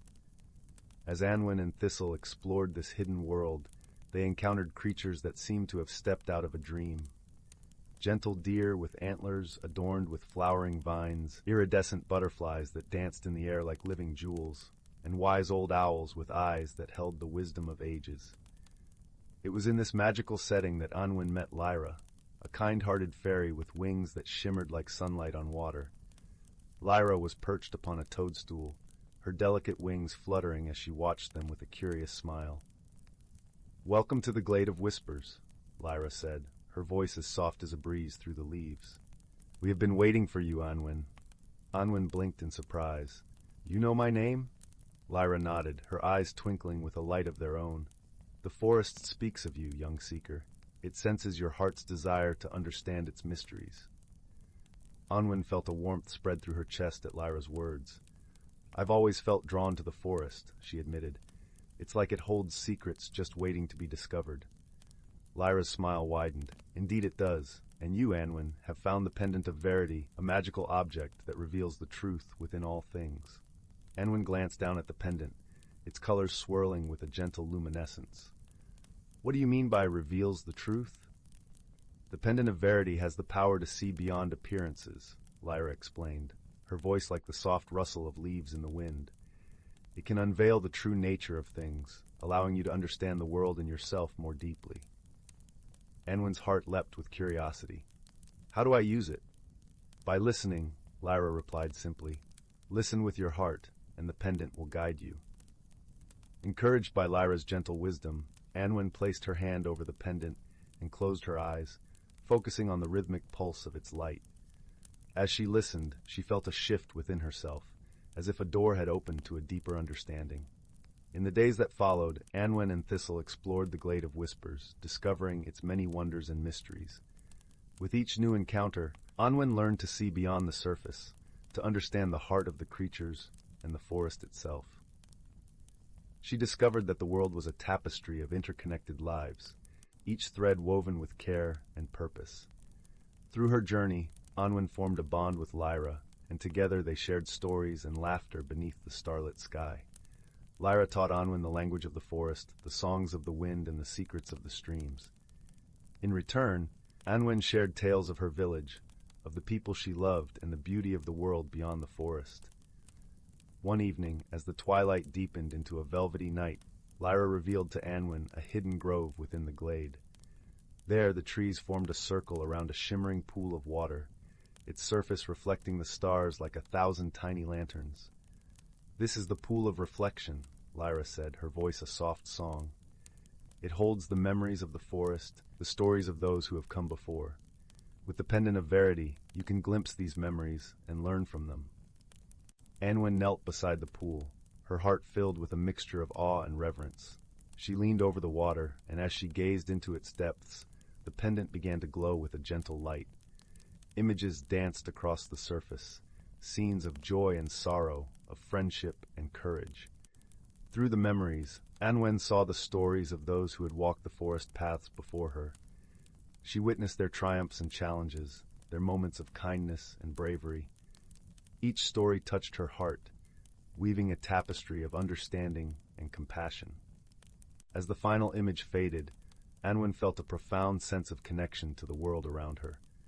She realized that her journey was not just about discovering the magic of the forest, but about understanding the magic within herself. With this newfound wisdom, Anwen returned to Luminara, her heart forever changed by the wonders of the hidden world. She shared her experiences with the villagers, inspiring them to look beyond the surface and see the beauty and truth in all things. As the seasons turned, Anwen continued to visit the Glade of Whispers, her bond with the forest and its inhabitants growing ever stronger. The pendant remained a cherished reminder of her journey, a symbol of the wisdom she had gained and the magic that lived within her heart. And so, under the watchful gaze of the ancient trees and the twinkling stars, Anwen's story became a part of the forest's tapestry, a tale of friendship, discovery, and the transformative power of seeing the world with eyes of wonder and a heart of truth. As the years passed, Anwen's once youthful curiosity matured into a profound wisdom that was respected and cherished by the villagers of Luminara. She became known as the Story Keeper, for her ability to weave the tales of the forest into lessons that taught love, empathy, and understanding. The children of the village would gather at her feet by the warm glow of the hearth, eyes wide with wonder as she recounted the stories of her adventures in the Glade of Whispers. Each story carried with it a gentle lesson, a reminder that true magic was not found in grand gestures or spells, but in the quiet moments of connection and compassion. One winter's eve, with snowflakes cascading gently from the sky, Anwen felt a familiar tug at her heart, a call from the forest that she could not ignore. With Thistle by her side, now older and wiser, she made her way through the snow-draped trees to the familiar archway of the Glade of Whispers. Lyra awaited her there, her wings shimmering with a soft, silvery glow that mirrored the moonlight. "Welcome back, dear friend," she greeted, her voice a melody of warmth and joy. Anwen smiled, her heart swelling with the familiarity of their friendship. "It's good to be home," she replied, her voice a whisper in the stillness of the winter night. As they walked together through the glade, Lyra shared news of the forest, of new life and the changes that time had wrought. Anwen listened with a heart full of gratitude, her love for this hidden world as strong as ever. "Anwen," Lyra said softly, pausing beneath a towering oak, "the forest has a gift for you, a token of gratitude for all that you have given to us." Curious, Anwen followed Lyra to the pool of reflection, where the water lay still and silent beneath a blanket of snow. As she approached, the pendant around her neck began to glow, casting a gentle light upon the surface of the pool. With a soft murmur, the water parted, revealing a small, intricately carved box that shimmered with the iridescence of the pendant. Anwen reached out, her fingers brushing against the smooth wood, and she felt a warmth spread through her, a sense of peace and fulfillment. "This is the box of echoes," Lyra explained, her voice filled with reverence. "It holds the echoes of your heart, the memories and wisdom you have gathered on your journey. It is a reminder that your story is woven into the very fabric of the forest." Tears of gratitude filled Anwen's eyes as she accepted the box, feeling the weight of its significance. She knew that her journey had come full circle, that the magic of the forest was now a part of her, as she was a part of it. With the box in hand, Anwen returned to Luminara, her heart filled with a sense of purpose and belonging. She continued to share her stories, her wisdom growing with each passing season, her love for the village and the forest as enduring as the stars in the night sky. And so, the tale of Anwen and the Glade of Whispers became a cherished part of Luminara's history, a story passed down through generations, reminding all who heard it that magic was not just something to be found, but something to be lived, in every act of kindness, every moment of understanding, and every thread of connection that bound their hearts to the world around them. As the years turned to decades, Anwen's legacy endured, her stories becoming a source of inspiration and guidance for the villagers of Luminara. Her presence was felt in the gentle rustle of leaves, the whisper of the wind, and the songs of the forest creatures that continued to thrive in the hidden world she had discovered. The villagers often spoke of the storykeeper with fondness and admiration, recounting her tales by the fireside during long winter nights and beneath the starry sky on warm summer evenings. Anwen's stories became a bridge between generations, a reminder of the power of love, friendship, and the indomitable spirit of exploration. Children who had grown up listening to Anwen's stories would often venture into the forest themselves, guided by the lessons she had imparted. They would seek the archway to the Glade of Whispers, their hearts filled with the same wonder and curiosity that had once guided Anwen on her journey. Although the forest remained a place of mystery and magic, Anwen's wisdom had taught the villagers to respect and cherish its secrets, to walk its paths with reverence and gratitude. The bond between the village and the forest grew stronger with each passing year, a testament to the enduring legacy of the young girl who had once listened to the whispers of the trees. Anwen herself continued to visit the Glade of Whispers, her friendship with Lyra deepening with each encounter. Together, they would sit by the pool of reflection, sharing stories and laughter as the stars twinkled above them like 1,000 tiny lanterns.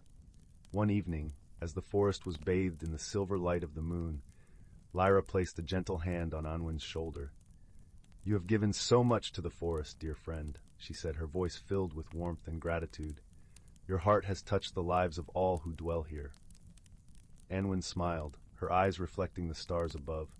"The forest has given me more than I could ever repay," she replied softly. "It has taught me to see the beauty and magic in every moment, to cherish the connections that bind us all." Lyra nodded, her wings shimmering in the moonlight. "Your story is woven into the very fabric of the forest, Anwen. It will continue to inspire and guide those who come after you." With a heart full of gratitude, Anwen returned to Luminara, her spirit forever intertwined with the magic of the forest. The pendant around her neck, the box of echoes in her hand, were cherished reminders of her journey, symbols of the wisdom and love that had shaped her life. As the years passed, Anwen grew older, her hair turning silver like the moonlit sky, her eyes still shining with the same wonder and curiosity that had defined her youth. She remained a beloved figure in the village, her stories a source of comfort and inspiration for all who heard them. Eventually, Anwen's journey came to a gentle close, her spirit at peace with the world she had come to love so deeply. Her passing was marked by a quiet reverence, a celebration of a life well lived, a story well told. The villagers of Luminara gathered by the hearth, their hearts filled with gratitude for the storykeeper who had shared her wisdom and love with them. They spoke of Anwen's legacy, of the magic and beauty she had brought into their lives, and the lessons she had imparted. As the years turned to centuries, Anwen's story continued to be told, a timeless tale of friendship, discovery, and the transformative power of seeing the world with eyes of wonder and a heart of truth. And somewhere deep within the heart of the ancient forest, the Glade of Whispers remained, a hidden world where magic was as natural as the air they breathed, a place where the spirit of Anwen lived on, in the gentle rustle of leaves, the whisper of the wind, and the songs of the forest creatures that continued to thrive in its embrace. Once upon a dusky eve, in the quaint village of Willow Tree, strange happenings began to unfold. The townsfolk, who usually spent their evenings gathered around crackling hearths swapping tales, found their firesides mysteriously extinguished one by one.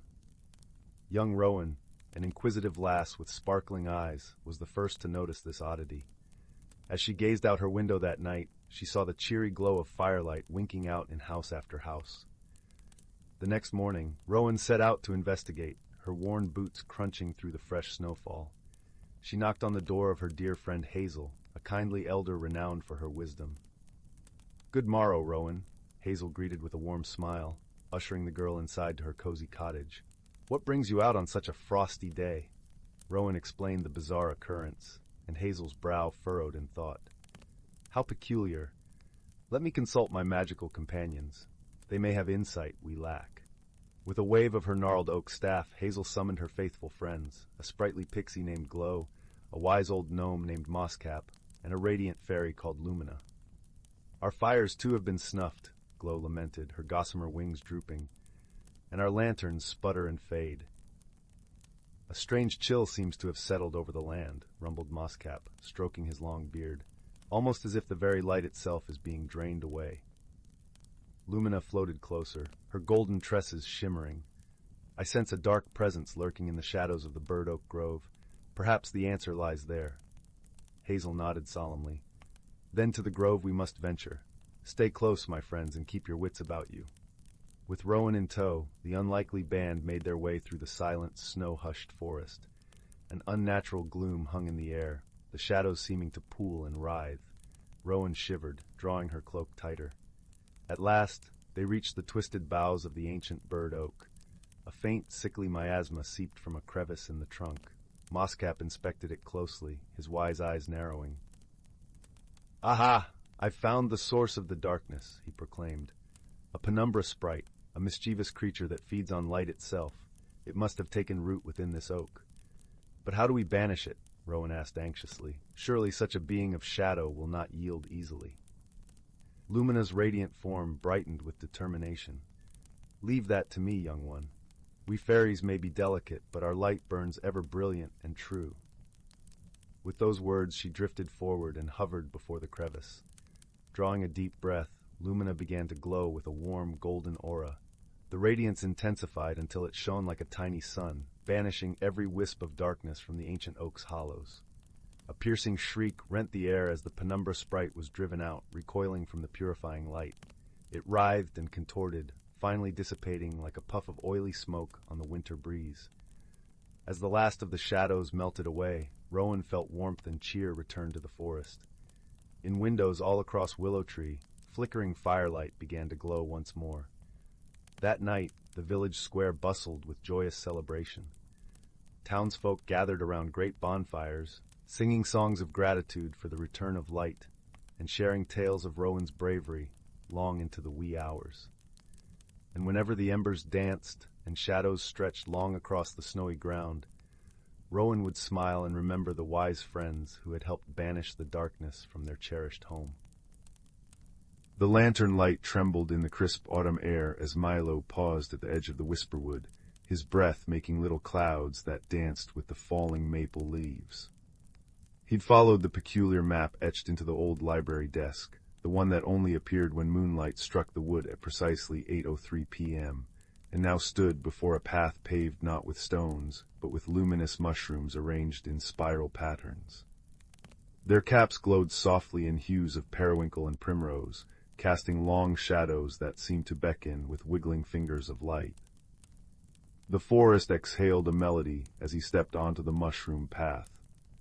Not music exactly, but the creak of ancient trees swaying in conversation, the rustle of ferns unfurling silver fronds, and somewhere distant, the liquid chuckle of water over smooth stones. Milo's boots sank into moss so thick and springy it felt like walking on grandmother's feather quilt, each step releasing the scent of rain-soaked earth and something sweeter, vanilla, honeycomb. That made his stomach rumble despite the butterflies flapping within it. He nearly tripped over the first creature, a hedgehog no larger than his palm, its quills shimmering like polished hematite. It blinked up at him with eyes like molten amber, tiny paws clutching a bundle of acorns wrapped in cobweb thread. "Mind the step," it piped in a voice like wind through reeds, gesturing with its snout toward a root that had indeed begun to rise from the path. Milo crouched, fascinated, as the root reshaped itself into a small archway threaded with bioluminescent lichen. "Thank you," he whispered, but the hedgehog had already vanished, leaving behind a single acorn tied with golden thread. Milo pocketed it carefully, the shell warm against his fingers. Deeper into the wood, the air grew thicker with magic, not the scary sort from storybooks, but the kind that made his sweater sleeves tingle as if full of static. He paused by a brook where the water flowed upward, droplets catching starlight as they defied gravity to water clusters of upside-down violets growing on the underside of a granite shelf. It was there he met Lila, a fox whose fur shifted colors like oil on water, her tail tipped with what appeared to be actual stardust. "You're here for the moonlight market," she stated more than asked, patting circles around him. When Milo nodded, too awestruck to form words, she nosed a birch leaf into his hand. "Trade this at the third stall, and don't pet the willow cats, they shed prophecies and you're not ready for those." The market materialized as he crossed a bridge of woven ferns, lanterns blooming to life one by one like fireflies answering a summons. Stalls lined the clearing, tended by creatures both familiar and fantastical, an owl with books nested in its feathers haggling with a frog wearing a waistcoat, a badger stirring a cauldron of soup that smelled like every good memory Milo had ever tasted.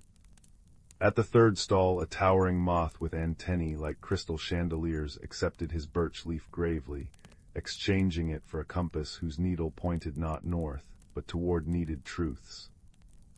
The challenges came gently, as the forest tested not his might, but his heart. He helped reunite a lost moonbeam with its constellation, discovering the beam was actually a mischievous rabbit made of solidified light. He soothed a weeping sapling by humming the lullaby his mother sang when thunderstorms rattled their farmhouse windows. When faced with a stone door carved with riddles, he realized the answers weren't words but actions, sharing his last walnut cookie with a trio of pebble mice, offering his scarf to a shivering cluster of glowworms. In the grove at the wood's heart, Milo found the source of the map's promise, a tree older than time, its bark etched with stories that shifted as he tilted his head. The roots cradled a pool where the water showed not reflections but possibilities, himself teaching the hedgehog to knit with spider silk, reading poetry to the upside-down violets, learning the language of rain from Lila. As he gazed, the compass grew warm in his hand, its needle spinning wildly before settling on his own chest. "You've always known the way home," murmured the tree, though its leaves didn't move. "Adventure isn't about finding new places, but seeing with new eyes." The return journey felt shorter yet richer, the forest now waving farewell with branches heavy with ripe persimmons, the path offering up a perfect heart-shaped stone that fit snugly in his palm. When Milo emerged from the whisperwood, dawn pinkening the sky like the inside of a seashell, he found the strange acorn from the hedgehog had sprouted in his pocket, a tiny sapling with leaves that chimed when the wind stirred them.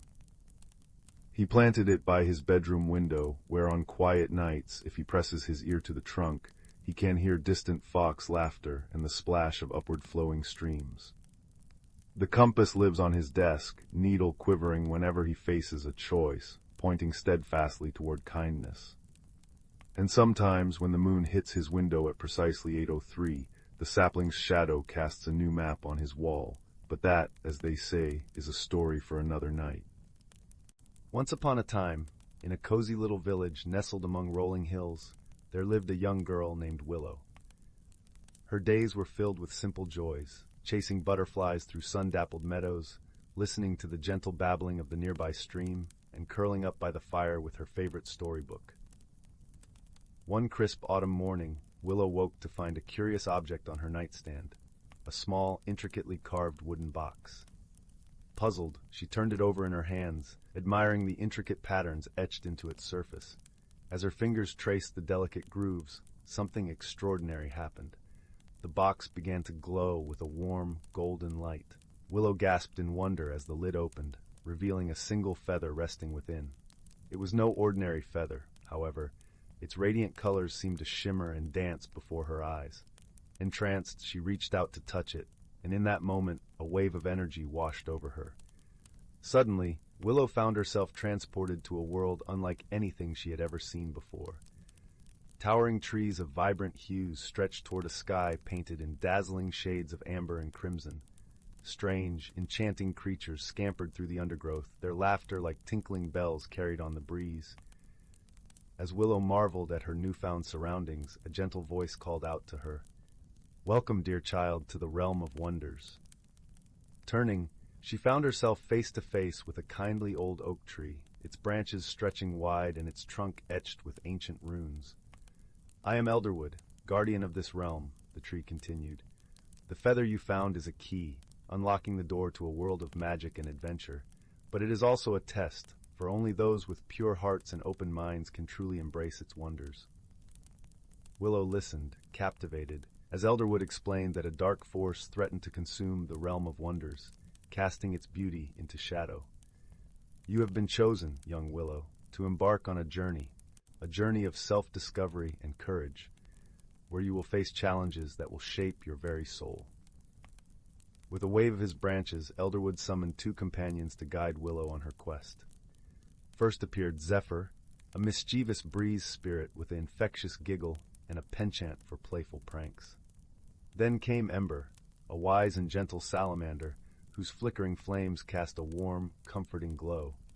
Together, the trio set off into the heart of the realm of wonders, venturing through landscapes that seemed to shift and swirl with every passing moment.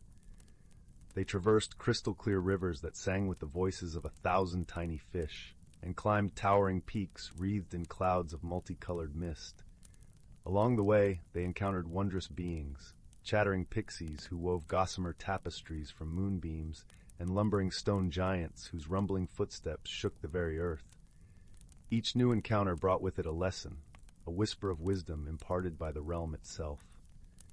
Yet their journey was not without its trials. Dark shadows lurked in forgotten corners, jealous of the light and beauty that thrived in the realm of wonders. Time and again, Willow and her companions found themselves faced with challenges that tested their resolve and their hearts. In one particularly dire moment, they found themselves trapped in a maze of twisting, thorny vines that seemed to shift and contort with malicious intent. As Willow's fear threatened to overwhelm her, Ember's gentle flames illuminated a path forward, not by burning through the obstacles, but by coaxing the vines themselves to bloom with vibrant, fragrant flowers. It was then that Willow realized the true power of the realm of wonders, a power rooted not in brute force, but in kindness, patience, and understanding. With each challenge they faced, she grew stronger, her heart opening wider to the wonders that surrounded her. At last, after what seemed like an eternity of adventure, Willow and her companions stood before the source of the darkness that threatened the realm, a great, shadowy entity that fed on fear and doubt. But Willow was no longer the timid girl who had first stumbled into this magical world. Drawing upon all she had learned, she reached out with her heart, offering compassion and empathy to the entity. And in that moment, the darkness began to recede, transforming into a shimmering aurora of light and hope. As the realm of wonders was restored to its former glory, Elderwood's voice echoed through the land, filled with pride and gratitude. "Well done, young Willow. You have proven yourself worthy of the wonders that surround us, and in doing so have discovered the greatest wonder of all, the boundless strength and resilience of your own heart." With a final embrace for Zephyr and Ember, Willow found herself back in her own cozy room, the feather clutched tightly in her hand. But she knew that the magic of the realm of wonders would forever be a part of her, a guiding light in the years to come. As she drifted off to sleep, Willow smiled, her dreams filled with the laughter of pixies and the gentle crackle of Ember's flames. For she had learned that true wonder lies not in extraordinary realms, but in the extraordinary courage and kindness that burns within us all. In the heart of the ancient forest, where the trees whispered secrets older than time itself, there lay a hidden glen cloaked in perpetual twilight. Here, the canopy of lush emerald leaves allowed only the gentlest dapples of golden sunlight to kiss the forest floor, illuminating the soft carpet of moss and the delicate ferns that danced with the slightest breeze. The air was filled with the earthy aroma of damp wood and the sweet perfume of wildflowers, creating a symphony of scents that wrapped around the senses like a comforting embrace. In this enchanted realm, the creatures of the forest lived lives intertwined with the rhythms of nature, each playing its part in the delicate balance of their world. Among them was a wise old turtle named Bramble, whose shell was etched with the patterns of 100 seasons. Bramble was revered among the forest dwellers for his deep understanding of the natural world and his gentle, patient counsel. Bramble's closest companions were a sprightly squirrel named Pippin and a graceful deer called Lyra. Pippin, with her fur the color of autumn leaves, was full of boundless energy and curiosity, always eager to explore every nook and cranny of their woodland home. Lyra, on the other hand, moved with the serene grace of a river flowing through a quiet valley, her eyes as deep and calm as a forest pool. One crisp morning, as the first hints of autumn painted the leaves in shades of amber and crimson, Bramble gathered his friends beneath an ancient oak. Its branches stretched wide and strong, offering shelter and wisdom from the ages past. "The time has come," Bramble began, his voice as steady and soothing as the rustle of leaves in the wind, "for us to prepare for the changing of the seasons. We must ensure that the balance of our forest is maintained." Pippin's eyes sparkled with anticipation. "What must we do, Bramble?" she chirped, her tail flicking with excitement. Bramble smiled, his eyes crinkling at the corners. "Each season brings its own magic and challenges. Autumn is a time of harvest and preparation. We must gather the bounty of the forest and ensure that all creatures have what they need to sustain them through the winter." Lyra nodded thoughtfully, her ears twitching as she listened to the gentle hum of the forest around them. "And how do we maintain the balance, Bramble?" The wise turtle looked out across the glen, where sunlight danced through the leaves, casting intricate patterns on the ground. "We must work together, each of us using our strengths to support one another. Pippin, your nimble paws can gather the acorns and berries that will feed many. Lyra, your keen senses will guide us to the hidden caches of food and safe havens for the colder months."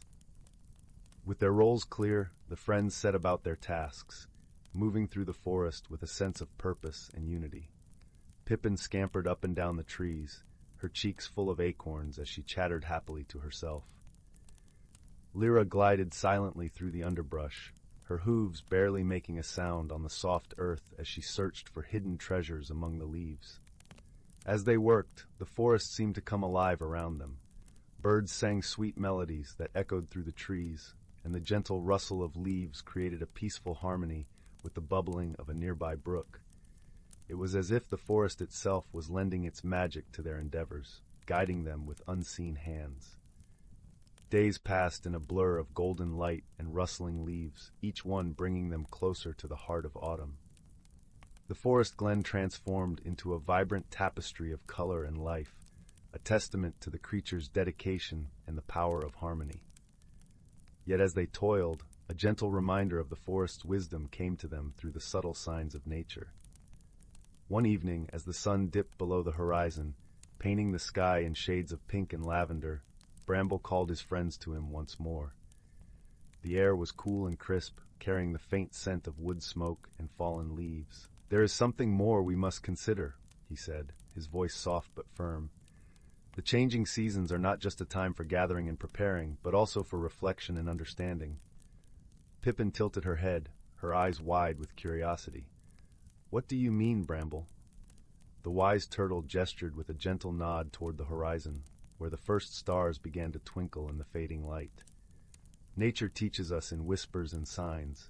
We must learn to listen, to understand the lessons she offers. Balance is not just about physical preparation, but also about harmony within ourselves and with each other." Lyra pondered this, her gaze thoughtful. "How do we learn to listen, Bramble?" With a knowing smile, Bramble replied, "By being present, by observing the world around us with our hearts as well as our eyes. The forest speaks to those who are willing to hear its song." And so, as the seasons continued their dance, the companions embraced this new wisdom.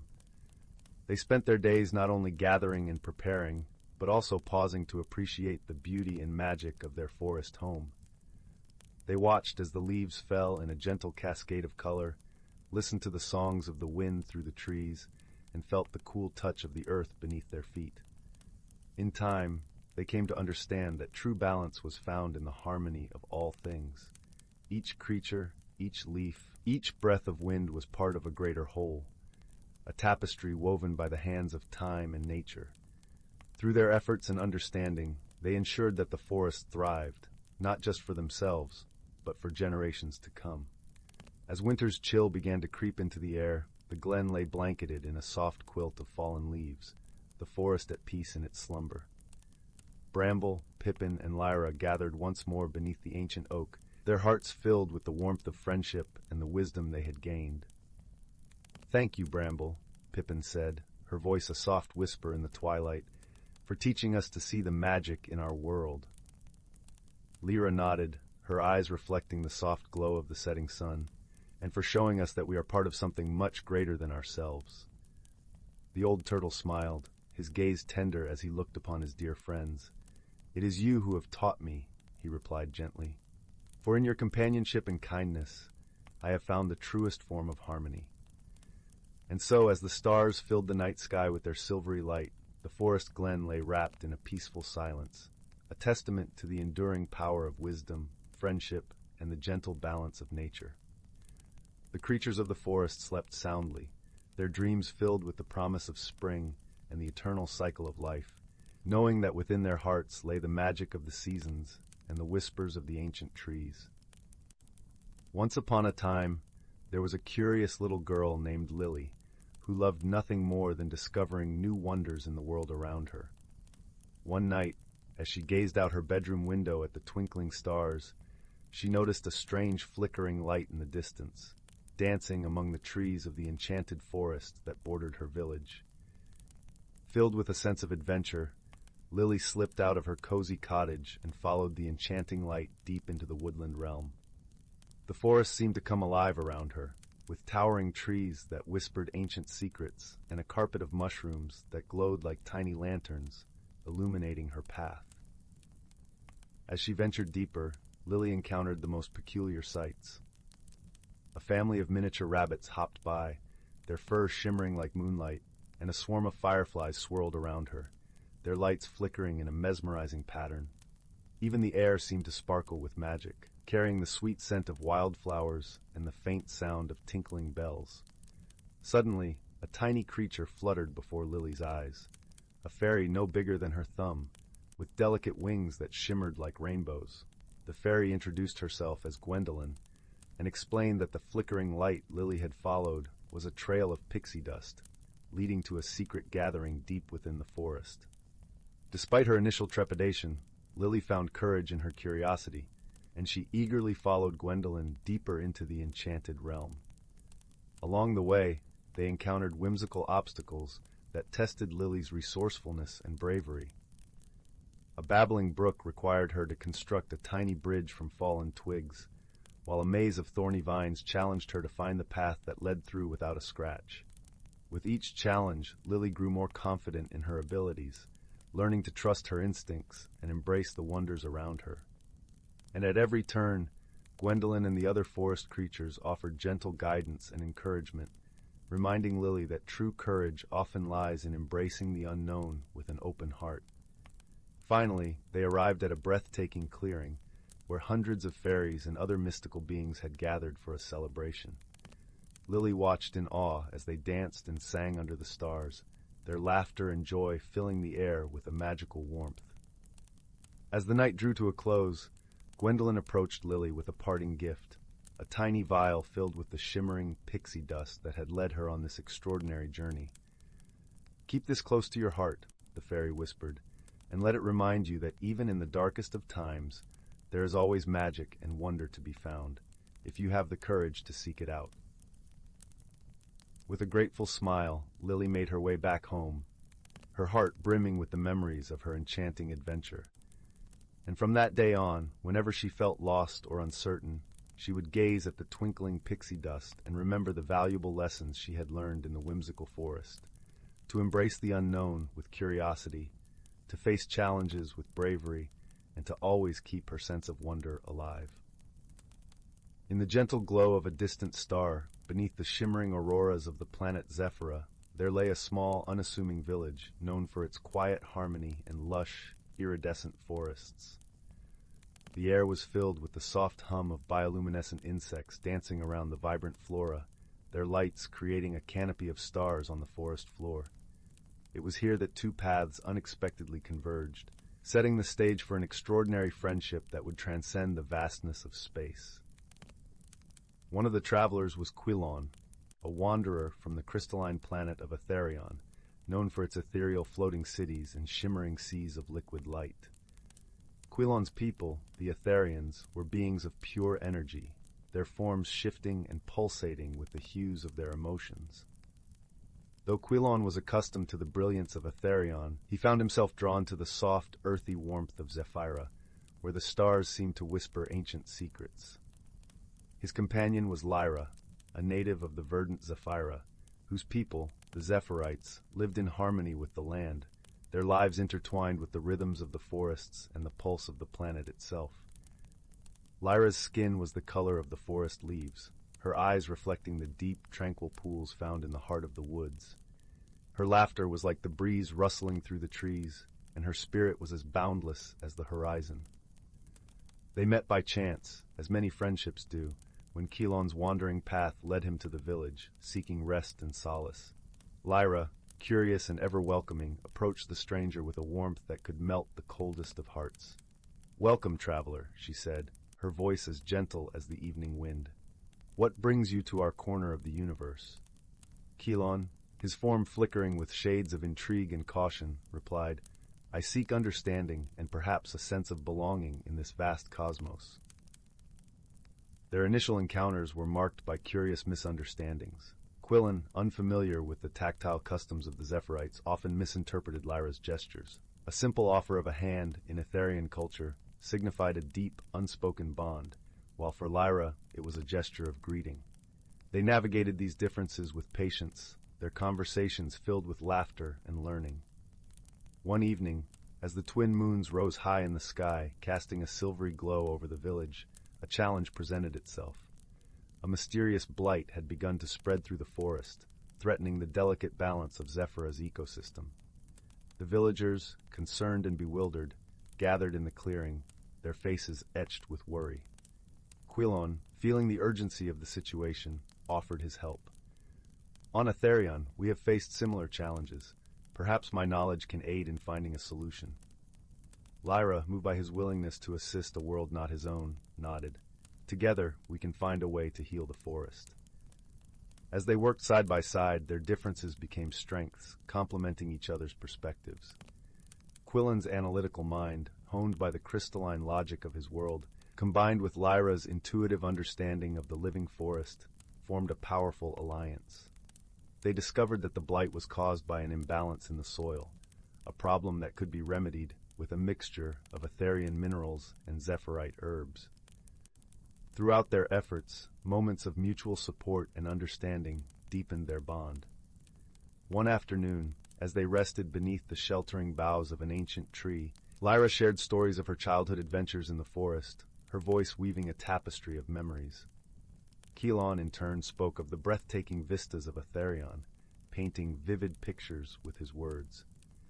In those moments, they realized that despite their differences, they shared a fundamental connection, a desire to protect and cherish the beauty of the universe, to understand and embrace the unknown. As the blight receded and the forest began to heal, the villagers celebrated with a festival beneath the starlit sky. The air was filled with the scent of blooming flowers and the sound of joyous laughter. Quilon and Lyra stood together, their eyes reflecting the twinkling cosmos above. "Thank you," Lyra said, her voice filled with warmth, "for being a part of our world and for showing me the beauty of yours." Quilon's form glowed softly, his colors a serene blend of gratitude and joy. "And thank you for teaching me that true belonging comes not from where you are, but from those you share your journey with." In the quiet moments that followed, as the stars continued their eternal dance, Quilon and Lyra knew they had discovered something precious and rare, a friendship that bridged worlds, a testament to the power of understanding and the gentle strength of kindness. Together they watched the night unfold, content in the knowledge that they had found a home in each other's hearts, a sanctuary in the vastness of space. And as the fires of the celebration flickered and faded into the dawn, their friendship shone as brightly as the first light of day, a beacon of hope and harmony in the universe. In the far reaches of the galaxy, where stardust wove through the void like strands of glistening silk, lay the planet of Luminara. It was a world bathed in perpetual twilight, where the skies shimmered with hues of lavender and gold, and gentle breezes carried the sweet scent of blooming starflowers. The Luminarans, delicate beings with skin that glowed softly like the moon, lived in harmony with their serene surroundings, tending to the gardens of light that covered their planet. On one particularly tranquil evening, as the twin moons rose to cast their gentle glow over the land, a small spacecraft streaked through the heavens, its hull glinting like a shard of silver against the deepening sky. This ship, a modest transport vessel, was piloted by a solitary traveler from the distant world of Terran. Her name was Lyra, and she was an explorer by trade, one who roamed the stars in search of knowledge and understanding. Lyra's journey had brought her to Luminara, drawn by tales of its beauty and the wisdom of its people. Her heart, though courageous, harbored a loneliness that whispered to her in the solitude of space. As she descended through the atmosphere, her ship's systems suddenly faltered, a cascade of sparks and alarms filling the cabin. With a steady hand and a calm mind, Lyra managed to guide her vessel to a gentle landing in a meadow aglow with the soft luminescence of starflowers. Emerging from her ship, Lyra was greeted not by fearsome warriors or suspicious eyes, but by a single Luminaran who approached with a serene smile. This Luminaran, named Solus, moved with the grace of a breeze and the kindness of a gentle rain. His eyes, deep pools of starlight, held curiosity and a warmth that transcended words. "Welcome, traveler," Solus said, his voice like a soothing melody. "You have come at a time of rest and reflection. How may we assist you?" Lyra, though relieved by the warm welcome, found herself struggling to understand the Luminaran's gentle ways. She had prepared for hostility, for the mistrust of an outsider, and the kindness offered so freely was both comforting and perplexing. "My ship," she began, her voice tinged with the hesitance of uncertainty, "it needs repairs. I did not mean to intrude." Solus merely nodded, his understanding as deep as the night sky. "Here on Luminara, we believe in offering aid to those in need. Your presence is no intrusion, but a chance to share in the exchange of stories and wisdom." As days turned into weeks, Lyra found herself enveloped in the rhythms of Luminaran life. Guided by Solus, she learned the ways of the starflower gardens, their petals soft and fragrant, their glow a gentle caress against the skin. The Luminarans, in turn, listened with rapt attention to Lyra's tales of distant worlds and the marvels she had witnessed among the stars. Yet, not all was smooth in this newfound companionship. Misunderstandings arose, as they often do between those of different worlds. Lyra, eager to help, had attempted to rearrange a section of the garden, believing she was improving it. The Luminarans, who cultivated their gardens with deep reverence and tradition, were taken aback by the changes, though they remained kind in their expressions. Solus, sensing the discomfort that lingered like a shadow, approached Lyra with gentle understanding. "We cherish your enthusiasm, Lyra," he said, his voice a balm to her troubled heart. "But our ways are woven with the fabric of our being. Perhaps, together, we can learn from one another." Her cheeks flushed with embarrassment. Lyra nodded, her voice a whisper of contrition. "I meant no disrespect. I wished only to contribute, to belong." In this moment of vulnerability, a bond began to form, a bridge of understanding between two souls who had once been strangers. Solus, with patience and wisdom, showed Lyra the intricate dance of their traditions, explaining the balance of light and dark, of growth and rest. As they worked side by side, a challenge arose that would test their burgeoning friendship. A rare celestial event, the eclipse of shadows, was approaching, a time when the twin moons would align and cast the land into temporary darkness. During this period, the gardens required careful tending, as the absence of light could harm the delicate starflowers. Together, Lyra and Solus faced the eclipse, their efforts a seamless blend of Terran ingenuity and Luminaran tradition. Lyra's knowledge of technology complemented Solus's deep understanding of the gardens, and their collaboration ensured the starflowers continued to thrive even in the absence of light. In the quiet hours of the eclipse, as they rested beneath the canopy of stars, Lyra spoke, her voice a gentle murmur in the darkness. "I have traveled far, seeking knowledge and adventure, yet it is here, in your gardens, that I have found something truly precious, a friend." Solus, his glow a gentle beacon in the night, nodded in agreement. "Our paths are like rivers, Lyra, flowing from different sources but meeting in the same ocean. Through understanding and friendship, we have enriched our journeys." The eclipse passed, and with it came the dawn, a warm embrace of light that painted the world in hues of gold and lavender once more. Lyra's ship, now repaired with the help of her new friends, stood ready for departure. Yet, as she prepared to leave, her heart was filled not with the ache of parting, but with the warmth of connection. Solus and the Luminarans gathered to bid her farewell, their luminescent presence a reminder of the gentle strength found in unity. "Wherever your travels take you, Lyra," Solus said, his voice carrying the promise of their friendship across the distance, "know that you are always welcome here, a part of our story."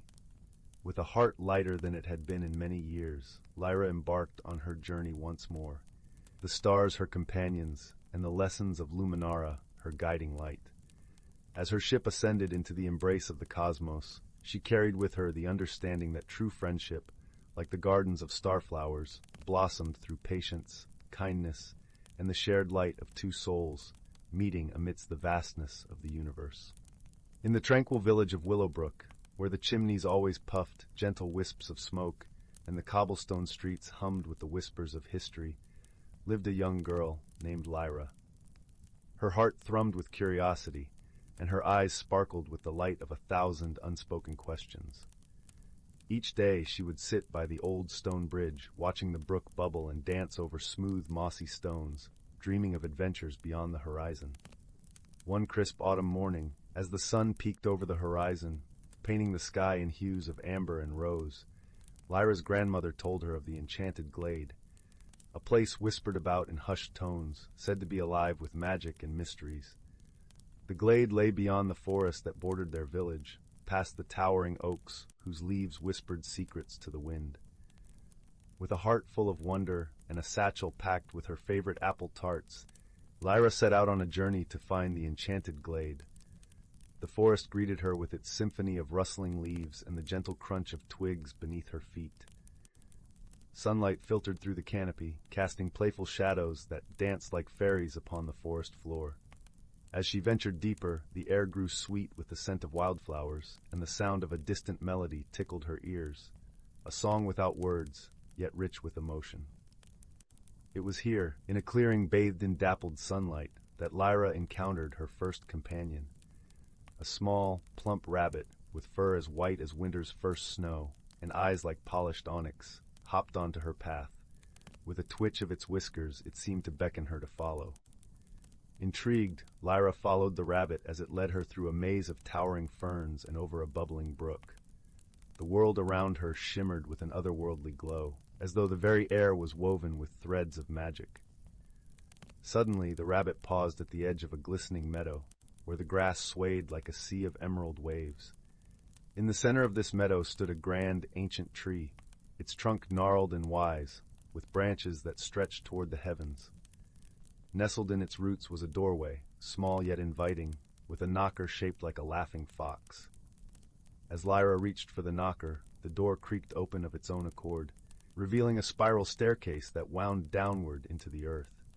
With a deep breath and a flutter of excitement in her chest, Lyra descended the staircase. The walls glowed softly with the light of luminescent moss, guiding her way until she emerged into a cavern unlike any she had ever imagined.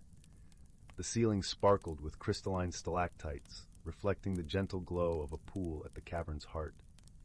Floating above the water were tiny, luminescent creatures, their wings whispering secrets of the ages. Lyra stepped closer, her breath taken by the sheer beauty of it all. It was here she met her second guide, a wise turtle with a shell adorned in colorful patterns that seemed to shift and change with each movement. The turtle spoke in a voice like a summer breeze, inviting her to sit and listen to the stories of the land. As she listened, Lyra learned of the courage that lived within the heart of every explorer and the beauty that awaited those who dared to seek it. The tales woven by the turtle spoke of unity and the strength found in friendship, leaving an imprint on Lyra's heart. With newfound resolve, Lyra thanked the turtle and continued her journey.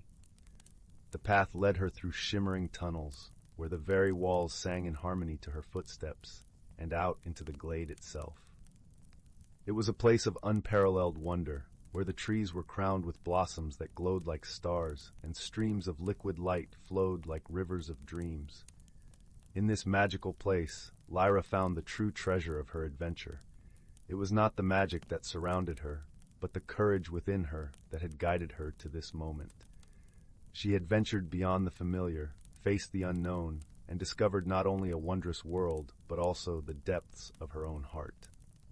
As the sun began to set, painting the sky in shades of violet and gold, Lyra retraced her steps back toward Willowbrook.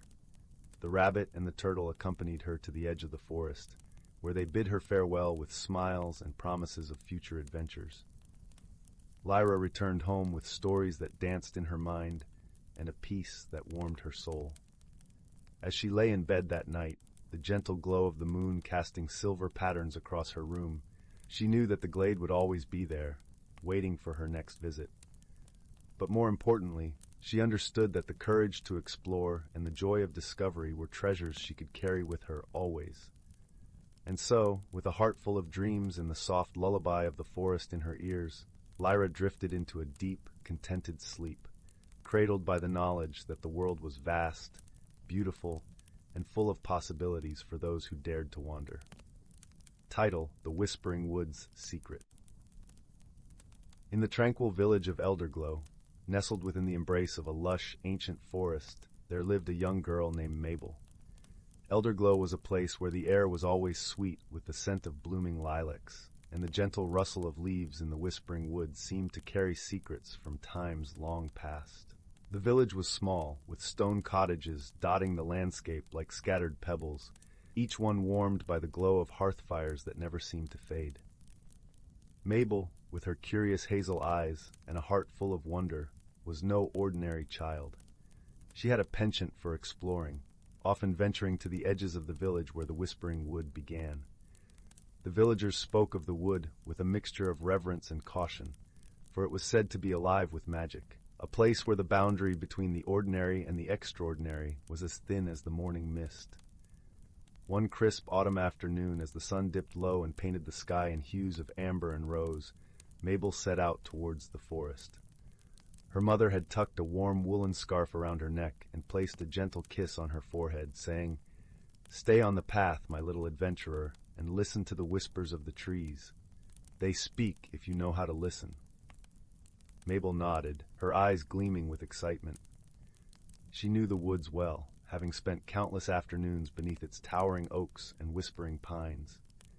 Today, however, felt different. There was a tingling in the air, a sense of anticipation that danced along her skin like the first touch of winter's breath. As she wandered deeper into the forest, the world around her shifted subtly. The light filtering through the canopy was dappled and golden, casting playful shadows on the forest floor. The leaves crunched softly under her boots, and the air was filled with the earthy scent of fallen leaves and damp moss. It wasn't long before Mabel came across something unusual, a glimmering stone, half buried in the soft earth.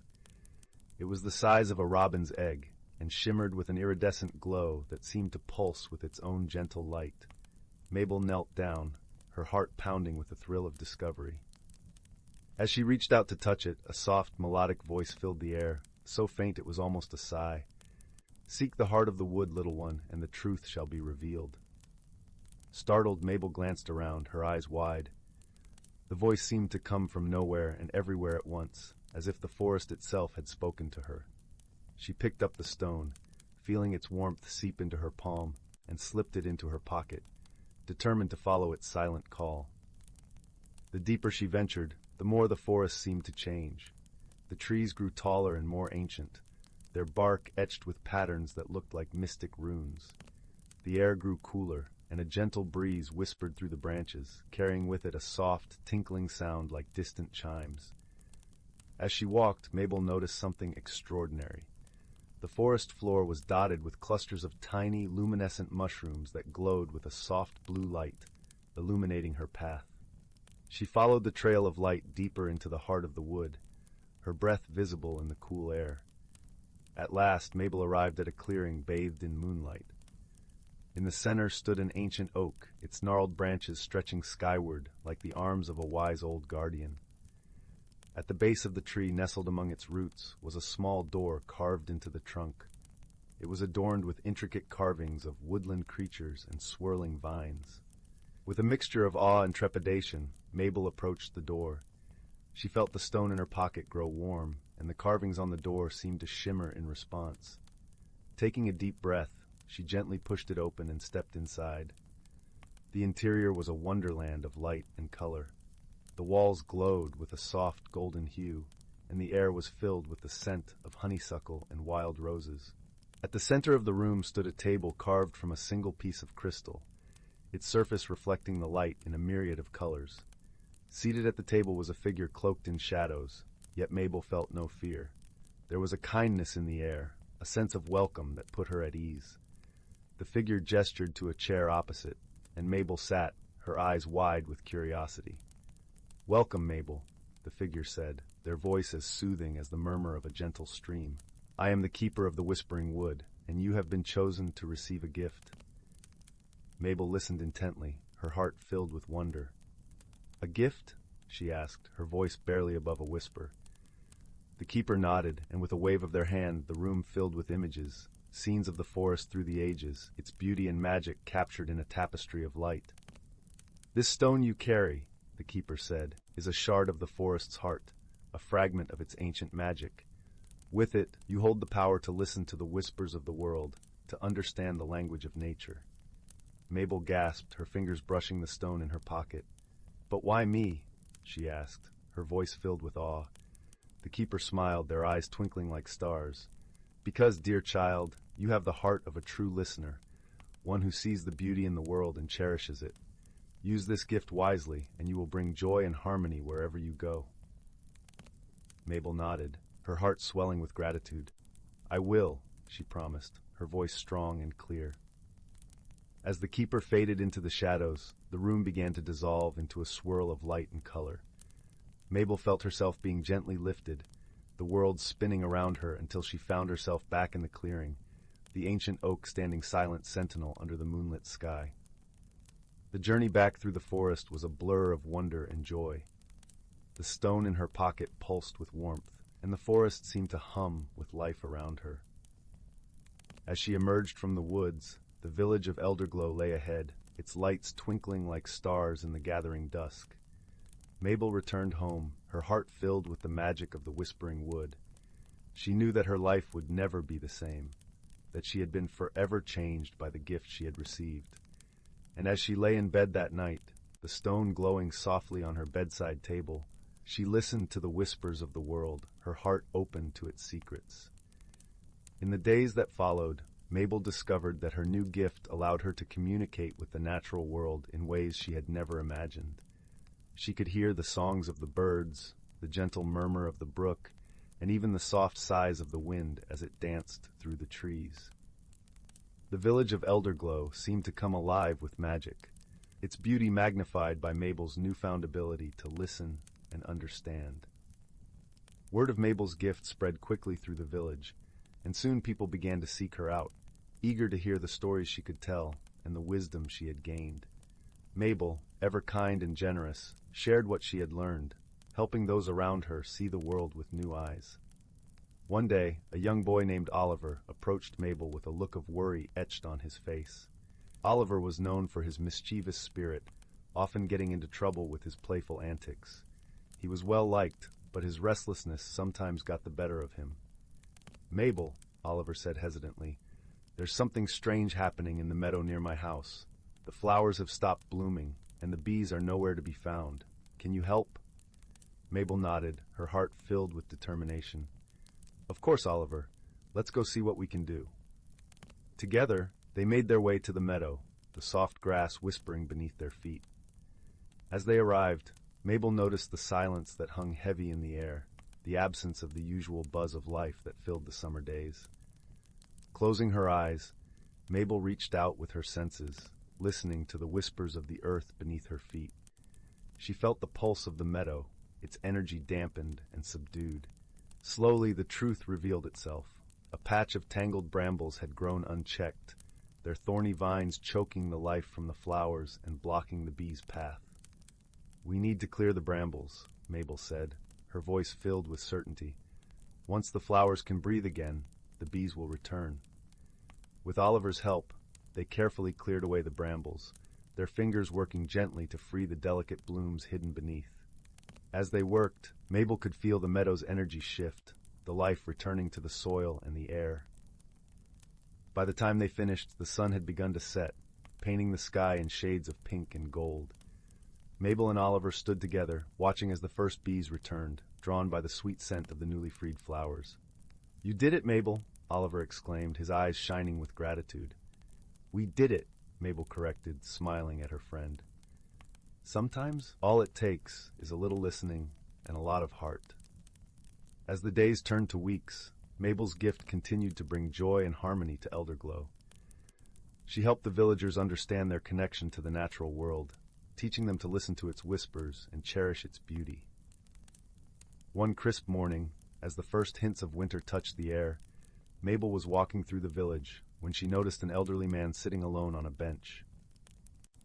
His eyes were clouded with sorrow, and Mabel's heart went out to him. "Hello," Mabel said softly, sitting down beside him. "Is there something troubling you?" The man sighed, his voice tinged with sadness. "I used to play the violin," he said, his gaze distant, "but my hands are no longer steady, and the music has left me." Mabel reached out, her hand gently resting on his. "Maybe the music hasn't left," she said gently. "Perhaps it's just waiting for you to listen again." The man looked at her, hope flickering in his eyes. "Could you help me find it?" Mabel smiled, nodding with understanding. "Close your eyes and listen with your heart," she instructed softly. "Feel the rhythm of the world around you." Together they sat in silence, the sounds of the village weaving a gentle symphony. Gradually the man's expression softened, the lines of worry smoothing into a look of peace.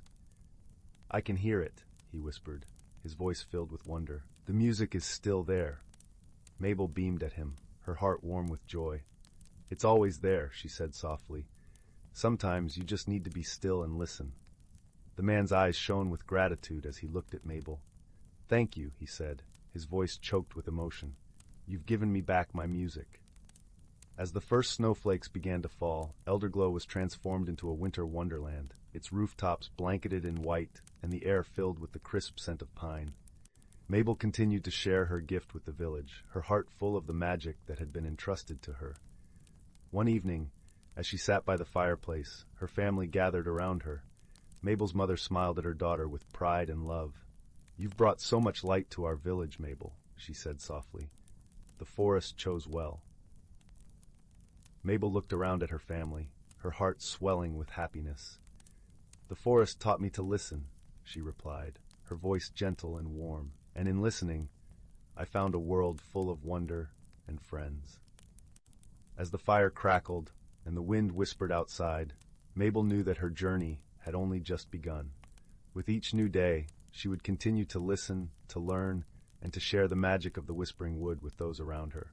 And as she drifted into a peaceful sleep, she dreamed of the endless possibilities that lay ahead, her heart open to the whispers of the world and the promise of tomorrow. And so, in the village of Elderglow, where the air was always sweet and the forest alive with magic, Mabel's story became a cherished tale of friendship and wisdom, a reminder that sometimes all it takes to change the world is a little listening and a lot of heart.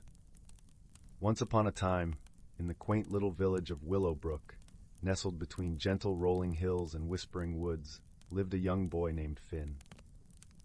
His days were filled with the sweet simplicity of village life, gathering wildflowers with his friends, listening to the soothing lull of the babbling brook, and exploring the endless wonders of the forest that bordered his home. Willowbrook was a place where the grass was always a lush emerald, and the air carried the fragrance of honeysuckle and freshly baked bread. Each evening, the sun would cast a golden glow across the thatched rooftops, promising the village another peaceful night.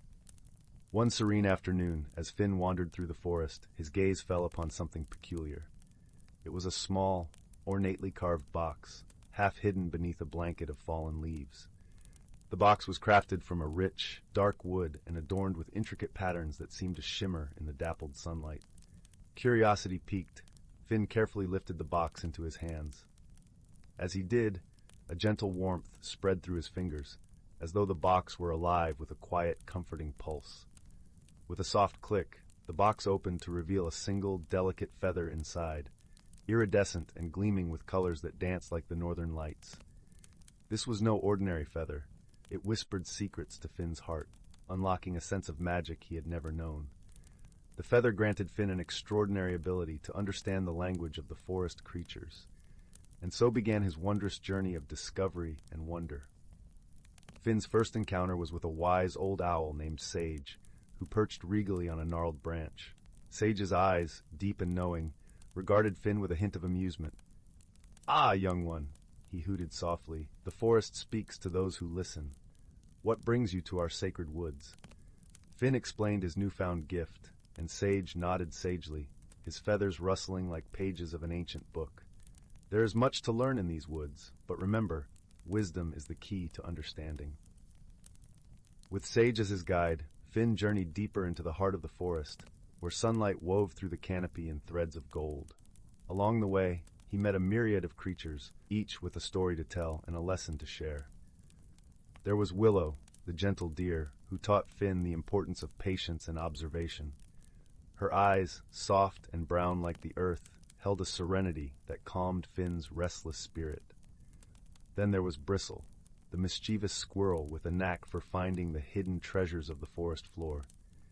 Bristle's chatter was a constant reminder that joy could be found in the smallest of things, and his laughter echoed through the trees like a playful melody.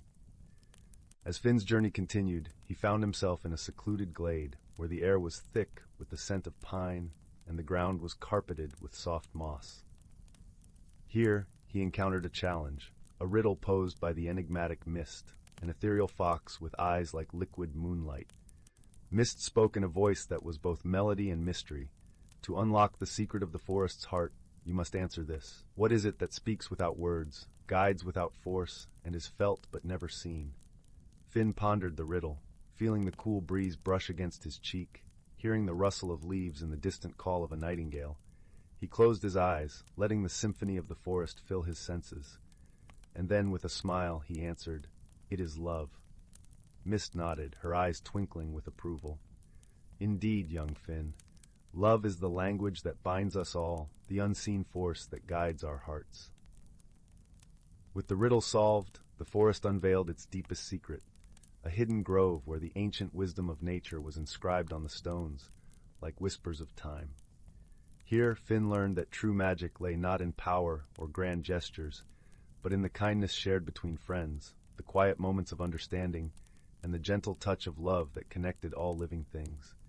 As the sun dipped below the horizon, casting the forest in a soft twilight glow, Finn returned to Willowbrook, his heart forever changed. The village welcomed him home with open arms, unaware of the magical journey he had undertaken. Yet Finn carried with him the lessons of the forest, whispering them to those who would listen, weaving them into the fabric of village life. And so, under the watchful gaze of the moon and stars, Willowbrook continued to thrive, a place where ordinary objects held extraordinary secrets, and where the gentle power of love and wisdom prevailed. With a heart full of warmth and a spirit enriched by the wonders of the forest, Finn drifted into peaceful slumber, knowing that the magic of the feather and the lessons it had taught would remain with him always. And in the quiet of the night, the forest whispered its eternal lullaby, cradling Willowbrook in its timeless embrace. Once upon a time, in a quaint village nestled among rolling hills, there lived a young girl named Willow. She was a curious and imaginative child, but struggled with the changes that seemed to swirl all around her. As Willow grew older, she found herself feeling more and more out of place. The world seemed to be moving at a dizzying pace, leaving her feeling lost and unsure. Her friends were embracing new interests and making new connections, while Willow clung tightly to the familiar comforts of her childhood. One crisp autumn evening, as Willow sat alone in her favorite spot by the old willow tree, she noticed a peculiar sight. A tiny glowing orb, no bigger than a firefly, danced before her eyes. Willow watched in wonder as the orb pulsed and flickered, its light seeming to beckon her closer. Overcome by curiosity, Willow reached out her hand, and the orb landed gently in her palm. In an instant, a warm, tingling sensation spread through her body, and she felt a sudden rush of energy and clarity. From that moment on, Willow's world began to transform in the most extraordinary way. Whenever she felt uncertain or afraid, the orb would appear, its gentle light guiding her forward. She soon realized that the orb was a manifestation of her own inner strength and resilience, helping her navigate the challenges of growth and change.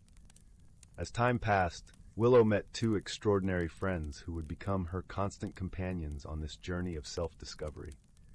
First, there was Luna, a wise old owl with eyes that shone like the moon itself. Luna's soothing hoots and gentle wisdom helped Willow understand that change was not something to fear, but rather an opportunity for growth and renewal. Then there was Zephyr, a playful and mischievous wind sprite who delighted in whisking Willow away on unexpected adventures. Zephyr taught her to embrace the unpredictable and to find joy in the present moment, no matter how turbulent the winds of change might be. Together, Willow, Luna, and Zephyr embarked on countless magical escapades, each one revealing a new lesson about the beauty and necessity of personal growth. They soared over breathtaking landscapes, explored enchanted forests, and even danced among the stars, all the while strengthening the bonds of their friendship. Through her adventures, Willow learned to let go of her fears and embrace the unknown. She discovered that true growth often comes from stepping outside of our comfort zones and embracing new experiences with an open heart and mind. As she blossomed into a confident and resilient young woman, the orb's light grew brighter and more vibrant, reflecting the radiance of her newfound inner strength. Willow realized that the magic she had sought was not something external, but rather the power within herself to navigate life's ever-changing currents with grace and wisdom. And so, with Luna's gentle guidance, Zephyr's playful spirit, and the unwavering light of her own inner strength, Willow embarked on a lifelong journey of personal growth and magical transformation, forever embracing the beauty and wonder of life's endless possibilities. Once upon a time, in a verdant forest where the trees stretched their branches towards the heavens, there lived a community of creatures whose lives were intricately woven into the fabric of nature itself. In this enchanted realm, the whispers of the wind carried ancient melodies, and the babbling brooks sang softly of the secrets they had witnessed over the centuries. At the heart of this mystical forest dwelled a wise old oak tree, its gnarled bark etched with the memories of 1,000 summers. Perched among its branches was a family of owls, guardians of the woodland lore. The eldest owl, whose eyes shone like two moons, had seen the forest through countless cycles of rebirth and renewal. One crisp autumn evening, as the leaves danced in a gentle breeze, the young owlets gathered around their elder, eager to learn the ways of the forest. The wise old owl cleared his throat and began to speak, his voice rich and melodious. "My dear ones, this forest is a sacred place, where every living being plays a vital role in maintaining the delicate balance of nature. From the smallest insect to the mightiest oak, each creature has a purpose, a thread woven into the tapestry of life." The owlets listened intently, their feathers ruffling in the cool night air. "Look around you, my children," the elder continued. "See how the squirrels meticulously gather their winter stores, ensuring the survival of their kind. Observe the bees as they flit from flower to flower, pollinating the plants that sustain us all. Even the mushrooms that sprout from the fallen logs play their part, recycling the nutrients of the earth." As the wise owl spoke, the forest seemed to come alive with a symphony of sounds, the rustling of leaves, the chittering of insects, and the distant call of a nightingale. The owlets marveled at the intricate tapestry of life that surrounded them. "But our forest is not merely a place of survival," the elder added, his eyes twinkling with ancient wisdom. "It is a realm where magic breathes life into every season, where the cycles of nature are celebrated with reverence and wonder." With a sweep of his wing, the old owl gestured towards the distant horizon, where the first hints of autumn's fiery hues were beginning to blaze across the treetops. As the leaves turn crimson and gold, the forest prepares for its annual slumber, embracing the chill of winter with grace and acceptance. It is during this time that the fairies gather, spinning their gossamer threads to weave blankets of warmth for the slumbering creatures. The owlets gasped in delight, for they had heard tales of the elusive fairies, but had never glimpsed their enchanting presence. "And when the first snowflakes drift down from the heavens," the elder continued, "the spirits of the forest awaken, their icy breath painting intricate patterns upon the frozen ponds and streams. These spirits are the guardians of winter, ensuring that the forest rests peacefully until the first buds of spring emerge." As the night deepened, the old owl's voice grew softer, lulling the owlets into a state of tranquil wonder. He spoke of the magical renewal of springtime, when the earth awakened from its slumber, and the forest was alive with the songs of nesting birds and the gentle unfurling of new leaves. He described the vibrant energy of summer, when the forest basked in the warmth of the sun, and the air was thick with the fragrance of wildflowers. Throughout his tales, the wise old owl wove a tapestry of interconnectedness, reminding his young charges that every creature, every plant, and every element of the forest played a vital role in maintaining the delicate balance of nature. "Remember, my dear ones," he whispered as the first rays of dawn peeked through the canopy. "The wisdom of the forest has been passed down through generations, a sacred trust that we must honor and protect. For it is only through our reverence for the natural world that we can ensure its beauty and magic will endure for centuries to come." As the sun rose over the ancient forest, the owlets blinked sleepily, their hearts filled with a newfound appreciation for the wonders that surrounded them. They knew that the lessons of the wise old oak would guide them through their lives, reminding them of the sacred harmony that bound all creatures together in nature's eternal dance. Once upon a time, in a quaint village nestled in the heart of an ancient forest, there lived a young girl named Amara. She was a curious child, always wondering about the stories her grandmother would tell her before bed, tales of their ancestors, the guardians of a sacred tradition that had been passed down for generations. One summer evening, as the fireflies danced in the twilight, Amara's grandmother beckoned her closer. "My dearest," she said, her eyes twinkling with wisdom, "it is time for you to learn the ways of our people." Amara's heart raced with excitement as her grandmother unveiled a carved wooden box, adorned with intricate symbols she had never seen before. Inside lay a delicate silver necklace, its pendant shaped like a crescent moon. "This is the moonstone," her grandmother explained, "a sacred talisman that has watched over our family for centuries. It holds the memories and teachings of those who came before us." With reverence, Amara's grandmother placed the necklace around her neck, and in that moment, a surge of warmth and connection flowed through her. It was as if the whispers of her ancestors had awoken within her. Over the following weeks, Amara's grandmother led her on a journey of discovery, unveiling the ancient rituals and traditions of their people. They would venture into the forest at dawn, greeting the rising sun with songs of gratitude. In the evenings, they would sit beneath the stars, weaving intricate baskets from the supple willow branches, just as their ancestors had done. With each lesson, Amara felt a deeper sense of belonging, as if she were rediscovering a part of herself that had been long forgotten.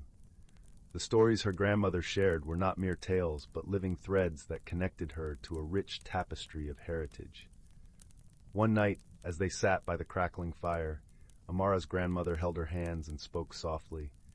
"The moonstone is a reminder that our ancestors' wisdom lives within us. We must cherish and nurture it, so that it may illuminate the path for generations to come." Amara nodded, her heart swelling with gratitude and understanding. She realized that the true legacy her ancestors had bestowed upon her was not merely the moonstone or the ancient rituals, but the enduring spirit of love, respect, and harmony with the natural world. From that day forward, Amara carried the moonstone close to her heart, its gentle glow a constant reminder of the profound connection she shared with her roots. As she grew older, she vowed to pass on the sacred traditions to her own children, ensuring that the wisdom of her ancestors would never be lost. And on warm summer nights, when the moon was full and the forest was alive with the symphony of nature, Amara would sit beneath the stars, telling stories of her heritage to the wide-eyed children gathered around her. For she knew that these stories were not just tales, but living threads that wove them all into the tapestry of life, connecting them to the past, present, and future in an eternal dance of harmony and belonging. In a quaint village nestled at the edge of the whispering woods, where the trees hummed soft lullabies and the air was sweet with the scent of blooming honeysuckle, there lived a young girl named Lila. Lila had chestnut curls that bounced as she walked, and eyes like polished amber, always alight with curiosity. Her home was a snug little cottage with a thatched roof, surrounded by a garden that danced with wildflowers. Every evening, as the sun dipped below the horizon and painted the sky with hues of lavender and rose, Lila would sit by the fire with her grandmother, a wise woman renowned throughout the village for her knowledge of herbs and lore. The hearth crackled warmly, casting a golden glow over the room, where shadows played gently on the walls. One particular evening, as Lila and her grandmother were preparing to settle down with steaming mugs of chamomile tea, a soft but persistent tapping echoed through the room. It seemed to be coming from the window, which overlooked the garden now blanketed in twilight's embrace. Curious, Lila padded over to the window and pulled back the lace curtain. To her astonishment, she found a small, peculiar creature perched on the windowsill. It was a moonbeam sprite, its delicate wings shimmering faintly in the dim light. The sprite's eyes were wide with worry, its tiny hands clasped together as if in prayer. "Oh, dear Lila," the sprite fluttered its wings, causing a gentle flutter of silvery dust to cascade around it. "Something strange is afoot in the whispering woods. The songbirds have fallen silent, and the fireflies are nowhere to be seen." Lila's grandmother joined her at the window, her expression thoughtful. "These are indeed curious happenings," she murmured, her voice as soft and comforting as a woolen shawl. "Perhaps it is time for a visit to the woods. They have secrets to share if one knows how to listen." The next morning, with the sun barely peeking over the horizon, Lila set off toward the whispering woods. The air was crisp and cool, carrying the earthy scent of dew-kissed leaves. As she entered the woods, the familiar rustle of leaves underfoot welcomed her, though the absence of birdsong was unmistakable. Lila walked deeper into the forest, her senses attuned to the subtle whispers of the trees. She soon came upon a clearing where the ancient oak known as Grandfather Tree stood proudly. Its gnarled branches stretched toward the heavens, and its bark was etched with the wisdom of centuries. "Welcome, young Lila," a voice rumbled softly, resonating from the heart of the oak. It was the tree guardian, an ethereal presence that watched over the woods. "I sense you seek answers." Lila nodded, her voice barely more than a whisper. "The forest feels different, Can you tell me what has happened?" The tree guardian seemed to sigh, a gentle breeze rustling through its leaves. "There is a disturbance in the balance. The nightshade, a mischievous creature, has been playing tricks, drawing the magic away from the woods." Lila listened carefully, her mind already turning with possibilities. "How might we restore the balance?" she asked. The tree guardian's response was a soft rustle. "The nightshade is drawn to its reflection. You must craft a mirror of moonlight to capture its attention and coax it back into harmony." Thanking the tree guardian, Lila set about gathering what she needed. She collected a handful of silvery dew from the petals of moonflowers and a shard of smooth, reflective riverstone. With these, she fashioned a small mirror, its surface gleaming with a pale luminescence. As twilight descended, painting the woods in shades of blue and silver, Lila returned to the clearing. There, she placed the mirror upon a bed of moss, right where the moon's light would touch it. Then she waited, her heart steady and calm. Before long, a shadow flitted across the clearing, a dark, wispy shape that darted about with an impish energy. It was the nightshade, drawn irresistibly to the mirror's glow. The creature paused, entranced by its own reflection. Its antics momentarily ceased. With gentle words woven of kindness and understanding, Lila spoke to the nightshade.